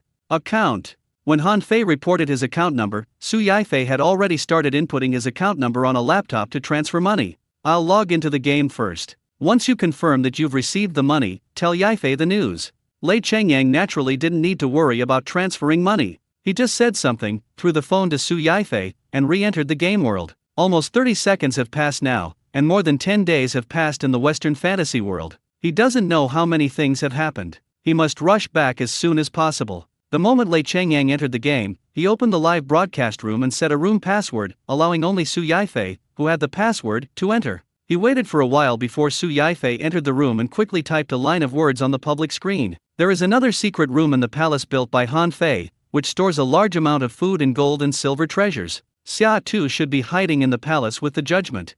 After Su Yaifei finished typing this, he sent a picture. This is the location of the secret room and how to open it. When Lei Chengyang saw the news, he couldn't help but be overjoyed. He was right. Decades have passed, and not only is there no news about the Judgment Sword, but even Hanyu, the second emperor of Xia, has disappeared without a trace. This is simply impossible. As long as a person exists in the world, he will always leave traces. But Hanyu seemed to have disappeared from the face of the earth. Cain had been looking for him for more than 10 years but couldn't find him. Neither the humans nor the orcs had given up the search, but they still couldn't find him alive or dead. Then there is only one possibility left, that Hanyu is hiding in a secret place known only to the royal family. That's why Lei Chengyang thought of Han Fei. He didn't expect that Han Fei really prepared several secret rooms in the palace. No wonder he couldn't be found even after searching the entire world. Hanyu was hiding right under Shang Tang's nose. But Lei Chengyang soon became speechless. Now he knew the news about the Sword of Judgment, but how to get this artifact was a big problem. Not to mention the Blood Clan army guarding outside the city. Shang Tang now has the strength of the second level and is not easy to deal with. Even if he finally got in, he still had to deal with Hanyu holding the magic sword. The orcs don't even have a first level one now. It's really a headache. The Sword of Judgment is the only method Lei Chengyang can think of to deal with the vampires and consolidate his own position, but if he can't get it, everything is in vain. Lei Chengyang sighed and looked at Muto under the throne. Chief Muto, the Blood Clan army has surrounded the imperial city for 10 days. If we don't go to support them, once the Blood Clan transforms humans into vampires, we orcs will also suffer a devastating disaster. There are 9 seats above the hall, which are the kings of the 9 most powerful races among the orcs. The closer the position is to the front, the higher the position of this race among the orcs, and Muto is now sitting in the first position on the right. Hearing Lei Chengyang's question, the kings of the other races all looked at Muto's. Because everyone knows that after the advent of the wolf god, the werewolves with ancient giant wolves became the most powerful race of orcs. Although they all knew that what Lei Chengyang said was right, they also understood that if the werewolves did not participate, they would not be of much use even if they went, and they might even be transformed into vampires by the other side. Muto looked at Lei Chengyang. He was still convinced by this beast king. After all, Lei Chengyang had worked tirelessly over the years to make the orcs stronger, and everyone had seen it. Therefore, Muto did not show any arrogance. He said slowly, "Your Majesty, our warriors are willing to go to the human territory and jointly eliminate the vampire demons." Lei Chengyang couldn't help but be overjoyed when he heard this. The Muto chief is indeed very righteous. Then the other chiefs should be fine, right? When the kings of the other races saw that Muto had agreed, they looked at each other and said at the same time that it was no problem. But Muto spoke again at this time, "Your Majesty, but there is a question that I need to explain in advance." Mutuo Patriarch, please speak. If our people are killed after transforming into ancient giant wolves, the ancient wolf souls in their bodies will return to the wolf temple in Rostock City, waiting for new warriors to inherit them. Therefore, if they die in human territory, it will take them at least half a month to rush over. So we have to take this risk into consideration. Once we lose the protection of the ancient giant wolves, all orcs will be in danger. Lei Chengyang and several other orc kings had different expressions, but none of them showed anything. When they heard about the Battle of Rostock, they were frightened by the power of the ancient giant wolf. Their strength, speed and toxins can completely restrain vampires. The most abnormal thing is that they have the ability to resurrect infinitely, which is completely superior to other races of orcs. Now that they heard that there was such a procedure for resurrection, they felt a little more relieved. After all, the mortality rate of inheriting ancient wolf souls is as high as 90%, plus one needs to fly back to the wolf temple to proceed, which adds a lot of restrictions. Lei Chengyang thought about it for a moment, then nodded and said, "I will take this matter into consideration, please rest assured, Chief Muto." Lei Chengyang paused, thinking that he still had to give some confidence to the people present. He immediately said, "Chief Muto is willing to let the werewolf warriors sacrifice for us orcs, so I also have a piece of news to tell you. I know where the Sword of Judgment is." As soon as these words were spoken, not only did all the clan kings in the hall look over in shock, but even the people in the live broadcast room began to swipe the screen. Is this true? Is the divine weapon going to be born again? Damn, Boss Lei is really patient. He just told me this news now. Once the verdict is out, who will compete? The boss is the boss, he always uses his ultimate move. But it's useless for the orcs to get the judgment now. They don't have anyone who can unleash the power of the judgment. Yes, before, even the second emperor couldn't defeat Shang Tang with the judgment sword. Now the orcs don't even have a first-level orc, so there's no hope. Your Majesty, are you serious about what you said? Muto asked in surprise. Lei Chengyang nodded, of course it's true, but it's not in my hands now. If this trip goes well, we orcs will have a chance to get the Sword of Judgment. The orcs had suffered greatly from the judgment, and now, hearing that there was a chance of obtaining this divine weapon, their eyes began to light up. It doesn't matter which race the artifact belongs to. The most important thing is that it cannot continue to be in the hands of humans. This is related to the future fate of the orcs. We are willing to follow your majesty to the battle. We are willing to follow your majesty into battle. The kings of all races stood up and shouted in unison. The Holy Book of Light Records. When Lei Chengyang led an army of 500,000 to set off in a mighty manner, many people began to take screenshots and post them on WeChat Moments, Weibo, and major video sites. The scene of 500,000 fully armed orc soldiers together was extremely shocking. After all, no one had ever seen it in real life. On the screen, there were orc armies all over the mountains and plains, with fluttering flags, thundering war drums, and vehicles, horses, food, and supplies, stretching for hundreds of miles. Their mounts are large tigers, leopards, and wolves, which makes the whole team even more ferocious. Even the special effects in TV movies only show one shot when shooting war scenes, because every second of such a large scene costs money.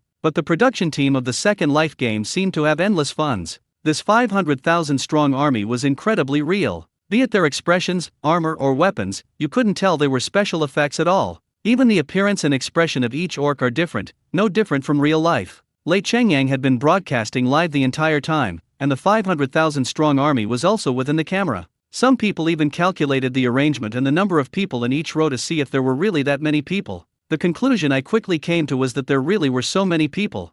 This time, everyone was stunned by the game company's generosity. How much does it cost to create such a big special effect? The key problem is that the special effects are too exaggerated. You can't tell they are fake people. They look just like the real ones. At least tens of millions. You are so ignorant. The special effects in Hollywood movies cost hundreds of thousands per second. The special effects in this game completely crushed those Hollywood special effects production companies. I dare say that millions per second is not an exaggeration. Millions per second, wouldn't this gaming company collapse in a matter of minutes? That's right. We have been watching this scene of hundreds of thousands of troops for several hours. According to what you said, billions of dollars would have been burned. The people in the game live broadcast room were shocked by the scene and began to argue about how much money the special effects cost. At this time, the number of people in Lei Chengyang's live broadcast room also skyrocketed due to this viral spread, quickly breaking through 5 million, and was still growing exponentially. The Second Epic Battle. This title quickly became the most searched topic in a very short time, attracting more people to the live broadcast rooms of Lei Chengyang, Shangtang, and Kane. Even many anchors of major live broadcast platforms have started broadcasting in their own live broadcast rooms, but not many people watch them because the live broadcasts are not as clear as the live broadcasts.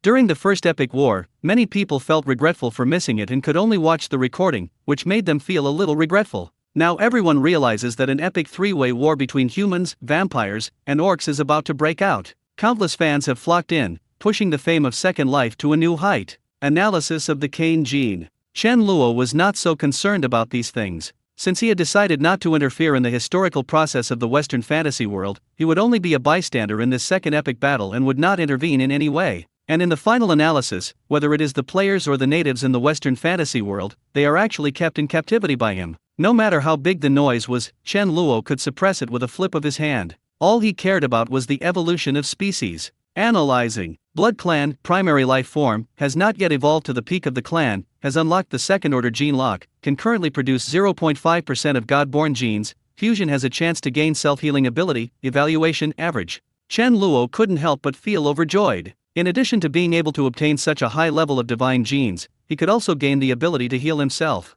This was a pleasant surprise. Although Kane caused himself a lot of trouble, it was worth it to raise him until now and provide him with so many divine genes. Fusion genes. Chen Luo didn't give it much thought and chose fusion after returning to his room, because he thought of the Extraordinary Academy. After a period of time, he would select students from other intelligent races and teach them extraordinary powers. When they grew up, more high-level evolvers would appear sooner or later. Although Kane still has room for evolution, Chen Luo can't wait any longer. It has been almost 2 months since he obtained the Hunyuan Pen, but he has only integrated 0.69% of the divine genes. This sense of urgency forced him to wait no longer. At the moment of choosing fusion, Chen Luo felt an endless force surging into his body from all parts of his body. Then his body began to hurt violently from the inside out. He trembled and instantly fell on the big bed behind him. After an unknown amount of time, when Chen Luo stood up from the bed, he found that he had lost a lot of weight, his whole body was radiant, and his mental state was extremely good. The 5 senses that had been strengthened before became even stronger.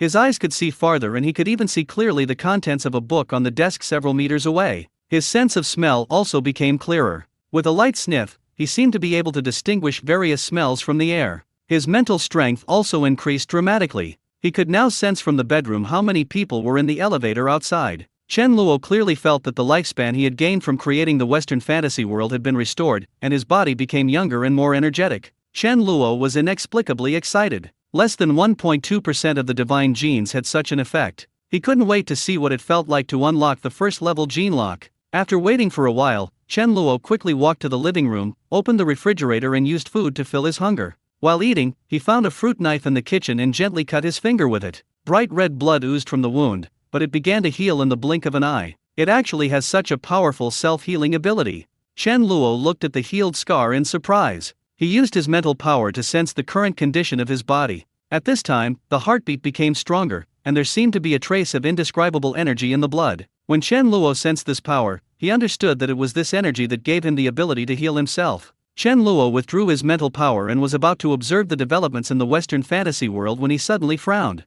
Because at this time, the Hunyuan Pen sent a prompt that the game forum was being attacked by hackers. Chen Luo narrowed his eyes and thought for a moment, and soon understood why this happened. Most of these hackers first attacked the game server of Second Life, but found that they could not find the server at all, so they chose to attack the forum. I guess they would never imagine that the Western fantasy world is a real world, so naturally there is no such thing as a server. The player can enter the Western fantasy world entirely because the Hunyuan Pen sets up a transmission channel, pulling a wisp of the player's soul into the Western fantasy world. The game forum is also generated by the Hunyuan Pen, so they will not be able to crack it even if they attack for 100 years. As for why they were attacked, Chen Luo knew it without thinking. This was exactly what he had been worried about. Second Life is so popular that it is impossible not to attract attention with its black technology and realism in adjusting the speed of time flow. Anyone could attack a gaming forum these days, including corporate spies, other gaming companies, or even country-level actors. It's scary to think that you can't find the registration information and address of a gaming company, or any information about the boss.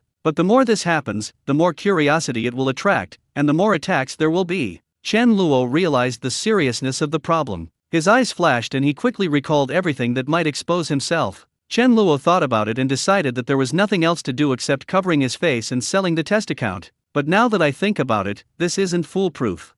Chen Luo's heart sank slightly. Although he was wearing sunglasses and a mask at that time, there were cameras in internet cafes. If the country really starts paying attention to this, it is entirely possible to capture his movements through cameras installed in every street corner. You can even find out where Chen Luo bought the clothes, sunglasses, and mask he was wearing. It would be easy to find him at that time. The key was whether the other party was willing to spend the effort to do it. Looks like I need to find another place to live. Although Chen Luo didn't know how long he could live in peace, he felt that he needed to prepare for a rainy day. Chen Luo pondered for a moment and decided that there was no rush for this matter. It would not be too late to first take a look at the situation of this epic battle in the Western fantasy world. With a thought, he returned to the Western fantasy world. At this time, the total number of people in the live broadcast rooms of Lei Changyang, Kane, and SenseTime has exceeded 10 million, and the number is still rising. Outside the imperial capital, within a radius of dozens of kilometers, everything that could block the sunlight, whether it was dense forests or houses, had been destroyed by Shang Tang in order to stop the offensive of the vampires. Although each of the vampires is extremely powerful, sunlight is their fatal weakness. If they wanted to attack, they could only do so at night. However, after decades of continuous expansion by Shang Tang, the city wall of the imperial capital, although not as high as that of Kaluo City, is now more than 100 meters high. No matter how strong the vampires are, they cannot fly up. Once daybreak came, they had to retreat to the dense forest dozens of kilometers away to avoid the sunlight. They also had no way of setting up camp outside the city, otherwise the human army would rush over during the day and chop down the tents, allowing the sunlight to shine in. The human race also had no way to leave the city to pursue, because even if there were troops in the city that were several times larger than the vampires, they would not be able to confront the vampires head-on. The humans and the vampires fought fiercely at night and rested during the day, and were stuck in a stalemate that lasted for half a month. Kane was waiting for the food in the imperial city to be consumed. Now, nearly 10 million human beings were crowded in the city, and the daily food consumption was an extremely terrifying number. As long as the situation drags on for a while, the human race will collapse on its own. Shang Tang urged Alexander to race against time to select people who were suitable for learning the art of light. Although Alexander inherited the art of light, his strength was limited and he had not even reached the first level. The only skills he could use now were healing, holy light, and the holy identification technique to identify those who were suitable to learn the art of light. Since arriving in the imperial city, Alexander has only slept for a few hours a day, and sometimes he even does not sleep for several days in a row, just to quickly select those who are suitable for learning the talents of the light divine arts. Alexander didn't feel tired at all. Instead, he was excited every day as if he had been injected with chicken blood. He felt that this was the best time to spread the doctrine of light. Once the magic of light plays a key role in this epic war, the Church of Light will be recorded in history forever, and the glory of the Goddess of Light will shine on the whole world. Half a month passed, and Alexander finally selected 200 people with the talent to practice the magic of light. Next, Alexander took these 200 people to spread the doctrine first, and then taught them the art of holy light. Another half a month later, the 500,000-strong army led by Lei Chengyang finally arrived 100 kilometers away from the imperial capital. During this journey, Lei Chengyang did nothing else but one thing, which was to carry out demolition. Houses were demolished, dense forests were burned, and even caves were filled in, leaving no place to block the sun. Wherever the 500,000-strong army passed, it was like a bulldozer. There was not a single intact place, just like the Ant Emperor. Lei Chengyang has acquired many new nicknames, including Lei Chai Chai, Demolition King, Demolition Boss, and CEO of Demolition Property. Kane knew about it but didn't take it to heart. Lei Chengyang was planning to force the vampires into a dead end, which was also equivalent to forcing the orcs and humans into a dead end. If the vampires knew that their only way to survive was to capture the imperial capital, they would have no choice but to attack with all their might. They would not be afraid even if it meant sacrificing their lives, because they would die anyway. This was much stronger than the order from him, the original vampire, and it also met Kane's expectations. The two enemies had gathered together, and the outcome could be decided in one battle, saving him from making an extra trip to Coral City. That night, Shang Tang sat astride a tall, pure white horse, wearing golden armor and carrying a bright red cloak, looking heroic. At this time, he was guarded by a group of bloodline warriors and elite cavalry in the center, and with his full head of golden hair, he showed his kingly temperament. When countless fans in the live broadcast room saw this scene, they immediately began to excitedly swipe the screen. Oh my god, so handsome. Does Emperor Shang Tang still need a bed warmer? I'm 36D, we can meet in person. Ah, I am 36E and I didn't say anything. What qualifications do you have? You two idiots upstairs. The great Emperor Shang Tang already had 3 palaces, 6 courtyards, and 72 concubines. You don't even have a chance to queue up. This is the Saint CEO wearing the gold armor. You'll find out later that it's a Super Saiyan. Wow, is this going to be a battle of kings? Fuck, this is a battlefield, with special effects of millions of troops. How much money will this cost? Will it burn the game company down? At the same time that Shang Tang led 300,000 troops out of the city, Kane also appeared with 150,000 vampires. He was wearing a black cloak, which formed a sharp contrast with his snow-white skin. He rode on a giant yellow tiger and walked forward leisurely. In the far north, Lei Chengyang, also wearing heavy armor, left the army camp under the protection of a group of orc blood warriors and headed towards Shang Tang and Kane. The armies of the 3 tribes, numbering nearly 1 million, were now standing facing each other from a distance. Under the light of torches, one could vaguely see a huge group of soldiers crowding outside the royal city, extending from the foot of the city to the distance, with no end in sight. In this place, human life has become just a number. A strong wind blew over, and the flags were fluttering. The sound of the flags fluttering made people feel like the sound of a horn before a war. The entire battlefield was filled with an extremely silent and oppressive feeling, causing the soldiers of the 3 tribes to tightly grip their weapons and swallow their saliva uncontrollably.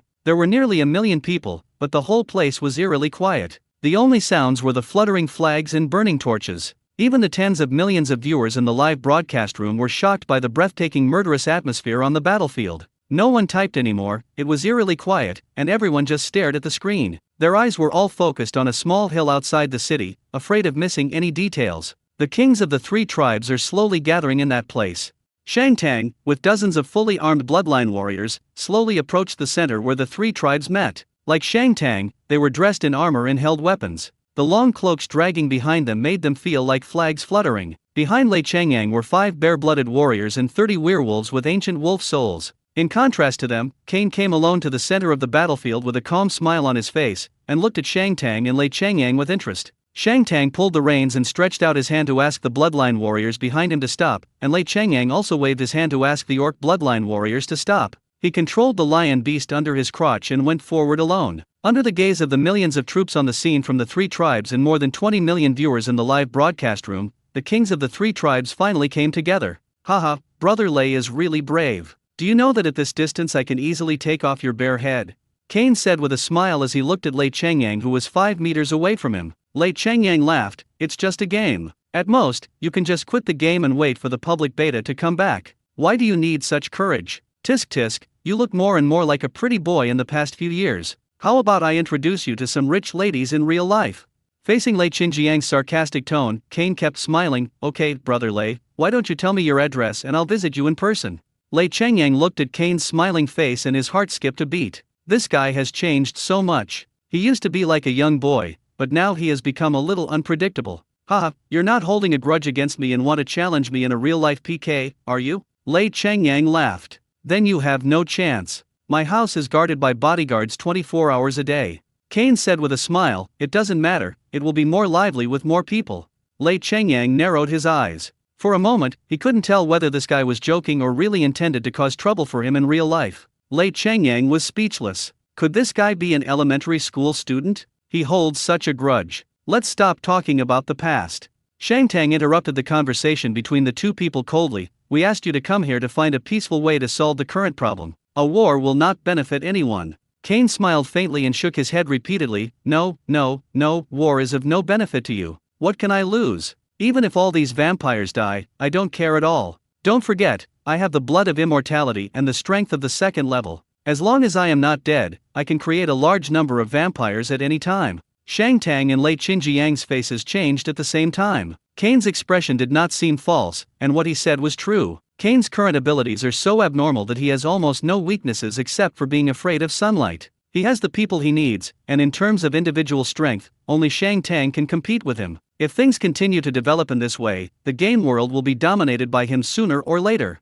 So Kane was not panicked at all. After all, these vampires were transformed from humans and orcs. Why should he feel sorry for them? After hearing what Kane said, the screen in the live broadcast room quickly started to refresh. This ability is too shameless, there is simply no solution. He can definitely outlast Boss Lei and Shang Tang, and then come out. How can the Church of Light, which has not yet grown up, be his opponent?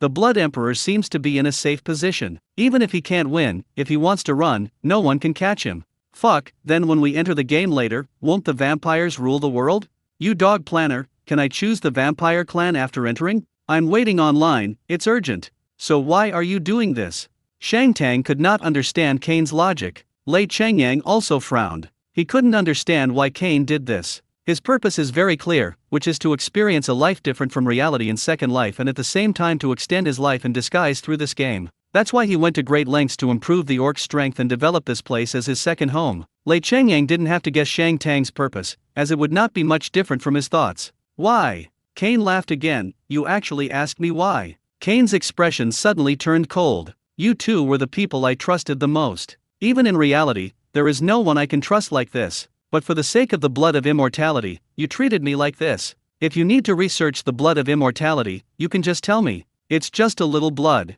Would I be reluctant to give it up? The funny thing is, you still don't know why I do this. I don't care about the things you care about, such as power, wealth, and prestige. But you betrayed my trust, and I will destroy everything you care about. Shang Tang and Lei Changyang were stunned when they heard Kane's angry roar. They never thought that Kane had caused such a catastrophe just to retaliate against them. Everyone in the live broadcast room was dumbfounded. Looking at Kane, who loudly questioned Shang Tang and Lei Changyang, they suddenly felt speechless. After all this commotion, the Blood Clan Emperor rebelled in anger, just because he was bullied. He never wanted to be the emperor. This million-strong army was wasted.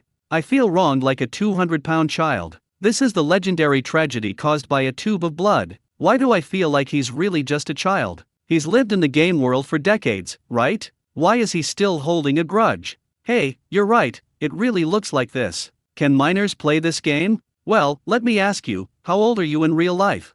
Lei Changyang coughed dryly and asked a question that the audience in the live broadcast room were very concerned about. Kane smiled coldly. It doesn't matter how old I am in reality. I came here to make sure you die clearly. No conditions of yours can prevent your destruction. Come on, kid, it's just a game. How about I compensate you in real life? Shut up. Kane said angrily, I'm 16 years old, not a kid. After Kane blurted out this sentence, the natives in the Western fantasy world didn't understand it at all, because the three of them had been speaking Chinese, so they didn't react at all. But the effect of the live broadcast room is simply explosive. Oh my god, I actually guessed it right, he is really a minor. I was wondering why you hold a grudge and are so naughty.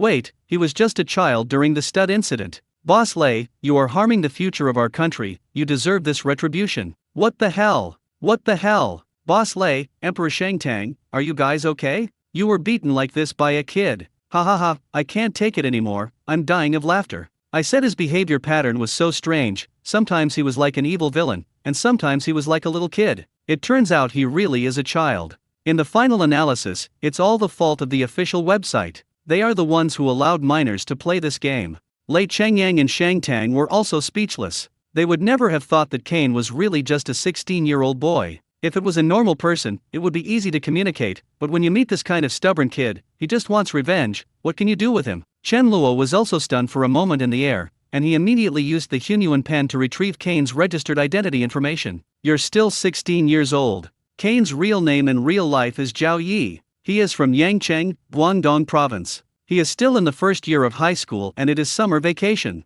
At that time, Chen Luo was so busy setting up the game channel and paying attention to the evolution of various races that he forgot to set age limits and anti-addiction systems. Chen Luo frowned. It seemed that this would have to be added during the public beta test. It would be no big deal if these minors were eliminated as soon as they entered. If you lived for decades like Kane before leaving, the scene would be terrifying just to imagine. Imagine that a minor has lived in a Western fantasy world for decades. They may be mentally older than their own parents, and there will definitely be problems when communicating with them. At that time, those who appeared were either monsters or lunatics. Moreover, the minds of minors are not yet mature, and when they first come out, they may not be able to distinguish the difference between reality and the fantasy world, and they may easily suffer a mental breakdown. Chen Luo thought about it and decided that in addition to adding an age limit, the speed of time flow should also be lowered, otherwise even adults would not be able to adapt to this mental change in a short period of time. Well, little brother Kane, how about this? I'll find you in reality and apologize to you in person. Look, after all, there are millions of lives.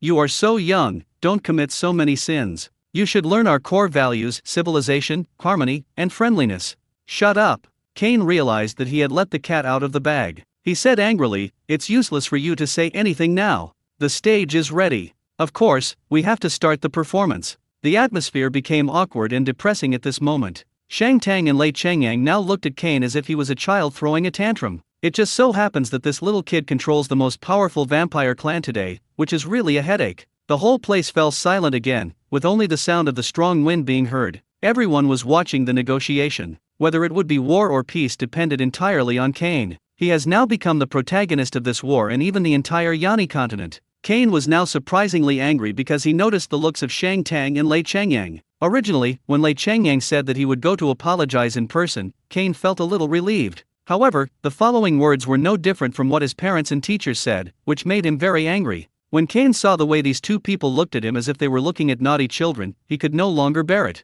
Kane immediately raised his right hand high and then swung it down violently. Seeing the signal sent by Kane, Lilith immediately shouted, "My people will win. My clan will win." As all the vampires shouted slogans, they instantly split into two groups and rushed towards the human and orc armies. Shangtang and Lei Qinjiang's expressions changed suddenly. The Blood Clan had already taken the initiative to attack, and the situation was no longer under their control. The two men looked at each other and no longer cared about Kane. They immediately pulled the reins and quickly returned to their respective armies along with dozens of bloodline warriors. The Knights of Glory, listen to my orders. Shangtang rushed to the front of the human army, where there were tens of thousands of cavalrymen wearing golden armor like him. He was the first to draw out the long sword he carried with him. Instantly, the people in the Knights' Temperance began to surge, and all the soldiers drew their swords. Glory is my life. A layer of golden light began to emerge around Shangtang, wrapping him up like a golden flame. He raised the sword in his right hand, pointed it in the direction of the vampire army and shouted a slogan. Glory is my life. All the soldiers of the Knights of Glory raised their swords, with fanatical eyes, looking at the dazzling Shangtang. The knights pulled down the visors on their armor one by one. They all knew that this war was inevitable. No one knew whether they could survive or where the war would lead. When Shangtang was the first to rush out, they threw away all the doubts and fears in their hearts, shouted the slogans of the Knights of Glory, and followed their king to charge. This group of Glory Knights, which was later recognized as the strongest knight group in the continent of Yani, appeared on the stage of history for the first time. The sound of horse hooves could be heard, and they began to accelerate, soon raising a cloud of dust. The horse hooves continued to accelerate, raising thick dust, and collided with the vampire cavalry in the front with incredible speed. At the same time, the heavy infantry and light cavalry behind the Knights of Glory followed closely, marking the beginning of the war. The orcs did not take the initiative to attack, but instead sent 300 wolf soul warriors of the werewolf tribe to stand in front, and all the troops retreated in an orderly manner to a safe distance. Protect the glory of His Majesty the Wolf God. Protect the glory of His Majesty the Wolf God. 300 wolf soul warriors shouted in unison and ran towards the vampire army. As they ran, their bodies began to deform, and when they rushed in front of the vampire team, they had transformed into ancient giant wolves, and then pounced on them with bared fangs and claws. When the ancient giant wolf charged into the Blood Tribe army, Lei Chengyang drew his sword and ordered, "All troops, attack and support the wolf warriors." The armies of the three tribes each shouted inspiring slogans and looked at the enemy's faces approaching them. As their ferocious and murderous gazes crossed, the two sides collided with each other. The rapidly charging Knights of Glory were the first to collide with the vampire cavalry, and immediately people and horses fell to the ground, and the knights on both sides hacked and killed fiercely. Some were knocked off their horses and continued to fight under their horses, while others were knocked away along with their horses. In this situation, even if the vampire has the ability to heal itself, it will be of no use, because under the overwhelming pressure of thousands of troops, it will be chopped into meat paste by countless weapons if it is not careful. Although vampires are stronger than humans in terms of individual strength, they were ordinary people before they were transformed. In the final analysis, they are just ordinary people with their basic attributes magnified. However, Shang Tang's troops were elite soldiers who had been through many battles, especially the Knights of Glory, a knightly order that Shang Tang had spent countless efforts to build since the founding of the Shang dynasty. Each of them grew up fighting against orcs on the border and are the elite among the elite. The difference between professional soldiers and ordinary people was truly reflected at this moment. On the battlefield, blood and flesh were flying everywhere. The sounds of swords and spears clashing, machetes hitting shields, weapons cutting flesh, and screams all came together. People were constantly being chopped to the ground, and more people kept rushing up after them. With the open space in the middle of the battlefield as the core, the armies of the three tribes converged together, and the orcs and humans surrounded the vampires in the middle. Like wolf teeth intertwined, they bit each other tightly and started a fierce fight, once again starting a battle for the fate of the races. The cruelty of the war had reached an unimaginable level at this time. Just after the battle, the ground was littered with corpses and blood flowed on the ground like a gurgling stream. The most tragic scene was in the center of the battlefield, where corpses were piled up like a small mountain. A large number of weapons and corpses were piled together, and people kept stepping on the pile of corpses and blood and rushed forward, quickly becoming part of the mountain of corpses. At this moment, no matter whether they were humans, vampires, or orcs, they were all bloodthirsty. They all knew that this was a war of life and death for the race, and they could only win and not lose. Hatred and madness surged in everyone's heart.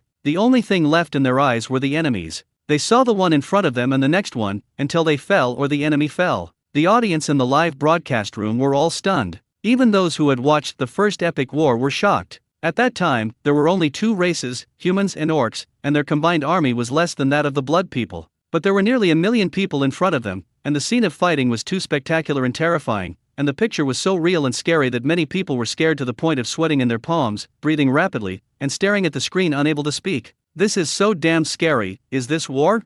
Stop talking, I almost fell to my knees. I'm already on my knees. My palms and soles are sweating, this is too real. I give full marks to this realism and special effects. I just want to ask, how did such a bloody scene pass the review? I beg you to release the beta test with all my heart. I beg you to release the beta test." Wow, did the Gold Saint explode his Cosmo? At this moment, a dazzling golden light suddenly burst out on the battlefield, attracting the attention of most people. In the center of the battlefield, the golden light on Shang Tang's body surged again, and the golden light burned like a flame, flashing intense light and illuminating the sky. A layer of strange blood red appeared on Kane's body, which was comparable to the glow on Shang Tang's body, and turned the sky red. Then, the two figures rushed out at the same time like lightning, and the two forces, one gold and one red, collided with each other, exploding like a meteorite impact, raising violent smoke and dust, and lifting the foundation of the surrounding area for several kilometers. The entire ground was shattered by this terrifying force. Anyone near them, whether they were humans, vampires or orcs, were blown into the air. Some soldiers with fragile bodies were torn to pieces by this force. Both the soldiers of the three tribes at the scene and the audience in the live broadcast room were stunned. The two lights, one golden and one red, collided rapidly on the battlefield. Ordinary people could not see clearly how they attacked. They could only see two colors as conspicuous as the sun intertwined and occupied the center of the entire battlefield. Wherever they fought, both enemies and friendly forces were involved, raising blood mist and smoke that filled the sky. Is this the power given by God? Oh my God! Long live the King of Gold! The soldiers on the battlefield even forgot to fight for their lives and looked in shock at the center of the battle between Shang Tang and Kane. When the light and blood mist dissipated, two figures appeared. There were several tears on Shang Tang's golden armor, and there was a trace of blood at the corner of his mouth. A long wound appeared on Kane's chest. As soon as the blood flowed out, the wound began to heal on its own. In an instant, his skin became smooth and flawless, as if he had never been injured. A cold light flashed in Shang Tang's eyes, and soon he became serious. Kane's recovery ability was too terrifying, but he did not have such ability. If he continued to waste time, he would be exhausted to death sooner or later. Shang Tang raised the long sword in his hand and shouted, 10,000 swords come. As Shang Tang finished speaking, golden sword lights suddenly appeared behind him one after another. These sword lights were about 2 meters long and gathered together to form a huge fan shape. Moreover, the number of these golden sword lights continued to increase, and soon they became so large that they covered the sky and the sun, and the golden light on Shang Tang's body also became much dimmer. Everyone looked at this spectacular scene in shock and was speechless for a moment. At this time, the screen in the live broadcast room was refreshed frantically. Fuck you, why did the fantasy world we were supposed to go to turn into a world of swords and heroes? Ask the dog planner, why are all these people barging in?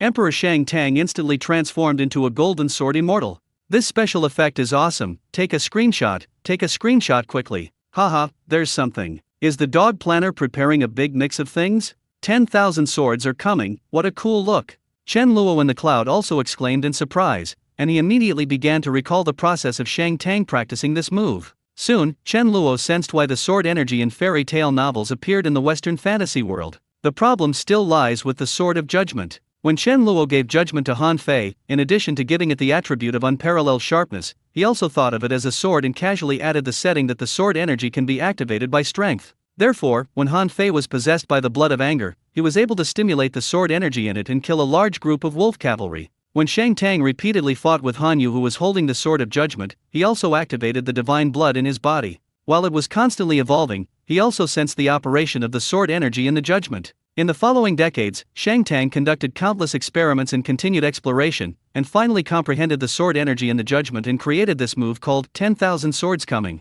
Chen Luo's heart moved slightly. He could try out the root of the martial arts in Shang Tang's body in reality. If nothing goes wrong, as long as he can reach the first level in reality, he will be able to release this kind of sword energy. Although he couldn't be as exaggerated as Shang Tang is now, at least 1 or 2 sword energies would be no problem. I didn't expect that the casual action at the time would bring me an unexpected surprise. The more Chen Luo thought about it, the more excited he became. He couldn't help but want to return to reality and try it immediately, but he quickly restrained himself. This war should be over soon, and it will be the same if you wait until you are done watching it and then go out and do experiments. At this time, golden sword lights flew up into the sky at the same time, and slashed down towards Kane from all directions of the sky. Each sword light had a long tail, and the intense light was like a trailing comet, carrying with it immense power. Kane stared closely at the sword lights in the air, feeling a dangerous aura from them, which made his face look solemn for the first time. Kane changed his shape and leaped into the air, transforming into a giant bat, flying high into the sky, trying to avoid the sword lights. But no matter how he ran, the sword lights seemed to know him and kept biting him. The sky was filled with whistling sword lights. The first ray of sword light quickly chased and slashed at the back of the giant bat. A sharp sound came from the bat's mouth, and it flipped in the air, fell to the ground, and turned into a human form again. A long cut appeared on Kane's back, and blood gushed out for a while before it began to heal again. At this moment, the calm expression on his face disappeared. A fierce look flashed in his eyes and he rushed straight towards Shang Tang. Shang Tang had a cold expression. He could naturally see what Kane was planning. He sneered and swung the sword in his hand again. The golden sword energy in the sky seemed to have received an order and flew towards Kane again. Seeing this, Kane's body suddenly grew larger again, so fast that it was almost impossible to catch with the naked eye. The golden flames covered Shang Tang's entire body again, and he rushed forward without dodging. Boom! Golden flames, bloody light, and the sword light all over the sky fell down at the same time. The place where the two people were was torn apart easily like tofu, and a huge circular pit with a diameter of almost 300 meters appeared. All the people around disappeared, leaving only Shang Tang and Kane in the middle of the huge pit. The two of them separated at this point, both covered in blood. The armor on Shang Tang's body became tattered, and his whole body was covered with wounds. His helmet was blown off at some point, and his golden hair was scattered and fluttering in the strong wind. Kane was not much better off. The two used extraordinary powers during the fierce battle, which had a suppressive effect on his self-healing ability. Even though his self-healing ability could continuously repair his body, it still caused him severe damage. Kane knew that although he had the ability to heal himself, he was actually the weaker party. He had only just been promoted to the second level, and compared to Shang Tang, who had been promoted to the second level decades ago and had conquered the world from horseback. His combat experience was pitifully small. Now the only thing to do is to drag it out, use the blood of the humans and orcs on the battlefield to restore strength, and slowly wear down Shang Tang. Kane's eyes flashed, and he was about to hunt his prey, but suddenly he looked up at the edge of the huge pit in surprise. A young man with black hair and wearing armor was looking into the deep pit nervously. "Father, are you okay?" When the young man saw Shang Tang, he immediately breathed a sigh of relief and his face was full of joy. When Kane saw the young man and heard him call Shang Tang father, his face was full of surprise. After a while, Kane suddenly burst into laughter, and the more he laughed, the happier he became. Shang Tang frowned, not knowing what Kane was laughing at and why he suddenly looked like a madman. The audience in the live broadcast room also looked puzzled and obviously didn't understand it either. Kane laughed and asked breathlessly, "So, that's your son?" Shang Tang slowly raised the sword in his hand and asked instead of answering, "What are you laughing at?" Kane laughed even happier when he heard this, and even laughed until tears fell out. "Remember, I told you before that I have a talent that can smell the blood of the Han royal family." Shang Tang's expression suddenly changed, and his eyes unconsciously looked at the young man, looking him up and down several times. Shang Tang now had more than 20 sons, so many that he sometimes couldn't even remember their names. The one in front of him seemed to be the 17th or 16th son, and Shang Tang couldn't remember for a moment. Soon, Shang Tang's expression darkened. "Is he from the Han royal family?" Kane laughed loudly. "Haha, you don't even know you've been cheated on, you might as well just call yourself the cuckold emperor." After laughing, Kane suddenly felt something was wrong. He had long known that Shang Tang had wiped out the bloodline of the Han royal family in order to eliminate future troubles and prevent him from gaining power. So where did this guy come from? Shang Tang's expression changed several times. In addition to anger, he also had the same question as Kane. If the royal bloodline of the Han family had been extinct long ago, then whose child was this kid? At the same time, there was an uproar in the live broadcast room. Pfft, Emperor Shang Tang was actually cheated on? It's fake, isn't it? Could it be that this little brat Kane is talking nonsense and trying to mess with Shang Tang's mind? I don't think so. Didn't you see Shang Tang's expression change? This is not surprising. Shang Tang had dozens of wives, and there were no eunuchs in the palace. It's normal that he couldn't take care of them all. Then the question is, Kane is talking about the bloodline of the Han royal family, but the Han bloodline of the human race has been wiped out by Shang Tang. Don't forget, there is also Han Yu, the second Xia. Yeah, damn, why did I forget? Could it be that? I think it could really be Han Yu. Think about it, Han Yu has been missing for decades, why can't anyone find him? Since there is a secret passage, there could be a second one. Han Yu might be hiding in another secret passage in the palace, cheating on Shang Tang right under his nose. Damn, the truth is upstairs. And Boss Lei said that he found the news of the Sword of Judgment and then led a large army here. This means that the Sword of Judgment is in the territory of the human race. Fuck. Boss Lei turned off the live broadcast and disappeared. He's not seen on the battlefield either. This is confirmed. Boss Lei must have gone to look for the Sword of Judgment. The audience in the live broadcast room turned into Conan one by one and deduced the truth of the matter in just a few seconds. Shang Tang and Kane reacted quickly and realized the problem in a very short time. Even if they didn't see the people in the live broadcast room talking, they noticed that Lei Chengyang was missing. Kane flashed and quickly transformed into a bat and flew towards the palace in the imperial capital. He was very familiar with that place and was not worried about not being able to find the location. Fuck, this was the first time Shang Tang swore angrily. He cursed angrily, rushed out of the huge pit quickly, grabbed a horse, and rushed madly towards the palace. His heart was burning with excitement at this moment. As long as he could get the Sword of Judgment, no one in this world except the gods could be his opponent. All the ancient giant wolves and blood clan emperors have to stand aside. As for being cheated on, Shang Tang didn't care at all. He couldn't even remember his son's name, so how could he care whether he was his biological son or not? When Kane and Shang Tang were fighting hard, Lei Chengyang quietly left the main battlefield with the Orc Blood Warriors and Wolf Soul Warriors. They took a detour and, using the secret passage map drawn by Han Fei, soon found a secret passage leading into the city outside the imperial capital. Lei Chengyang excitedly led his men and rushed in immediately, following the secret passage until they found the secret room under the palace. In this secret room, most of the space is filled with money and treasures, and the rest are some clothes, tables, chairs, and other daily necessities. It is obvious that someone has lived there for a long time. Not only Lei Chengyang was excited to see this, but other Orc bloodline warriors also became excited one by one. This meant that the Sword of Judgment might really be here. There are 4 passages in the east, south, west and north directions of the secret room. They came in through the north passage, and no one knew where the remaining 3 passages led to. Lei Chengyang's eyes moved, and he immediately ordered, "Search the other 3 passages in groups of 4, and the rest of you search the room. Remember, be careful. If you encounter Xia Tu, send a signal immediately. Yes, Your Majesty.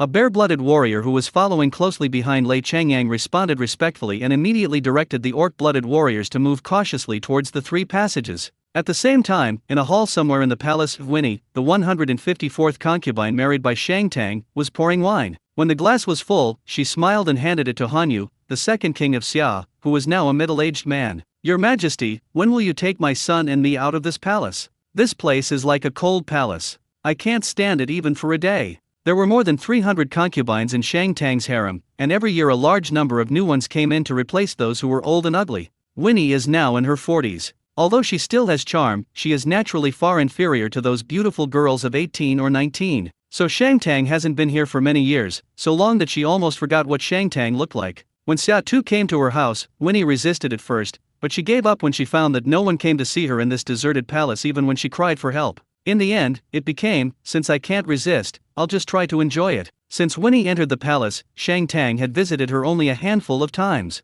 Of course, she would have normal physiological needs after staying alone in her empty room for a long time. As time went by, the two naturally developed feelings for each other. Xia Tu chuckled and asked, "Why do you want to leave here?" Winnie was stunned. "I heard that the vampire demons are very terrifying. Even if they join forces with the orcs, their chances of winning are not very high. Isn't this our chance to leave the palace?" Xia Tu patted the judgment divine sword on the table and laughed, "So you women are short-sighted. This is a great opportunity for me to restore my country." Xia Tu smiled and continued, "When the people outside the city come to an end, whether it's the traitor Shang Tang or the Blood Clan, they will definitely be seriously injured. I am already at the 2nd level and have the magic sword in my hand. Who in this world can be my opponent? But, Your Majesty, Shang Tang has ruled the human race for nearly 40 years, and people have long forgotten Daxia."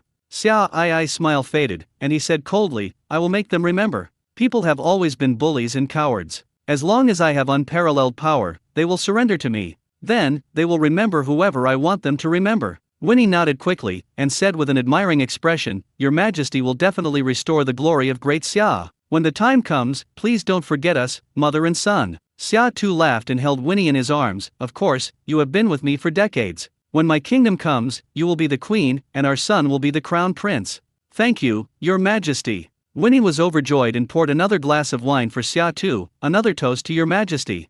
Xia Tu immediately took the wineglass with a smile and drank it all. Next, Winnie urged Xia Tu to drink one glass after another. When Xia Tu thought that he had been forbearing for decades and had finally broken through to the 2nd level, and would soon be able to restore his country with the judgment in his hand, he felt extremely happy. After drinking more than 10 glasses of wine, Xia Tu suddenly felt something was wrong, because he felt a dizziness coming over him, not the kind of dizziness that comes from being drunk, but rather a feeling of soreness and weakness in his limbs, as if all the strength in his body had been drained away. Emperor Xia I's face changed drastically, and he soon realized that there was something wrong with the wine. At this moment, Xia Tu saw a cold light coming towards him. Winnie held a dagger in her hand, her beautiful face had turned into a hideous one, and she was stabbing at his heart. Xia I's pupils suddenly dilated, and he used all his remaining strength to throw Winnie out of his arms. But he was still a little slow, and although the dagger did not pierce his heart, it still penetrated into his abdomen. "Ah!" Xia Tu screamed and reached out to pull out the dagger. He widened his eyes and looked at Winnie in disbelief. "Why?" At this moment, Winnie hit the wall of the hall heavily. She opened her mouth and spat out a mouthful of blood, then climbed up from the ground with difficulty. Although Xia Tu was poisoned, the strength of a 2nd-level strongman was still not something an ordinary woman like her could resist. Just by throwing it away like that, she was seriously injured and it took her a long time to get up from the ground. "Why?" Winnie coughed up blood, panted and sneered. "Xia Tu is known to everyone for his cruelty, and he still wants to restore his country. Do you think you can make everyone submit by relying on violence? It's just a dream. Once you take the judgment sword to fight for the throne again, the human race will fall into civil strife again, and who knows how many people will die because of you." Xia Tu reached out and pulled out the dagger. Seeing that the blood flowing out of him had turned black, he knew that Winnie was afraid that he would not die, so she smeared poison on the dagger. Xia I's vision began to blur. The burning and tearing sensation from the wound in his abdomen quickly spread throughout his body, making him smell the breath of death. An unknown rage was burning wildly in his heart. He was unwilling to accept this and he really hated it. After lying dormant for decades, he finally broke through to the 2nd level and was on the verge of restoring his country, but he fell into the hands of a woman. "Ha ha ha." Xia Tu laughed crazily. He tried to open his eyes wide and stare at Winnie. "We all know what kind of person you are. Why bother looking for these high-sounding excuses? If I'm not mistaken, you want to take this judgment sword to ask for credit from Shang Tang, right? Winnie smiled charmingly and said calmly, is there anything strange about this? When you and His Majesty were both at the first level, you were no match for His Majesty even with judgment. Now you are both at the second level, but His Majesty has been at the second level for more than 30 years. Where do you get the confidence that you can beat His Majesty?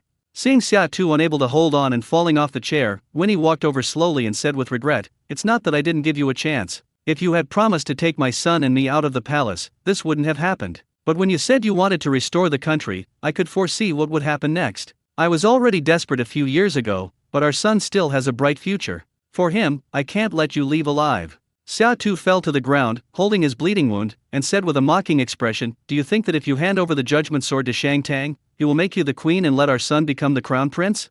Winnie shook her head. I won't ask His Majesty for these. I will ask His Majesty to grant my son a piece of land, and we will leave this cold and ruthless palace together. Ha ha ha, do you think Shang Tang will agree? Although His Majesty possesses the ruthlessness of an emperor, unlike you, he always keeps his word. Winnie walked to the wine table and picked up the sword of judgment. This God-given sword was still dazzling, and even through the scabbard, she could feel the unparalleled power surging out. Winnie slowly pulled out the judgment, and a dazzling light burst out, like the sun, illuminating the entire hall. There was surprise in Winnie's eyes. Although she had followed Emperor Xia Tu for decades, he never let her touch the sword of judgment. So this was also the first time she saw the true face of judgment. At this time, Winnie also understood why King Xia Tu did not let her watch it. The judgment sword made such a big noise just by being unsheathed, and it was said that Shang Tang had some mysterious connection with the sword because of the divine blood. Once the judgment is unsheathed, it is very likely to be sensed by Shang Tang. However, Shang Tang was not in the palace at that time, and no one paid attention to this place that seemed like a cold palace.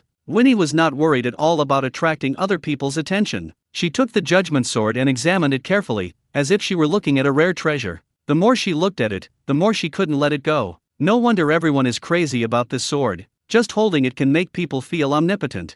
Winnie muttered to herself, then walked up to Xia Tu with the judgment in hand. You died worthy of this sword. Emperor Xia Tu was unable to move at this time. He watched the judgment piercing his heart, but he was powerless to resist. He roared with anger and unwillingness and struggled to get up, but ultimately he could not escape the fate of having his heart pierced by judgment. The terrifying power contained in the sword of judgment cut off all life force in Xia Ai's body, killing him instantly on the spot. The second king of the great Xia dynasty, after enduring for decades, finally broke through to the second level and was preparing to come out to restore his country. However, he died before he could accomplish his mission, at the hands of an ordinary woman. I'm afraid that if Han Fei knew about this, he would be so angry that he would vomit blood. Wonderful, wonderful. Just when Winnie drew back her sword, she saw the secret passage in the hall suddenly opened, and a tall orc with a bear's head and a human body came out clapping his hands and laughing, followed closely by another orc with a ferocious face and a sturdy body. Winnie's face changed drastically. She never expected that there would be orcs in the secret passage. When she saw that they all focused their eyes on the sword of judgment in her hand, her face turned snow white.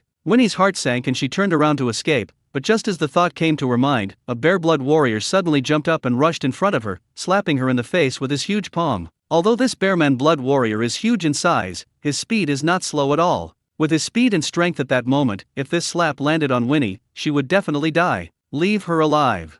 Lei Chengyang said this lightly, and the bearman-blood warrior changed from patting to grabbing, and grabbed Winnie's shoulder. Winnie screamed and started to chop around with the judgment in panic. But she was like a little chicken in front of the huge bear man. This kind of random hacking posed no threat at all. The bear-man-blood warrior snorted, grabbed her palm with his hand, and then exerted a little force. Winnie didn't even have the ability to resist, and the sword of judgment flew out of her hand and fell into the hands of the bearman bloodline warrior. At this moment, excitement flashed in the eyes of all the orcs, and their gazes were all focused over there. Congratulations, Your Majesty, for winning the sword of judgment. The bearman warrior let go of Winnie, with surprise in his eyes. He strode up to Lei Chengyang, knelt on one knee, held the sword of judgment in both hands, raised it above his head and handed it over. Ha ha! Lei Chengyang laughed loudly and reached out to grab the sword of judgment. Congratulations, Your Majesty. Lei Chengyang gripped the hilt of the sword and felt a huge force surging into his body, which lifted his spirits. He looked at the sword of judgment in amazement.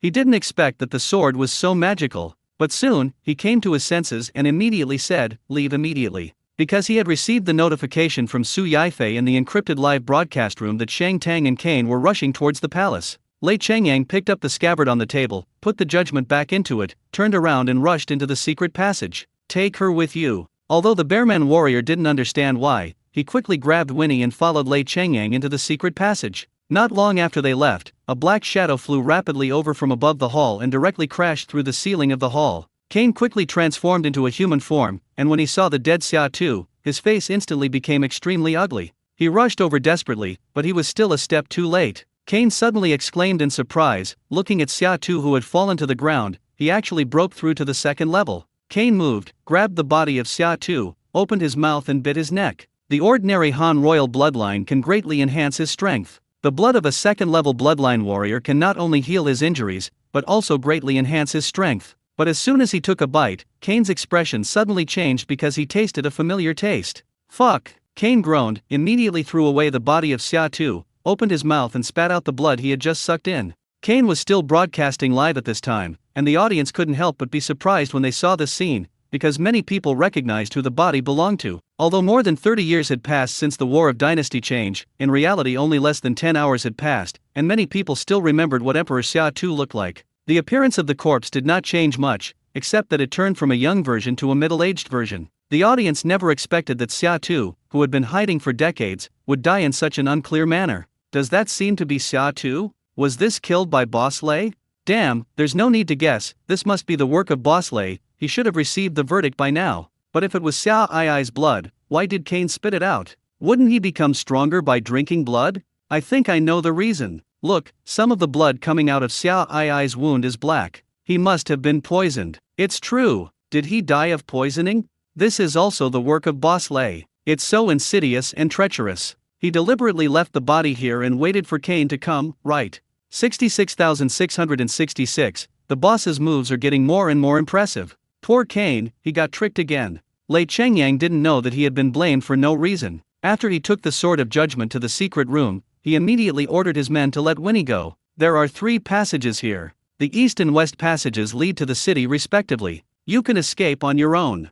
After Lei Changyang finished speaking, he didn't care about Winnie's reaction and immediately led the crowd to rush towards the secret passage in the north leading to the outside of the city. Winnie was stunned for a moment. She had always heard that orcs were brutal and cold-blooded, and they even ate humans. She originally thought she was going to die, but she didn't expect Lei Changyang to let her go. Winnie quickly came to her senses. Now that she had lost the Sword of Judgment in the capital to negotiate with Shang Tang, she would die of old age if she stayed in the palace. She thought about it and without much hesitation, she chose a secret passage leading to the city and ran away. Not long after she left, the entire underground chamber collapsed. Not long after Kane arrived, Shang Tang quickly rushed to the hall where Winnie lived. At this time, Kane sucked the blood of Xia Tu and was poisoned himself. He was really shocked and angry in his heart, and he blamed Lei Changyang for this. He obviously believed that the other party had deliberately set up this trap to harm him. Kane realized something was wrong when he took the first sip, so he spit it out immediately. However, Xia Ai's blood at this time contained 2 kinds of deadly poisons.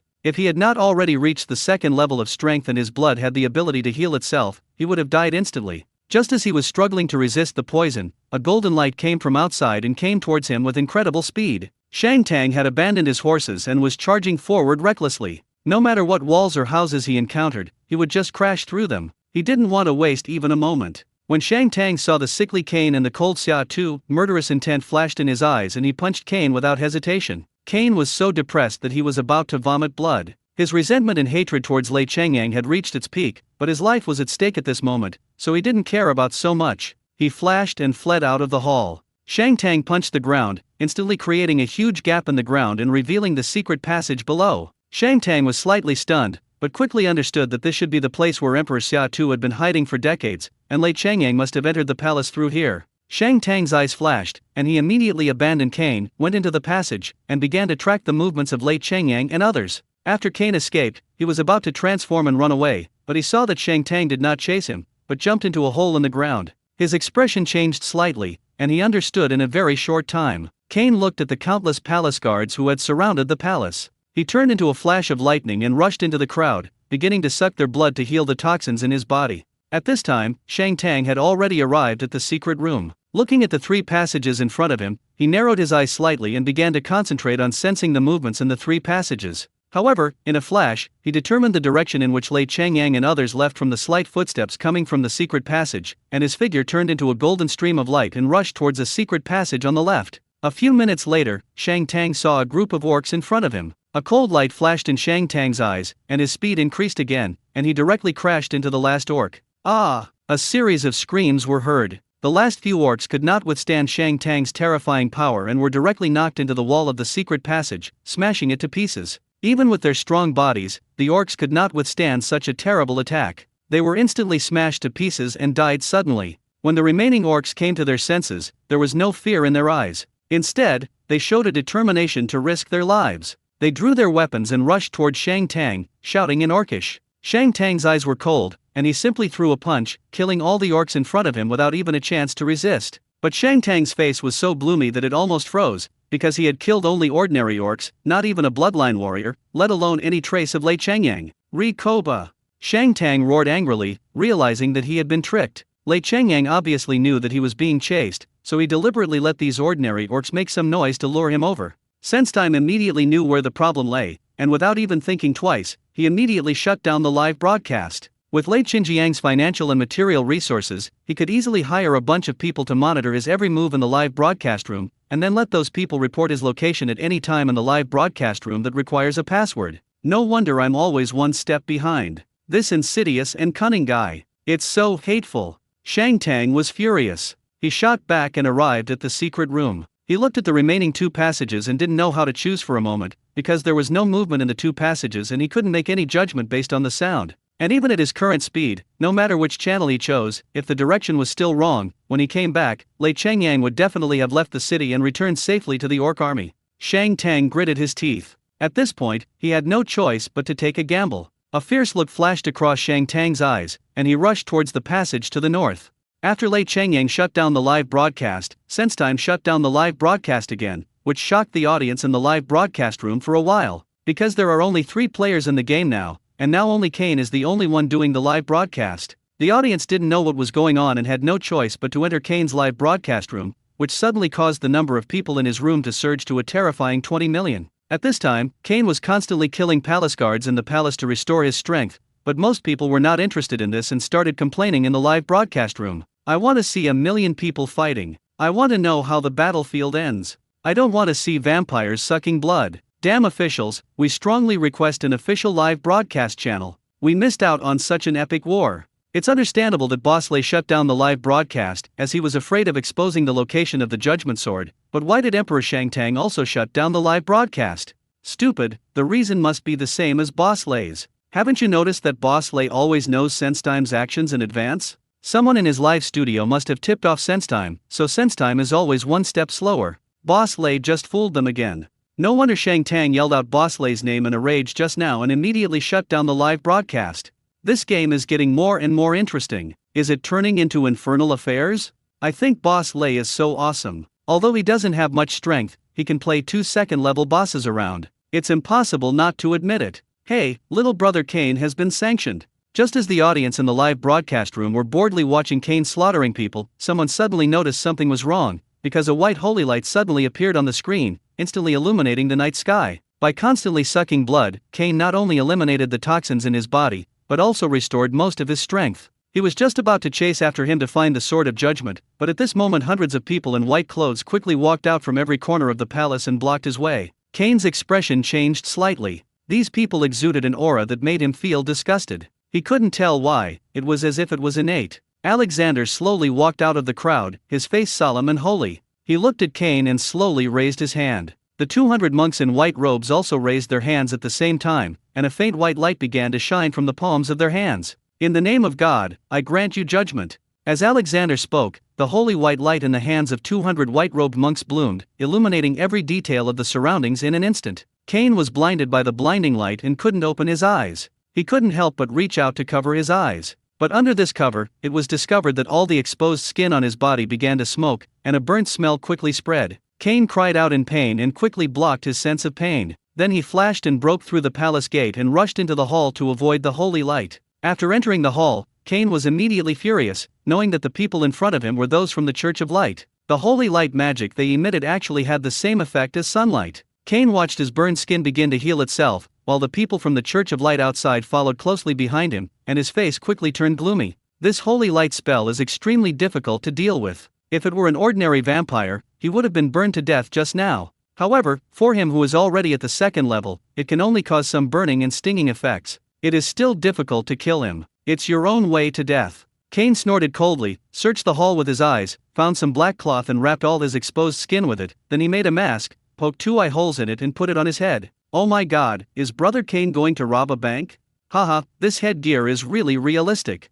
Hey, can we resist those human-shaped light bulbs of the Church of Light without exposing our skin? We'll know after we take a look. Brother Cain is the original vampire after all. He shouldn't be afraid of these human-shaped light bulbs that are not even at the first level. But since we are blocked by the people of the Church of Light, Brother Cain probably has no chance of getting the judgment. Cain looked coldly at the white-robed monk from the Church of Light who rushed in, quickly pulled down his hood slightly, even covering his eyes, and rushed forward at the fastest speed. The vampires were known for their speed, and when he accelerated to the maximum, he reached an exaggerated speed. All the white-robed monks only felt a flash before their eyes, and a black shadow rushed in front of them like lightning. The person in front was torn into 2 pieces by Cain's bare hands on the spot, while several people behind them were knocked into the air, and then fell heavily to the ground, spitting blood and fainting. Then, Cain began to rush among the 200 white-robed monks. He didn't need his eyes at all. He just needed to rush towards the light source. These monks all have ordinary bodies, and they cannot withstand Cain's fast speed and powerful impact.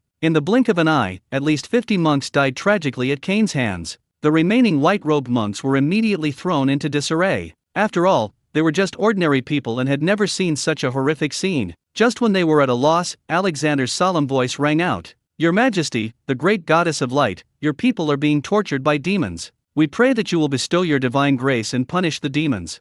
Alexander's firm and fearless voice immediately infected the white-robed monks, and they calmed down in a very short time. They thought of Alexander's teachings over the past fortnight, knelt down at the same time, and recited the prayers in unison with him. Cain felt that all the monks were kneeling down to pray. He sneered, changed direction without hesitation and continued to charge forward. When these white-robed monks heard the screams of their companions, there was no more fear on their faces except for expressions of regret, and they continued to pray with great determination. Soon, dozens of white-robed monks died again. At this moment, Cain suddenly felt a heart-pounding breath coming from above his head. Cain's body trembled, he pulled up the eye holes on his hood and looked upwards. White spots of light emerged from these white-robed monks and began to gather above Alexander's head. However, in the blink of an eye, a woman made entirely of light spots appeared above the hall. She held a scepter in her hand, had a charming figure, was about 3 meters tall, and was emitting a holy light, looking down at the crowd below like a god. The light of the goddess of light was as brilliant and dazzling as the sun. The holy aura enveloped the hall and spread rapidly outside.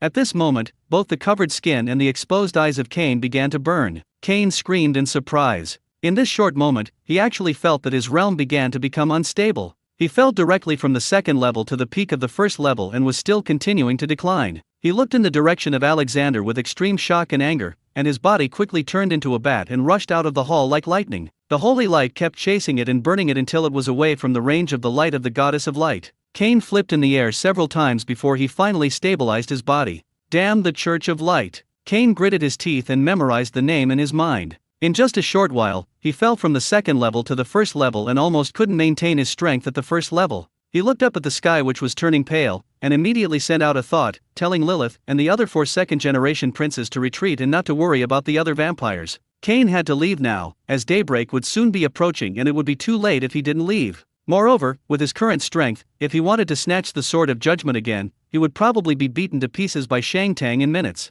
At this point, Cain also turned off the live broadcast. He originally wanted to start a live broadcast so that everyone could witness him killing Shang Tang and Lei Chengyang. Now he is fleeing in a panic and has lost all his face. Is he still going to start a live broadcast to let others watch him run away? The tens of millions of viewers who were watching the live broadcast in the real world suddenly wailed, as the last shot that could clearly show the epic battle was gone. They wanted to know the outcome of the battlefield and who would get the Sword of Judgment. Millions of people were extremely curious, and their resentment reached its peak. They flocked to the forum to demand the opening of an official live broadcast channel. Chen Luo saw that the crowd was excited and countless viewers who had no way to vent their emotions flooded the forum again. He thought about it, and immediately posted a big red pinned post on the forum homepage using the name of Customer Service Representative Wang Zioki. The official live broadcast channel has been opened, please click the link to enter. The audience didn't expect the official to act so quickly, but at this time they were eager to know the result of the epic battle and didn't care about so much. They clicked the link with great joy and entered the official live broadcast channel.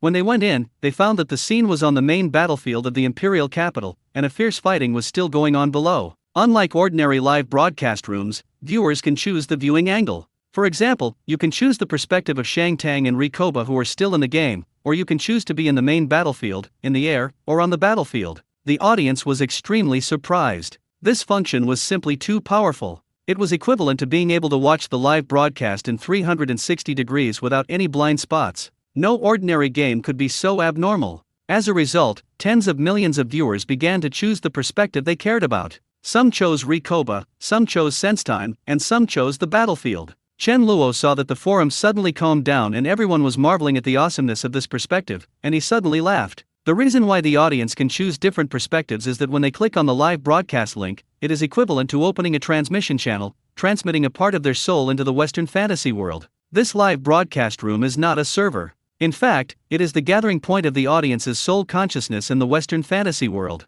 From a soul's perspective, of course they can see whatever they want. This is the same as the players, except that the audience has no physical body, cannot perform other operations, and does not know that they are actually in the Western fantasy world. What they say in the live broadcast room are actually words generated in the room through thoughts, but they mistakenly think that they are typing on the keyboard in reality. Therefore, they can feel the impact of the realism of the game even across the screen. When typing, they can ignore the time flow rate ratio of the two worlds and synchronize in real time in the live broadcast room. What they feel about the passage of time in the Western fantasy world is only a feeling of the soul. In reality, time actually flows at a normal speed. It's just like the interludes in TV movies, something like X years later, X months later, but in reality only 1 second has passed. At this time, the attention of tens of millions of viewers was focused on Lei Changyang, because they all wanted to know whether the Sword of Judgment was really in his hands. When the picture appeared, the audience was surprised to see Rikoba holding a sword, and under the protection of dozens of orc warriors, he crawled out of a tunnel outside the royal city, and then rode his mount outside to rush towards the orc army.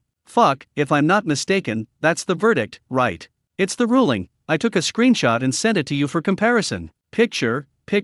Boss Lei is really so sexy. You are despicable, shameless, sinister, and cunning. Boss Lei, you might as well change your name to Lei Seiseo from now on. Want to die? How dare you insult our boss Lei, Kane, I am 16. .jpg. Oh my god. The person above is so talented. When did you make this emoticon pack? It's so cool. Saved. Haha, this emoticon is so damn vivid. A new generation of Roaring Emperor is born. Be careful, the Blood Emperor is going to PK with you. Funny. Not long after Lei Changyang rushed out holding the Sword of Judgment, a golden figure suddenly broke through the stone door at the exit of the secret passage and appeared outside the royal city. Shang Tang glared at Lei Changyang who was riding on his mount in front of him, and shot out again. Sensing the movement behind them, several werewolf and bearman bloodline warriors immediately began to transform without any hesitation. Then, earth-shaking wolf howls and bear roars were heard, resounding through the heavens and the earth. The huge ancient wolf and two angry bears, each 5 or 6 meters in size, pounced towards the golden figure together. Boom! The golden figure collided fiercely with several ferocious beasts, disrupting their formation and knocking them all away, then continued to rush forward without stopping. Seeing Shang Tang approaching rapidly, none of the dozens of bloodline warriors behind Lei Changyang showed fear or hesitation. They all began to transform into giant beasts and stood in front of Shang Tang again. Although the orc blood warriors are very powerful after transformation, their own strength has not yet reached the first level. They do not pose a great threat to Shang Tang, but only cause some obstacles. If Shang Tang had not been eager to seize the Sword of Judgment, all these orc bloodline warriors would have died. The 3 races that were originally fighting fiercely on the battlefield also noticed the huge movement here. At the same time, all vampires received orders from the superior blood clan in their consciousness to kill Shang Tang at all costs. This order came directly from Cain, the ancestor of vampires, who possessed the ability to control his descendants. No one in the vampire clan could resist this intention. All the vampires were stunned, then they abandoned their original enemies and rushed towards the golden figure like crazy. Everyone in the live broadcast room was stunned at the same time, unable to react as to why the vampires suddenly rushed towards Shang Tang like crazy. I see. I understand too. Fuck, what on earth do you understand? I understand why you don't understand. Okay, let me explain to you, my mentally retarded classmates. It's almost dawn now, and the Blood Clan can't break through the city gates now, so they will surely die. Then the orcs and humans will definitely fight again for the judgment. For Cain, is it easier to snatch the judgment if it falls into the hands of Shang Tang or Lei Seiseo? No wonder. If the judgment falls into Shang Tang's hands, not to mention the vampires, the orcs will also be doomed. Cain is making use of the surplus value of the vampires. They are doomed anyway. Under Kane's command, this group of vampires came one after another to block Shang Tang. After the encirclement and suppression by the two tribes, there were less than 50,000 of the 150,000 vampires left, but this number was still not something Shang Tang could bear. Especially the Blood Clan, each of them is far stronger than ordinary humans and orc soldiers. They know that they are bound to die, so they all burst out with extremely strong fighting power. Shang Tang himself was injured in the battle with Kane. Faced with the endless and fearless vampires, he finally could not move forward. Although the human army discovered something was wrong and quickly rushed to support their king, Lei Chengyang had already returned to the orc army. The judgment belongs to our people. Lei Chengyang drew out the judgment, and the brilliant divine light illuminated the area within a radius of hundreds of meters, appearing extremely dazzling in the dawn. All the orcs burst into cheers. This was definitely good news and boosted their morale after fighting all night. Long live His Majesty! Long live His Majesty! The orcs roared like a tsunami. Warriors of all races, listen up and retreat immediately. Upon hearing Lei Chengyang's order, all the orcs immediately began to evacuate the battlefield in an orderly manner. The human soldiers were busy rescuing their king at this time and had no time to make a judgment. They could only watch the orc army retreat like a tide. Shang Tang was furious. He watched the orc army disappear without a trace, but he was entangled by countless vampires and couldn't get away. His injuries were getting more and more. Due to excessive blood loss, he began to feel slightly dizzy. At this time, the Knights of Glory rushed in one by one without hesitation, and killed all the way to Shang Tang, giving him a chance to catch his breath. The sun finally rose at this time, and the vampires wailed and turned into ashes under the sun. Even the corpses on the ground were no exception. When all the vampires disappeared, only the corpses of orcs and human soldiers were left on the ground. The blood had long since gathered into a river, and the pungent smell of blood filled the sky and the earth, making people want to vomit. Shang Tang's eyes were fierce, and he ignored his injuries. He jumped on his horse and shouted, "Knights of Glory, follow me in chase. Your Majesty, if you don't receive treatment for your injuries, I'm afraid your life will be in danger. Please think twice." The head of the Knights of Glory, Ryan, suddenly changed his expression and gave urgent advice. Shang Tang was covered in blood, and his original appearance was almost unrecognizable. Only his eyes were shining with a terrifying light. "No need to say more, set off immediately." Shang Tang suddenly pulled the horse under his crotch and rushed forward. But Shang Tang had only rushed out a few steps when he fell off his horse in front of everyone's astonished eyes. Ryan's expression changed drastically, and he quickly led his men to rush over and help Shang Tang up. "Pursue the judgment." Shang Tang uttered these words and then fainted. Ryan was stunned for a moment, and hurriedly ordered people to send Shang Tang back to the Imperial City for treatment. Then he jumped on his horse, drew his sword, and shouted loudly, "The Knights of Glory, listen to my orders. Follow me to recover our clan's artifact." Yes. The remaining 20,000 members of the Knights of Glory obeyed the order in unison. The sound of horse hooves rang out like thunder, and tens of thousands of cavalry quickly chased in the direction of the orcs' retreat.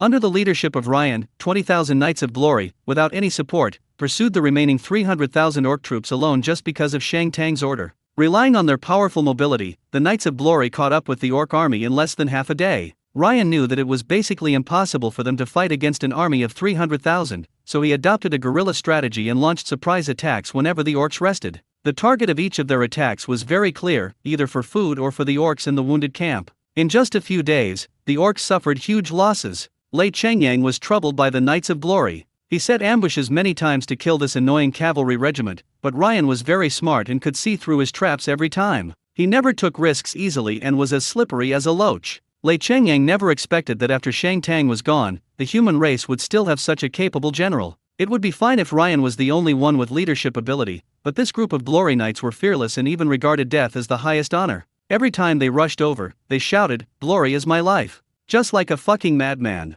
What was even more troublesome was that more than half of the orcs' food supplies were lost in several attacks, forcing Lei Chengyang to order the orcs to travel overnight and quickly leave the human territory. But the Knights of Glory were like a leech, always attacking when the orcs were most tired, causing the orcs to always be in a state of panic, unable to eat or sleep well, and their morale began to become very low. The Glory Knights pursued for half a month and reached the border between humans and orcs. Lei Chengyang was speechless. He really couldn't understand what belief supported this group of Glory Knights to chase him until now. Even the audience in the live broadcast room were stunned, shocked by the perseverance of the Knights of Glory and their spirit of regarding glory as their life. The loudly sworn chivalric faith of the Knights of Glory also became known to the world at this time. In the face of a powerful enemy, we must remain fearless, be loyal, brave, and upright, and have a clear conscience. We must protect the weak and bring honor to our people. When the orc army finally got rid of the Glory Knights and returned to the territory, Lei Chengyang counted the army and was furious. there were only 200,000 left out of the 300,000 troops. Although according to the intelligence received, the Knights of Glory also lost more than 10,000 people, the gap between the two sides was too big, reaching a level of 1 to 10. This is the first time in history that the loss ratio in a war between orcs and humans has reached such an exaggerated figure.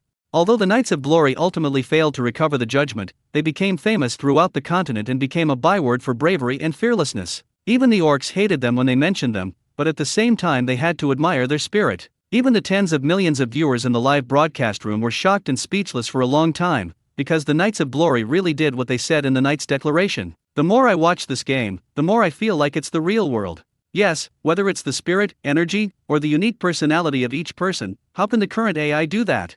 Although it's scary, it's impossible to say that this is a new world. Don't forget that we watched these races grow and multiply. I believe that no country in the world can produce this kind of perverted technology.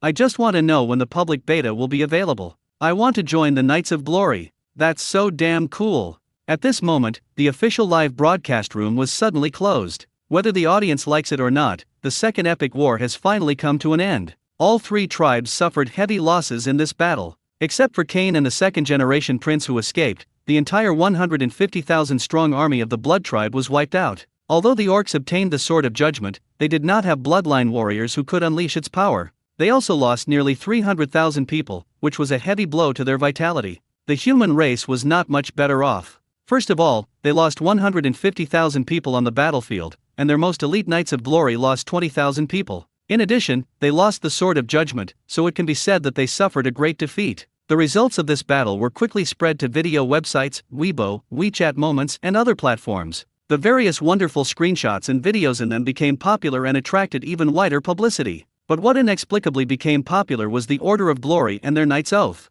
It has been adapted into many versions and has become the #1 hot search term. The second most popular one is Cain's animated picture of "I am 16. The picture captured Cain's frustrated and angry expression very well, and the line "I'm 16" added a bit of inexplicable humor, and it instantly became a popular emoticon package. Now, the popularity of Second Life is not only in China, but many shared videos have appeared on YouTube, the world's largest video website, and it once ranked first in the click-through and playlist. Chen Luo returned to reality at this time, and the first thing he did was to start testing Shang Tang's 10,000 swords coming. Chen Luo followed the route of the internal energy in Shang Tang's body and felt the energy in his blood begin to move, quickly flowing to his fingertips. The next moment, a sword beam of more than 10 centimeters long appeared silently on Chen Luo's fingertips. Although his sword energy was not as good as Shang Tang's, which was several meters long, Chen Luo couldn't help but get excited. This meant that his idea was correct. If his strength continued to improve, he would be able to use the 10,000 swords coming move like Shang Tang. Chen Luo tried to launch the sword light, but after trying several times with his mind, he found that he could not control the launch of the sword light at all. Chen Luo was speechless, knowing that this was because his strength was still too weak. However, Chen Luo was not discouraged. He retracted the sword, walked to the dining table in the living room, and looked at the cup of water he was drinking. A white sword light condensed in Chen Luo's hand again. He stretched out his hand and cut at the metal cup with lightning speed. When the sword light converged, the cup was still the cup, nothing changed. Chen Luo was a little surprised. He clearly felt the sword light cut into the water cup, so why was there no effect at all? Just when Chen Luo was feeling a little strange, he suddenly discovered that a large amount of water had seeped out of the tablecloth under the water cup, and that the water stain was still spreading, as if the water in the cup was leaking out. Chen Luo reached out to grab the water cup, wanting to pick it up for a closer look. Unexpectedly, as soon as he lifted it up, he was surprised to find that the water cup was exceptionally light. With a splash sound, the tea in the cup flowed out and spilled half of the table. Chen Luo then realized that he had only lifted up the upper half of the metal cup, with the lower half still standing on the table. Chen Luo was delighted. He picked up the half-broken metal cup and brought it close to his eyes to observe. The cross-section of the water cup is extremely smooth, without a single rough spot, as if the water cup was naturally made to be divided into two parts. Chen Luo's eyes showed joy. This power was already terrifying. If it cut into a person, Chen Luo imagined the scene and couldn't help but shudder. The scene would probably be the same as this cup, with blood gushing out instead of water. Chen Luo learned the sword light, tidied up the table simply, and began to think about how to solve the problem of his own safety. With the popularity of Second Life, interested parties will come knocking on our doors sooner or later, so we must make some preparations now. In fact, this is not a big problem for Chen Luo. If he wants, he can stay in the Western fantasy world forever. No matter who comes to him, it will be useless. However, this method has a drawback, that is, he cannot stay in the Western fantasy world forever. With his current strength, he can only stay in the real world for a total of 10 days at most, and then he must come out, which is 1,000 years in the Western fantasy world. Chen Luo didn't know why. Some time ago, he tried to stay in there for more than 10 days in total, but when the time was up, he was forcibly pulled out by the Hunyuan pen.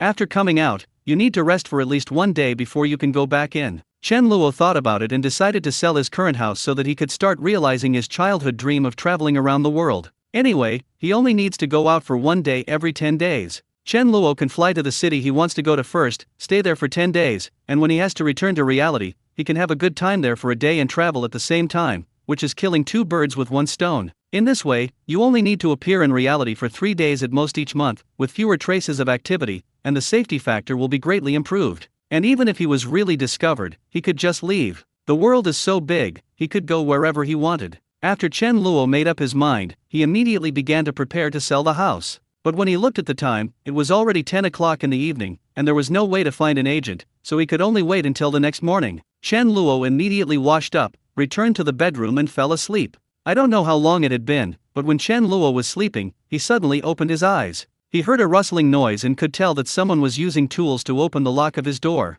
Chen Luo woke up instantly. He sneered, stood up, turned on the light, and walked towards the living room. The noise came from the door, and the handle on the door lock was turning little by little. Chen Luo walked to the sofa facing the door and sat down. He watched the door leisurely until it was pushed open with a crisp click. A man appeared at the door with his head peeked in, and his eyes happened to meet Chen Luo in the middle of the living room. The man was surprised, obviously not expecting that Chen Luo was still awake, but he reacted quickly, walked forward without saying a word, opened the door and rushed towards Chen Luo. At the same time, 4 more men rushed in, and the last one closed the door. Chen Luo stood up casually, looked at the man who rushed over first, took out a dagger from behind and stabbed him. Chen Luo moved slightly, and he appeared behind the man like lightning, then raised his foot and kicked him out. The next moment, the man screamed, his body flew 5 or 6 meters into the air, then flew over the living room and balcony, drew a parabola and fell directly from the 10th floor. Chen Luo was stunned, and the remaining 4 men were also stunned. Is this still a human being? He kicked someone 7 or 8 meters away. What kind of power is this? Chen Luo just wanted to kick him down and be done with it, so according to his usual estimation, he used all his strength. But no one expected that his enhanced strength was so terrifying that he could actually kick an adult man away. Bang! There was a sound of something heavy falling coming from outside, so loud that they could hear it clearly even on the 10th floor. The 4 gangsters looked at each other, and no one could believe what they saw. What happened just now happened too quickly. Before they could take any action, they saw Chen Luo suddenly appear in front of his accomplice, and then his companion flew out. The remaining 4 people felt a chill in their hearts. It's not like they haven't fought before and seen people being murdered and dying, but the scene before them was beyond their comprehension. There is no doubt that their companions must have been dead. Be careful, this is a tricky idea. The 4 men exchanged glances with each other, formed a circle, and slowly surrounded Chen Luo and moved towards him. The man on the left said nothing, raised his hand with a dagger and stabbed it towards Chen Luo's stomach. His movements were fast and fierce, and there was no warning, which was very tricky. At this moment, Chen Luo was still in a brief state of shock after killing someone, but he soon realized the crisis in front of him. He looked over there again and found that these people were moving as slow as a snail and posed no threat to him at all. Chen Luo slowly stretched out his hand, grabbed the man's blade, and stabbed it into the man's heart with his backhand. Before the man could even scream, Chen Luo jumped up and kicked him on the back again. The man screamed and flew into the air, falling over the balcony. Without waiting for the remaining 3 people to react, Chen Luo moved again, jumped behind the 2 men like lightning, grabbed their collars fiercely, and slammed them together. Bang! The 2 men were knocked into each other by the terrifying power in Chen Luo's hand and were knocked unconscious immediately. Chen Luo took one in each hand and swung them out with all his strength, throwing them out towards the balcony. There was a loud whoosh sound of wind, and the 2 people flew out of the balcony railing, flew far into the sky, and disappeared into the dark night. Chen Luo has lived here for more than 20 years, so he naturally knows what is downstairs in his house. There is an empty parking lot downstairs. Usually, not many people pass by. Besides, it is 3 o'clock in the morning, so it is even less likely that there will be anyone there. There is no need to worry about hitting anyone. The last person looked at Chen Luo in horror, turned around and ran out the door without any hesitation. At this moment, he was completely frightened by Chen Luo's terror and ruthlessness. But as soon as he ran to the door, he felt a huge force surging over him, and then his body flew up involuntarily. The man screamed loudly and flew over the balcony and fell to the ground like the previous few people. Chen Luo dealt with the 5 people, turned off all the lights calmly, then returned to the bedroom and lay on the bed. If Chen Luo had any emotional fluctuations at this moment, it was because he was surprised at the capabilities of his body at this moment. After several transformations of the divine genes, his strength and speed had reached an extremely exaggerated level. The force of the full-strength kick just now was enough to send an adult man weighing 150 to 160 kilograms flying nearly 10 meters away. It was just like a car running at high speed hitting a person. According to his estimation, the force was at least more than 1 ton. It seems I need to practice controlling my strength in the future. Chen Luo lay on the bed and thought for a moment, and suddenly felt that his current state was a little strange. Except for the fact that he was a little stunned after accidentally killing the first person, and then decided to kill the other 4 people together. It all happened in a very short period of time. And after that, when Chen Luo killed the remaining 4 people, there was not a single emotion in his heart, as if he had just stepped on a few ants. Chen Luo didn't know whether this was a good thing or a bad thing. He didn't have the rumored reaction of feeling nauseous or disgusted after killing someone. In Chen Luo's opinion, this group of people came to kill him, so he should be prepared to be killed. As for the origins of this group of people, Chen Luo could guess without even thinking about it. It must be Yan Tingsheng. Before I leave, let me give you a ride. Chen Luo sneered in his heart and quickly fell asleep again. Chen Luo woke up as the morning light rose. He opened the curtains, washed up, and went downstairs to buy breakfast. Bathed in the warm morning light, strolling along the path in the community, Chen Luo politely greeted the neighbors he met along the way. Naturally, the neighbors all responded with smiles and were very enthusiastic. Chen Luo walked all the way to the gate of the community, only to find several policemen wearing large hats there, talking to the residents in the community one by one, and taking out notebooks to write down something while asking questions. Chen Luo? When Chen Luo was feeling a little strange, he suddenly heard someone calling his name.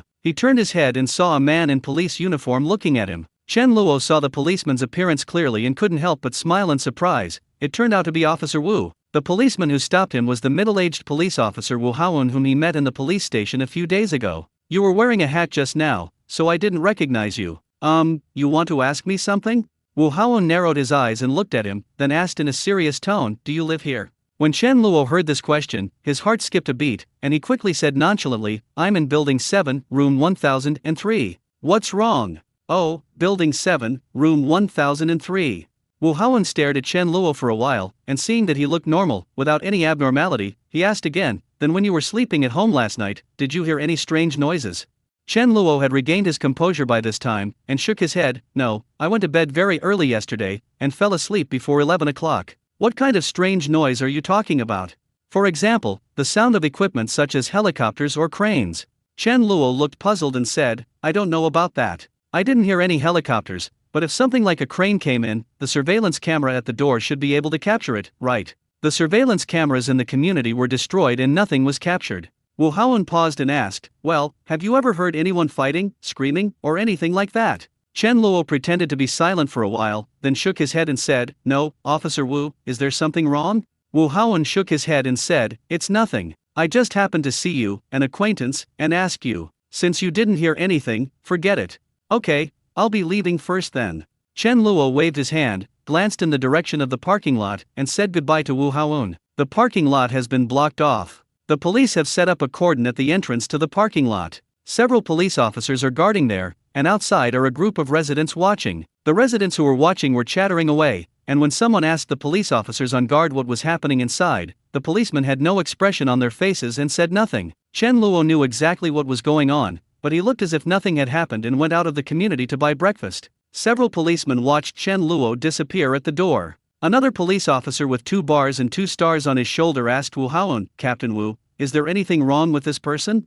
Wu Haowen shook his head. No, I just ran into an acquaintance who lives here, so I asked him a few questions. Captain Liang, your criminal investigation team has investigated the scene. Did you find anything? Captain Liang said with a strange look on his face, forensic doctors and technicians are still investigating, and no specific conclusions have been reached. However, I just went to the parking lot to take a look, and only one of the 5 people was killed on the spot by someone stabbing his heart with a dagger, and the other 4 died from falling from a height, but their bodies were at least 20 meters away from the nearest tall building. If they were thrown from a building, it would be impossible to throw them such a long distance. That's why I suspect someone dropped them from a helicopter or a large crane. Wu Haowen looked strange. I just asked every household. At 3 or 4 in the morning last night, some people did hear screams and crashes, but they only heard them vaguely and then fell asleep. No one heard the sound of the helicopter. Captain Liang pondered for a while, this is strange. Apart from using these large tools, I really can't think of any other possibilities. Oh, it's really a headache. 5 lives are lost. For such a big case, the municipal bureau will probably set up a special task force. Maybe they will register a case in the hall. Now we can only help here. At this moment, inside Yan's gold shop, Yan Tingshen's face turned pale, his eyes fixed on a man in front of him, and he asked in a hoarse voice, "You said Maze and the others are dead?" "Yes, I just received a call from the city police station, saying that they had accidentally fallen to their death, and their ID cards were found on them, so they asked me to go to the police station to claim the bodies." Yan Tingshen's face was tense, and every word he said seemed to come out from between his teeth. "That kid did it." The young man hesitated for a moment and said, "Judging from that boy's skills and the place where they died, it should be him. Gangzi, go check the body first, and find out what happened." "Yes, Uncle Yan." In the afternoon, Gangzi hurried back. "Uncle Yan, it's Mezi and the others, but the situation is a bit strange." Yan Tingsheng said impatiently, "Don't keep us in suspense, just say it." Seeing Yan Tingshen's gloomy expression, Gangzi hurriedly said, "The branch's criminal investigation and forensic doctors have examined them and both believe that they died from falling from a high altitude. Only Meze was stabbed in the heart with a dagger." "He fell from a high altitude and died?" Yan Tingsheng was stunned. "What's so strange about this?" "The strange thing is that the place where they fell and died was 20 meters away from the nearest building. It is impossible for a normal person to throw a person weighing more than 100 kilograms that far." Yan Tingsheng narrowed his eyes. "No normal person can do this. Go and call those people from Lingnan."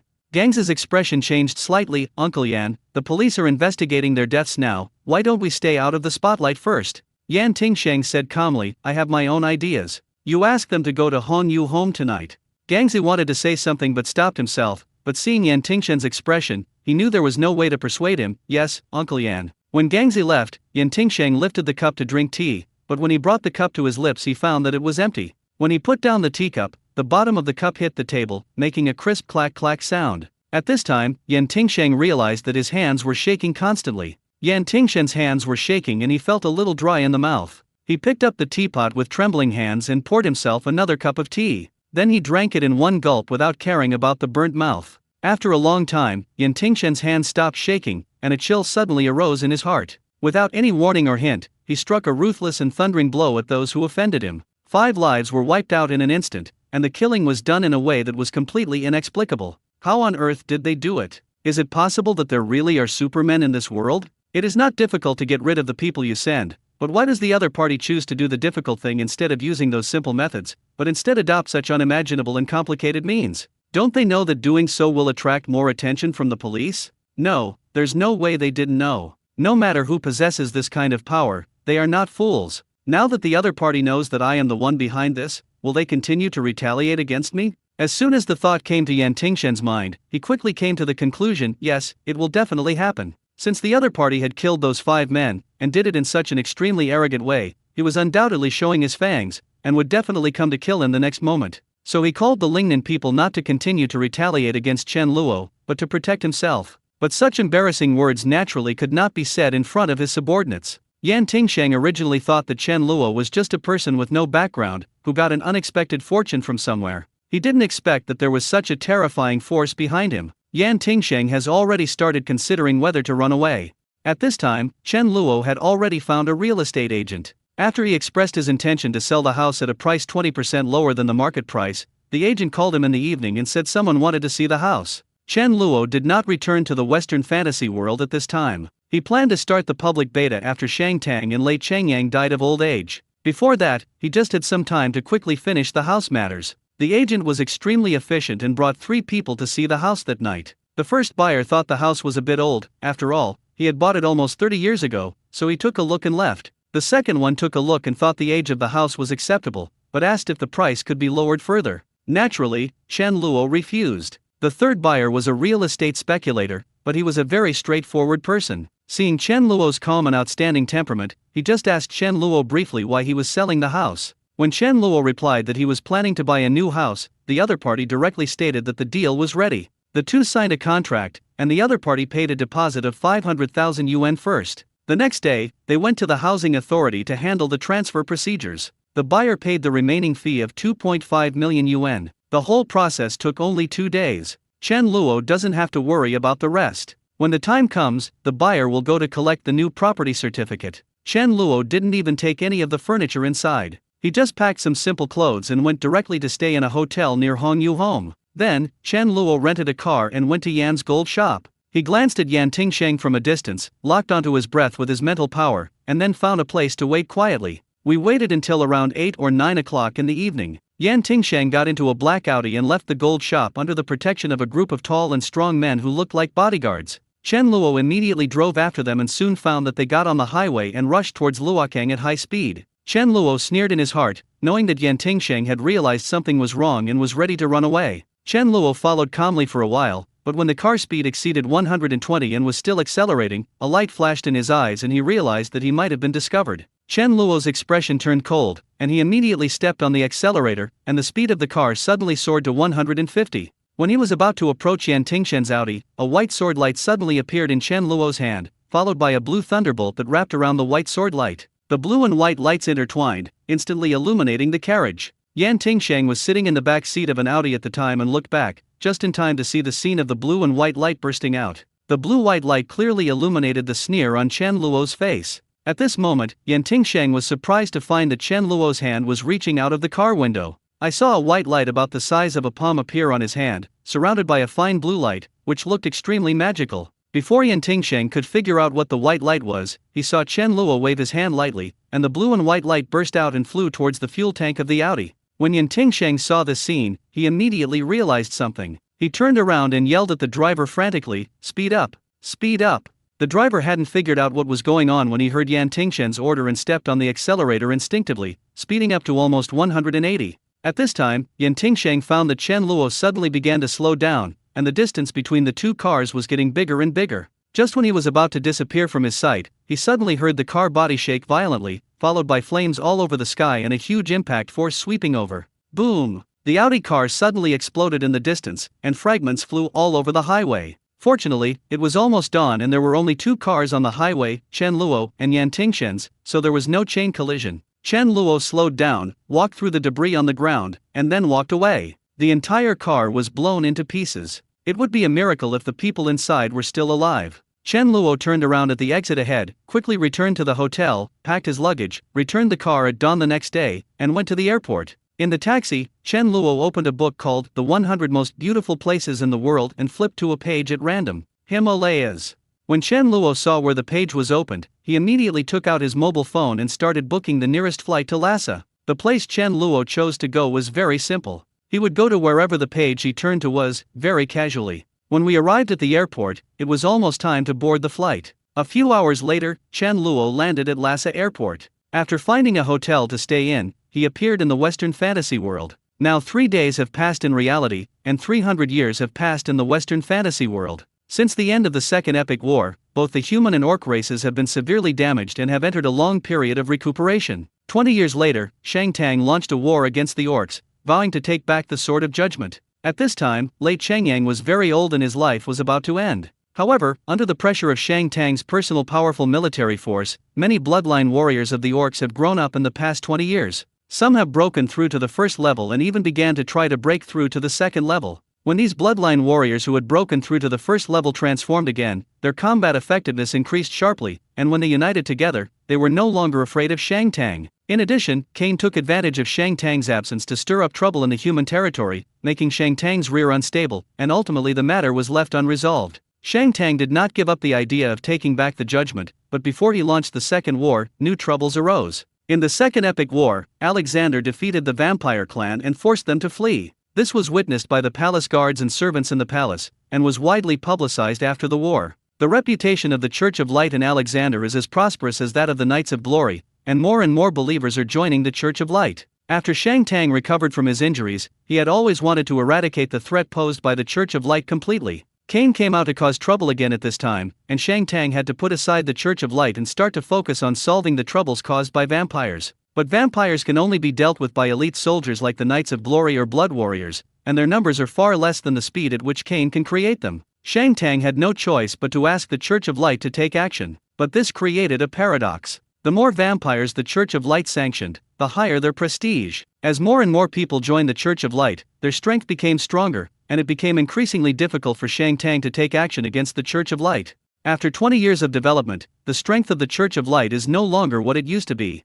During the Second Epic War, there were only 200 white-robed monks. Now that Alexander has broken through to the first level and mastered more divine arts of light, the number of white-robed monks he has trained has skyrocketed 20 times to as many as 4,000. Alexander also established the Knights of Judgment to specifically punish vampires. Not only were they proficient in fighting and killing skills, they were also able to use magic of light, becoming a powerful military organization on par with the Knights of Glory. Although Alexander had become the first pope of the Church of Light at this time, he was extremely respectful to Shang Tang, the wise and capable founding monarch. He always regarded himself as a subject and never showed any disrespect or arrogance. Shang Tang could not find any reason to attack the Church of Light for a while, and could only watch the Church of Light grow stronger and stronger, and gradually become a force that was difficult to eliminate. As time passed, Shang Tang discovered that not only the common people began to believe in the Church of Light, but even the ministers and concubines and princes in the palace believed in the Church of Light. At the same time, the voices calling for the Church of Light to become the state religion are growing louder and louder in the country.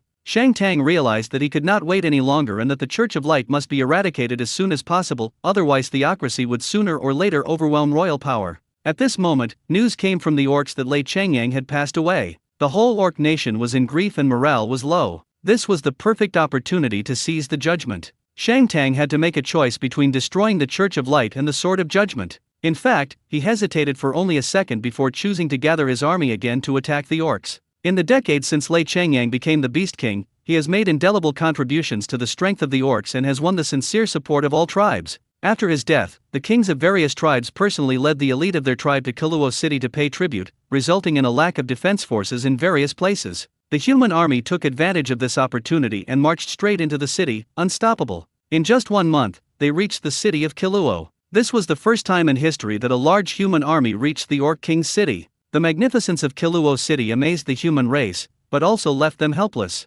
Shang Tang looked at the city wall that was hundreds of meters high and could not think of any way to fill it. Even if he gave his life to fill it, he could not fill the city. Shang Tang tried to attack once, but ended up retreating in disgrace, leaving behind tens of thousands of corpses. The orcs, while filled with grief and indignation at Shang Tang's attack at this time, also united more than ever before. Even Russ, a bloodline warrior of the Bearmen, broke through to the second level due to this stimulation. The orcs quickly supported Russ as the new generation of Beast King, and led the orcs to organize a large-scale counterattack. With the presence of an existence capable of confronting Shang Tang head-on on the battlefield, and the orcs holding the Sword of Judgment in their hands, the situation on the battlefield suddenly reversed. In a head-on confrontation, Shang Tang was defeated by Russ holding the Judgment, and the human army also suffered heavy losses from the attacks from both inside and outside the city of Kaluo and from the orcs who came from all over the place. In the end, it was only with the desperate efforts of the Knights of Glory that Shang Tang was able to escape back to the human territory with the remaining tens of thousands of troops. Shang Tang's prestige suffered a severe blow, but at this time he shifted his target to the Church of Light. In the following year, Shang Tang declared the creation god religion previously created by Han Fei as the state religion, and the Church of Light was a heresy that believed in false gods. He also ordered people to spread rumors about the Church of Light everywhere, such as taking organs from living people for sacrifice, drinking human blood, incest, and other evils that secular society could not tolerate. These were imposed on the Church of Light. Shang Tang began a 3-year nationwide campaign to eliminate religion. Soldiers destroyed churches of the Church of Light, arrested local bishops, and executed them without trial. Alexander would naturally not sit idly by and wait for death. He announced that Shang Tang was possessed by a demon and would be purified by the light of the goddess of light. At this point, the Shang dynasty and the Church of Light began a struggle between royal power and divine authority. The Church of Light has been deeply rooted in the hearts of the people over the past few decades, and their white-robed monks often use healing techniques to treat poor people, so they have a very broad base. Even if Shang Tang has a powerful army, it is difficult to completely wipe out the Church of Light. This directly led to the struggle lasting for 20 years, known in history as the 20 Years' War. It was not until Alexander broke through to the second level that the Church of Light was able to go from passive defense to counterattack. Shang Tang knew that the Church of Light was doomed to fail. If he used force to eliminate them, it would only severely damage the strength of the human race and give the orcs an opportunity to take advantage. Without the protection of the white-robed monks of the Church of Light and the magic of the Knights of Judgment, vampires began to wreak havoc again. Due to widespread public complaints, Shang Tang's prestige continued to decline, and he was forced to negotiate with Alexander. In the 131st year of the Shang dynasty, after half a year of repeated bargaining, Shang Tang issued an edict of the Church of Tolerance and Light in the imperial capital. This edict announced that people in the Shang dynasty were free to believe in the Church of Light, return the church property that had been confiscated, and recognized the legal status of the Church of Light. It was known in history as the Emperor's Edict. The Emperor's Edict was a turning point in the history of the Church of Light, marking the Shang dynasty's shift from a policy of suppression to a policy of utilization,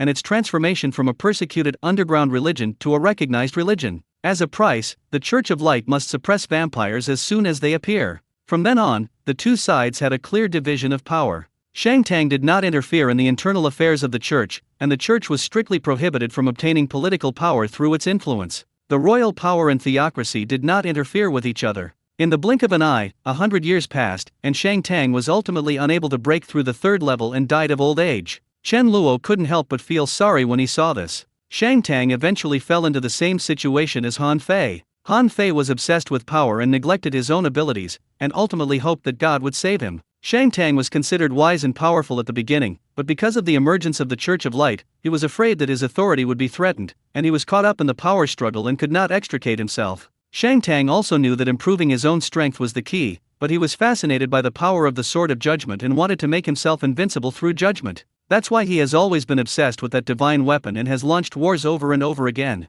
However, Shang Tang lived a wonderful life. Starting from obtaining the divine blood, he fought back all the way and became the founding monarch of the new dynasty. Although his actions in the second half were not so glorious, overall his merits outweighed his faults, at least much better than Han Fei's back then. After Shang Tang's death, the whole nation mourned and the memorial service lasted for a whole month. A huge bronze statue of him, 50 meters high, was cast outside the palace square so that future generations could admire the heroic figure of the founding monarch. Even the Church of Light, which had always been at odds with Shang Tang, declared him a holy spirit. He did not die, but ascended to heaven and returned to the kingdom of God under the throne of the goddess of light. When Chen Luo saw this, he immediately kicked Kane, the only surviving player, out of the game and posted an update announcement on the forum. The public beta version 0.3 of Second Life will be officially launched in 10 days. The contents of this update are as follows. 1. In order to prevent some players from misbehaving and affecting the balance of the game, the species pool will be opened in the novice village. All players must complete the creation of species in the species pool.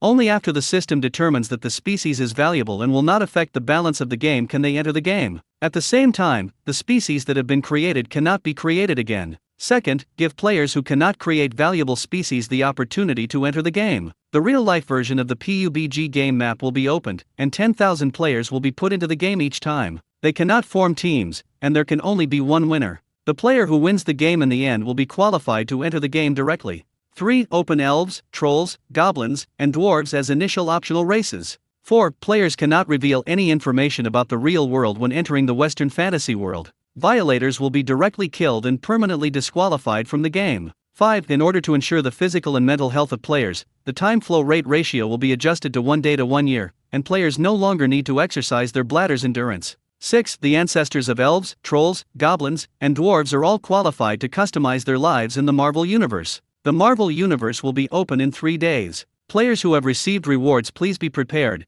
as there will be no waiting after the time is up. 7. Each player has only one life. After death, he will be forced to log off the game directly. He must wait 1 week after death to log into the game again. 8. Add whatever you think of, that's it. As soon as the update log on the forum came out, it immediately caused a sensation. It was not a sensation on the forum, but a sensation on the entire internet, even overshadowing Lei Chengyang, Shang Tang, and Kane, who were once on the hot search list. Second Life has become popular all over the internet because of the series of events in it, and it has even gained a very high reputation abroad. It can be said that it has become the most anticipated online game in the world. Moreover, the events that happened in the series often become hot searches. Nowadays, the fame of Lei Chengyang, Han Fei, Shang Tang, Kane, and others is no less than that of real-life first-line stars. However, except for Lei Chengyang, who has revealed his identity, everyone else is very low-key. They don't seem to want to be famous and have not taken the initiative to reveal their identities. This allowed many people to see a new way to become famous. As long as they played Second Life well, they could become a celebrity-like figure, which was not the case with both fame and fortune. Lei Chengyang is the best example. If he hadn't become famous in the game, how could his 2 companies have hit the daily limit for consecutive days and his net worth have almost skyrocketed by half? Not to mention those celebrities and anchors, they have been waiting for the game to be tested. Not to mention attracting popularity, the exaggerated time flow rate alone is fascinating. It is certain that one can live one more life than others. Everyone would want to play it. Most ordinary people have much simpler ideas. They just want to play this 100% realistic game and experience a real second life. So when the news of the public beta was released, it quickly became an international headline. Not only were domestic players excited, but even foreign players began to look forward to it, hoping that Second Life would launch overseas servers. But the updated content soon made all the expectant players excited, and heated discussions broke out on the forum. Simba, ha ha ha, some players are talking about you, the Ant King. As smart as I am, I have already guessed that the official dog will target you again. You can't play Ant in the future. I am too beautiful to die, the Ant King cannot play ants, but he can play something else and go to the Huo Huo game company. Omko Aniaku, I have waited for so long and finally today has come. I have dreamed for so long and finally my dream has come true. I just want to sing a song. The public beta is finally open. Leader of the Women's Alliance, don't you think the real-life version of PUBG is really exciting? 10,000 people, just thinking about it makes my blood boil. Those who play Yasuo are all sabi, yeah, it's actually a real-life version of PUBG. This game company really knows how to play it. It's really a benefit for us PUBG players. After playing PUBG, we can also play Second Life. What could be more exciting than this? Get out of here, strongly request the release of a live-action version of League of Legends. Let's learn about the King rank. The world's #1 skin, but the time flow rate is adjusted too low, it's directly reduced by 100 times, so the game time is even less. And you have to wait a week after death to log into the game. What the hell is this? Damn officials, are you still making money? The forum quickly started to complain about the updated content one by one, but the vast majority of people were excited and expectant, and began to discuss which VR device was better. Chen Luo now landed in the Extraordinary Academy. 300 years had passed, and there was dust everywhere, and a layer of spider webs. What made him even more speechless was that this place had become a griffin's nest. The original 10 griffins had become hundreds, occupying every corner of the Extraordinary Academy. When the griffins saw Chen Luo in the air, they did not attack him. Instead, they flew around him curiously, as if they were sizing up this species they had never seen before. Chen Luo pondered for a while. He was originally thinking about how to send the admission letter, but now he didn't have to think about it anymore. He just let these griffins go and pick it up. Anyway, there are only 300 students in total, and some may not even come, so the group of griffins in front of us is definitely enough. Chen Luo moved his mind and gave orders directly to the minds of the 300 adult griffins, and then gave them the ability to speak the languages of various tribes. Then he said lightly, "Go." The 300 griffins instantly understood Chen Luo's identity.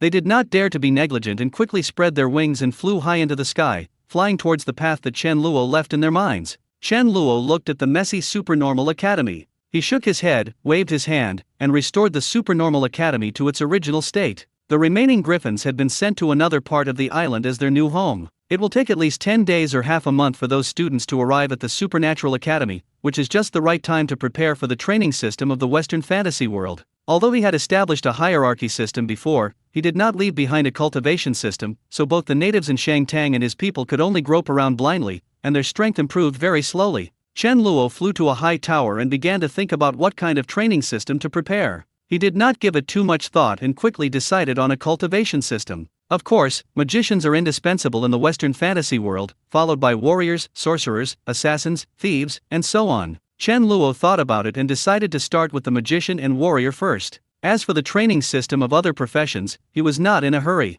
After Chen Luo made up his mind, he began to set up a complete magic system. Anyway, there were plenty of magic settings in Western fantasy novels and games in reality, so he just moved them over and used them.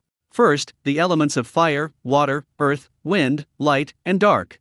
Following Chen Luo's words, he felt the Western fantasy world quickly generate these elements. He thought for a moment and continued, well, add the mutated wood, thunder, and ice elements and it will be complete. In fact, the element of light has existed for a long time. It is the power emitted when using the magic of light. It's just that it was not strong enough at that time. Only people like Alexander who have a bright physique and a heart of light could sense it, and then practice and use it. Just after Chen Luo generated these elements in the Western fantasy world, all the monks of the Church of Light inexplicably felt that the speed of their cultivation had increased, and the power of the light spells they emitted had become more powerful, a qualitative improvement over before. Thank you, Her Majesty the Goddess of Light, for your gift. The city of Galis has been designated as the holy city of the Church of Light. Pope Alexander I is at the tallest building in the city, Lofi Cathedral, leading all the clergy of the Church of Light to kneel and pray to the statues of the Goddess of Light and the Angel of Judgment Lofi in front of them. Alexander was over 200 years old at this time. After Shang Tang's death, he had unparalleled influence in both the church and the Shang dynasty.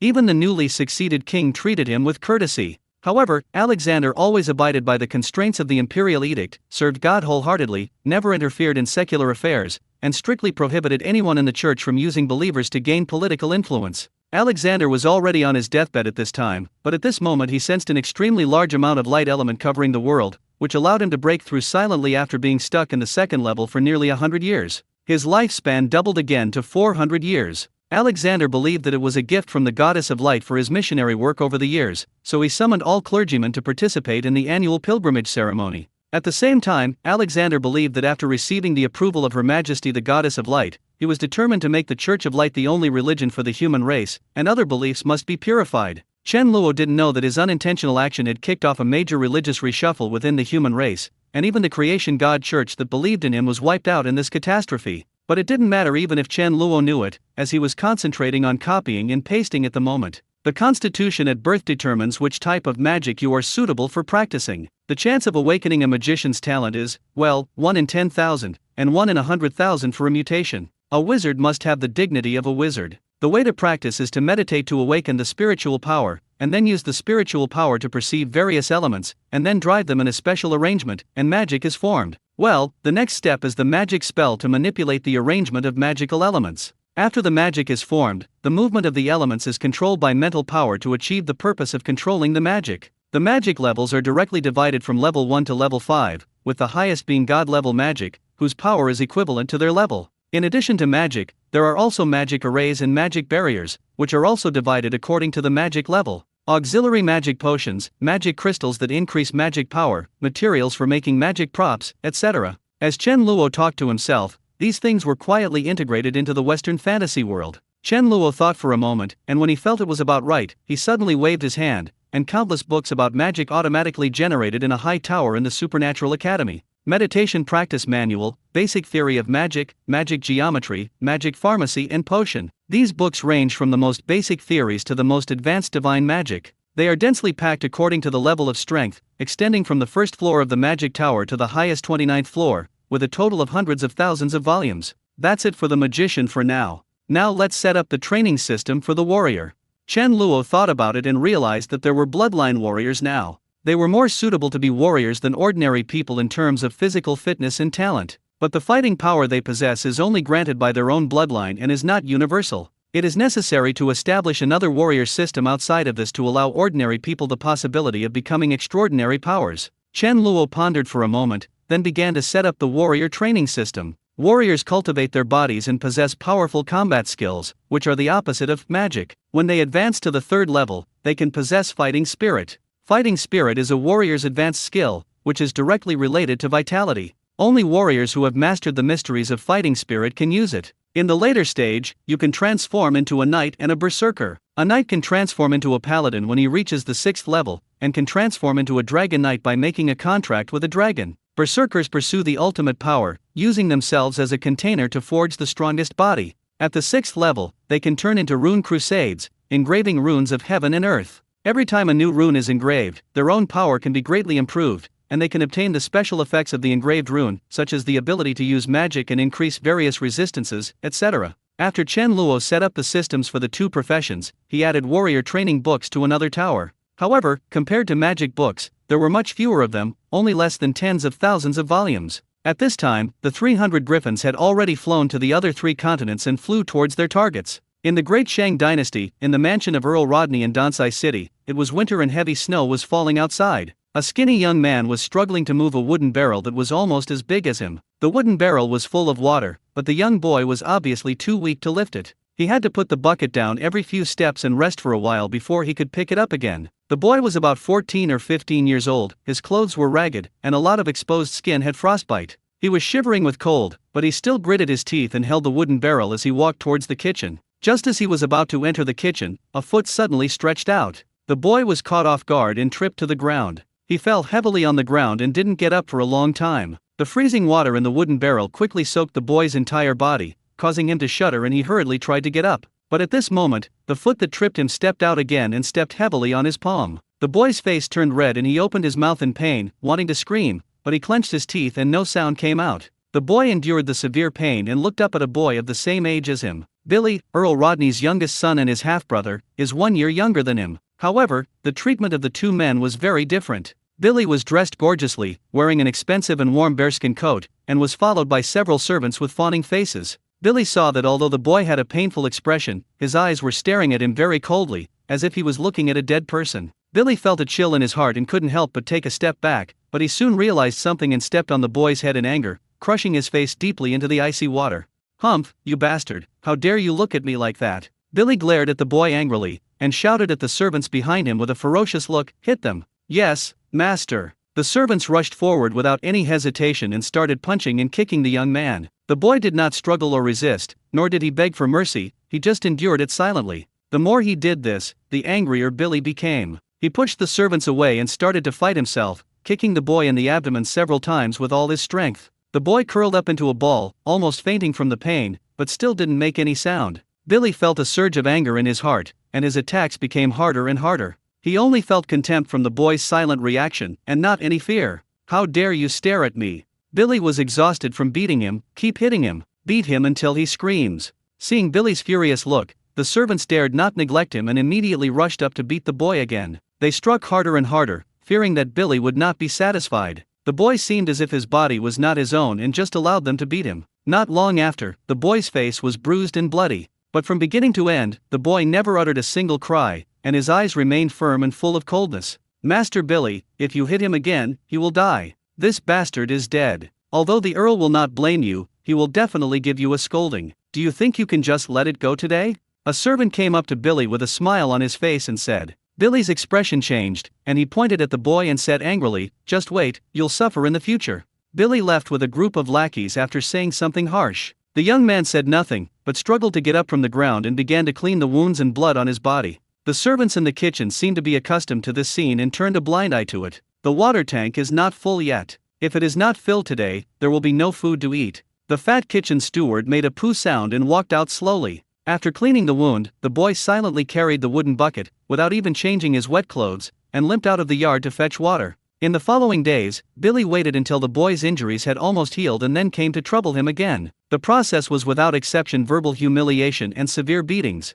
but the result was always the same. No matter how they beat the boy, they never waited for him to surrender and beg for mercy, even when the boy was completely unable to get up. And every time they got tired of fighting and were ready to leave, the boy would slowly get up and look at Billy quietly. That calm and peaceful gaze suddenly made Billy feel a chill from the deepest part of his heart. From then on, Billy began to have nightmares, and every time he was woken up from his sleep by the boy's cold eyes. But the more this happened, the more Billy wanted to drive away this nightmare. One day, after another brutal beating in the Earl's mansion, the boy was covered in blood, but he smiled at Billy. Billy finally couldn't stand it anymore. He roared at several servants, "Catch him!" The servants did not dare to disobey and immediately stepped forward to grab the boy. Then, in front of everyone's shocked gaze, Billy took out a dagger from his back and shouted at the boy fiercely, "Go to hell!" The young man's expression changed slightly. He wanted to break free from the servants, but his body was too thin and weak, and he couldn't break free. Just as the dagger was about to pierce the young man, a huge shadow covered the sky, and everyone present felt a palpitating breath appear above their heads. Billy paused what he was doing and looked up with a stiff neck. Suddenly, a giant beast with an eagle's head and a lion's body appeared in the sky. It was about 5 or 6 meters long, and its golden feathers sparkled in the sun. Billy's heart trembled, and under the breath of the top predator, his legs began to shake unconsciously. Not only him, everyone in the Earl's mansion felt the movement in the sky. Earl Rodney also looked at the strange beast in the sky in shock. He quickly ordered all the guards in the mansion to rush towards the courtyard of the Earl's mansion. The griffin swooped down from the sky and landed lightly in the courtyard. Seeing the griffin up close, its majesty is even more terrifying. Its sharp claws and eyes as sharp as weapons are so overwhelming that it is impossible to breathe. "Billy, come here!" Rodney rushed over with hundreds of soldiers. When he saw the giant beast falling down, right next to his son, he was immediately frightened and shouted hurriedly. Billy was so frightened that his legs went limp and he couldn't even run. Finally, with the help of the 2 equally trembling servants, he managed to run to Earl Rodney in a panic. "Father!" Billy was almost crying. He ran over and grabbed Rodney's arm, his body still shaking slightly. Rodney patted Billy on the back, said a few words of comfort, then turned around and shouted, "Archers, get ready." The soldiers all looked unhappy, and some even turned pale. After all, no one had ever seen such a terrifying beast. But after hearing Rodney's order, they had to assume a fighting stance, and the archers began to draw their bows and aim at the griffins. The griffin didn't even look at them. It slowly walked up to the abandoned boy, looked down at him and asked, "Are you Chris Rodney?" When everyone heard the griffin speaking in human language, their mouths opened wide, thinking they were hallucinating. Chris was quite calm. He looked at the beast in front of him and said slowly, "My name is Chris, but I have changed to my mother's last name now. My name is Chris Cecil." The griffin's eagle eyes flashed, and he said impatiently, "No matter what your last name is, this admission letter is yours." The griffin raised a claw and handed a sealed parchment scroll to Chris, urging him, "Hurry up and finish reading it and decide whether you want to come with me. I haven't seen my lovely daughter for half a month. My God, she was born less than a month ago and she can't see her father. Do you know how cruel this is? I will only give you 5 minutes, no, 1 minute to think about it." Chris was stunned for a moment. Although he couldn't understand what was happening in front of him, he still carefully took the parchment scroll, opened it and began to read. "Hello, Mr. Chris Rodney, congratulations, you have been admitted to the Extraordinary Academy. If you are willing, please tell the messenger, and it will take you to the Extraordinary Academy to start a legendary journey." The admission letter only has a few short lines, but it exudes a sense of grandeur. Chris quickly read it, a strange color appeared in his eyes, and he said without hesitation, "It won't take a minute. Can we set off now?" The griffin snorted, stretched out its huge claws and grabbed Chris, then threw him onto its back with a casual throw. "Hold on tight." Chris hurriedly reached out and grabbed the feathers on the griffin's back, then looked in the direction of Earl Rodney. Seeing that the other party had an indifferent expression and had been staring at the griffin without even looking at him, he returned to his indifferent expression and said, "I'm ready, let's go." The griffin's huge wings flapped slowly, and then it carried Chris into the sky. After the griffin rushed into the sky, it was at an extremely fast speed and disappeared from Earl Rodney's palace in just a blink of an eye. Earl Rodney looked at Chris, who was taken away, and there was a hint of gloom in his eyes unconsciously, but it soon disappeared. This phenomenon of griffins falling from the sky occurred not only in the human and orc territories of the Yanni continent, but also in the dwarf territory of the ice and snow continent and the elf territory of the Alvin continent. Every race had a big reaction when they saw these ferocious beasts,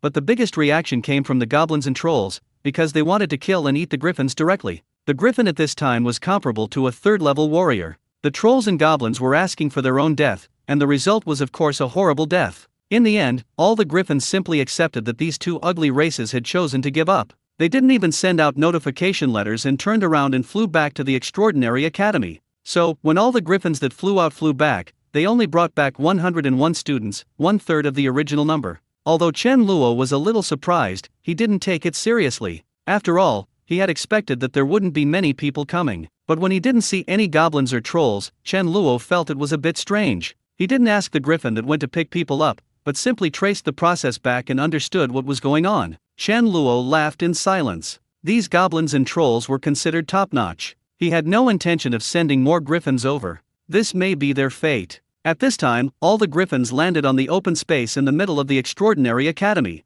Except for 7 majestic griffins that flew to the 7 tall towers respectively, the rest flew to the new residence that Chen Luo had allocated for them. There were both male and female students among the 101 students. Most of them were between 15 and 18 years old. 1/3 of them were humans, the remaining 1/3 were orcs, and the last 1/3 were elves and dwarves. As soon as the griffins appeared, they divided a position according to their respective tribes. Humans and orcs have been mortal enemies for thousands of years. When they saw each other for the first time, they naturally hugged each other and took a cautious defensive posture. It was the first time for the elves and dwarves to see these two races. Seeing how nervous they were, they all looked over with curiosity. While the humans and orcs were wary of each other, they were also sizing up the dwarves and elves. The dwarves all had big beards and were short and stocky, which made them look a little funny. However, their elf-like appearance made all the humans and orcs stunned. Their delicate and flawless faces, pointed soft ears, silver hair flowing smoothly on their shoulders, angelic looks, and flawless fair skin make people feel a little inferior to them. The elves seemed to emit a dazzling light, which made everyone fall into a brief state of trance. For a moment, they couldn't believe that there was such a beautiful creature in the world. After a long while, they turned their eyes away from the elf's beautiful face and began to look at the surrounding environment. Looking at the magnificent supernormal academy, they all had amazement in their eyes, and were obviously shocked by this huge complex of buildings. At this moment, a voice came and was clearly heard by everyone. "Welcome, freshmen of the Extraordinary Academy. My name is Lo Fi, I am the dean of this Extraordinary Academy and will also be your mentor in the future." The students present were all stunned because they only heard the voice but did not see Chen Luo's figure. Moreover, the sound was very peculiar. Elves, dwarves, humans, and orcs could all clearly understand its meaning, just like the language of their own race. Soon, the elves with the gift of eagle eyes were the first to notice something, and they all looked up at the sky. When the people of the other 3 races saw the elves' reactions, they couldn't help but look over. Upon seeing this, they were all stunned at the same time, their jaws almost dropped. In the sky, a man in a white robe and with long black hair was walking down from the air. There was clearly nothing in the void, but as he walked downwards, it was as if an invisible staircase appeared, allowing him to walk down step by step. Oh my god! He can fly! Is he a god? Wow, how on earth did he do that? It's amazing! The students from the 4 tribes all exclaimed in surprise. In this world, supernatural powers have not yet been fully manifested. Apart from birds and flying magical beasts, no human or other races have ever been able to fly into the sky, so they were all extremely shocked. You think flying is a great ability? Chen Luo slowly stepped onto the ground. He looked at the group of students who were in amazement and couldn't help but ask with a smile. Of course, Luo, teacher Luofi, isn't flying the domain of gods? Said an elven girl, raising her hand. Chen Luo laughed. Then I will teach you the first lesson now, which is that flying is not as difficult as you think, and it is not the realm of gods. It only requires a little magic. After Chen Luo finished speaking, he stretched out his hand and snapped his fingers. All the students present suddenly felt their bodies flying upwards uncontrollably. Everyone exclaimed and started dancing in the air. Take a deep breath, calm down, and keep your balance.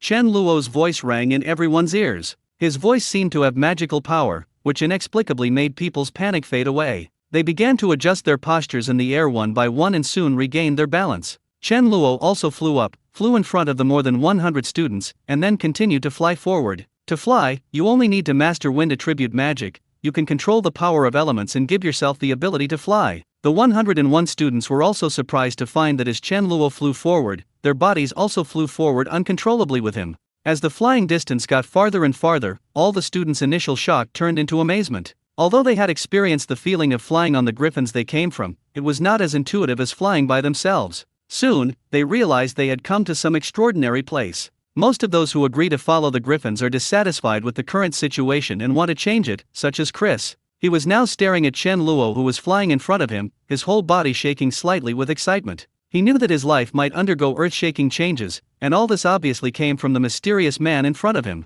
The identities of these students are mostly different. There are illegitimate children of nobles like Chris, daughters of artists, ordinary civilians, and even slaves of the orcs. The 2 races with similar identities are the elves and dwarves. They are both immortal races with a relatively small population. Although there are certain social class divisions, they are far less strict than those of humans and orcs. Chen Luo took the students to take a look at the overall picture of the Supernormal Academy in the air. After giving a brief introduction to the functional areas, he continued to take them on a tour of the island. After Chen Luo's transformation, the island has become picturesque, not much worse than the elves' forest. It is full of birdsong, flowers, green mountains, and clear waters, and it looks like a paradise on earth. The elves were fine, after all, the place they lived was similar to this. However, it was the first time for the students from the dwarves, orcs, and humans to see such a beautiful place. They all looked intoxicated and felt like they had come to heaven. After looking at the environment you will live in, now let's take a look at what you will face after graduation. Chen Luo led all the students to fly towards the endless sea.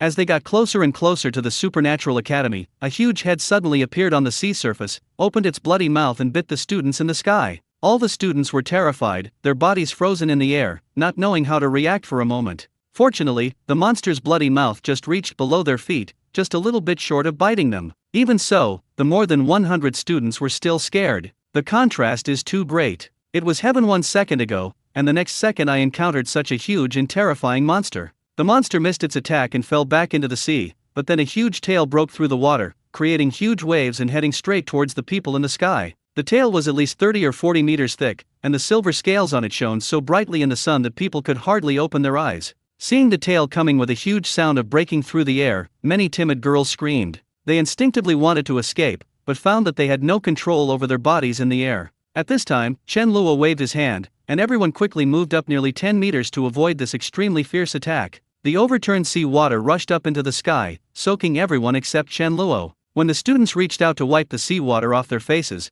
they suddenly felt their bodies stiffen, as if they were being stared at by some terrifying creature. They couldn't help but look down into the sea, and saw a giant head covered with silver scales appearing in front of them. The head alone was at least 10 times larger than that of the strong orcs. It has sharp fangs and a pair of vertical pupils that reveal viciousness and devouring desire as it stares at everyone in the sky. The next moment, the sea monster opened its mouth and spewed out dozens of wind blades, which rushed towards them frantically. Each of these wind blades is about 2 or 3 meters long, and the sound of tearing the air is like a chainsaw. Even a fool knows what the consequences will be if he is hit by these wind blades. Chen Luo had been paying attention to the reactions of the more than 100 people. Facing the wind blades all over the sky, each of them reacted in a similar way, with shock, fear, and helplessness written all over their faces. They were all just teenagers and had never experienced such a terrible thing, so it was natural for them to be afraid. But there were 4 of them who were surprisingly calm, which made Chen Luo look at them with higher regard. These 4 people happened to be from 4 different races: Chris from the human race, Wit from the dwarf race, Ilia from the elf race, and Gorn from the orc race.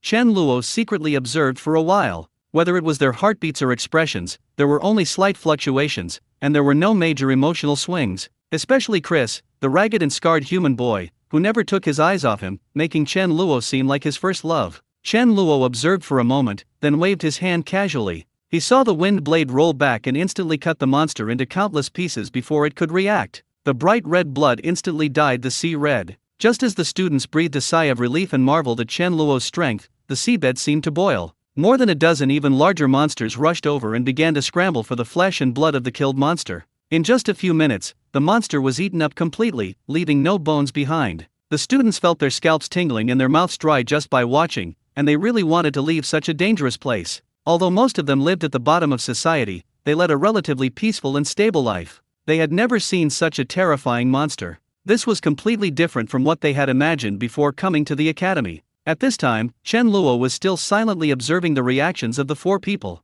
Although their expressions were not very good, they still remained calm. Chen Luo silently memorized the names of these 4 people in his heart, then smiled faintly and said, "You should have noticed now that there are many powerful monsters not only here, but also all around the island where the Supernatural Academy is located."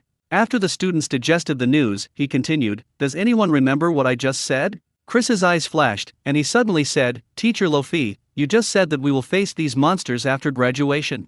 While Chris was speaking, Chen Luo had automatically transformed it into spiritual frequency so that students of all races present could understand it. The human students were fine, after all, they were hearing the human language. But the students from the other 3 races were all stunned, not understanding how they could suddenly understand the human language. But compared to seeing the horrific monsters in front of them, suddenly hearing the human language didn't seem so strange. Chen Luo laughed. "Yes, these monsters are what you will face when you graduate. After you graduate, there will be no griffins to send you back. Instead, you will have to rely on your own abilities to return to your respective countries. Only if you can leave alive will I recognize you as students of the Extraordinary Academy. If you die, no one in this world will remember you."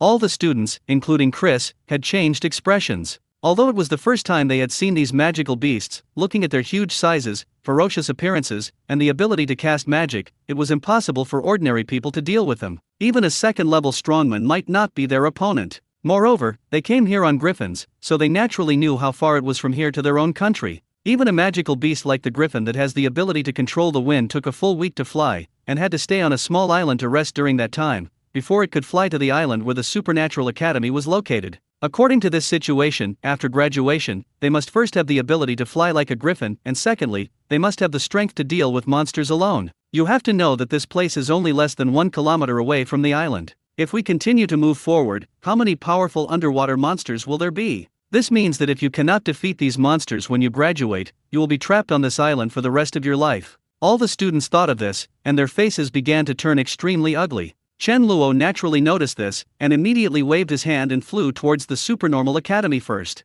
When they returned to the square in the middle of the Supernormal Academy, Chen Luo said calmly, "Then I believe you are aware of your situation. You only have 10 years. After 10 years, no matter whether you have the strength to face those monsters or not, you will be forced to leave this island." Seeing that the students were beginning to calm down, Chen Luo smiled and said, "Of course, if you feel that you can graduate, you can leave early. It all depends on your ability.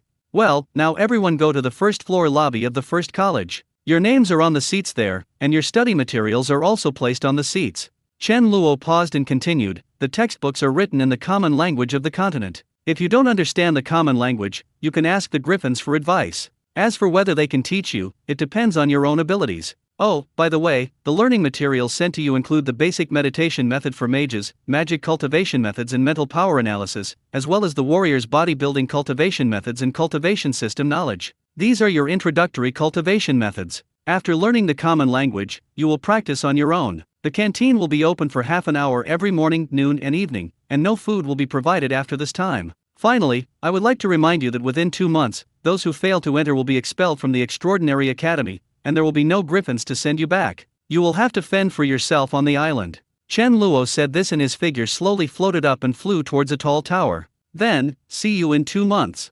After Chen Luo left, all the students were in an uproar, and most of them had anxiety written all over their faces. The pressure is too great. First, they have to learn a language within 2 months, and also complete the introductory training during this time. If they fail to do so, they will be ruthlessly expelled from the extraordinary academy. This is equivalent to forcing them to study with death. Chris's reaction was different from most people. There was a strange light in his eyes and he ran towards the direction of the first academy. Soon, Wit, Irelia and Gorn also reacted and followed immediately. 2 months is neither long nor short, but none of them had ever come into contact with supernatural powers before, and had no idea how difficult it was to get started, so they had to race against time. The remaining people also woke up from their dreams when they saw this. Instead of worrying about their fate here, they might as well give it a try. After witnessing Chen Luo's magical power, they would be deceiving themselves if they said they didn't yearn for it. So whether it is for survival or for extraordinary powers, they need to hurry up. All the students ran to the first floor lobby of the first academy, which was a bit like a small theater, spacious and comfortable, surrounding the podium.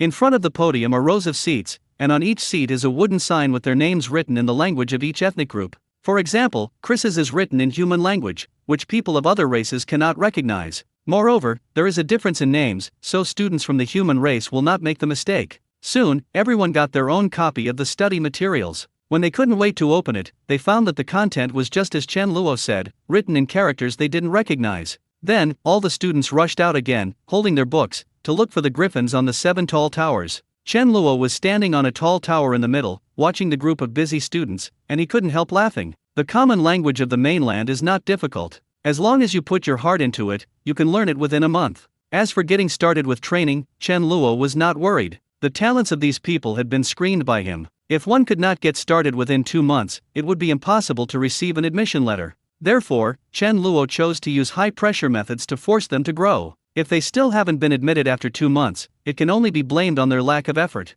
Chen Luo will do what he says and expel these people from the supernormal academy. Their life or death will have nothing to do with him. However, Chen Luo paid special attention to the progress of the 4 teenagers. Chris was very smart. He did not go to look for the griffin on the high tower. Instead, he left the extraordinary academy and went to the new griffin settlement on the island, and found the griffin Macmillan who brought him there. The man and the beast had been together for half a month on the way here and had already developed a certain degree of friendship, so Chris quickly reached a deal with Macmillan. Chris is responsible for taking care of Macmillan's son and daughter, including feeding, playing, and cleaning the nest. At night, after the little griffin fell asleep, Macmillan taught Chris the common language of the continent. Chris was originally a laborer in Earl Rodney's mansion and was bullied every day, so he naturally agreed without hesitation. Chris has suffered from bullying since childhood and has an immense desire for knowledge and power. He was keenly aware that the Extraordinary Academy was the only chance to change his destiny, so when he was studying with Macmillan, he could be described as eager. Apart from eating and sleeping, Chris spent almost all his time reciting and memorizing the grammar and characters of the continent's common language.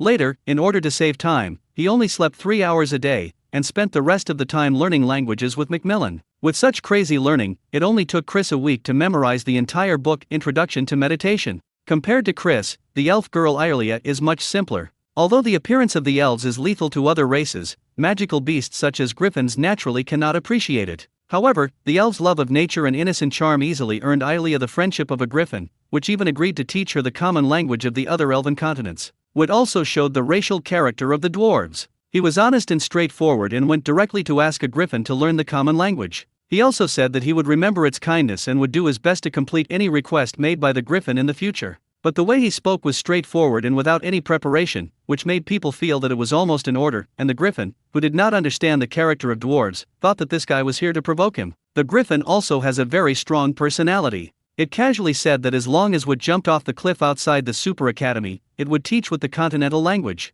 As a result, Wit really turned around and left the Extraordinary Academy, ran to the edge of the cliff and jumped off. Fortunately, the griffin reacted quickly and swooped down to catch him, otherwise he would have been crushed to death or swallowed by the monster at the bottom of the sea. The griffin was convinced and immediately began to teach the language of Wit continent according to the previous agreement. As for Gosen, he got a great bargain because he was a lion man. Although he and the griffin were 2 different species, they shared certain common genes and were naturally close to each other, so on the way to pick up Gosen, the 2 became very close partners. Chen Luo couldn't help but laugh when he saw this. Everyone has their own experiences. Let's just see what these 4 of them will eventually become. Level 3? Chen Luo suddenly let out a light exclamation high up in the tower, his tone full of surprise and deep joy. Analysis of the Alexander gene. Analyzing. Human race, primary life form, has not yet evolved to the peak of the race, has unlocked the third-order gene lock, can currently produce 1% of the God-born gene, evaluation, average. Chen Luo was overjoyed. He thought that his training of Alexander was not in vain. In just a few hundred years, which was only a few days in the real world, he had unlocked the third-level gene lock. As long as there are a few more people like Alexander, he will be able to unlock the first-level genetic lock in reality. Chen Luo looked at the students of various ethnic groups below him, and his eyes suddenly became hot, just like an old farmer seeing the leeks to be harvested. Except for the human race, he has not yet fused genes with the other three races. Once they are promoted, they will provide him with a large number of divine genes. The 101 students in the Extraordinary Academy shuddered inexplicably, as if something bad was targeting them, but the feeling came and went quickly. They thought they were hallucinating and soon focused on learning the language and introductory practice. Chen Luo moved his mind and restored the time flow rate in the Western fantasy world to normal, then returned to reality. He cannot fuse genes in the Western fantasy world because he is a god in that world. No matter how many genes he fuses in, they will just be covered up and will not be of any help to him in reality. Fusion genes.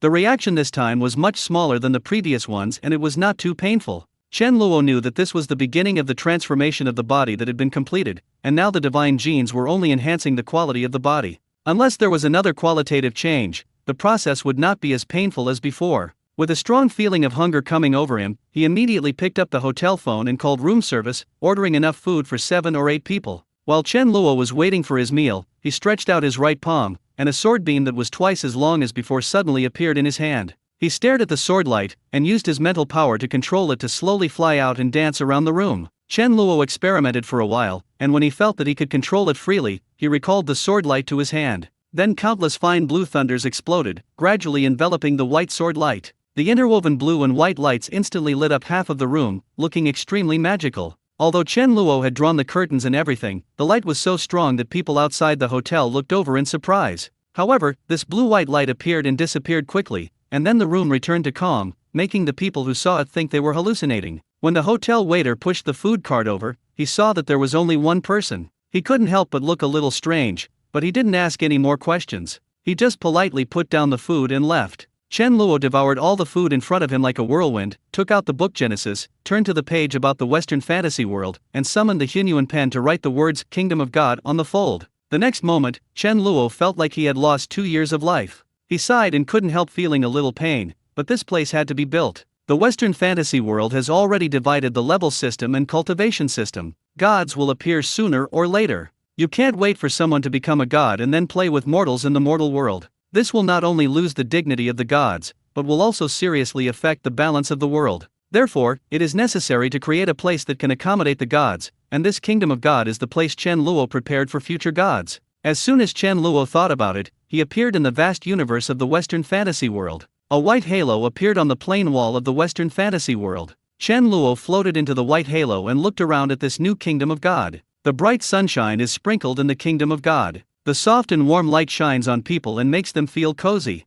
People can't help but feel lazy and just want to find a place to have a good sleep. Amidst the layers of white clouds, there loomed a huge group of temples floating in the sky. With a nearly 500-meter-high temple in the middle as the core, it spreads out to the surroundings, forming a majestic and spectacular complex of buildings. What is even more amazing is that the temple exudes a holy light that will attract anyone at first sight. The temple complex is the only building in this world and is the absolute core here. Chen Luo moved and appeared in front of the floating temple. With his normal human body at this time, he seemed extremely small in front of the extremely tall temple, just like the difference between an ant and a human. Chen Luo was somewhat uncomfortable with this feeling. With a thought, he instantly turned into a giant 100 meters tall. When he felt that the temple had become about the same size as a normal temple in the Western fantasy world, he immediately stepped in. The first thing that catches your eye is a huge fountain square. The fountain water exuding a strong breath of life rushes to the top and then falls into the spring pool below. Surrounding the 4 directions of the eruption stood 4 giant sculptures over 100 meters high. These sculptures looked like an angel with 6 pairs of wings, an orc holding a battle axe, an elf holding a staff, and a dwarf holding a storm hammer. If you look closely, the image of the dwarf is exactly the dwarf god All, who is the incarnation of Chen Luo, and the angel is the image of the angel of judgment Laphais, who is the incarnation of Chen Luo. Chen Luo took a look and continued walking along the marble floor which was as smooth as a mirror towards the main temple in front. Chen Luo climbed the stairs, passed through the heavy golden door, and stepped into the main temple, which was a tall hall with an invisible top. Golden stone slabs are laid on the ground, and gems are inlaid in the dome, emitting soft light and colorful colors. Beautiful murals and holy patterns can be seen on the walls of the hall. In the center of the temple, there are 5 magnificent thrones, one of which is located on a high platform, and the other 4 are guarding it to form a semicircle. Each of these thrones is dozens of meters high, just enough to accommodate Chen Luo's current height of 100 meters. Chen Luo stepped onto the platform step by step, turned around and sat down on the throne. The kingdom of God is a virtual material world built on the basis of divine fire. It is a spiritual world, but it has broken away from the spiritual world and possesses material-like categories.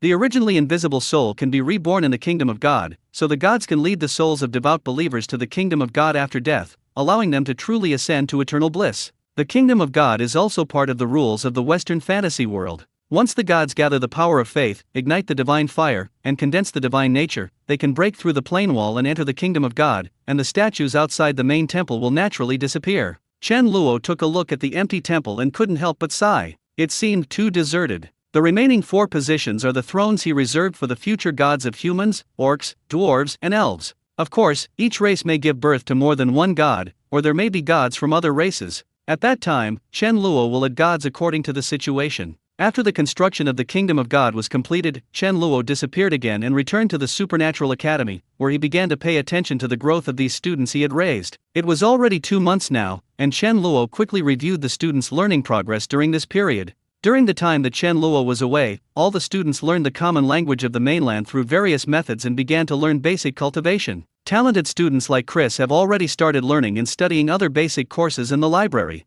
The elves are the most talented among them. Their racial talents include natural affinity and elemental affinity, which allow them to easily enter a meditative state and sense various elements. Especially Ilia, when she completely learned the common language of the continent, she completed the introduction to meditation on the same day, awakened her mental power, and sensed the wind element, which shocked people of other races so much that their jaws dropped. But after that, Ilia did not continue to spend time practicing. Instead, she leisurely wandered around the Extraordinary Academy and even went outside the Extraordinary Academy for sightseeing. Chen Luo was not surprised. This was the character of the elves. They had a long lifespan and enough patience to do anything, so they could slowly achieve perfection. If Chen Luo did not set a time limit at the beginning, the elves would probably spend several decades slowly learning the common language of the continent, learning it to a level similar to their mother tongue, and then slowly practice meditation. It doesn't matter if you can't get started. There is plenty of time and you can practice slowly. Now Ilia has completed the introductory training in just 1 month, and the effect of her casual meditation is several times better than that of an ordinary person. She doesn't spend too much time on it, as she has plenty of time anyway.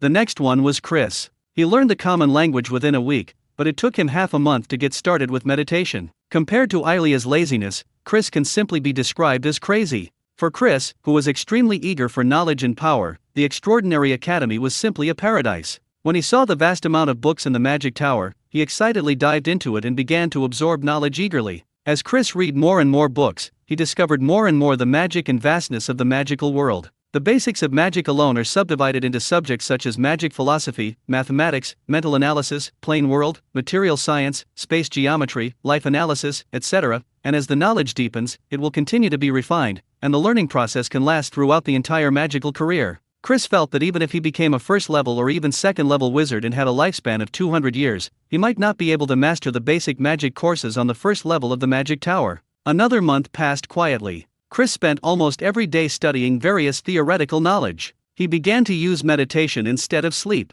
He even only ate 1 meal in the morning and evening, and asked his fellow tribesmen who had a good relationship with him to bring the food to the Magic Tower for him. Chris almost lived and ate in the Magic Tower, and gradually he began to emit a strange smell without even realizing it. This crazy state made Chris's name known to people including humans and the other 3 races. Since then, he has gained another nickname, Magic Madman. But the more Chris learned, the more confused he became, because a lot of the content seemed contradictory to him. Chris felt like his brain was about to explode amidst the massive, confusing and complex information. He was eager to meet Mentor Lofi to answer his questions. During this period of time, Chen Luo spent most of his time in the Kingdom of God, perfecting its rules and layout bit by bit, and was not in the Extraordinary Academy at all. But Chris didn't know. He thought Chen Luo had always lived in the Magic Tower in the middle. Every time Chris went to the tall tower in the middle to look for Chen Luo with all kinds of questions in mind, he discovered even more magical things. Every time Chris entered the first floor of the Magic Tower, he found himself reappearing at the door every few steps.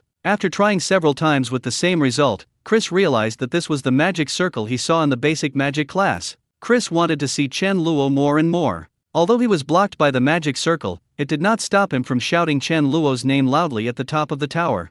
Chen Luo chose the dwarf wit and the lion Mangorn as warriors. Not only them, most of the other dwarves and orcs could only choose to be warriors. Only a few who had the talent of awakening mental power could become wizards. There is nothing that can be done about it. The dwarves and orcs are born warriors. Although there are people who can awaken their mental powers and practice magic, they are far less effective than warriors. After learning the common language of the continent, Wit and Gosen began to study the basic body tempering techniques left by Chen Luo, which recorded the basic methods of tempering the body. The so-called body training is to gradually strengthen your body by constantly polishing your body, and finally from the outside to the inside. When the muscles, bones and marrow in the body are strengthened to a certain level, the seeds of fighting spirit will be derived. The effect of the primary body building technique is not very great. At most it can make the physical fitness and physique stronger, which can be improved by about 20%. But if this point is applied to the dwarves and orcs who already have very strong physical fitness, it will bring about a qualitative leap. Wit and Gosen originally possessed extremely high talents, and with the added bonus of their race, they completed the introductory training of the body tempering technique in just 3 weeks. The other dwarves and orcs were not much worse off than them, with the latest arriving in a month and a half. Chen Luo saw that everyone had completed the entrance test in 2 months, so he immediately said, "All students must gather in the lobby on the first floor of the first academy within 5 minutes to prepare for your second class. Latecomers will be expelled from the extraordinary academy." Chen Luo's voice rang in everyone's ears, even those who were sleeping were awakened. Everyone was shocked to hear Chen Luo's words. They didn't expect the rules of this academy to be so strict that being late would result in expulsion. The students did not dare to delay. Some of them had just woken up and did not even have time to wash up. They rushed towards the first academy wearing only pajamas and slippers. In less than 5 minutes, all 101 students arrived, and no one was late. Chen Luo appeared on the podium, and after looking at all the students, he found that 2 months had passed and everyone's mental outlook had improved to varying degrees. Moreover, the students looked at him with eyes full of desire. After going through the introductory training, they became more and more aware of the terrifying nature of the extraordinary academy. Just the books in those 2 magic towers are something that no race or country in the world can possess. So they were not only full of desire for power, but also had countless associations with Chen Luo's identity. God? But why would gods accept mortals as their students? What's the point? A reclusive sage? Since you have already withdrawn from the world, why bother recruiting students all over the world? They discussed it privately countless times, but still couldn't guess Chen Luo's origins, and finally could only attribute it to a mysterious existence. After all, the Western fantasy world is too big. The humans and orcs have not even finished exploring the Yani continent where they live. If they hadn't come to the Super Academy, they wouldn't even know the existence of the dwarves and elves. And during the communication with the Griffin, he also learned about the existence of intelligent races such as trolls and goblins. The world is so big that there are all kinds of strange things. Since they couldn't guess, they might as well ask Chen Luo himself, so most of them present wanted to ask this question. Chen Luo stood with his hands behind his back and said with a smile, "Yes, everyone has completed the entry test, so now we will start our first formal class. I can see the desire for power in your eyes, so in the first class we will talk about what power is. Let me ask you a question first, who has the most powerful power in the world?" The students below looked at each other in bewilderment, and soon Ilia took the initiative to raise her hand and said, "Teacher Lafais, I think it is a god." Chen Luo laughed. "Then, the second question is, where do gods come from?" The students were stunned for a moment, not knowing how to answer, or rather, they did not dare to answer. The elves, orcs, and humans have been spreading the legend of the creator god since their birth, and among the dwarves, everyone must believe in All, the god of storms. Each of them has been taught since childhood that the world is ruled by gods, that gods are omniscient and omnipotent, and that they should fear gods. No one has ever thought about how gods came into being, because for mortals, having this idea in their minds is a blasphemy against gods. Chen Luo saw that the hall was dead silent and no one was talking. He shook his head and said, "I am disappointed. In your perception, gods are the most powerful, but you dare not think about why gods are so powerful? Even if you gain power from me, you will only be inferior to gods and will never be able to surpass them." Chen Luo's words were like a bomb dropped in the hall, causing everyone's heads to buzz and their mouths to open, unable to utter a word. They simply couldn't believe what they heard. Chen Luo's meaning was very clear: they could gain power beyond the gods from him. Is this person in front of me a madman? Or a devil? How dare you say such outrageous words? When everyone was dumbfounded, Wit stood up angrily and shouted, "Teacher Lofi, although I recognize your strength, I do not agree with your statement. You are blaspheming God." "Teacher Lofi, I don't agree with you either." "I don't agree with that either." Looking at the excited students, Chen Luo laughed. You don't agree? Since you have such a firm belief in God, why doesn't anyone dare to answer me where God came from? The students in the audience fell silent again in an instant. This question seemed like a dead end. Since gods are omniscient, omnipotent, and all-powerful, then who created them? Since you can't answer, let me tell you how gods came into being. Chen Luo stretched out his right hand and waved lightly, and everyone felt like they were flying. But the strange thing was that they were still sitting on the stools and did not move. Soon, someone discovered what the problem was. It was true that they were still sitting in their original seats, but the entire hall was flying upwards. In the blink of an eye, the extraordinary academy was right under their feet and began to shrink rapidly. Finally, the huge island was also shrinking, until the entire endless sea, and even the entire world was shrinking rapidly before their eyes, and then they found themselves in a dark void. There is nothing here, only endless darkness and dead silence. The only source of light is a scorching fireball in the distance. Everyone was shocked. They looked around, but found that there was nothing else except their classmates and the tables, chairs, and benches in front of them. Where is this? Is that our world? That's the sun. The students all exclaimed in unison and looked towards the Western fantasy world below and the sun in the distance. What you see now is the planet you live on. All living beings are prisoners of this world, including the gods and me.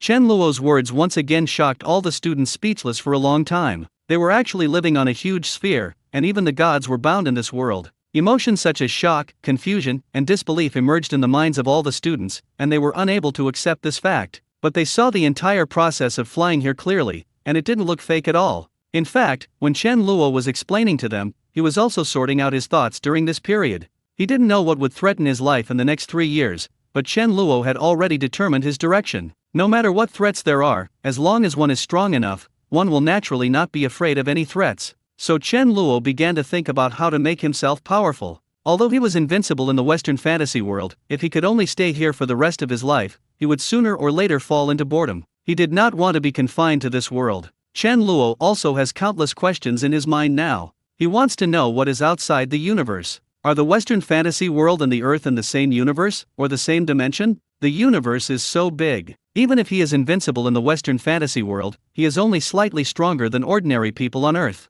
He is afraid of bullets, can be injured, and of course can die. Instead of staying in the Western fantasy world as a god, Chen Luo would rather explore this vast universe and find out where the end of evolution is. He wanted to know how far his future self had come to be able to send the Hunyuan pen from the future to his present hands. In addition to training these students and harvesting the genes of the descendants of gods in the future, another reason why Chen Luo established the Extraordinary Academy was to pool the wisdom of the world's most talented people and jointly open up a new path of evolution. So, now Chen Luo wants to open their eyes and let them know that the universe is very big. Now you should understand that the gods are just prisoners of the world who are stronger than you.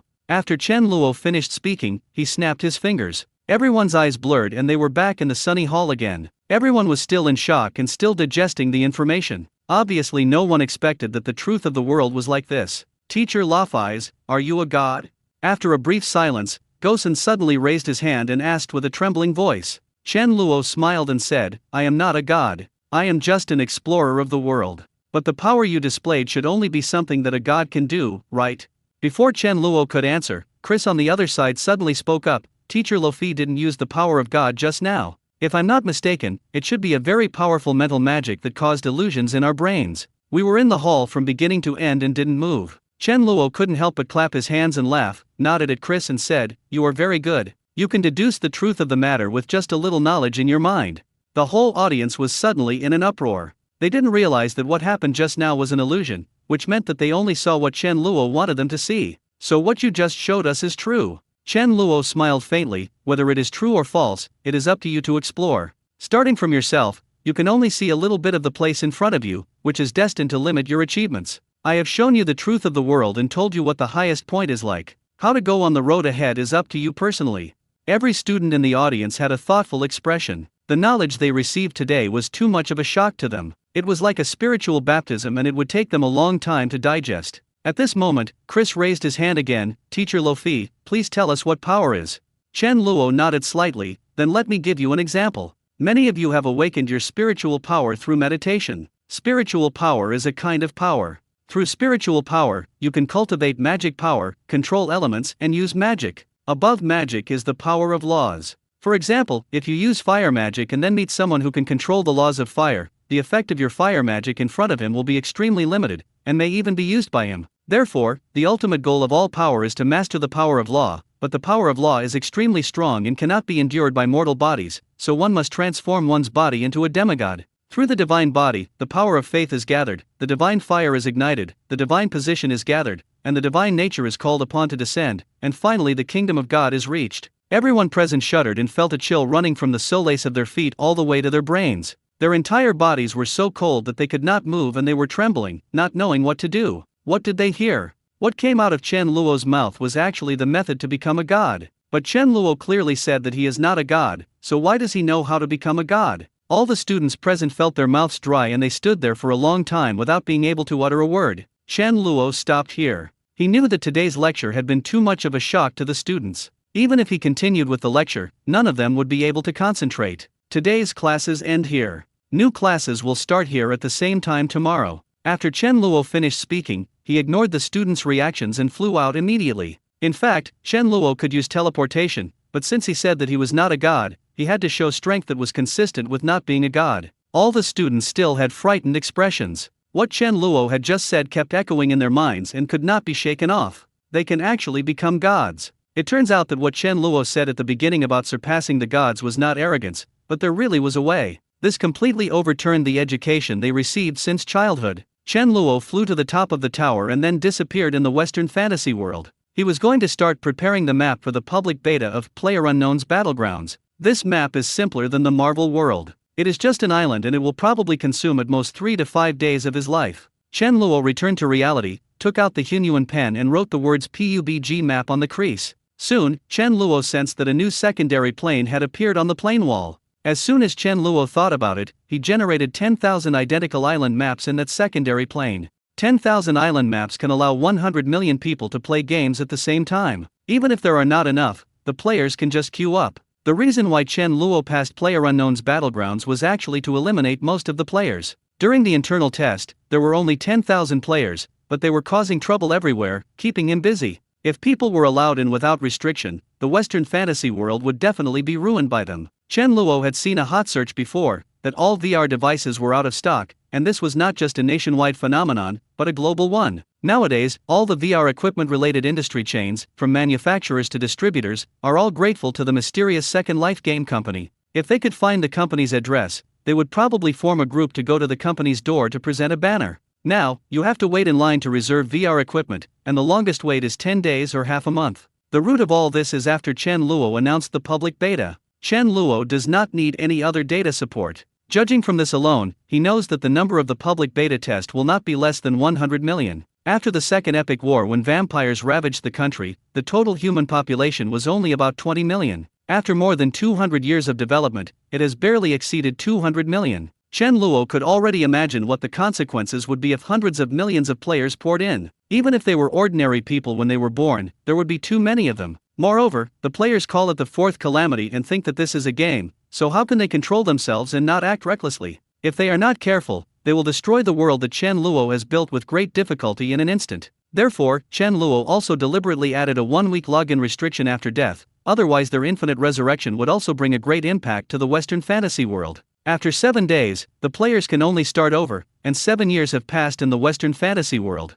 By the time they have adapted again, the indigenous population of the Western fantasy world has also grown a lot, and at least a balance will be reached. Originally, Chen Luo wanted to continue the closed beta test, but he gave up in the end because time was tight. Today, Second Life is so popular that it has attracted hundreds of millions of players. People who truly have a talent for creativity will definitely go to the novice village first to try to create species. If that doesn't work, then they can play PlayerUnknown's Battlegrounds. With the screening mechanism of PlayerUnknown's Battlegrounds, at most 10,000 to 20,000 players will be able to enter, so the risk will be within a controllable range. After Chen Luo set up the map of PlayerUnknown's Battlegrounds, he began to build the species pool. The so-called species pool actually means that players create species on the login interface and then put them into a map. The only difference from before is that players can communicate in this map. As the saying goes, 3 cobblers are better than Zhugliang. After all, one person's ideas are limited. If these creative players can be brought together to communicate, perhaps they can spark ideas and create more valuable species.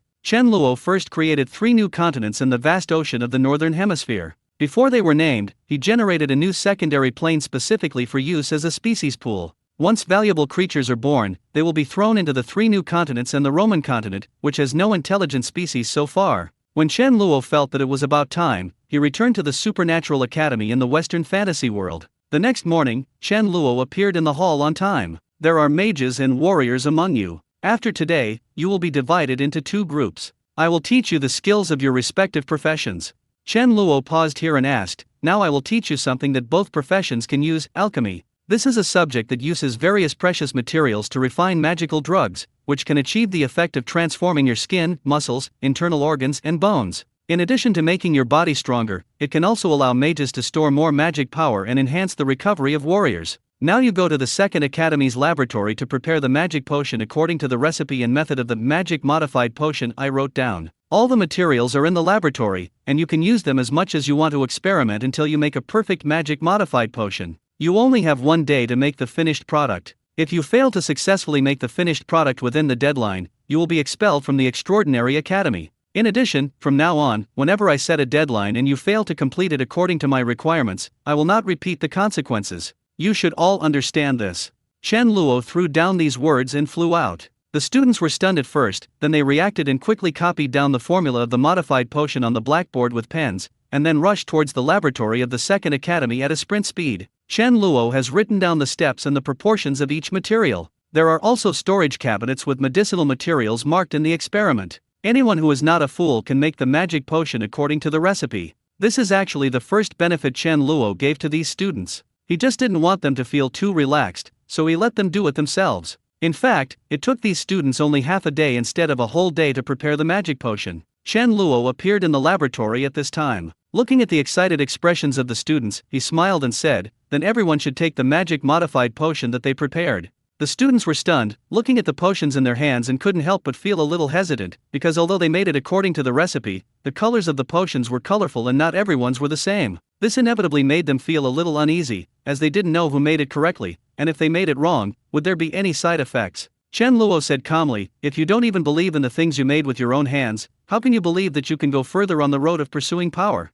If you are not willing to take this risk, I advise you to get out of the Extraordinary Academy as soon as possible. All the students looked stern. This was the first time Chen Luo spoke in such a stern tone, which made them feel a little nervous. When Chris heard this, he didn't even think about it. He immediately tilted his head back and poured the azure liquid in the test tube into his mouth. Seeing his actions, the remaining students did not hesitate any longer. They gritted their teeth and began to drink the magic potion in their hands. Soon, everyone drank the magic potion. The next moment, they felt a cramping pain coming from their abdomen, just like being cut by a knife. Everyone squatted down, holding their stomachs in pain. Some girls with less endurance could no longer hold back and cried out in pain, but the pain was becoming more and more intense, and some were already curled up on the ground. Just when they were in excruciating pain and thought they were about to die, a cool breath came from their abdomen and quickly flowed throughout the body, and all the pain disappeared. Then a feeling of comfort came over them all over, and the twisted expressions on their faces instantly relaxed, and they almost cried out in joy. When all the students' bodies recovered, not only were they full of strength,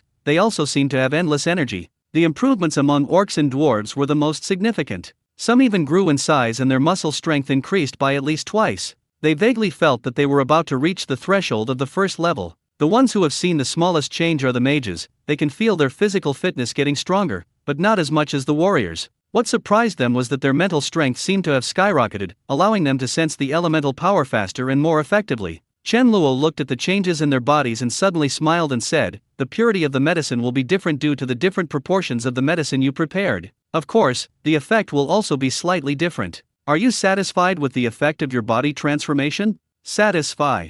Teacher Lo-Fi, can I still take the magic potion? Yeah, this potion is amazing. Seeing that the students were so excited and had witnessed the magic of the magic potion, they naturally wanted to take more to continue transforming their bodies. Of course, the primary magic potion can be taken at most twice, but Chen Luo paused for a moment and smiled playfully. Everything has a price. You may not know the value of the materials used in the magic potion. Let me tell you now that the price of making a magic potion is about 10,000 gold coins, not including the materials wasted in your experiment. The students present exclaimed in amazement. Gold is now the universal currency of all races. Take the current living standards of humans and orcs for example. 1 gold coin is enough for an ordinary family of 5 to live for a month. 10,000 gold coins is a number that most people present dare not even think about. The students looked at the smile on Chen Luo's face, and a bad feeling emerged in their hearts at the same time. Teacher Luofei, you're not asking us to pay for this, are you? Wit raised his hand and asked weakly. Chen Luo did not answer but asked, if it's not you who pays, then should I pay?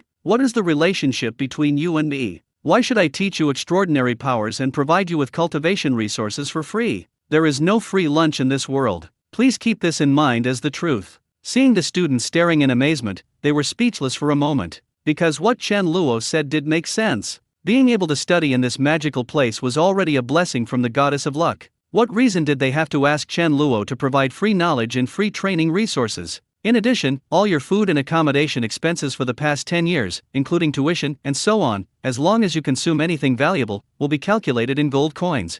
Chris' eyes widened, and he suddenly raised his hand and said, Teacher Luofei, this amount of money is too huge. None of us here can afford the gold coins for the magic potion you mentioned. Chen Luo said calmly, this money will be added to your bill, and you don't need to pay it back now until you graduate. After graduation, you have 3 years to earn enough gold coins to repay this debt. If you can't even earn enough to pay for tuition at that time, such trash are not worthy of being a student of the Extraordinary Academy. At that time, not only will all the power you have gained from here be taken back, but the money you owe me will also have to be repaid. Believe me, you definitely don't want me to chase you for debt. All the students were stunned, not only because of the sky-high fee, but also because of the consequences that Chen Luo mentioned. If they couldn't pay it back, not only would all the power they had gained be taken back, but they would still need to repay the debt. Being chased for debt by Chen Luo? As soon as this thought came to their mind, they decisively gave up and decided that it would be better to learn skills and work hard to make money. Now, no one is clamoring for another dose of the magic potion to drink for fun. Are you kidding?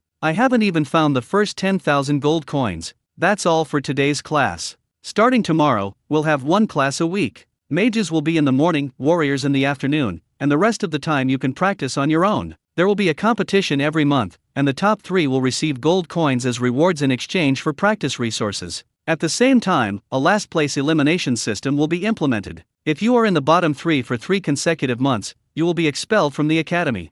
All the students were startled and soon understood the significance of this competition. This strategy is consistent with the high-pressure policy that Chen Luo has always implemented. Everyone must keep working hard, otherwise they will be eliminated. The more resources the top 3 obtain, the stronger they will be, and they will be able to occupy a higher ranking in the next competition, which will result in a situation where the strong become stronger and the weak become weaker. Chen Luo was not worried at all. He had never intended to make these 101 students become gods or something. He just wanted to screen out the stronger ones in this way. The role of most of these students is to provide Chen Luo with some divine genes when he reaches the first or second level. If there were 1 or 2 people who could touch the threshold of the gods, Chen Luo would feel that it was worth his time to cultivate them. After Chen Luo said that, he returned to the high tower where he lived. His thoughts instantly covered several continents, and he began to pay attention to the development of all intelligent races. Now, nearly 300 years have passed, and the situation on the 3 continents has undergone new changes. Whether it is the elves in the continent of Arwen, the dwarves in the ice and snow continent, or the human and orc populations have all entered a period of rapid growth. Especially the human race and the orcs,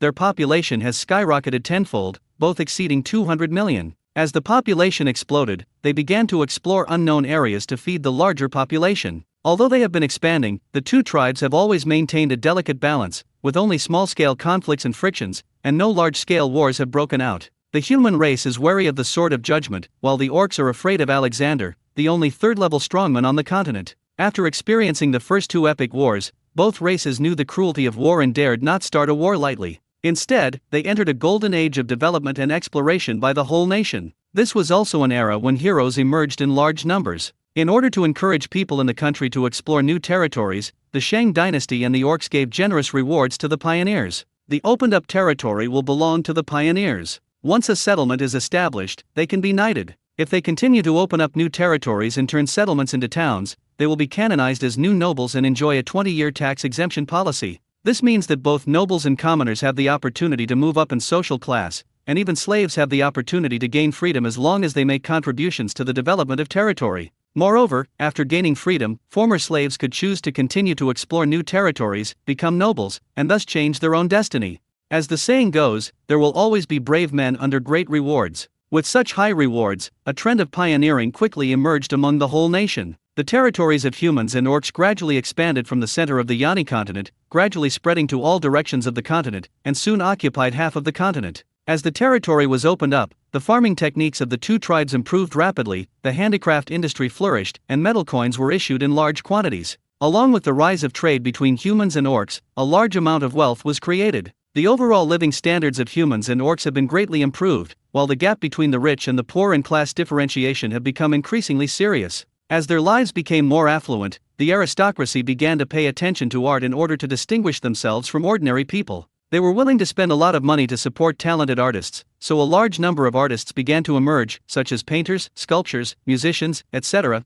and even musical instruments unique to the continent of Yani appeared. At the same time, with the improvement of productivity, food, clothing, housing and transportation have begun to undergo profound changes. In the past, both humans and orcs were concerned about having enough food and clothing. Now that these are no longer a problem, they have begun to pay attention to the taste of the food and whether the style of the clothes conforms to the public's aesthetic taste. Then a large number of chefs and tailors who specialized in designing clothes for the nobility appeared. The nobles began to live a life of luxury and made a clear distinction between themselves and the common people. As humans and orcs continued to expand, their settlements appeared on the coastline at the edge of the continent. As time passed, small fishing villages began to develop into towns and finally into large port cities. From initially manufacturing small boats for fishing near the coast, the country developed into manufacturing large ships over the next 100 years, which opened up inland and maritime trade. Seeing this, Chen Luo couldn't help but marvel at the wonders of the world. He did not interfere with the development of humans and orcs now. After losing the influence of those players,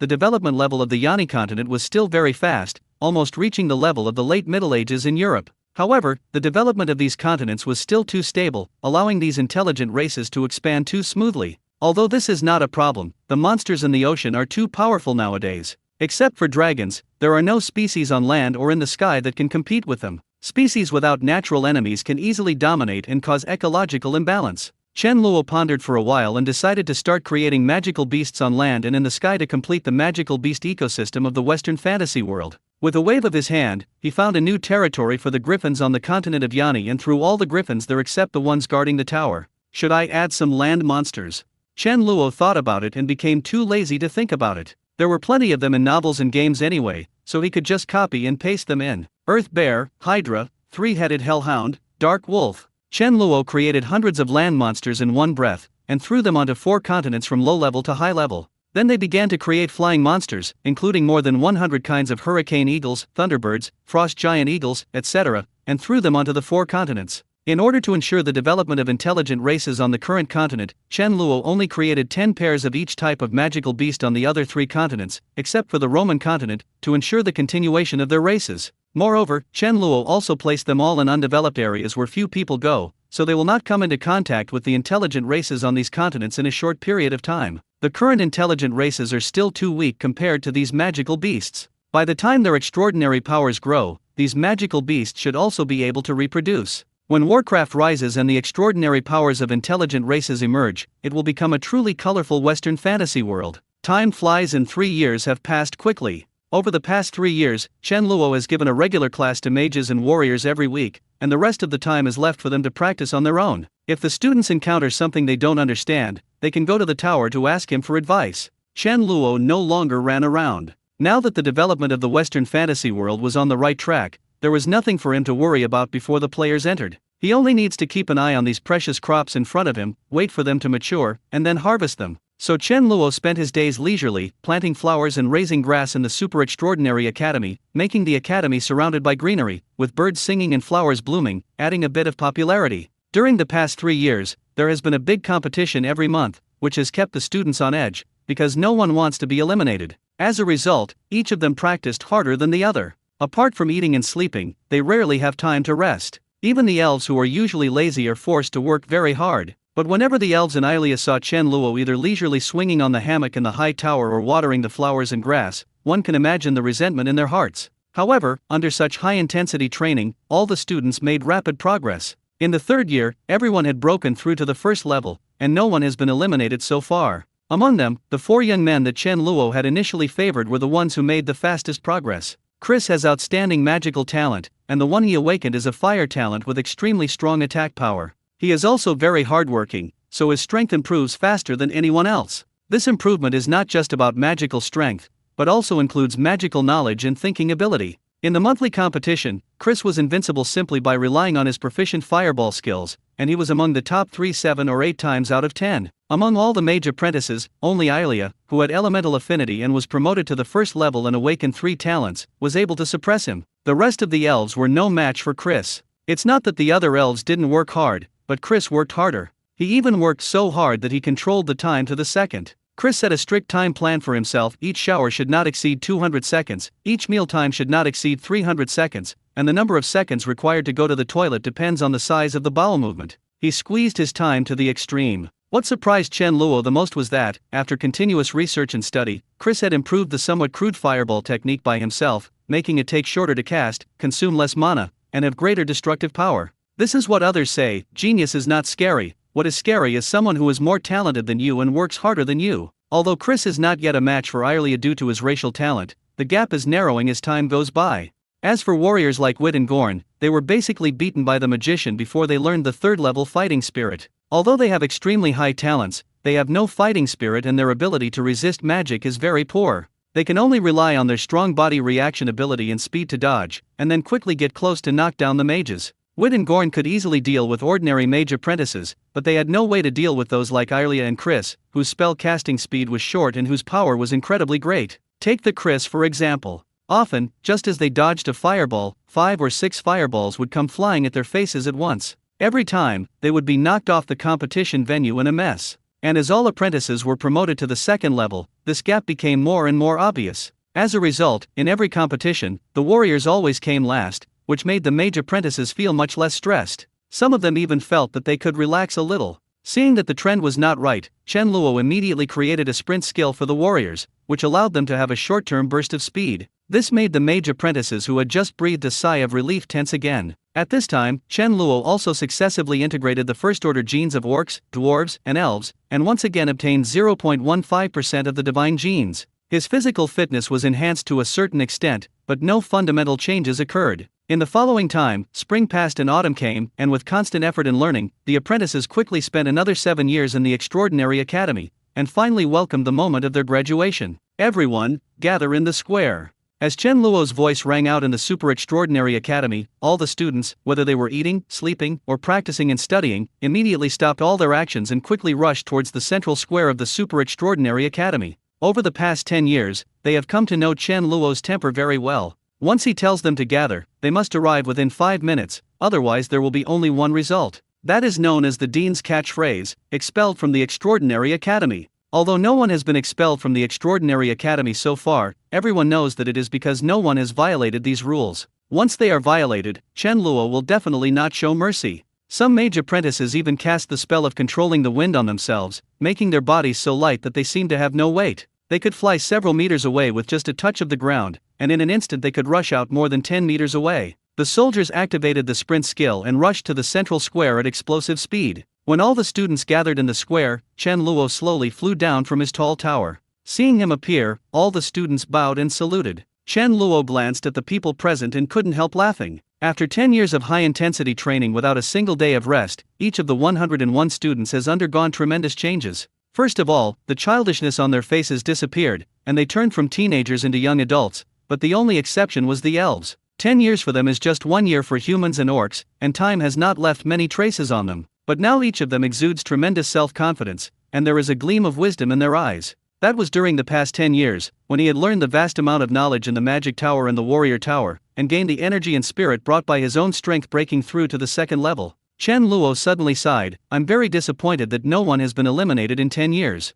All the students present were stunned at first, then they reacted at the same time and burst into laughter. But then, Chen Luo's next sentence made many people tremble in their hearts. In fact, I know that some of you have deliberately let people who would have been eliminated stay over the years. In the past 10 years, there have actually been about 7 or 8 people who have been at the bottom of the list for consecutive years. However, when they competed with others for the 3rd time, they always managed to win this crucial game, allowing them to avoid being eliminated." Chen Luo knew that this was unavoidable. After 10 years of living together, even a dog would develop feelings for it. Even the mortal enemies, the humans and the orcs, became friends. Not to mention that they lived in a relatively unpolluted environment, the minds of these young people were much simpler. They know that those who are eliminated will only end up dead, so they have to let them stay even at the risk of something. Moreover, they did not discuss it beforehand, it was all spontaneous behavior of those who were competing with them. Those who were originally going to be eliminated also had extremely high self-esteem. After being saved, they worked harder and did not fall into the same situation again in the following competitions.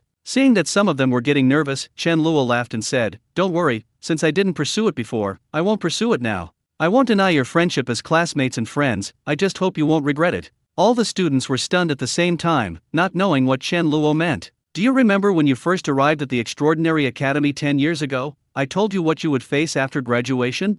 The students recalled what happened that day at the same time, and then they understood at the same time that Chen Luo was talking about how to leave the Supernormal Academy. "For large ships have been prepared for you at the seaside. They will sail to the territories of your 4 tribes. You will encounter many monsters on the way. The people you save may become a burden, or they may help you, but no matter what, it is all your own choice. Since you have made the choice, you must bear the consequences." The students had different expressions, but no one showed any regret or anything like that on their faces. Chen Luo naturally noticed their expressions. He smiled and suddenly waved his hand and said, "Then accept your bills for the past 10 years now." Pieces of parchment flew out from the high tower behind Chen Luo and fell into everyone's hands without error. The students all had strange looks on their faces, but without hesitation, they reached out to take the parchment scroll and check how much money they owed Chen Luo. When everyone saw the number above, their faces instantly turned bitter. Because the lowest number recorded on these parchments is 200,000 gold coins, and the highest is even as high as 1 million. However, none of them felt that they could not earn these gold coins, because the weakest ones present had reached the 2nd level, and Chris's 4 most talented apprentices had even touched the threshold of the 3rd level. They believe that no matter where they go, they will definitely be at the top of the pyramid. Even if they do nothing, just relying on the knowledge they have learned now and selling it, it will become something that countless people will scramble for, and exchanging it for some gold coins is no problem at all. Now that you have received the bills, you should now know why I called you here. You have graduated, and it is time to earn gold coins to pay off your debts. The students present laughed again, and some began to shout, "Teacher Lofi, you have been in the academy all the time and have nowhere to spend money. What do you need so many gold coins for?" Chen Luo smiled slightly. "Gold coins really don't mean much to me, but I just want you to remember a truth." "Do you remember that sentence? There is no such thing as a free lunch." Everyone laughed and shouted in unison, "That's right. Keep this in mind as the truth. You will thank me in the future." Chen Luo laughed. "Remember, you only have 3 years. Now, you can leave by boat." Everyone present fell silent, feeling a little reluctant for a moment. When they came, they were still ignorant teenagers, but now they have become powerful mages and warriors. Over the past 10 years, they have become accustomed to the pace and life here, and to the classmates around them. Suddenly they can leave, which makes them feel a little dazed and they can't believe this is real. Of course, they have been hoping to return to their hometown as soon as possible over the years, but when the day really came, they became reluctant to leave. The Supernormal Academy, just like its name, is a place otherworldly. It is a palace of knowledge and a place to cultivate them. The students are in 3 different continents, separated by thousands of mountains and rivers. It would be very difficult to meet each other again in the future. "Teacher Lofi, I want to stay in the Super Academy to continue my studies. Is that okay?" Chris suddenly raised his hand and asked. The students present were all stunned. Obviously no one expected Chris to have such an idea. Chen Luo shook his head and said, "Although you have a certain level of strength now, you lack the experience of the world. Blindly practicing is not conducive to your growth. Only by experiencing the ups and downs of life can you go further in the pursuit of truth and power. And I know you have many unfulfilled wishes, Chris. Go and fulfill your wishes first. If you still want to come back, the door of the Extraordinary Academy will always be open to you." Chris fell silent. All the classmates present knew his background, so it was not surprising that Chen Luo knew it. "Teacher Lofi, I will go back first and come back to serve you later." Chen Luo smiled but didn't take it seriously. Chris's words now meant that he was still too young. They had not been exposed to the outside world for a long time, and there were many temptations waiting for them there. It is really a question of how many of these students will still remember the Super Academy after leaving here. "Oh, by the way, since we are talking about this, I will give you another special treatment." Chen Luo smiled and continued, 10 years later, the Extraordinary Academy will recruit students again. There are only 100 places, and each of you can recommend 1 person. As for the way to come to the academy, there will no longer be griffins to pick you up. Instead, you can come here based on your own abilities. There is no limit to the way. As long as you can make it here alive, you can become the 2nd-generation apprentice of the Extraordinary Academy. The students were all stunned. This method of selecting disciples was indeed Chen Luo's usual style. Then congratulations to everyone present for graduating successfully. When Chen Luo just said this, a huge shadow suddenly appeared in the sky, and a terrifying breath swept over. All the students looked up in astonishment and saw a huge monster over 100 meters in size appearing in the sky. It had a ferocious face, fangs, and sharp teeth, and its body was covered with golden scales. Its wingspan was nearly tens of meters, blocking the entire sky. Its huge head looked downward. The head alone was 5 or 6 meters tall. Is that a dragon? It's the legendary dragon. It's a golden dragon. Some of the orc students screamed out loud, obviously recognizing what kind of creature was flying over. The dragon brawl once brought heavy losses to the orcs, so they will naturally not forget this terrifying creature. The golden dragon Leorius slowly descended from the sky, and its huge body finally appeared in front of the students. Its body, which was over 100 meters long, occupied half of the square, just like a castle. Ordinary people seemed extremely small in front of it. Except for Chen Luo, everyone felt a chill all over their body. They trembled slightly under the dragon's might and didn't even have the strength to lift their feet. The difference in strength is too great. The strength of an adult dragon is comparable to that of a 7th-level epic warrior, which is beyond their ability to contend with their current 2nd-level strength. Chen Luo frowned. The dragon island where the golden dragon was located was not far from the extraordinary academy. Leorius had passed by here once when he was out hunting, but after sensing his presence from afar, he immediately ran away. Since it didn't dare to come forward at that time, why did it suddenly run over here today? Leorius crawled down tremblingly, and carefully placed a golden egg as big as a basketball from under his claws at Chen Luo's feet. Great Creator, we have followed your will and reproduced on Dragon Island. 5 baby dragons have been born now. But this offspring has been incubated for 100 years, and it has not shown any signs of being born. Recently, I felt that its life force was fading. I have to offend your majesty and pray that you can save its life. Leorius spoke in dragon language, which the students present could not understand at all, but they could see the humble attitude of the golden dragon. Everyone was stunned with shock and could not believe their eyes. The giant dragon was actually crawling at the feet of Mentor Luffy, and it seemed to be very afraid of him? How is this possible? Chen Luo couldn't help but feel a little strange when he heard this. Normally, a dragon egg would hatch in 2 to 3 years, but this dragon egg had not hatched for 100 years. Chen Luo waved his hand and sucked the golden dragon egg into his hand. He looked at it for a moment and quickly figured out the situation. The young dragon inside was indeed about to die because a trace of the power of law was constantly eroding its vitality. Chen Luo exclaimed in surprise, "Interesting, a trace of the law of time has actually been born." Chen Luo was really a little surprised. It was the first time he saw a creature that was born with the power of laws. Could it be that something went wrong when I created them, causing their offspring to mutate? Or are the dragon's genes so powerful that they can allow their offspring to produce the power of laws? Chen Luo frowned and thought for a moment, but he couldn't figure it out for a while, so he simply didn't bother to think about it anymore. He decided to keep the dragon egg with him and study it carefully.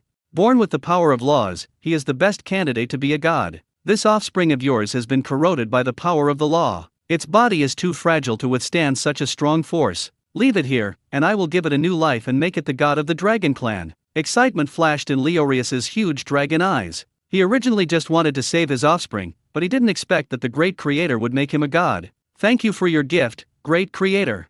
Go, and don't forget your mission. I will obey your will. Leorius took one last look at the dragon egg in Chen Luo's hand, spread his wings, rushed into the sky, and flew towards Dragon Island. At this time, all the students felt exhausted and their bodies were covered in cold sweat. The way they looked at Chen Luo changed subtly again. Although they could not understand the dragon language, everyone could understand Leorius's frightened expression. The golden dragon is afraid of Chen Luo. These students were already in awe of Chen Luo's mysteriousness and powerful strength, and during these 10 years of student life, they felt deeply shocked. As the time of contact increased, their vision and strength grew, but they felt that Chen Luo was increasingly unfathomable. No matter how hard they tried, they couldn't imagine what level of strong man Chen Luo was. If Chen Luo were said to be a god, no one would doubt it. But Chen Luo said that he was not a god, and they had no reason to doubt him because there was no reason for him to deceive them. Would gods deceive mortals? If they really are gods, why bother training them so hard? Wouldn't it be more convenient to just grant them strength? In private, many people were still discussing what kind of person Chen Luo was, but after thinking about it, they still couldn't guess, and they couldn't even determine what race he was. Although Chen Luo looks like a human, he has an ageless complexion, and his strength is comparable to that of a god. He also has endless books in the Magic Tower and the Warrior Tower, which are not something a human can possess. They didn't know his origins, nor could they judge how strong he was, but his great power and profound knowledge made them fall in love with him, so they always had awe and great respect for Chen Luo. Now even the giant dragon was crawling at Chen Luo's feet, which shocked them and gave them a new understanding of his strength. That should be at least the strength of an 8th-level mythical powerhouse, otherwise how could the giant dragon be like this? Chen Luo's attention was on the dragon egg at this time. He reached out and touched the dragon egg, and the originally weak life breath of the young dragon inside became vigorous. He could even hear the young dragon's heartbeat. After Chen Luo felt it recover, he suddenly remembered that these immature crops in front of him should be sent away and let them go out to gain experience in the world. With the current strength of these students, if they return to the Western fantasy world again,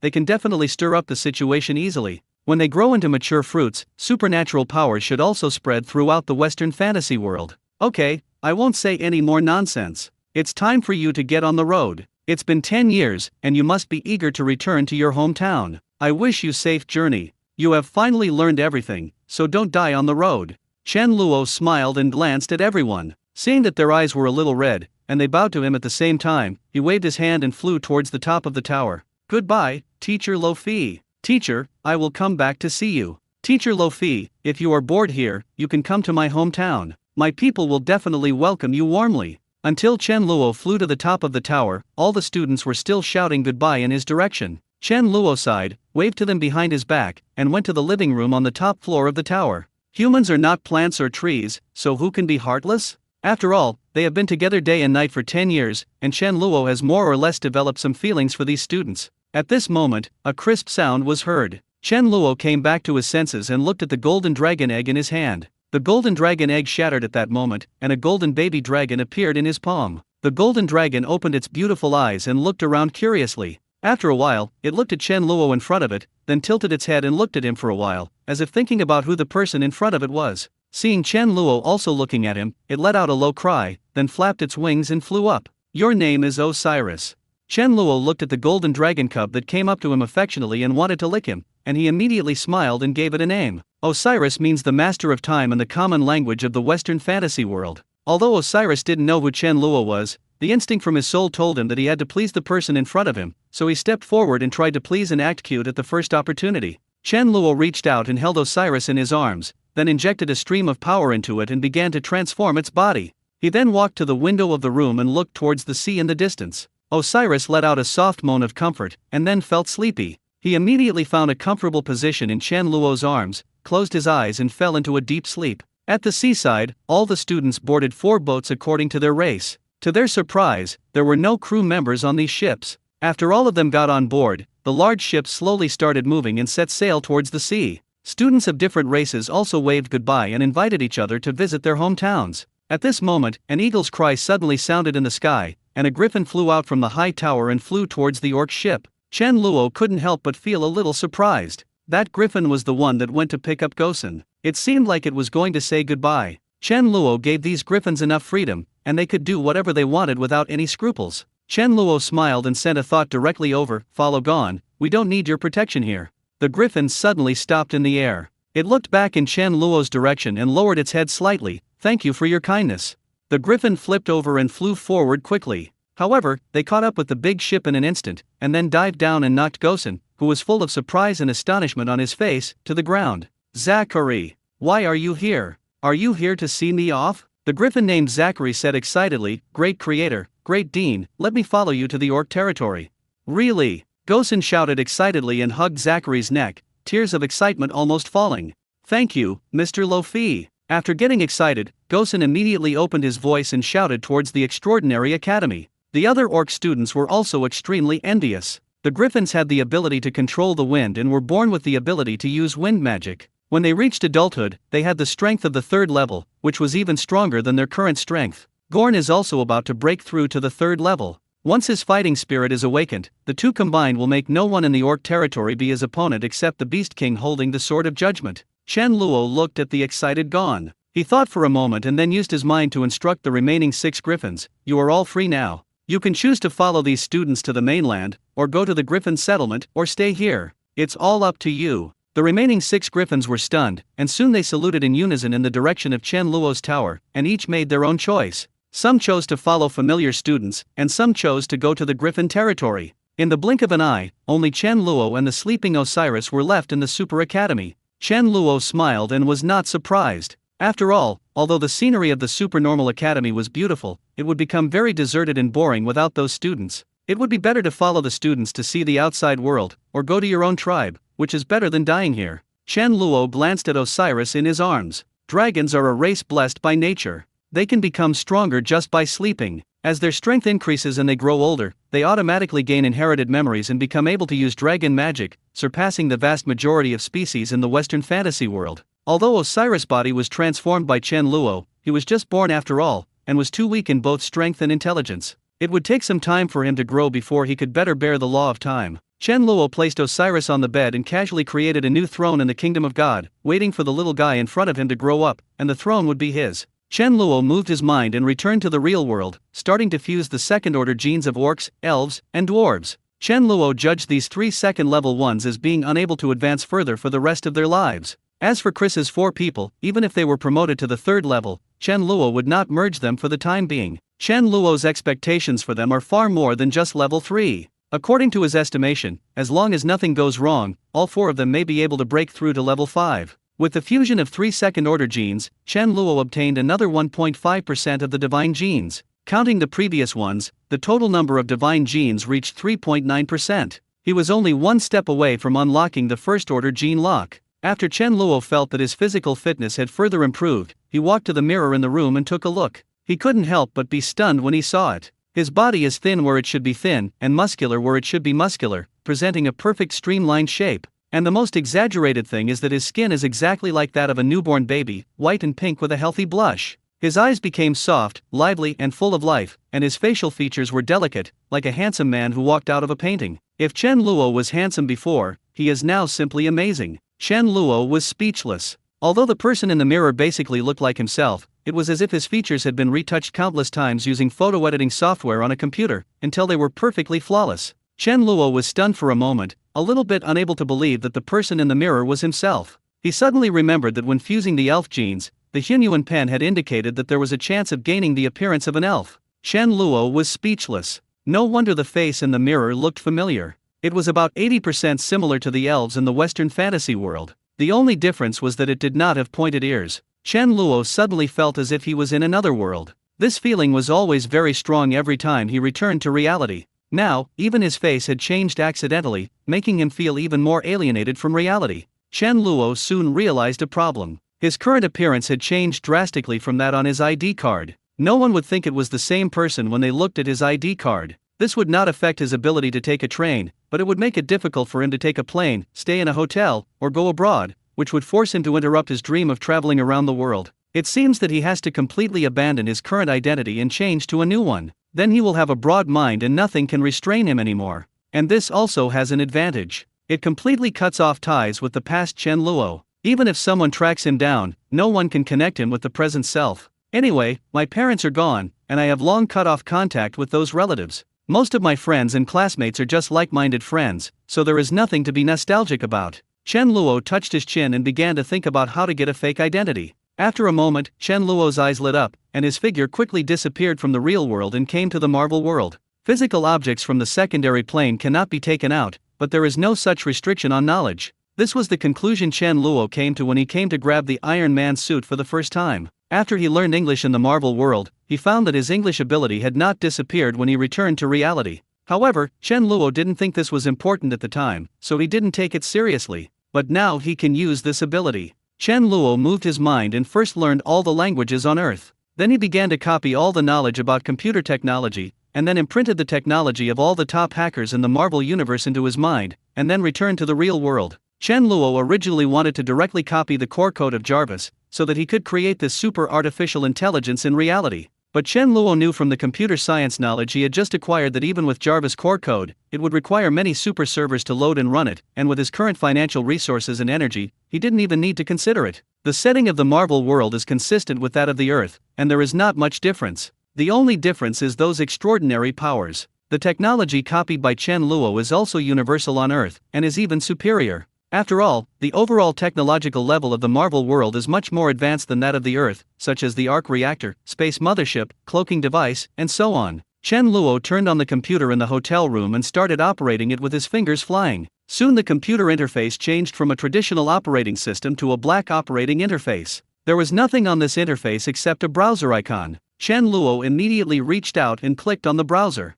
The interface instantly refreshed with a complex and lengthy URL, and then automatically jumped to a new web page. The entire computer interface fell into black, and countless green flames were flying, quickly outlining the login panel. Chen Luo laughed and began to tap the keyboard quickly. The flow of information on the computer interface flowed down rapidly like a waterfall. However, in just a few minutes, Chen Luo broke into the website and logged in. This website is called Night Talker and is the world's largest dark web trading platform. The dark web, as the name suggests, is a network hidden in the dark and invisible. Most of the networks used by ordinary people are those that allow any user to access, such as news advertising pages, video sites, Weibo, and search engines, etc. These are all surface data. The rest of the network data is in the dark web. Its characteristic is that access to the data requires specific permissions, which ordinary people cannot access at all. This has led to the dark web becoming a dark parallel world just as its name suggests. The massive leakage and sale of identity information data that is often reported in the news is just child's play there.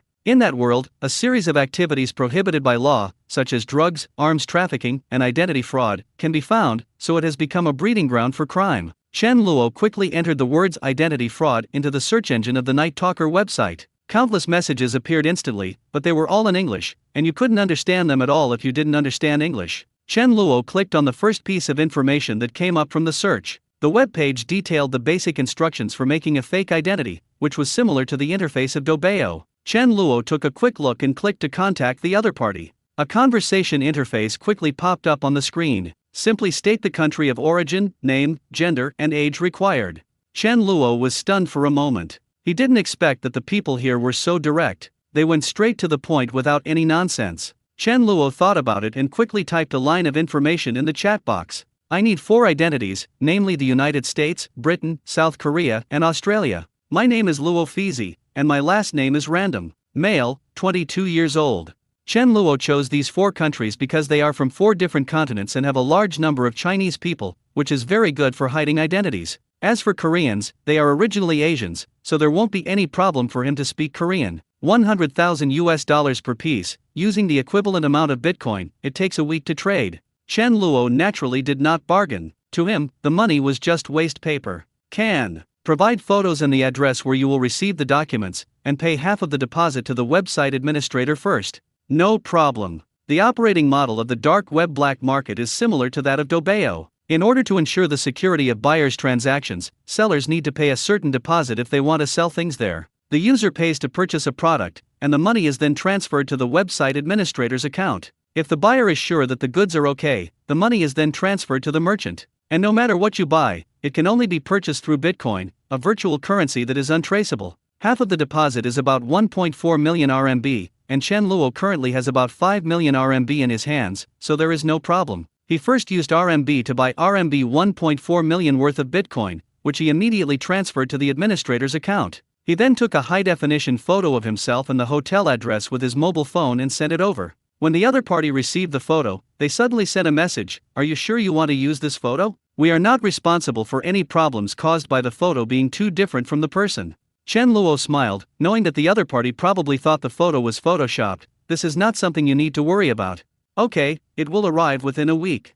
After receiving the reply, Chen Luo quickly exited the Night Talker platform and turned off the computer. Chen Luo turned off the computer and did not return to the Western fantasy world. After all, he had been there for more than 10 years, and now he had to adapt to real life. We had agreed to travel around the world, and the travel destination had been decided to be the Himalayas. We couldn't just end up staying in a hotel. Chen Luo packed his luggage and immediately left the room to go to the front desk to check out. But along the way, everyone, whether it was the hotel waiters or other guests, was looking at him. Regardless of gender or age, all normal people would stare at him, and some even took secret photos with their cell phones. When they arrived at the hotel lobby, Chen Luo once again became the focus of everyone's attention. Isn't this too handsome? Why is it that when I see a man, the word that pops into my mind is overwhelmingly beautiful? Isn't he a celebrity? She's so charming. Her eyes are so enchanting. I feel like I'm in love. There were still many guests in the lobby. They were all stunned when they saw Chen Luo's appearance. They were dumbfounded for a moment and soon broke into whispers.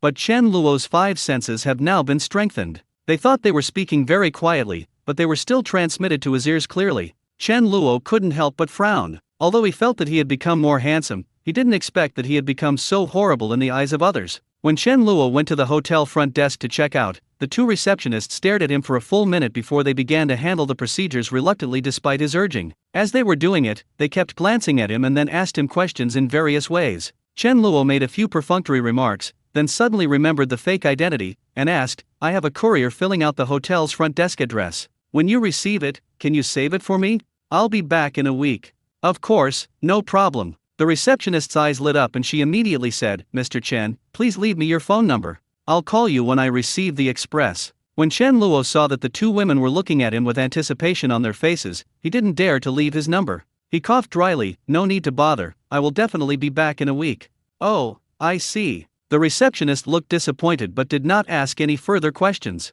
"Although I was very reluctant, I finally completed the checkout procedure." When Chen Luo turned to leave, one of the girls who had been whispering in the lobby came up to him and started a conversation. "Little brother, are you here for tourism?"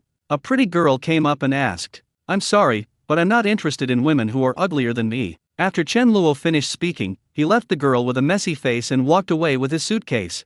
There are special tour groups from Lhasa to Mount Everest, and the destination is the Everest Base Camp. However, Chen Luo did not join the group. With his current appearance, he would be a trouble wherever he went. Moreover, he had a lot of secrets and might enter the Western fantasy world at any time, so he first bought sunglasses and a mask, then rented a car and drove there by himself. It is more than 700 kilometers from Lhasa to the Everest Base Camp, and it takes about 10 hours to drive. When Chen Luo arrived, it was already completely dark. Because a border pass is required to go to the Everest Base Camp, Chen Luo has no way of getting one. The appearance on his ID card is too different from what it looks like now, so it is impossible for him to get one. Chen Luo found a place to park far outside the base camp, put on a mountaineering mask, got out of the car and walked towards the mountains in the distance. If ordinary people saw what Chen Luo is wearing now, they would probably be shocked. The Everest Base Camp is 5,200 meters above sea level. The temperature is okay during the day, but at night the temperature is below 0 degrees, so normal people have to wear down jackets.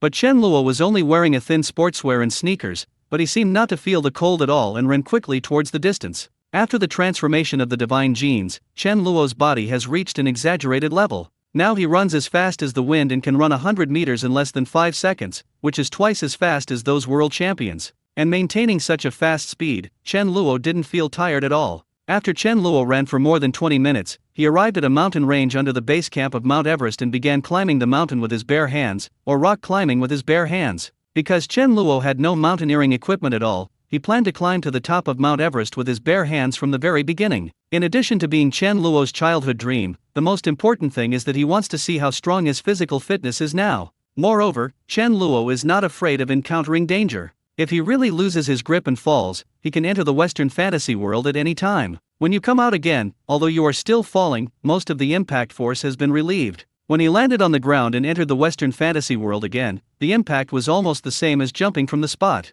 Chen Luo looked up at the top of the mountain, reached out and grabbed a protruding rock above him, exerted force with his feet, and jumped 3 meters high. Then he reached out again and grabbed a protruding rock above him to stabilize his body. Next, Chen Luo began to jump upwards continuously, and disappeared from the spot in the blink of an eye. The straight line distance between the Everest Base Camp and the summit of Mount Everest is about 19 kilometers. Even with professional training, it will take about a month to reach the summit. But the vertical distance is different, it is only more than 3,600 meters, so the time required will be much shorter. Time passed quickly and soon it was daybreak. At the same time, Zhang Haixiang, who had just passed Camp 3 at 7,500 meters on Mount Everest, felt very tortured and wanted to go back, but was extremely unwilling in his heart. Climbing Mount Everest is not about reaching the summit in one go, but about doing adaptive climbing in stages. There are 5 camps on Mount Everest. In addition to the base camp, there are Camp 1 at an altitude of 5,900 meters, Camp 2 at 6,400 meters, Camp 3 at 7,500 meters and Camp 4 at 7,950 meters.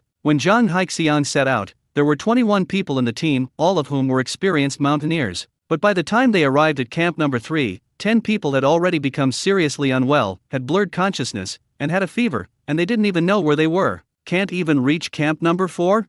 Zhang Haixiang gave a helpless smile and looked at the majestic snow-capped mountains in front of him, his eyes filled with deep reluctance. Zhang Haixiang sighed. The situation had come to this point and he couldn't joke with his teammates' lives. He had no choice but to ask the climbing company's safety consultant to escort his companions down the mountain first. Zhang Haixiang asked for the opinions of the remaining teammates. Some were willing to move forward, but some had already started to back down. They are at an altitude of 7,500 meters, where the oxygen level is only 1/3 of that on the plane. Even if they wear oxygen masks when they sleep at night, they cannot stop the discomfort in their bodies. Zhang Haixiang's physical condition is actually very bad. His diarrhea has been getting worse in the past few days. His rhinitis is almost killing him in his sleep. His memory and reaction are also declining. He even doubts whether he can survive as a human being when he returns. After a few hours of rest, Jang Haixiang set out again with the remaining 3 teammates who were willing to continue moving forward together. The Kumbu Glacier was waiting for them ahead. The Kumbu Glacier, called the Terrible Glacier by Everest climbers, experiences several ice avalanches every day, and there are hundreds of ice cracks covered with ice and snow. If you fall into it, even your body will not be found.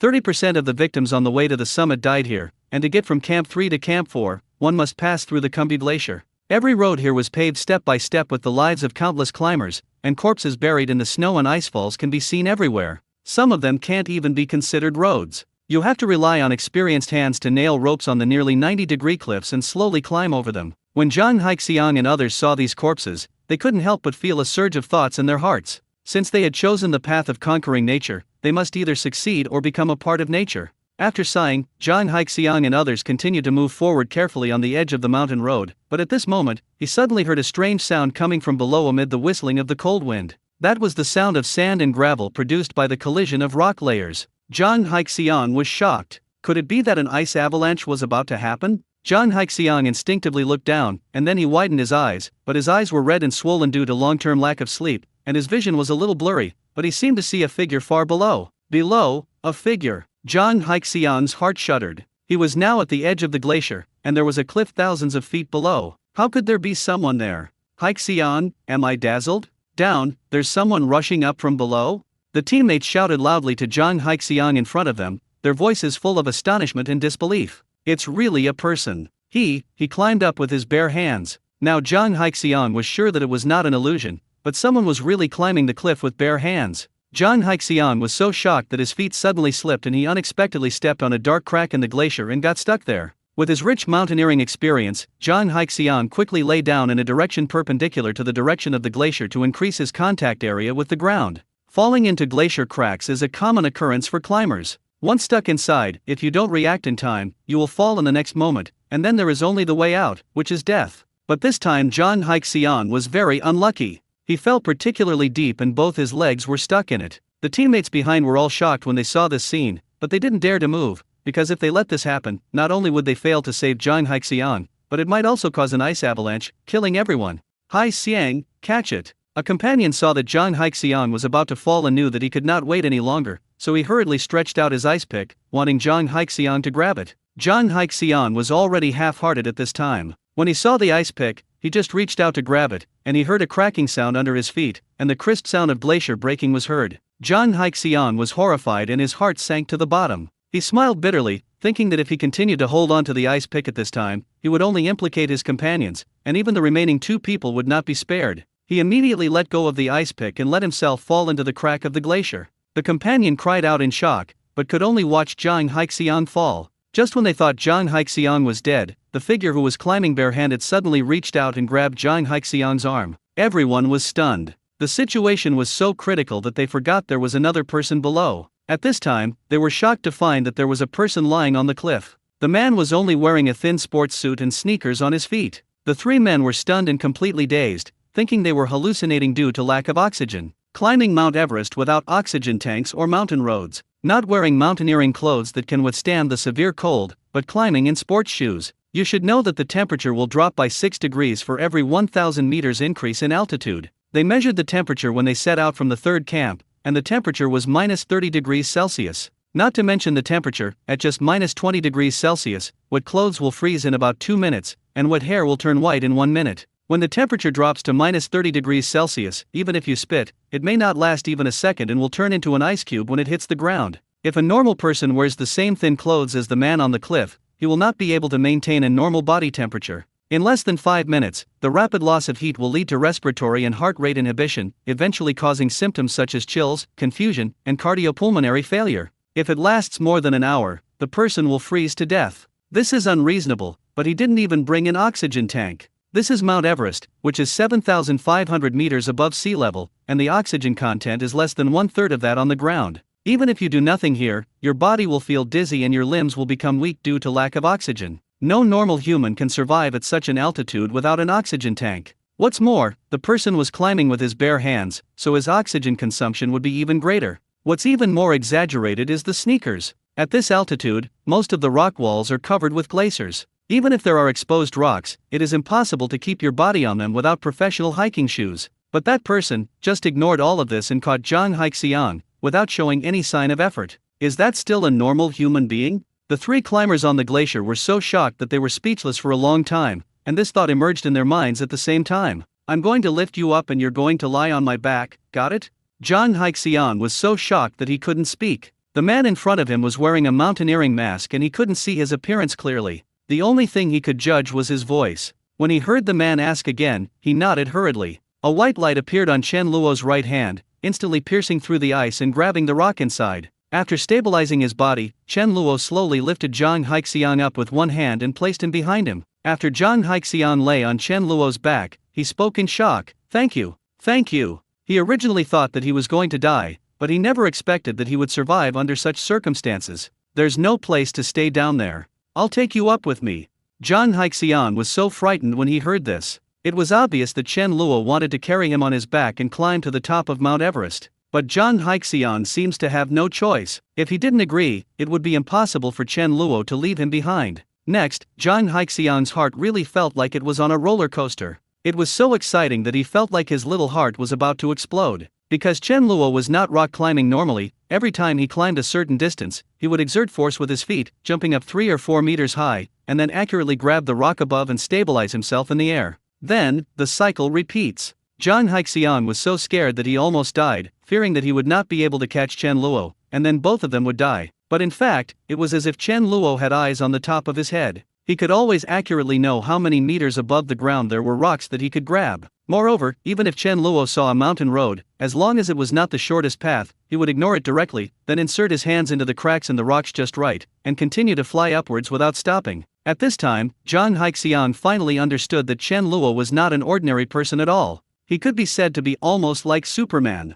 Zhang Haixiang himself weighs 160 kilograms, and with the mountaineering equipment and oxygen tanks on his body, he weighs at least 300 kilograms. In other words, Chen Luo was carrying a weight of 300 kilograms and, without any auxiliary equipment, he was still able to jump 3 or 4 meters high with the strength of his feet, while supporting the force of falling with his hands. Can this still be considered a normal human being? Zhang Haixiang was so shocked that he was speechless for a long time. Before today, if someone had told him that there was a Superman, he would have scoffed at it. But now that he had seen it with his own eyes, he couldn't help but believe it. His three companions were just as shocked, their jaws almost dropped, so they took out their prepared cameras and mobile phones and started filming and recording videos. They can climb Mount Everest again, but they may never see such a scene again in their lifetime. They could even imagine what a sensation this picture would cause if it were to spread. As Chen Luo continued to accelerate, the peak of Mount Everest soon appeared in his sight. At this time, Chen Luo's speed increased again and he began a rapid sprint. Zhang Haixian was so excited that his heart almost beat out of his throat. He was not excited because he was finally going to reach the summit, but because this Superman in front of him not only saved his life, but also helped him complete such an incredible climb to the summit. Under Zhang Haixian's expectant gaze, a man wearing no cold-proof clothing, no oxygen tank and only sneakers successfully climbed to the top of Mount Everest at an altitude of 8,848 meters. When Chen Luo took him up to the sky and fell towards the mountaintop below, Zhang Haixian looked at the countless mountains and changing clouds beside the peak, and he felt that the whole world was under his feet. No, it should be under Chen Luo's feet.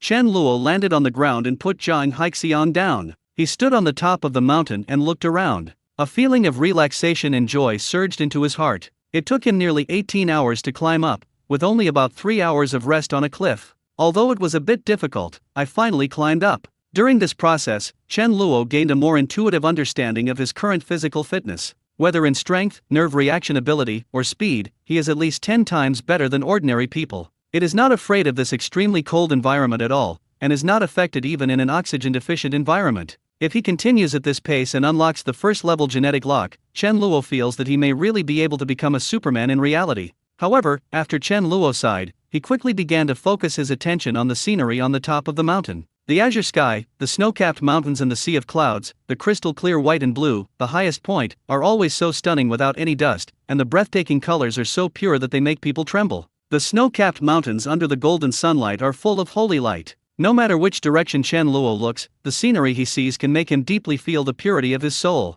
No wonder so many people want to reach the top. In addition to experiencing the thrill of conquest, there is also the enchanting scenery at this height. Well, thank you for saving my life and bringing me to the top of the mountain.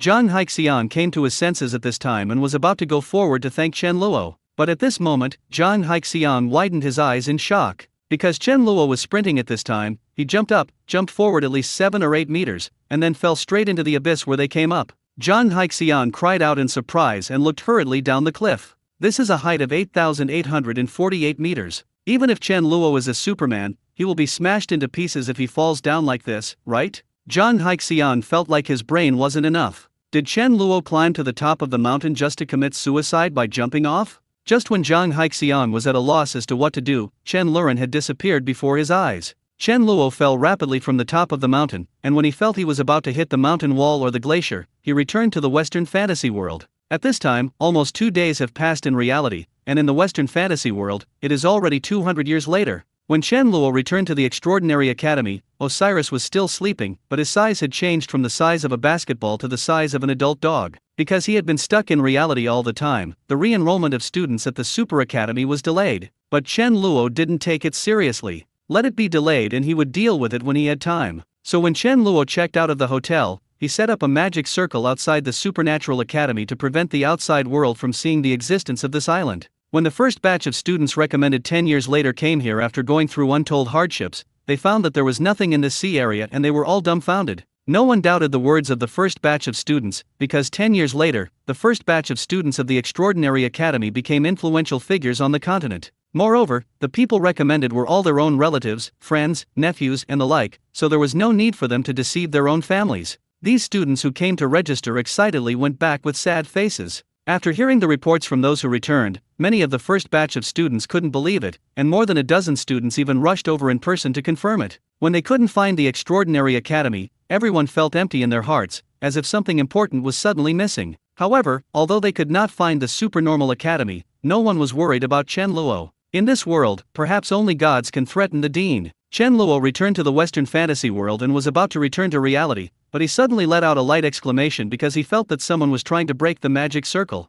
Chen Luo's figure disappeared in an instant and appeared above the endless sea. On the sea, an elf was standing on a large ship, holding a magic wand inlaid with magic crystals in his hand and chanting magic spells quickly. Standing behind him were 6 elven men and women, but they looked much younger than him. A brilliant blue light burst out from the staff, and then suddenly shot towards the magic circle in front. Immediately afterwards, a ripple appeared on the empty sea ahead, and the Extraordinary Academy inside appeared vaguely, and soon disappeared. A look of joy appeared in the elf's eyes, and when he was about to continue casting the spell, a voice suddenly came from the sky. "Noel, it seems that your 200 years have not been wasted. You can actually detect the magic circle I set up." This elf was one of the 101 students that year. Noel looked up in surprise at Chen Luo, who was slowly falling from the sky, and his face was suddenly filled with smiles. "Teacher Lofi, I haven't seen you for 200 years, and you haven't changed at all."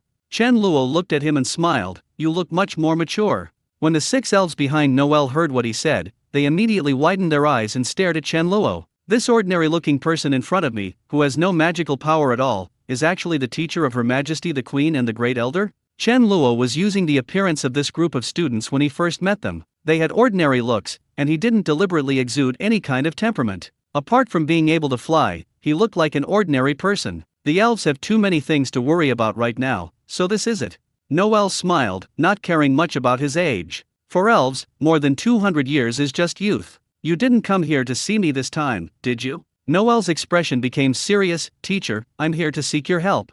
Without waiting for Noel to speak, Chen Luo figured out what had happened to the elves over the years with just a thought. Ever since Chen Luo transformed himself into the god of creation and resolved the crisis of the elves last time, Diana, the chief of the Elf Council, led the elves to leave the Dal Forest and find a new home in order to revive the Tree of Life. The Tree of Life is the spiritual pillar of the elves. In the place where Diana chooses to build her new home, everything is based on the safety of the Tree of Life. After the whole tribe had wandered for half a year, Diana finally found a new moon forest suitable for the elves to survive. Not only is the environment here similar to that of the Dal Forest, but more importantly, the location is safe and hidden, making it difficult for ordinary people to find, making it very suitable for the Tree of Life, which requires a safe growing environment. As the Tree of Life gradually grew, the elves also entered a stage of rapid development. The elves were no longer in danger from the outside world. Diana also realized the problem of the elves' low fertility rate and began to vigorously encourage them to have children, even issuing a decree. Under Diana's high-pressure policy, the elf population began to grow steadily.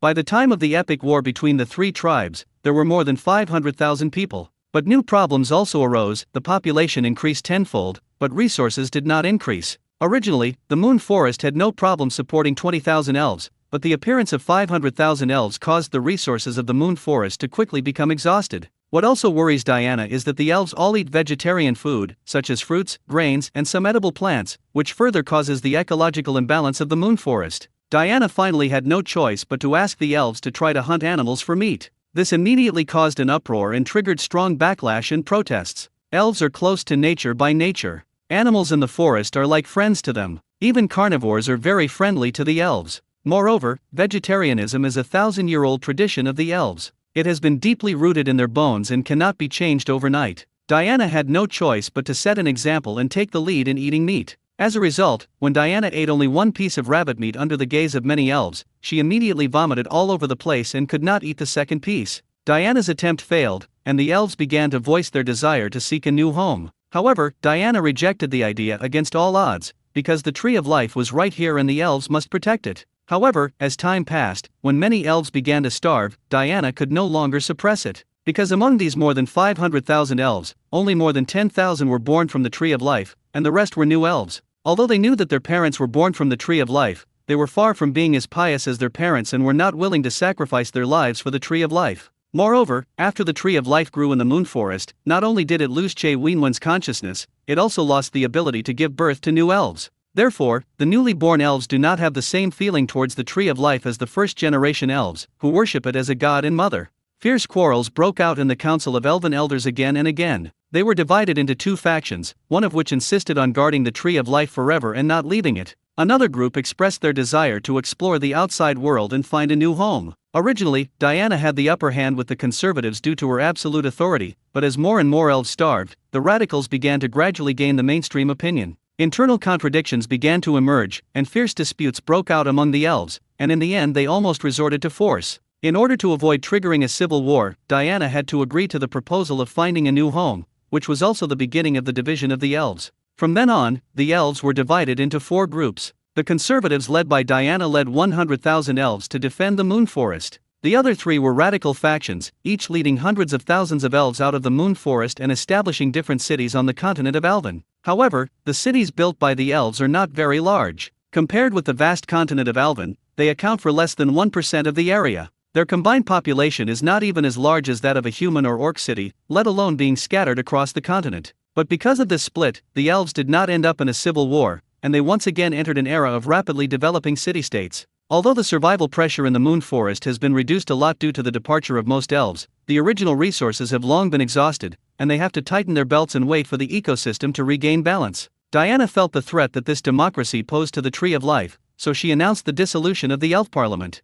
This group of elves became the Kingdom of the Moon, and she was the first elf queen. Diana was originally the first elf born from the Tree of Life. She had a very high authority in the elves. In addition, all the opponents had left, and the remaining elves were all her supporters, so they naturally had no objections. Just when the Moon Elf was in the most difficult time, the griffin sent by Chen Luo to deliver the admission letter arrived. Irelia is Diana's daughter. When Diana saw the griffin speaking human language, she had almost no hesitation and let all the selected elves follow the griffin to the Extraordinary Academy. When Irelia and Noel returned to the Moon Forest Kingdom, all the elves were amazed at the power of magic. What's more, Irelia brought back not only magic and warrior skills, but also a large amount of knowledge about art, planting, architecture, smelting, etc. from the human and orc kingdoms in the Extraordinary Academy. These were all collected by Chen Luo when he saw humans and orcs entering the Great Pioneering Era, and he compiled them into a book and placed it in another high tower. When Irelia and Noel saw these books, they were immediately shocked. They had never imagined that there was such knowledge in the world. The reason why the elves have not yet developed a mature civilization is because they lack these systematic things. Without mature planting techniques, they would not be able to feed a larger population. Without knowledge of smelting, they would not be able to forge weapons to defend their homes. Irelia and Noel's horizons had already been opened by Chen Luo, and they immediately realized the importance of these things, so in addition to practicing, they spent almost all their time in this tower of knowledge copying books. Among the elf students, there are 3 other elf groups that have established city-state civilizations. When they saw these 2 people diving into the tower of knowledge like crazy every day, they immediately became very curious. Soon, when they entered the tower and saw this knowledge, they realized its importance. So, in addition to Chris's title of Magic Madman, all the students of the elf tribe also became book-copying madmen. When graduating, the elves would take with them a variety of handwritten books. Since there was really no way to get it, the elves memorized it in their minds. When the elf students brought these books back, they had a huge impact on the elves who loved art and aesthetics. These students who returned from their studies established their own academies and began to recruit students from their tribes to teach them magic and warrior skills. And it is precisely because of this knowledge that the elves have ushered in a new era, entering a new era of comprehensive development from extraordinary powers to productivity and art.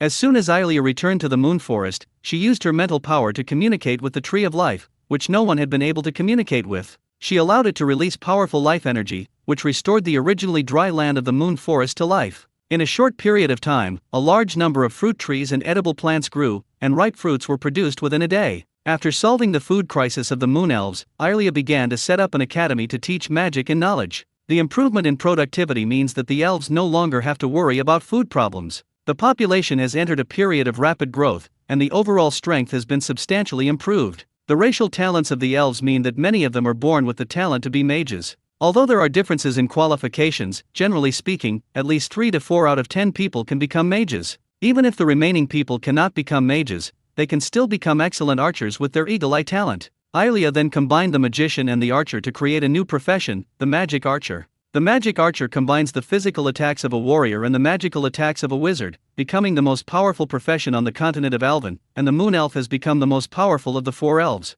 Time flies. More than 200 years have passed since Ilia and other elven students returned to the Alvin continent. The population of the 4 branches of the elves has increased by about 10 times, and the total population has reached 5 million. The 3 branches of the elven tribes also entered the kingdom era from the city-state era and developed a social system different from that of the moon elves. The moon elf kingdom has always adhered to ancient traditions, sticking to the Tree of Life and rarely leaving the moon forest. At this time, the population of the moon elf kingdom had reached nearly 1 million. But there was no longer a problem of food shortage. In addition to the production technology brought back by Ilia, the Tree of Life has also fully grown after hundreds of years. It began to radiate tremendous vitality, affecting all the plants in the moon forest. Trees, grasses, and even animals began to grow vigorously, and at one point the area of the moon forest expanded by more than 20 times. This is when the problem arises. 200 years ago, after 200 years of reproduction, the magical beasts that Chen Luo raised on the Alvin continent had been growing steadily in number, and gradually began to move out of their original territory and spread to the entire Alvin continent. The life energy emitted by the Tree of Life is so strong that it is as attractive as a pearl in the dark night to some creatures, especially flying monsters. What they like most is to build nests and reproduce in such places with strong vitality. Not only can the offspring born be stronger, but their bodies can also become stronger under the nourishment of vitality. In addition to flying monsters, many land monsters were also attracted, so the moon elves had to face monster attacks from the sky and the ground every day. Although the moon elves' strength at this time is much different from when they were first born, the strength of these monsters should not be underestimated. Their numbers are not as many as the elves, but their individual strength is very strong. The weakest is at level 2, and the strongest is even at level 4. There is no problem with the second and third levels. After all, the elves now have quite a few second-level warriors, but the 4th-level monsters can only be dealt with by Ilia, the only 4th-level warrior among the elves. The moon elves were caught in a situation where they had to fight on both fronts, in the sky and on the ground, and at this moment, the trolls and goblins came to make trouble again. Hundreds of years ago, after the elves left the Dal forest, the trolls and goblins started fighting again for survival resources, and their original alliance was instantly shattered. The trolls, with their naturally strong bodies and voodoo, were no match for the goblins and were suppressed from the very beginning. In less than a decade, the goblins became slaves of the trolls, forced to dig for Garcia or in volcanic tunnels. This was a mineral used by the trolls in voodoo rituals that doubled the power of the voodoo. After they became the overlords of this area, they began to expand outward continuously, and eventually discovered the vast moon forest kingdom. The 2 tribes had been mortal enemies for hundreds of years, so naturally they started fighting without any nonsense, and the trolls were stunned. The moon elves have a population of over 1 million, of which nearly 200,000 are wizards. Excluding about 100,000 magic apprentices, there are 90,000 first-level wizards and more than 10,000 second-level wizards. When these wizards stand together, even without using other spells, just a fireball spell per person would be a spectacular sight enough to scare people to death. So the trolls were killed and wounded in the first war with the moon elves, leaving more than 100,000 corpses, and fled from the moon forest in a panic. But the trolls did not give up, because after seeing the power of magic,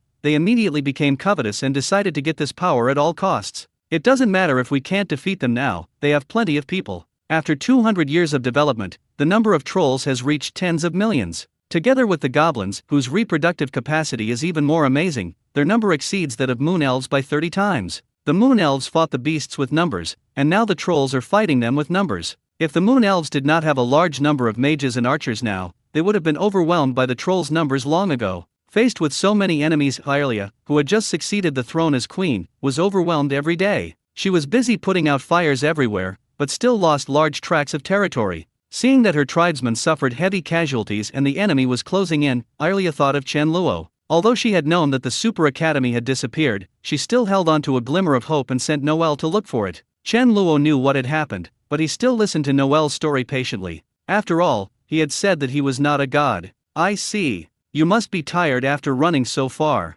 Let's go to the academy and rest for a while first. Chen Luo waved his hand and all the elves on the boat flew up and flew quickly towards the extraordinary academy in front. Noel's face showed joy. Since Chen Luo said so, he would definitely not stand idly by. The 6 young elves cried out in surprise at the same time. Before they knew what was happening, they were already flying up in the air. Some of them even somersaulted several times in the air in panic. Noel couldn't help feeling a little embarrassed when he saw this scene. He turned around and scolded, "Haven't I taught you before? No matter what situation you encounter, you must always stay calm." The elves were scolded until their faces turned red, but they did not dare to refute. They hurriedly began to adjust their bodies and stabilized themselves in the air. Chen Luo turned around and gave him a look with a smile, and Noel's face turned slightly red because he knew what Chen Luo was laughing at. When Noel first came here, when he encountered this situation, his reaction was actually not much better than these young people in front of him. After Chen Luo took them to the extraordinary academy, he pondered for a while before saying, "This problem is easy to solve, but I have a condition." Noel was overjoyed when he heard this and said, "Teacher, thank you so much. Just tell me what conditions you have and I will do my best to meet them." Chen Luo smiled, but looked at the elves behind him. "Are they the ones you brought here to join the Supernormal Academy?" Noel nodded repeatedly. "I knew I couldn't hide it from the teacher. They are the most talented of the moon elves. The tribe has been fighting against monsters and trolls all the time. It's not safe. Ilia asked me to bring them here. One is to protect their safety, and the other is to hope that the teacher can teach them." In fact, Chen Luo had long realized that these 6 elves were extremely talented, and were no worse than Ilia at the time. No wonder she sent these people here. Ilia was probably thinking that if the moon elves could not hold on, these 6 elves would be their last hope. "My conditions are very simple. I have been busy exploring more worlds recently, and have delayed the enrollment of the Extraordinary Academy. I will solve the problem of the moon elves for you, but you have to stay and be in charge of the affairs of the Extraordinary Academy. You will also be responsible for teaching the 6 people. At the same time, I will open up a higher level of authority in the Magic Tower and the Warrior Tower to you." Noel was stunned. He had never expected Chen Luo to put forward such a condition. It was obvious that Chen Luo wanted him to become the dean of the Supernormal Academy. Noel was shocked but also very surprised, as this represented Chen Luo's appreciation and trust in him. "Teacher, I'm afraid I've let you down." Chen Luo shook his head. "Do you know why I chose you?" Without waiting for Noel to speak, Chen Luo smiled and said, "Because the lifespan of elves is long enough, even if you make a mistake, there is enough time to make up for it. So, don't worry about it. But what I need you to do is to treat elves or other races equally without any favoritism." Noel was speechless. He felt a little embarrassed. He originally thought that Chen Luo was impressed by his talent, but he didn't expect it was because he was smart enough. Noel knew before that Chen Luo was a person who didn't like trouble. Now he chose him, probably because he thought he would live long enough to stay in the Supernormal Academy. Although Noel felt depressed, did he have any choice at this point? "Teacher, I promise you." "Very good." Chen Luo nodded slightly, and immediately waved his hand to suck the wand in Noel's hand. "This wand is a little too crudely made. I'll modify it, and you can send it back to the Moon Forest and give it to Irelia." As soon as Chen Luo finished speaking, a blue light burst out from his hand and quickly flowed to the staff. Then, under the astonished gaze of Noel and others, layers of mysterious runes began to emerge from the bottom of the staff, and then disappeared in an instant. The next moment, the blue crystal on the top of the staff burst into brilliant light, illuminating the surrounding world. The light was so bright that none of them could open their eyes. Soon, they felt a vast and boundless magical energy surging out. This magical power was so huge that it made them tremble from the bottom of their hearts. When Chen Luo stretched out his hand and pressed on the blue crystal, the terrifying magic power all penetrated into the blue crystal. When Chen Luo withdrew his hand, the staff had completely changed its appearance. Its entire body turned grayish-white, and the blue crystal on the top changed from light blue to dark blue, with wisps of blue light floating in it, like a bottomless sea, extremely magical. Let's call it Deep Blue Ode. Chen Luo took a look at the modified staff and handed it to Noelle. It has a large magic barrier Deep Blue Guardian inside, which can absorb magic power to maintain the barrier. Remember the magic spell to activate it. Chen Luo quickly recited a magic spell. Seeing Noelle nod hurriedly to indicate that he had remembered it, he continued, the Deep Blue Aria is both a staff and the core of the magic circle. The range it protects will be adjusted according to the strength of the user. With Aylia's current strength, it is enough to protect the Tree of Life. It is impossible to break through this magic barrier below the 7th level. Noelle and the others were so shocked that they were speechless for a long time, staring at the Deep Blue Aria in a daze for a moment. Chen Luo casually used it, and the staff underwent a qualitative change, and it could not even be broken by attacks below the 7th level. Noelle was shocked for a while, but soon came to his senses. After all, he had witnessed many of Chen Luo's horrific deeds. For example, the golden dragon Leorius appeared at graduation. At that time, these students had some guesses in their minds that Chen Luo must have the strength of at least an 8th-level mythical being, as he could make a 7th-level epic dragon crawl at his feet. Thank you, teacher. After being shocked, Noelle immediately realized that Deep Blue Chant could definitely solve the current predicament of the Moon Elf. Their biggest trouble now is actually those high-level monsters that have been trying to seize the Tree of Life. With the Aria of Deep Blue, Warcraft is no longer a concern, so the Moon Elves can focus on dealing with the trolls and goblins. With their current strength, those ugly trolls have no way out but death. Send Deep Blue Aria back, and the other 6 will stay here for now. Okay, Teacher Lo-Fi. Noelle saluted excitedly, then held Deep Blue Chant and used the wind control technique to float towards the big ship outside. Chen Luo looked at the remaining 6 elves who were looking at him with admiration, and said calmly, there are many rooms here, you can live anywhere you want. There are also fruits on the island that you can pick. The only place you can't go is my tower.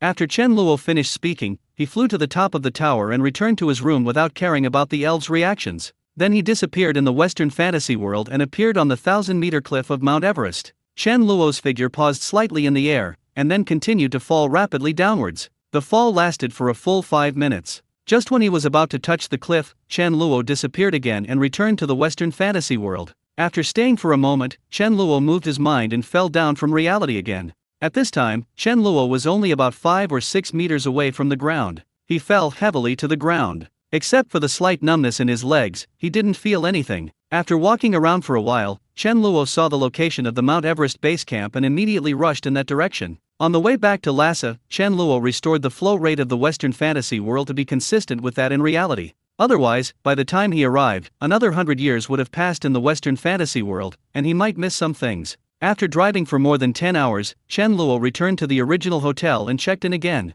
Having learned from the last lesson, Chen Luo wore sunglasses and a hat this time, covering most of his face. The receptionist didn't even check the ID card carefully and checked me in immediately. Chen Luo arrived at the hotel room and looked at the time. There were still 3 hours before the Marvel world would open. At this time, the game forums and some live broadcast rooms were already very lively. At this time, Lei Chengyang, Shang Tang, Han Fei and a total of 8 people had already logged into the game interface early, but the interface showed a stopwatch countdown of 3 hours. Although they did nothing, more than 5 million people entered the live broadcast rooms of each of the 8 of them. Especially for Lei Chengyang and Shang Tang, thanks to the second epic battle, their fame has been further enhanced, and the number of viewers in their live broadcast rooms has exceeded 10 million. Soon, some board viewers counted the total number of people in the 8 players' live broadcast rooms. 16 million. The live broadcast data of Second Life is very real, unlike some live broadcast platforms that make up some false numbers to fool people and create the appearance that the live broadcast is very popular. There is no need to fake Second Life because the game is so popular now. Things related to this game have always been at the top of the trending searches and have become a hot topic among the public. For example, the second epic battle VR equipment was out of stock, etc. In addition, Second Life is going to open up the Marvel world, which comes with its own traffic, and it immediately sparked a topic. So even though there are still 3 hours before the Marvel world opens, there are still tens of millions of viewers coming in and waiting. While waiting, I also checked the forum to see if there was anything interesting. Soon, everyone discovered something interesting. That is, the Ant King also received game rewards. Hahaha, the Ant King had vowed before that he would bring down this gaming company. Even if he didn't bring it down, he would at least bankrupt it during the public beta. Why is he playing tricks again now? Not only did he want to bring down the game company, he posted on the forum every day, trying to find the address of the game company and its boss, burn down the game company, and chop off the boss's head. The head saves his life. The Ant King said, "It smells really good." No. Why would the Ant King be qualified for customization? I heard from the Ant King that it was maintenance compensation. I think the game company is afraid that he will come to them. I think the game company is afraid that he will try to tack on the Western fantasy world again. Aren't they afraid that the Ant King will now go and eat up the Marvel world? How about someone post a threat and see if they can give me an account?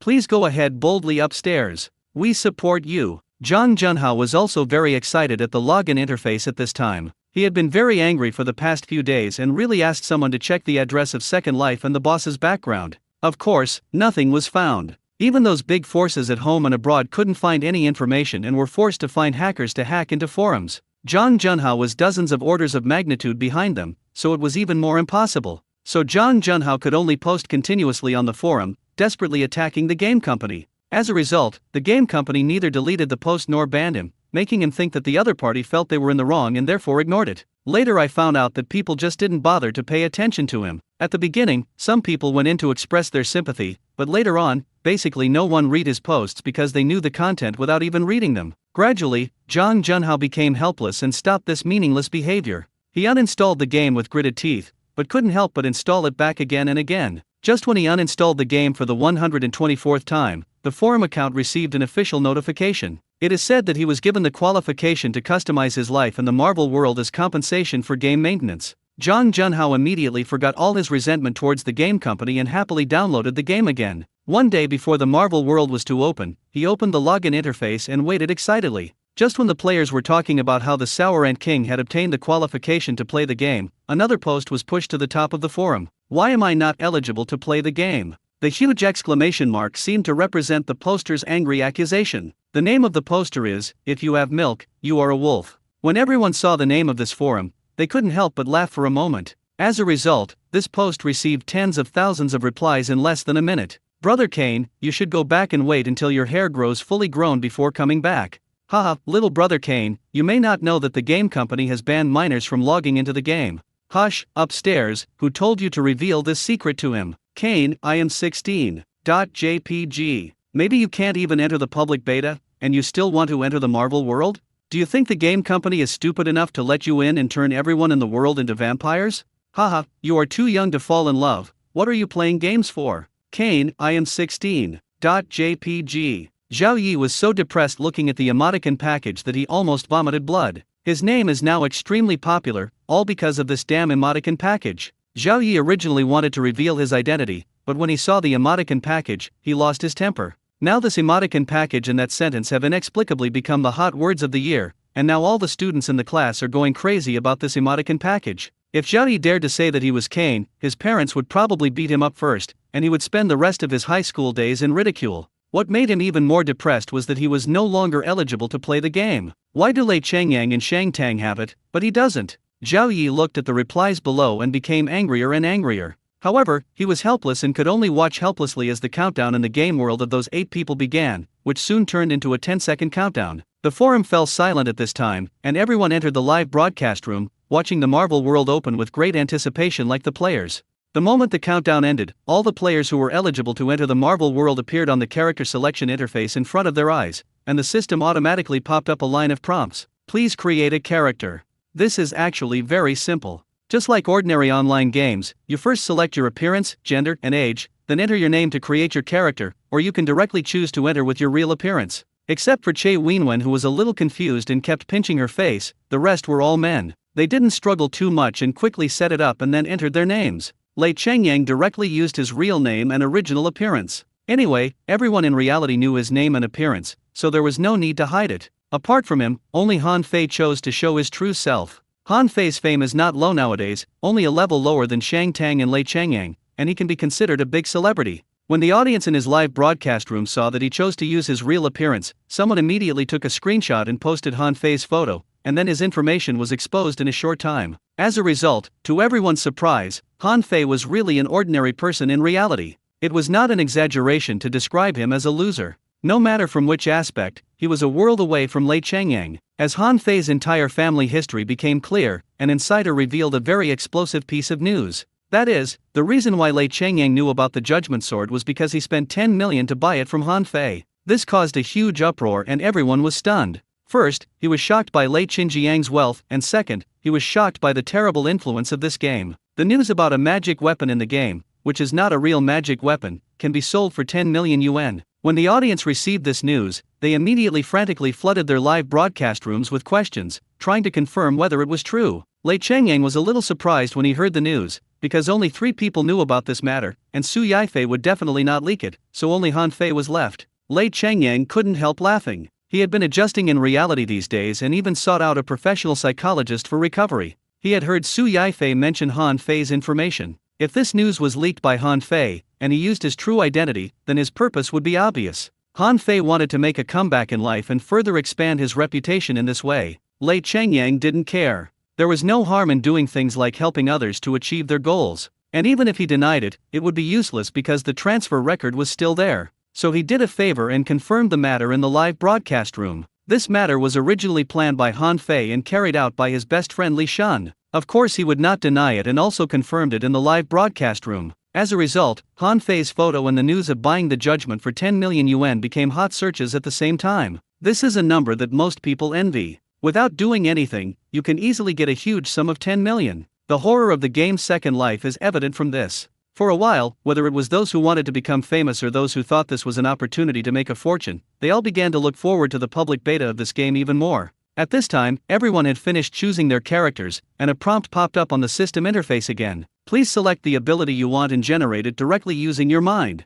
When seeing this, everyone in the live broadcast room was giving random ideas, all kinds of ideas from Marvel, the world of fairy tales, and the world of DC. The live broadcast room was very lively. Lei Chengyang didn't care what the person on the live broadcast said. He just used the sentence in his mind, DC Superman.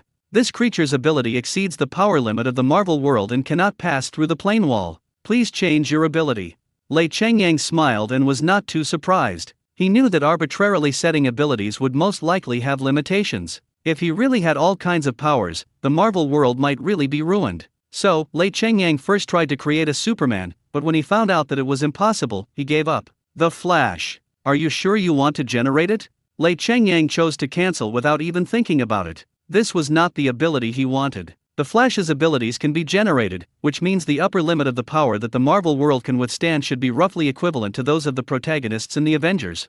Lei Chengyang muttered to himself for a while, and quickly made a decision, reincarnation Sharinan. Are you sure you want to generate it? Lei Chengyang was overjoyed and immediately decided to confirm. The moment Lei Chengyang made his decision, his eyes instantly turned into the Rinnegan in Naruto, and a Rinnegan Sharinan grew on his forehead. The audience in the live broadcast room were instantly excited, and they naturally recognized what that pair of eyes were at once. What the hell? The Hokage barges in. You can really bring in abilities from anime. That's the Rinnegan, right? It possesses the abilities of both the Rinnegan and the Sharinan. That's amazing. Master Lei, at such an old age, has he watched Naruto? In fact, Lei Chengyang had only heard of Naruto but had never seen it. It was only when I saw Liang Zia receive the reward that the game company provided the options of Naruto and Hunter x Hunter, so I specially asked Su Yifei to collect some information about these two animations. After reading all the information, Lei Chengyang discovered that Naruto had exactly the ability he needed, so he had made preparations. If Superman didn't work, he would choose the Rinnegan. This eye has the abilities of both the Rinnegan and the Sharinan. Strictly speaking, the Rinnegan does not belong to the eye technique. It is a bloodline network that transcends bloodline limits and elimination, and is a special physique. All the moves used belong to the bloodline network. Since it is the product of the fusion of all substances, the power it exerts can no longer be described as ninjutsu. It should be more accurately called divine art. Please confirm the capabilities of the Rinnegan. Lei Chengyang said without thinking, Otoamaru, Complete Susanoo, Shinra Tensei, Tensei Tensei, Shibuka Tensei. When they heard Lei Chengyang recited 6 or 7 abilities in one breath and showed no sign of stopping, the audience in the live broadcast room laughed. Oh my god, Boss Lei, are you going to use the Rinnegan to beat up the Marvel heroes? Speaking of which, can you handle so many abilities? Although these eye techniques are awesome, the chakra required is terrifying. Boss Lei, you might as well just generate the abilities of Kagaya Atsutsuki or the Sage of 6 Paths instead of making so much trouble. Is it really okay to be so greedy? Chen Luo was speechless. What did this monster want to do? With so many terrifying abilities, it could even blow up the earth. Is this guy going to cause trouble again? Chen Luo felt that something was wrong. After thinking about it, he casually issued a system prompt. When the audience in the live broadcast room were laughing so hard, they saw a line of prompts pop up on the system interface. This ability has reached the critical point of power allowed by the Marvel world. Only 3 eye techniques can be written. Please make adjustments. Lei Changyang was stunned for a moment. He had made a detailed analysis of these abilities, and those that could be used in the Marvel world, so he arranged them according to priority. Now he can only possess 3 pupil techniques, which makes him feel a little embarrassed. But Lei Changyang knew he had no choice, so he had no choice but to choose the first 3. Written successfully, you can also select a basic ability. 10 Tails Chakra. This ability exceeds the power limit of the Marvel world and cannot pass through the plane wall. Please change the ability. 9 Tails Chakra. This ability exceeds the power limit of the Marvel world and cannot pass through the plane wall. Please change the ability. Lei Changyang. What the hell? It's understandable that the 10 Tails was rejected, but why not the 9 Tails? After all of the 9 Tails Chakra does not exceed the limit of the Marvel world, right? Not to mention someone at the level of Captain Marvel, at most she's on par with Thor. Lei Changyang was extremely depressed, but he didn't know that Chen Luo had been targeting him and was consciously limiting the abilities he had acquired. 8 Tails Chakra. Are you sure you want to generate it?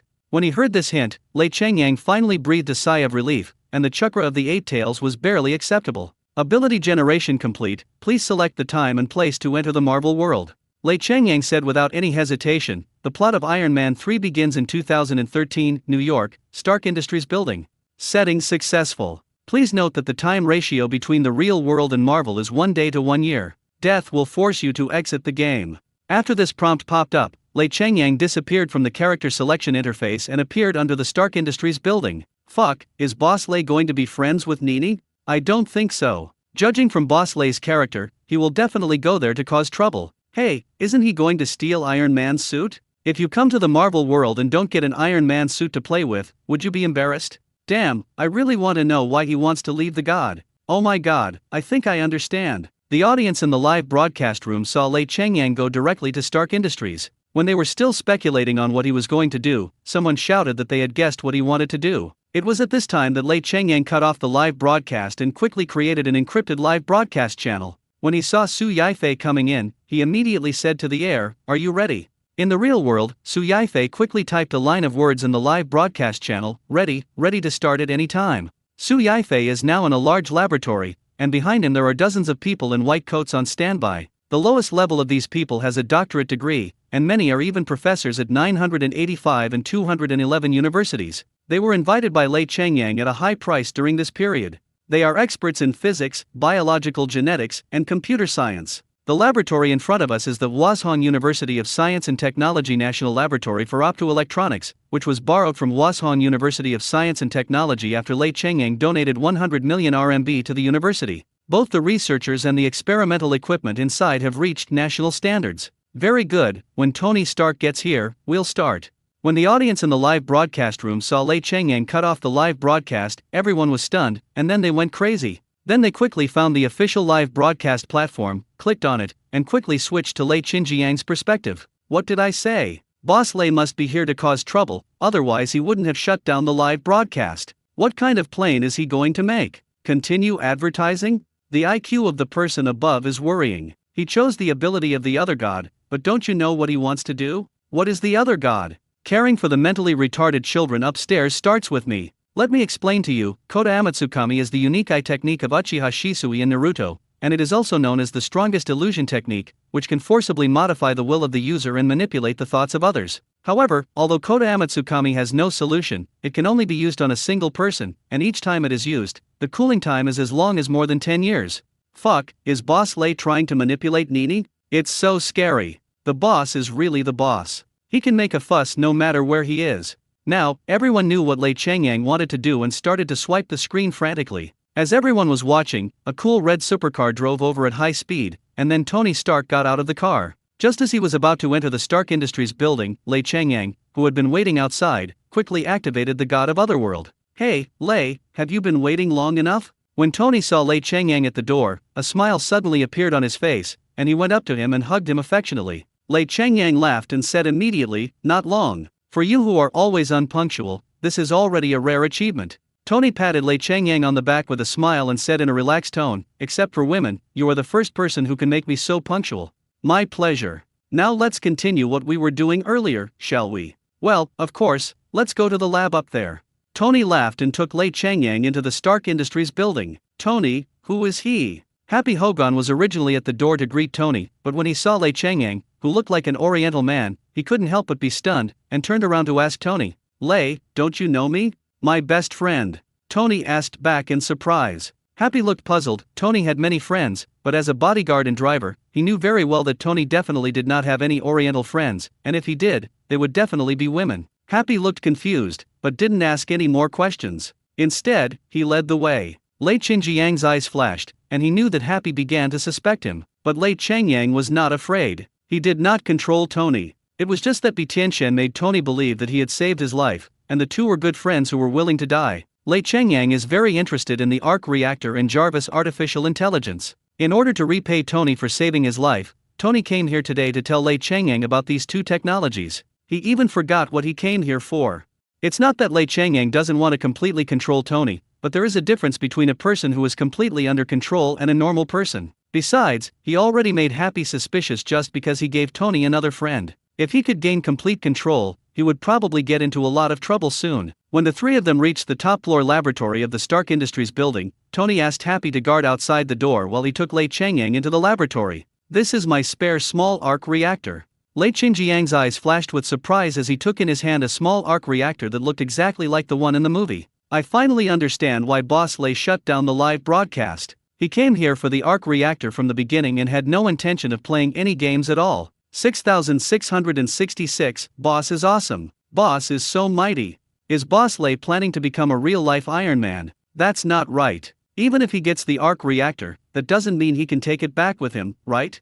Didn't you see Nini brought him to the lab? He must be preparing to teach him how to make an arc reactor. I don't believe you. Tony taught you how to make an arc reactor, and you learned it? Do you think you are Einstein? Chen Luo now understood Lei Qingjiang's purpose. This guy was really ambitious and actually wanted to get the arc reactor out. No wonder there were so many white coats in his encrypted live broadcast room. Chen Luo could guess without thinking that most of these people were experts in physics. However, Chen Luo had no intention of intervening, neither helping him nor stopping him. If Lei Changyang can really get this technology out, then he can be considered capable. Lei Changyang did come here for the black technology in the Marvel world from the beginning, and there is not only an arc reactor, but also PIM particles, Jarvis super artificial intelligence, and the augmented reality technology that appears in the movie. If we can get one away, it's one. Anyway, these black technologies don't exist in reality. Even if we can get one away, it's a huge profit. Boss Lei, ask him to explain the principle of this arc reactor. A professor of nuclear physics in the live broadcast room's eyes lit up. He immediately grabbed the keyboard and typed a line of words in the live broadcast room. If the arc reactor can really be made, it will definitely be epic-making and may even rewrite human history. Not only the professor was excited, but everyone behind him gathered around and asked Su Yaifei to turn up the volume of the game live broadcast to the maximum. They all know the significance of the arc reactor, but this technology is not yet available in reality. Because this thing must be a small nuclear reactor, and it must be a controllable nuclear fusion reactor, so it can provide such huge energy. Nuclear fusion is actually not difficult. For example, the hydrogen bomb uses the principle of nuclear fusion, but the hydrogen bomb is an uncontrolled nuclear fusion technology. Uncontrolled nuclear fusion can only be used to make weapons and has limited use to humans. Therefore, only a controllable nuclear reactor can release clean and huge energy like the arc reactor. However, the conditions for nuclear fusion reactions are very high. Once the conditions for nuclear fusion are not met, nuclear fusion will stop.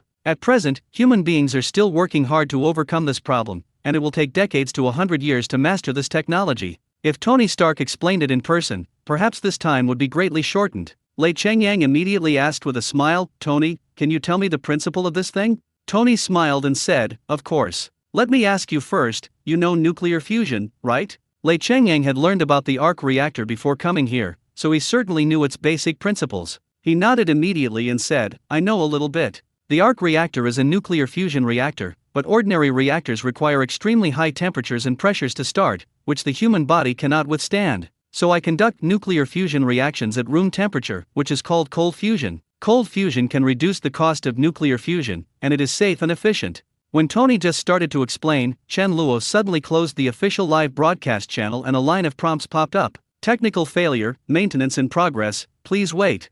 This live broadcast room is public and anyone can click in and record the video. Chen Luo could easily guess that there would be many foreign spies in the live broadcast room. They would definitely record the video and send it back to their own countries for research. It's okay if his own country hasn't figured it out, but if those countries have figured it out, Chen Luo will be so angry that he will vomit blood. Although he feels increasingly alienated from the real world, this is his motherland after all, the place where he was born and raised. Even if the technology of the Marvel world can be copied, only China can be allowed to obtain it. The audience in the live broadcast room were all dumbfounded, and then started cursing. Damn, you guys are using the subber server, right? Why does it break down at the critical moment? Humph, the damn officials must be afraid that I will learn how to make an arc reactor and become the real Iron Man. I am as smart as I am and have seen through your tricks. I think the damn officials must not know how to make up the origin of the arc reactor, and they deliberately found an excuse to prevent us from reading it. That's not right. Other players' live broadcasts are all on, so why can't I watch the official live broadcast channel?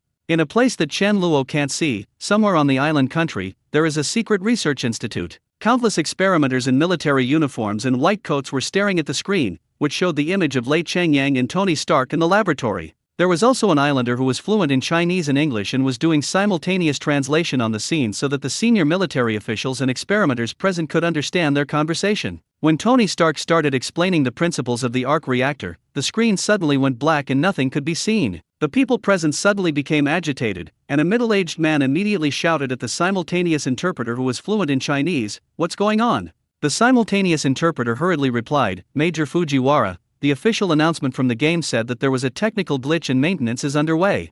Fujiwara angrily slammed the table, stood up and roared, "Baka! How could a malfunction occur at a time like this?" No one could answer his question and there was silence. "Major Fujiwara, Lei Chenjiang's live broadcast room is still open, they should have recorded it." Fujiwara's eyes flashed coldly, and he said sternly, "Order the people lurking in China to closely monitor Lei Chengyang and Hanfei, and find an opportunity to bring them back to the country. We have to find out what is going on in that world." "Yes, Major." This scene is not only happening in island countries, similar things are happening simultaneously in developed countries such as the United States and Europe. Second Life has attracted countless attention since its appearance to its sudden popularity. Needless to say, those game companies are extremely sensitive to this and immediately organize professional personnel to watch the live broadcast and analyze the game videos. What shocked them was that not only was the game 100% realistic, but the speed of time flow also seemed to be real. The reason why I say seem is that after all, no one has personally experienced it, so no one knows whether it is true. But judging from the developments inside and the reactions of the players, I can really feel the passage of time. Later, as the incident was reported more and more, it had already attracted national attention. There is a limited amount of land on Earth, and with the explosive growth of population, resources are becoming increasingly scarce. A long time ago, various superpowers began to launch rockets, satellites, and explore outer space in the hope of finding new places for life. The continuous development of new energy sources is also to solve resource problems. Now there is a new solution, which is this 100% realistic game. Putting aside other things, just the speed of time flow is, one day in reality is equivalent to 100 years in the game world. 1 year is equivalent to 36,500 years of life for others, and in a lifetime, it is possible to live hundreds of thousands or even millions of years longer than others. This is enough to drive any country, any organization, or any person crazy. Moreover, the authenticity of the game is 100%. You can even marry and have children. Just as the name of the game suggests, you can regard it as the second world of human beings. In this way, the environmental pressure caused by population explosion and resource scarcity in reality can be greatly alleviated. You can also throw in all the lower-class people who are unsatisfied in reality and only give them basic survival resources. In this way, all class contradictions and unstable factors in society will be resolved once and for all, and there is no doubt that the crime rate will drop significantly. Therefore, almost all major countries with a little bit of strength are searching for the development company of Second Life. But what shocked all countries and forces even more was that they found nothing. This is simply impossible. To make a game with such a high degree of realism, the production team alone would probably need hundreds of people. But this game company is extremely mysterious. It has no registration information, no company address, no boss, and it has directly bypassed the review of all game platforms and launched the game directly. What's even more exaggerated is that they can't even track the server. These days, those big countries have used national power to hack into the Second Life game forum. The forum is subjected to at least hundreds of thousands of hacker attacks every day, but it is as solid as a rock without any signs of loosening. Now, all countries and organizations were dumbfounded, and they all had the same horrifying idea, that is, this thing was really developed by aliens. Therefore, when Chen Luo finished the second test and waited for the Marvel world to open, many countries and organizations had made full preparations and studied the game during the live broadcast. As a result, when Tony Stark was about to explain the principle of the arc reactor, Chen Luo actually turned off the live broadcast, and Lei Qinjiang's live broadcast room was also password protected, so other people couldn't get in at all. This made all the countries and organizations crazy, because they realized that the black technology in it might actually be brought out. The audience who were unable to see Lei Qinjiang's live broadcast room all flocked to SenseTime's live broadcast room. As soon as they entered, they were shocked to find that Shang Tang was flying rapidly forward with golden light all over his body. The people who had just entered the live broadcast room didn't know what was going on and shouted in surprise. "No way, why is Shang Tang boss down again? He got the ability of the Western fantasy world? Haha, you idiots who just came in, didn't you see that? This is a Super Saiyan. Oh my god, Emperor Shang Tang is awesome. He actually chose the ability of Super Saiyan. How could Sun Wukong, who can transform into a Super Saiyan and blow up the earth with one punch, not be restricted? The person above is fooling you. Emperor Shang Tang did not choose the Super Saiyan, but the Sixth Order Rune Crusade from the Western fantasy world. The light on his body is Do Chi. Oh my god, you can fly in the Western fantasy world at level 6? Shang Tang is indeed worthy of being the founding emperor. He is truly far-sighted. That's not the way to flatter someone. How can it be considered as foresight?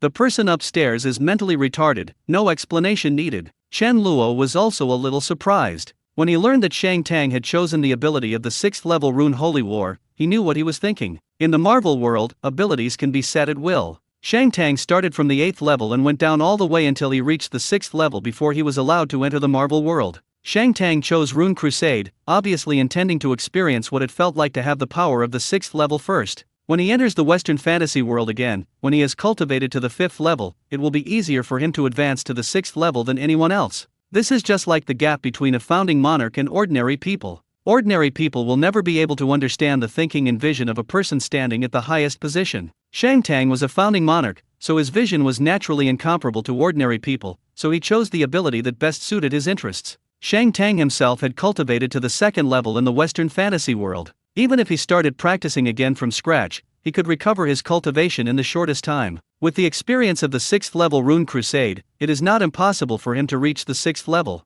Chen Luo admired in his heart. He couldn't help but regret that he had integrated Shang Tang's genes in advance. He still underestimated him. The time node chosen by SenseTime was June 10, 1943, and the location was also New York, half a month before Captain America Steve was injected with the Super Soldier Serum. Shang Tang's purpose was very clear. He went straight to Abraham Erskine, the inventor of the Super Soldier Serum, and his destination was the secret laboratory of the US military. Chen Luo was stunned for a moment, then instantly realized what Shang Tang was going to do. He couldn't help but feel a little amused. These guys must have planned this. They came in not to play games but to go for the black technology inside. SenseTime appeared in the secret laboratory of the US military at this time and place. Apart from the Super Soldier Serum, Chen Luo really couldn't think of any other possibilities. But Chen Luo was a little speechless. Lei Chengyang had top laboratories and professionals to help him with research, but Shang Tang was going to teach himself biogenetic knowledge and then make a Super Soldier Serum on his own? The time point chosen by SenseTime is also very interesting. At this time, Abraham Erskine had already developed the finished serum, with only 2 in total.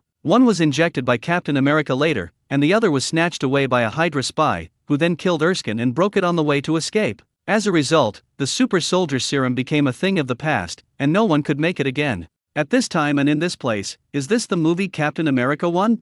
Boss Shang Tang should be invincible at this point in time. What is he doing here? Look at what Boss Lei is doing now, don't you understand now? Super Soldier Serum? Fuck, this rhythm is wrong. I don't want to watch this. Just do something real. I want to see you guys beat up the Avengers. I want to see the Chinese dominate the Marvel world. That's right, isn't it good to grab the Infinity Gauntlet? Just snap your fingers and anyone you glare at will get pregnant. Isn't it good to rule the entire universe?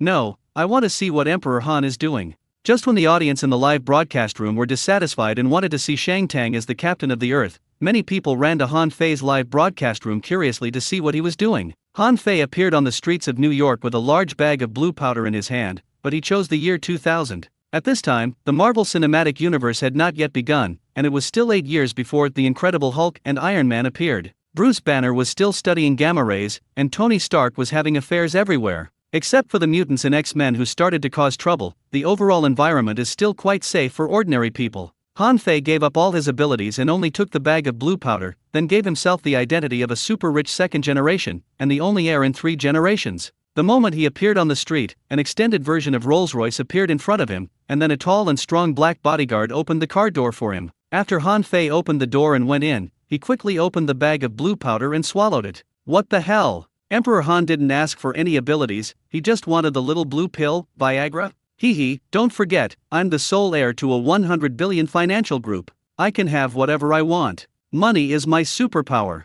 Emperor Han has been a loser in reality for too long, and is ready to experience the pinnacle of life in the Marvel world? I think that blue powder looks familiar. Isn't it drugs? You're full of holes in your head, right? You don't even want superpowers, but drugs. The people in the live broadcast room only heard Han Fei set the identity of a rich second generation, and then he had a bag of blue powder in his hand, and there was nothing else, so they didn't know what it was. Just as they were curious, Han Fei's body suddenly stiffened, his pupils dilated instantly, and he fell on his seat and twitched. The audience was stunned, not knowing what was going on. The Rolls-Royce suddenly stopped, and 4 bodyguards in black suits quickly jumped out of a Land Rover following behind and rushed towards the car. When they opened the car door and saw Han Fei's condition, everyone's faces changed drastically. Master, what's wrong with you? Go to the hospital quickly. Han Fei waved his hand fiercely and said, I'm fine, go home. The white bodyguard in the lead was stunned for a moment, then hesitantly asked, are you really okay? Han Fei's body had stopped shaking at this time, and the painful expression on his face disappeared. Suddenly, 2 terrifying rays of light shot out from his eyes, and he burst into laughter. What can happen to me? I can't be any better. Let's go back to Norton Manor. The white man was frightened by the light in Han Fei's eyes and immediately did not dare to ask any more questions. He hurriedly said respectfully, yes, master. After Han Fei recovered, he immediately picked up the packet of blue powder and fed it into his mouth again. Soon, the same reaction occurred again. Han Fei was shaking with pain, but he didn't even cry out. This time the pain lasted shorter than the last time, and he soon returned to normal. Han Fei's eyes became brighter and brighter. When he returned to the manor, his eyes were as bright as stars. As soon as the bodyguards came into contact with Han Fei's gaze, they shrank back one by one. They were all shocked and felt that the young master was a completely different person. In the past, Han Fei was gentle and polite to others, and always maintained the demeanor of an aristocrat. But now, his eyes were so sharp that they were like an eagle's eyes, making it hard to breathe. They didn't know what had happened that caused a person to undergo such a drastic change in just half an hour. What is that blue powder? Yes, the effect is great. Emperor Han is instantly filled with a domineering aura. That look is so scary, I felt like peeing instantly. Haha, is this the legendary way of killing everything with one's eyes? I finally know what that is. Let me show you, picture. Many people in the live broadcast room exclaimed in surprise when they saw the picture. It was exactly the same as the bag of food that Han Fei had eaten. Some curious people took the picture and searched it on the search engine without waiting for the people in the live broadcast room to explain. Soon, everyone knew what that bag of blue powder was. CPH4 is a blue crystalline powdery substance in the movie Lucy. The movie explains that it is a substance produced by pregnant women during pregnancy that provides the energy needed for the baby's bone growth. Coincidentally, the heroine of Lucy is Scarlett Johansson, who played Black Widow in Avengers. The story of this movie is that the heroine's body was forced to have CPH4 inserted, which resulted in a significant increase in the usage of her brain and gave her some unprecedented superpowers, including telepathy, instant absorption of knowledge and other skills, making her an omnipotent superwoman. What the hell, CPH4? The legendary drug that can make the brain function 100%? 20% of the brain can be used to control oneself, 40% can be used to control others, and 50% can be used to control matter. This is too abnormal. That's nothing. 100% is the most perverted. I just searched it. After the heroine in the movie reaches 100% brain usage, she can easily hack into any electronic device, change her body at will, and see through things at a glance. She can even walk outside of time and space and absorb knowledge of everything in an instant. Isn't this a god? Emperor Han is still Emperor Han. He actually thought of this way to become invincible? You think too much. Not everyone can do this. The chance of the heroine mutating after eating CPH4 is 1 in a billion. Emperor Han just gambled with his life. If he loses, he is game over. It's so horrible. How come each of these people is more perverted than the other? I can't wait for the public beta. Let me play now. I want to be as perverted as you. When Chen Luo saw Han Fei give up his ability and choose CPH4, he was also a little surprised. But he didn't give enough. If it really reached 100%, according to the description in the movie, it would be enough to make him the god of this world. The CPH4 in Han Fei's hand can only allow him to use his brain at a maximum rate of 30%, which is the amount that the heroine inhaled at the beginning of the movie. What Han Fei did next was beyond everyone's understanding. Han Fei had an inheritance of hundreds of billions, but he didn't go out to squander his money on prostitutes, gamble, or do anything bad. He just stayed at home every day and read. He read like crazy, covering almost all the subjects known to mankind, from astronomy and geography to physics, chemistry, medicine, computer science, etc. He also spent a lot of money to hire professors from all the top universities in the world to give one-on-one lectures. Later, he was still not satisfied, so he paid world-renowned scholars, even including Nobel Prize winners, to give him lectures. Immediately afterwards, Han Fei spent another $100 million to build a library with a collection of 5 million books behind his own manor. For the next 3 years, Han Fei stayed at home. Every day, apart from taking one-on-one classes with professors and scholars, he studied in the library. Han Fei's brain was developed to 30% at this time, and his learning ability was extremely abnormal. No matter what those university professors talked about, he could understand it instantly, and he could also draw inferences from what he learned and further deduce the subsequent knowledge, which amazed those scholars. His reading speed at this time was even more terrifying. He only needed to quickly flip through a book, and not only could he understand the knowledge in the book in seconds, but he could also recite it backwards. At this speed, he can finish a book in 5 seconds at most. In just 3 years, Han Fei read all 5 million books in the library. Everyone was confused and didn't know what Han Fei was doing. Only Chen Luo knew what Han Fei was planning. When this guy finished his first game and returned to reality from the fantasy world, he realized that although he could not take the things and strength inside with him, he could take the knowledge and experience with him.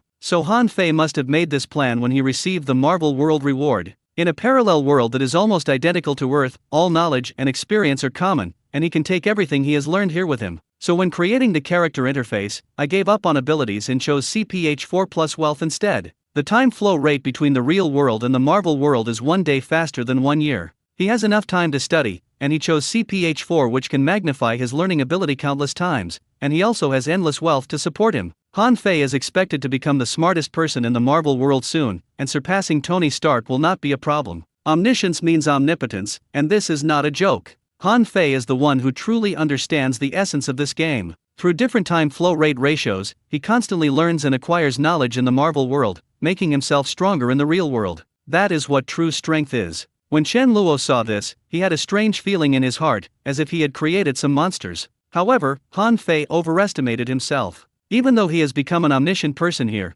the level of development of his brain is simply not on the same level as in reality. Even if Han Fei took the knowledge he had learned in the Marvel world back home, it would probably make his head explode. General knowledge is fine, but there are those advanced subjects that ordinary people cannot understand, such as quantum mechanics, relativistic astrophysics, and compact objects. Even if Han Fei can understand and use it in the Marvel world, he probably won't be able to understand it in reality. If Han Fei wants to truly master the knowledge he brings out, he must also learn in reality, but this will take a long time. Unless he can be like Chen Luo, who has been transformed by the divine genes, Chen Luo's brain development level is far beyond that of ordinary people, and coupled with the awakening of his mental power, he can completely digest any amount of knowledge. Fuck, Emperor Han came here to study? I feel like something is wrong. Why did I come to the Marvel world to study? Emperor Han, go out and cause trouble. The Marvel Cinematic Universe hasn't even started in 2000. Where can we start something? I know what's wrong. Didn't that guy post something on the forum last time? The experience and knowledge gained in the game can be brought outside. Damn, that's what it is. Emperor Han is planning to learn some knowledge in there, and then take it out and become someone who knows everything? It's so terrifying. Game company boss, am I knocking you, you bunch of bastard gamers? Don't you ever play by the rules? For 3 consecutive days, the audience came in and saw Han Fei reading. Even those with the slowest reactions could sense that something was wrong. When someone mentioned the post made by a little sparrow, the people in the live broadcast room were suddenly shocked. No wonder Han Fei stayed at home quietly like a handsome man every day, reading books of sages and doing nothing else. Many people also admired him very much. For 3 years, Han Fei only slept for a few hours a day, and when he got up he would read and study, without taking a single day off. Even in the gaming world, this level of self-discipline is enough to put most people to shame. But after watching it for 3 consecutive days, many viewers found it boring. Most of them came to see Marvel heroes, and wanted to see Iron Man, Spider-Man, and the Avengers. As a result, many people began to switch to other people's live broadcast rooms, and Han Fei's live broadcast room was left with less than 1 million people in an instant. Haha, boss Shang Tang and that plant player are causing trouble. Go check it out. At this moment, someone sent a message in the live broadcast room, and many people immediately followed out of curiosity. When they entered, everyone was stunned, because Shang Tang and Shay Wenwen were fighting on the streets of New York in 1943. The people who just entered had no idea what was going on. They saw 2 people, one yellow and one red, flying in the air and fighting fiercely. Shang Tang's entire body was filled with golden fighting spirit, and with a wave of his hand, dozens of golden sword energies flew out. A layer of red, mist-like thing appeared on Che Wenwen's body. Whenever the golden sword energy rushed over, the red mist would block it, and then two colors, one yellow and one red, would explode. The terrifying energy swept over, instantly destroying the surrounding buildings. The people inside who did not have time to escape were either torn to pieces by the energy or crushed to death by the collapsed buildings. Below where they were fighting, there were people running and screaming, and the sound of police cars whirring. The audience who had just entered the live broadcast room didn't understand what was happening and were all stunned. Is it such a coincidence? They chose the same time and the same place. That seems to be Scarlet Witch's ability. It's exactly the same as the special effects in the movie. Plant players are just plant players. I don't know what's in their heads. The Scarlet Witch in the movie can't compare to the abilities in the comics. Why did she choose such a useless ability? By the way, why did they fight? You may not believe it, but they fought over the same man. The story begins when SenseTime flew to the secret laboratory of the US military. Shang Tang followed the clues in the movie and found the exact place in just half an hour, then forced his way in without saying a word. With his current 6th level strength, his body has been tempered to a terrifying level. Ordinary bullets cannot even break his skin, not to mention that there is a layer of golden fighting spirit protecting his body. When the soldiers in the laboratory saw this scene, their jaws dropped in shock. It is now 1943, and there are no superheroes and mutants like those in later generations. This is the first time that such extraordinary power has appeared, which is beyond their understanding. They retreated in panic while shooting frantically, but they found that neither bullets nor grenades could hurt Shang Tang at all. Shang Tang waved his hand casually, and dense sword energy burst out. These sword energies were faster than bullets and were extremely sharp. They could easily penetrate metal or walls and accurately pierce the hearts of each of them. Shang Tang fought his way through the exit, and by the time he reached the underground laboratory, not a single hair had fallen. Devil! This must be the power of the devil. Quick, go and inform the general. Seeing their comrades falling one after another, the remaining American soldiers became terrified. Without caring about the possible military punishment they might face, they simply found an excuse to turn around and run for their lives. Shang Tang did not continue to attack the fleeing soldiers. He put his hands behind his back and walked inside leisurely as if he was taking a leisurely stroll in the garden. Anyone who dared to attack along the way would be killed on the spot without mercy. As long as these soldiers did not actively attack him, or laid down their weapons and surrendered, Shang Tang would spare their lives. Soon, Shang Tang found his target, Abraham Erskine. At this time, Erskine was holding a pile of information and 2 super soldier serums sealed in a box, and was preparing to escape through another passage under the protection of several American soldiers. Shang Tang moved his feet and rushed forward like lightning. All obstacles on the way, whether they were experimental equipment, iron doors, or walls, were smashed to pieces by him. In less than 5 seconds, Shang Tang grabbed Erskine in his palm. Several other soldiers raised their guns and wanted to shoot, but Shang Tang didn't even turn his head. His fighting spirit suddenly surged a few points, and those soldiers flew out together as if they were hit by a heavy truck, smashing the wall to pieces. Shang Tang grabbed the research materials in Erskine's hand and cut off the live broadcast. Shang Tang killed people as if he was taking a leisurely stroll in the garden, and his indifferent expression caused a group of fans in the live broadcast room to scream wildly and flood the screen with messages. The audience in the live broadcast room were watching the show with great interest, but unexpectedly he suddenly closed the live broadcast. The audience in the live broadcast room were dumbfounded. Why did these big guys like to interrupt the live broadcast at every turn? It's not closed yet. He set up a password for the live broadcast room just like Boss Lay. Oh my god, what shameful thing is Shang Tang going to do? Why are these big guys all the same? They shut down their live broadcasts at critical moments. And when will your live broadcast rooms be available again? It's easy to guess. What Erskine has in his hand must be the information and serum of the super soldier serum. Boss Shang Tang wants to copy and paste it out. Haha, I don't think it's possible. Hasn't the US military been trying to create it since Captain America, but it hasn't succeeded? That's because Erskine was killed. Now Boss Shang Tang not only has the finished serum, but also the inventor of the serum. Is there anything he can't copy? Oh my god, this game is too scary. If this is really possible, then won't super soldiers like Captain America appear in our real world soon? The audience were not stupid. They quickly guessed what Shang Tang wanted to do and were so shocked that they were speechless. At the same time, in a secret research institute somewhere in Asia and China, hundreds of staff members were staring at a huge electronic screen in front of them. The above scene shows Shang Tang capturing Erskine and then shutting down the live broadcast. Enter the password for the live broadcast room. The moment SenseTime closed the live broadcast room, the head of the research institute immediately ordered the staff to enter the password of the live broadcast room. Soon, the images of the laboratory reappeared on the electronic screen. Shang Tang spread out Erskine's super soldier serum and held it in the air. He said in a rather helpless tone, "Let's get started."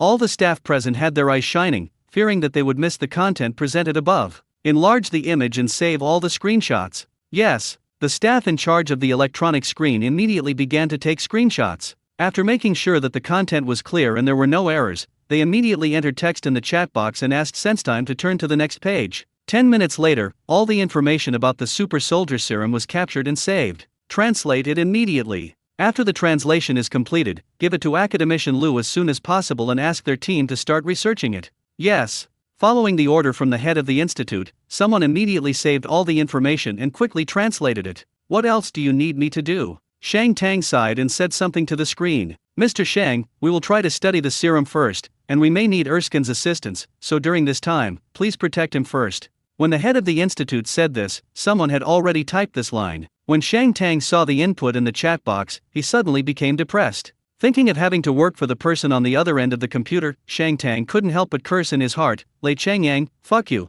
That's right, Shang Tang fell into such a passive situation now, all thanks to Lei Changyang. I understand. Although Shang Tang was angry in his heart, he did not show any emotion on his face and just said this lightly.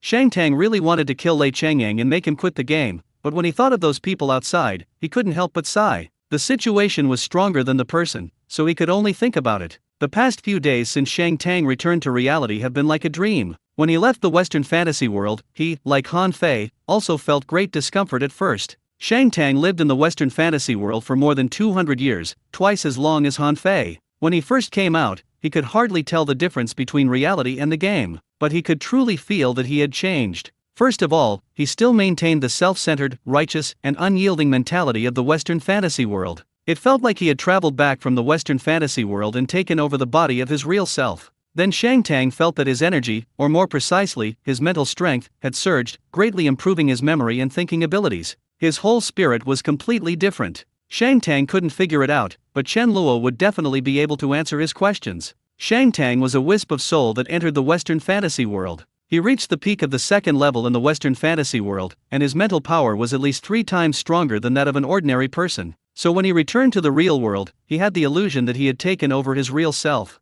Of course, Shang Tang was not called this name in real life. This was just a name he gave himself at the time for fun. His real name was Shang Wengsuan. On the day he returned, Shang Wengsuan had a fierce conflict with his family because he had not returned home for many days. If an adult man doesn't go home for a few days, there won't be any big problem as long as he explains the reason to his family. But Shang Wengsuan's identity is a bit awkward because he is a son-in-law who lives with the wife's family. The reason for not going home was very embarrassing. As a son-in-law, Shang Wengsuan of course lived with his wife's family. Shang Wengsuan is a doctor in real life and sometimes needs to work night shifts in the emergency room. One day when he got home in the early morning after get off work, he was extremely sleepy and in a hurry to pee. Without thinking much, he walked into the public bathroom on the first floor in a daze. As luck would have it, my sister-in-law happened to be inside. She had just woken up and was so sleepy that she forgot to lock the door. When Shang Wengsuan opened the door and went in, his sister-in-law was still in her pajamas and had just taken off her pants. Next, the sister-in-law screamed in fear, fell to the ground in panic, and then disappeared. Shang Wengsuan's mind was in a daze at the time. He was already a little confused, and then his sister-in-law screamed.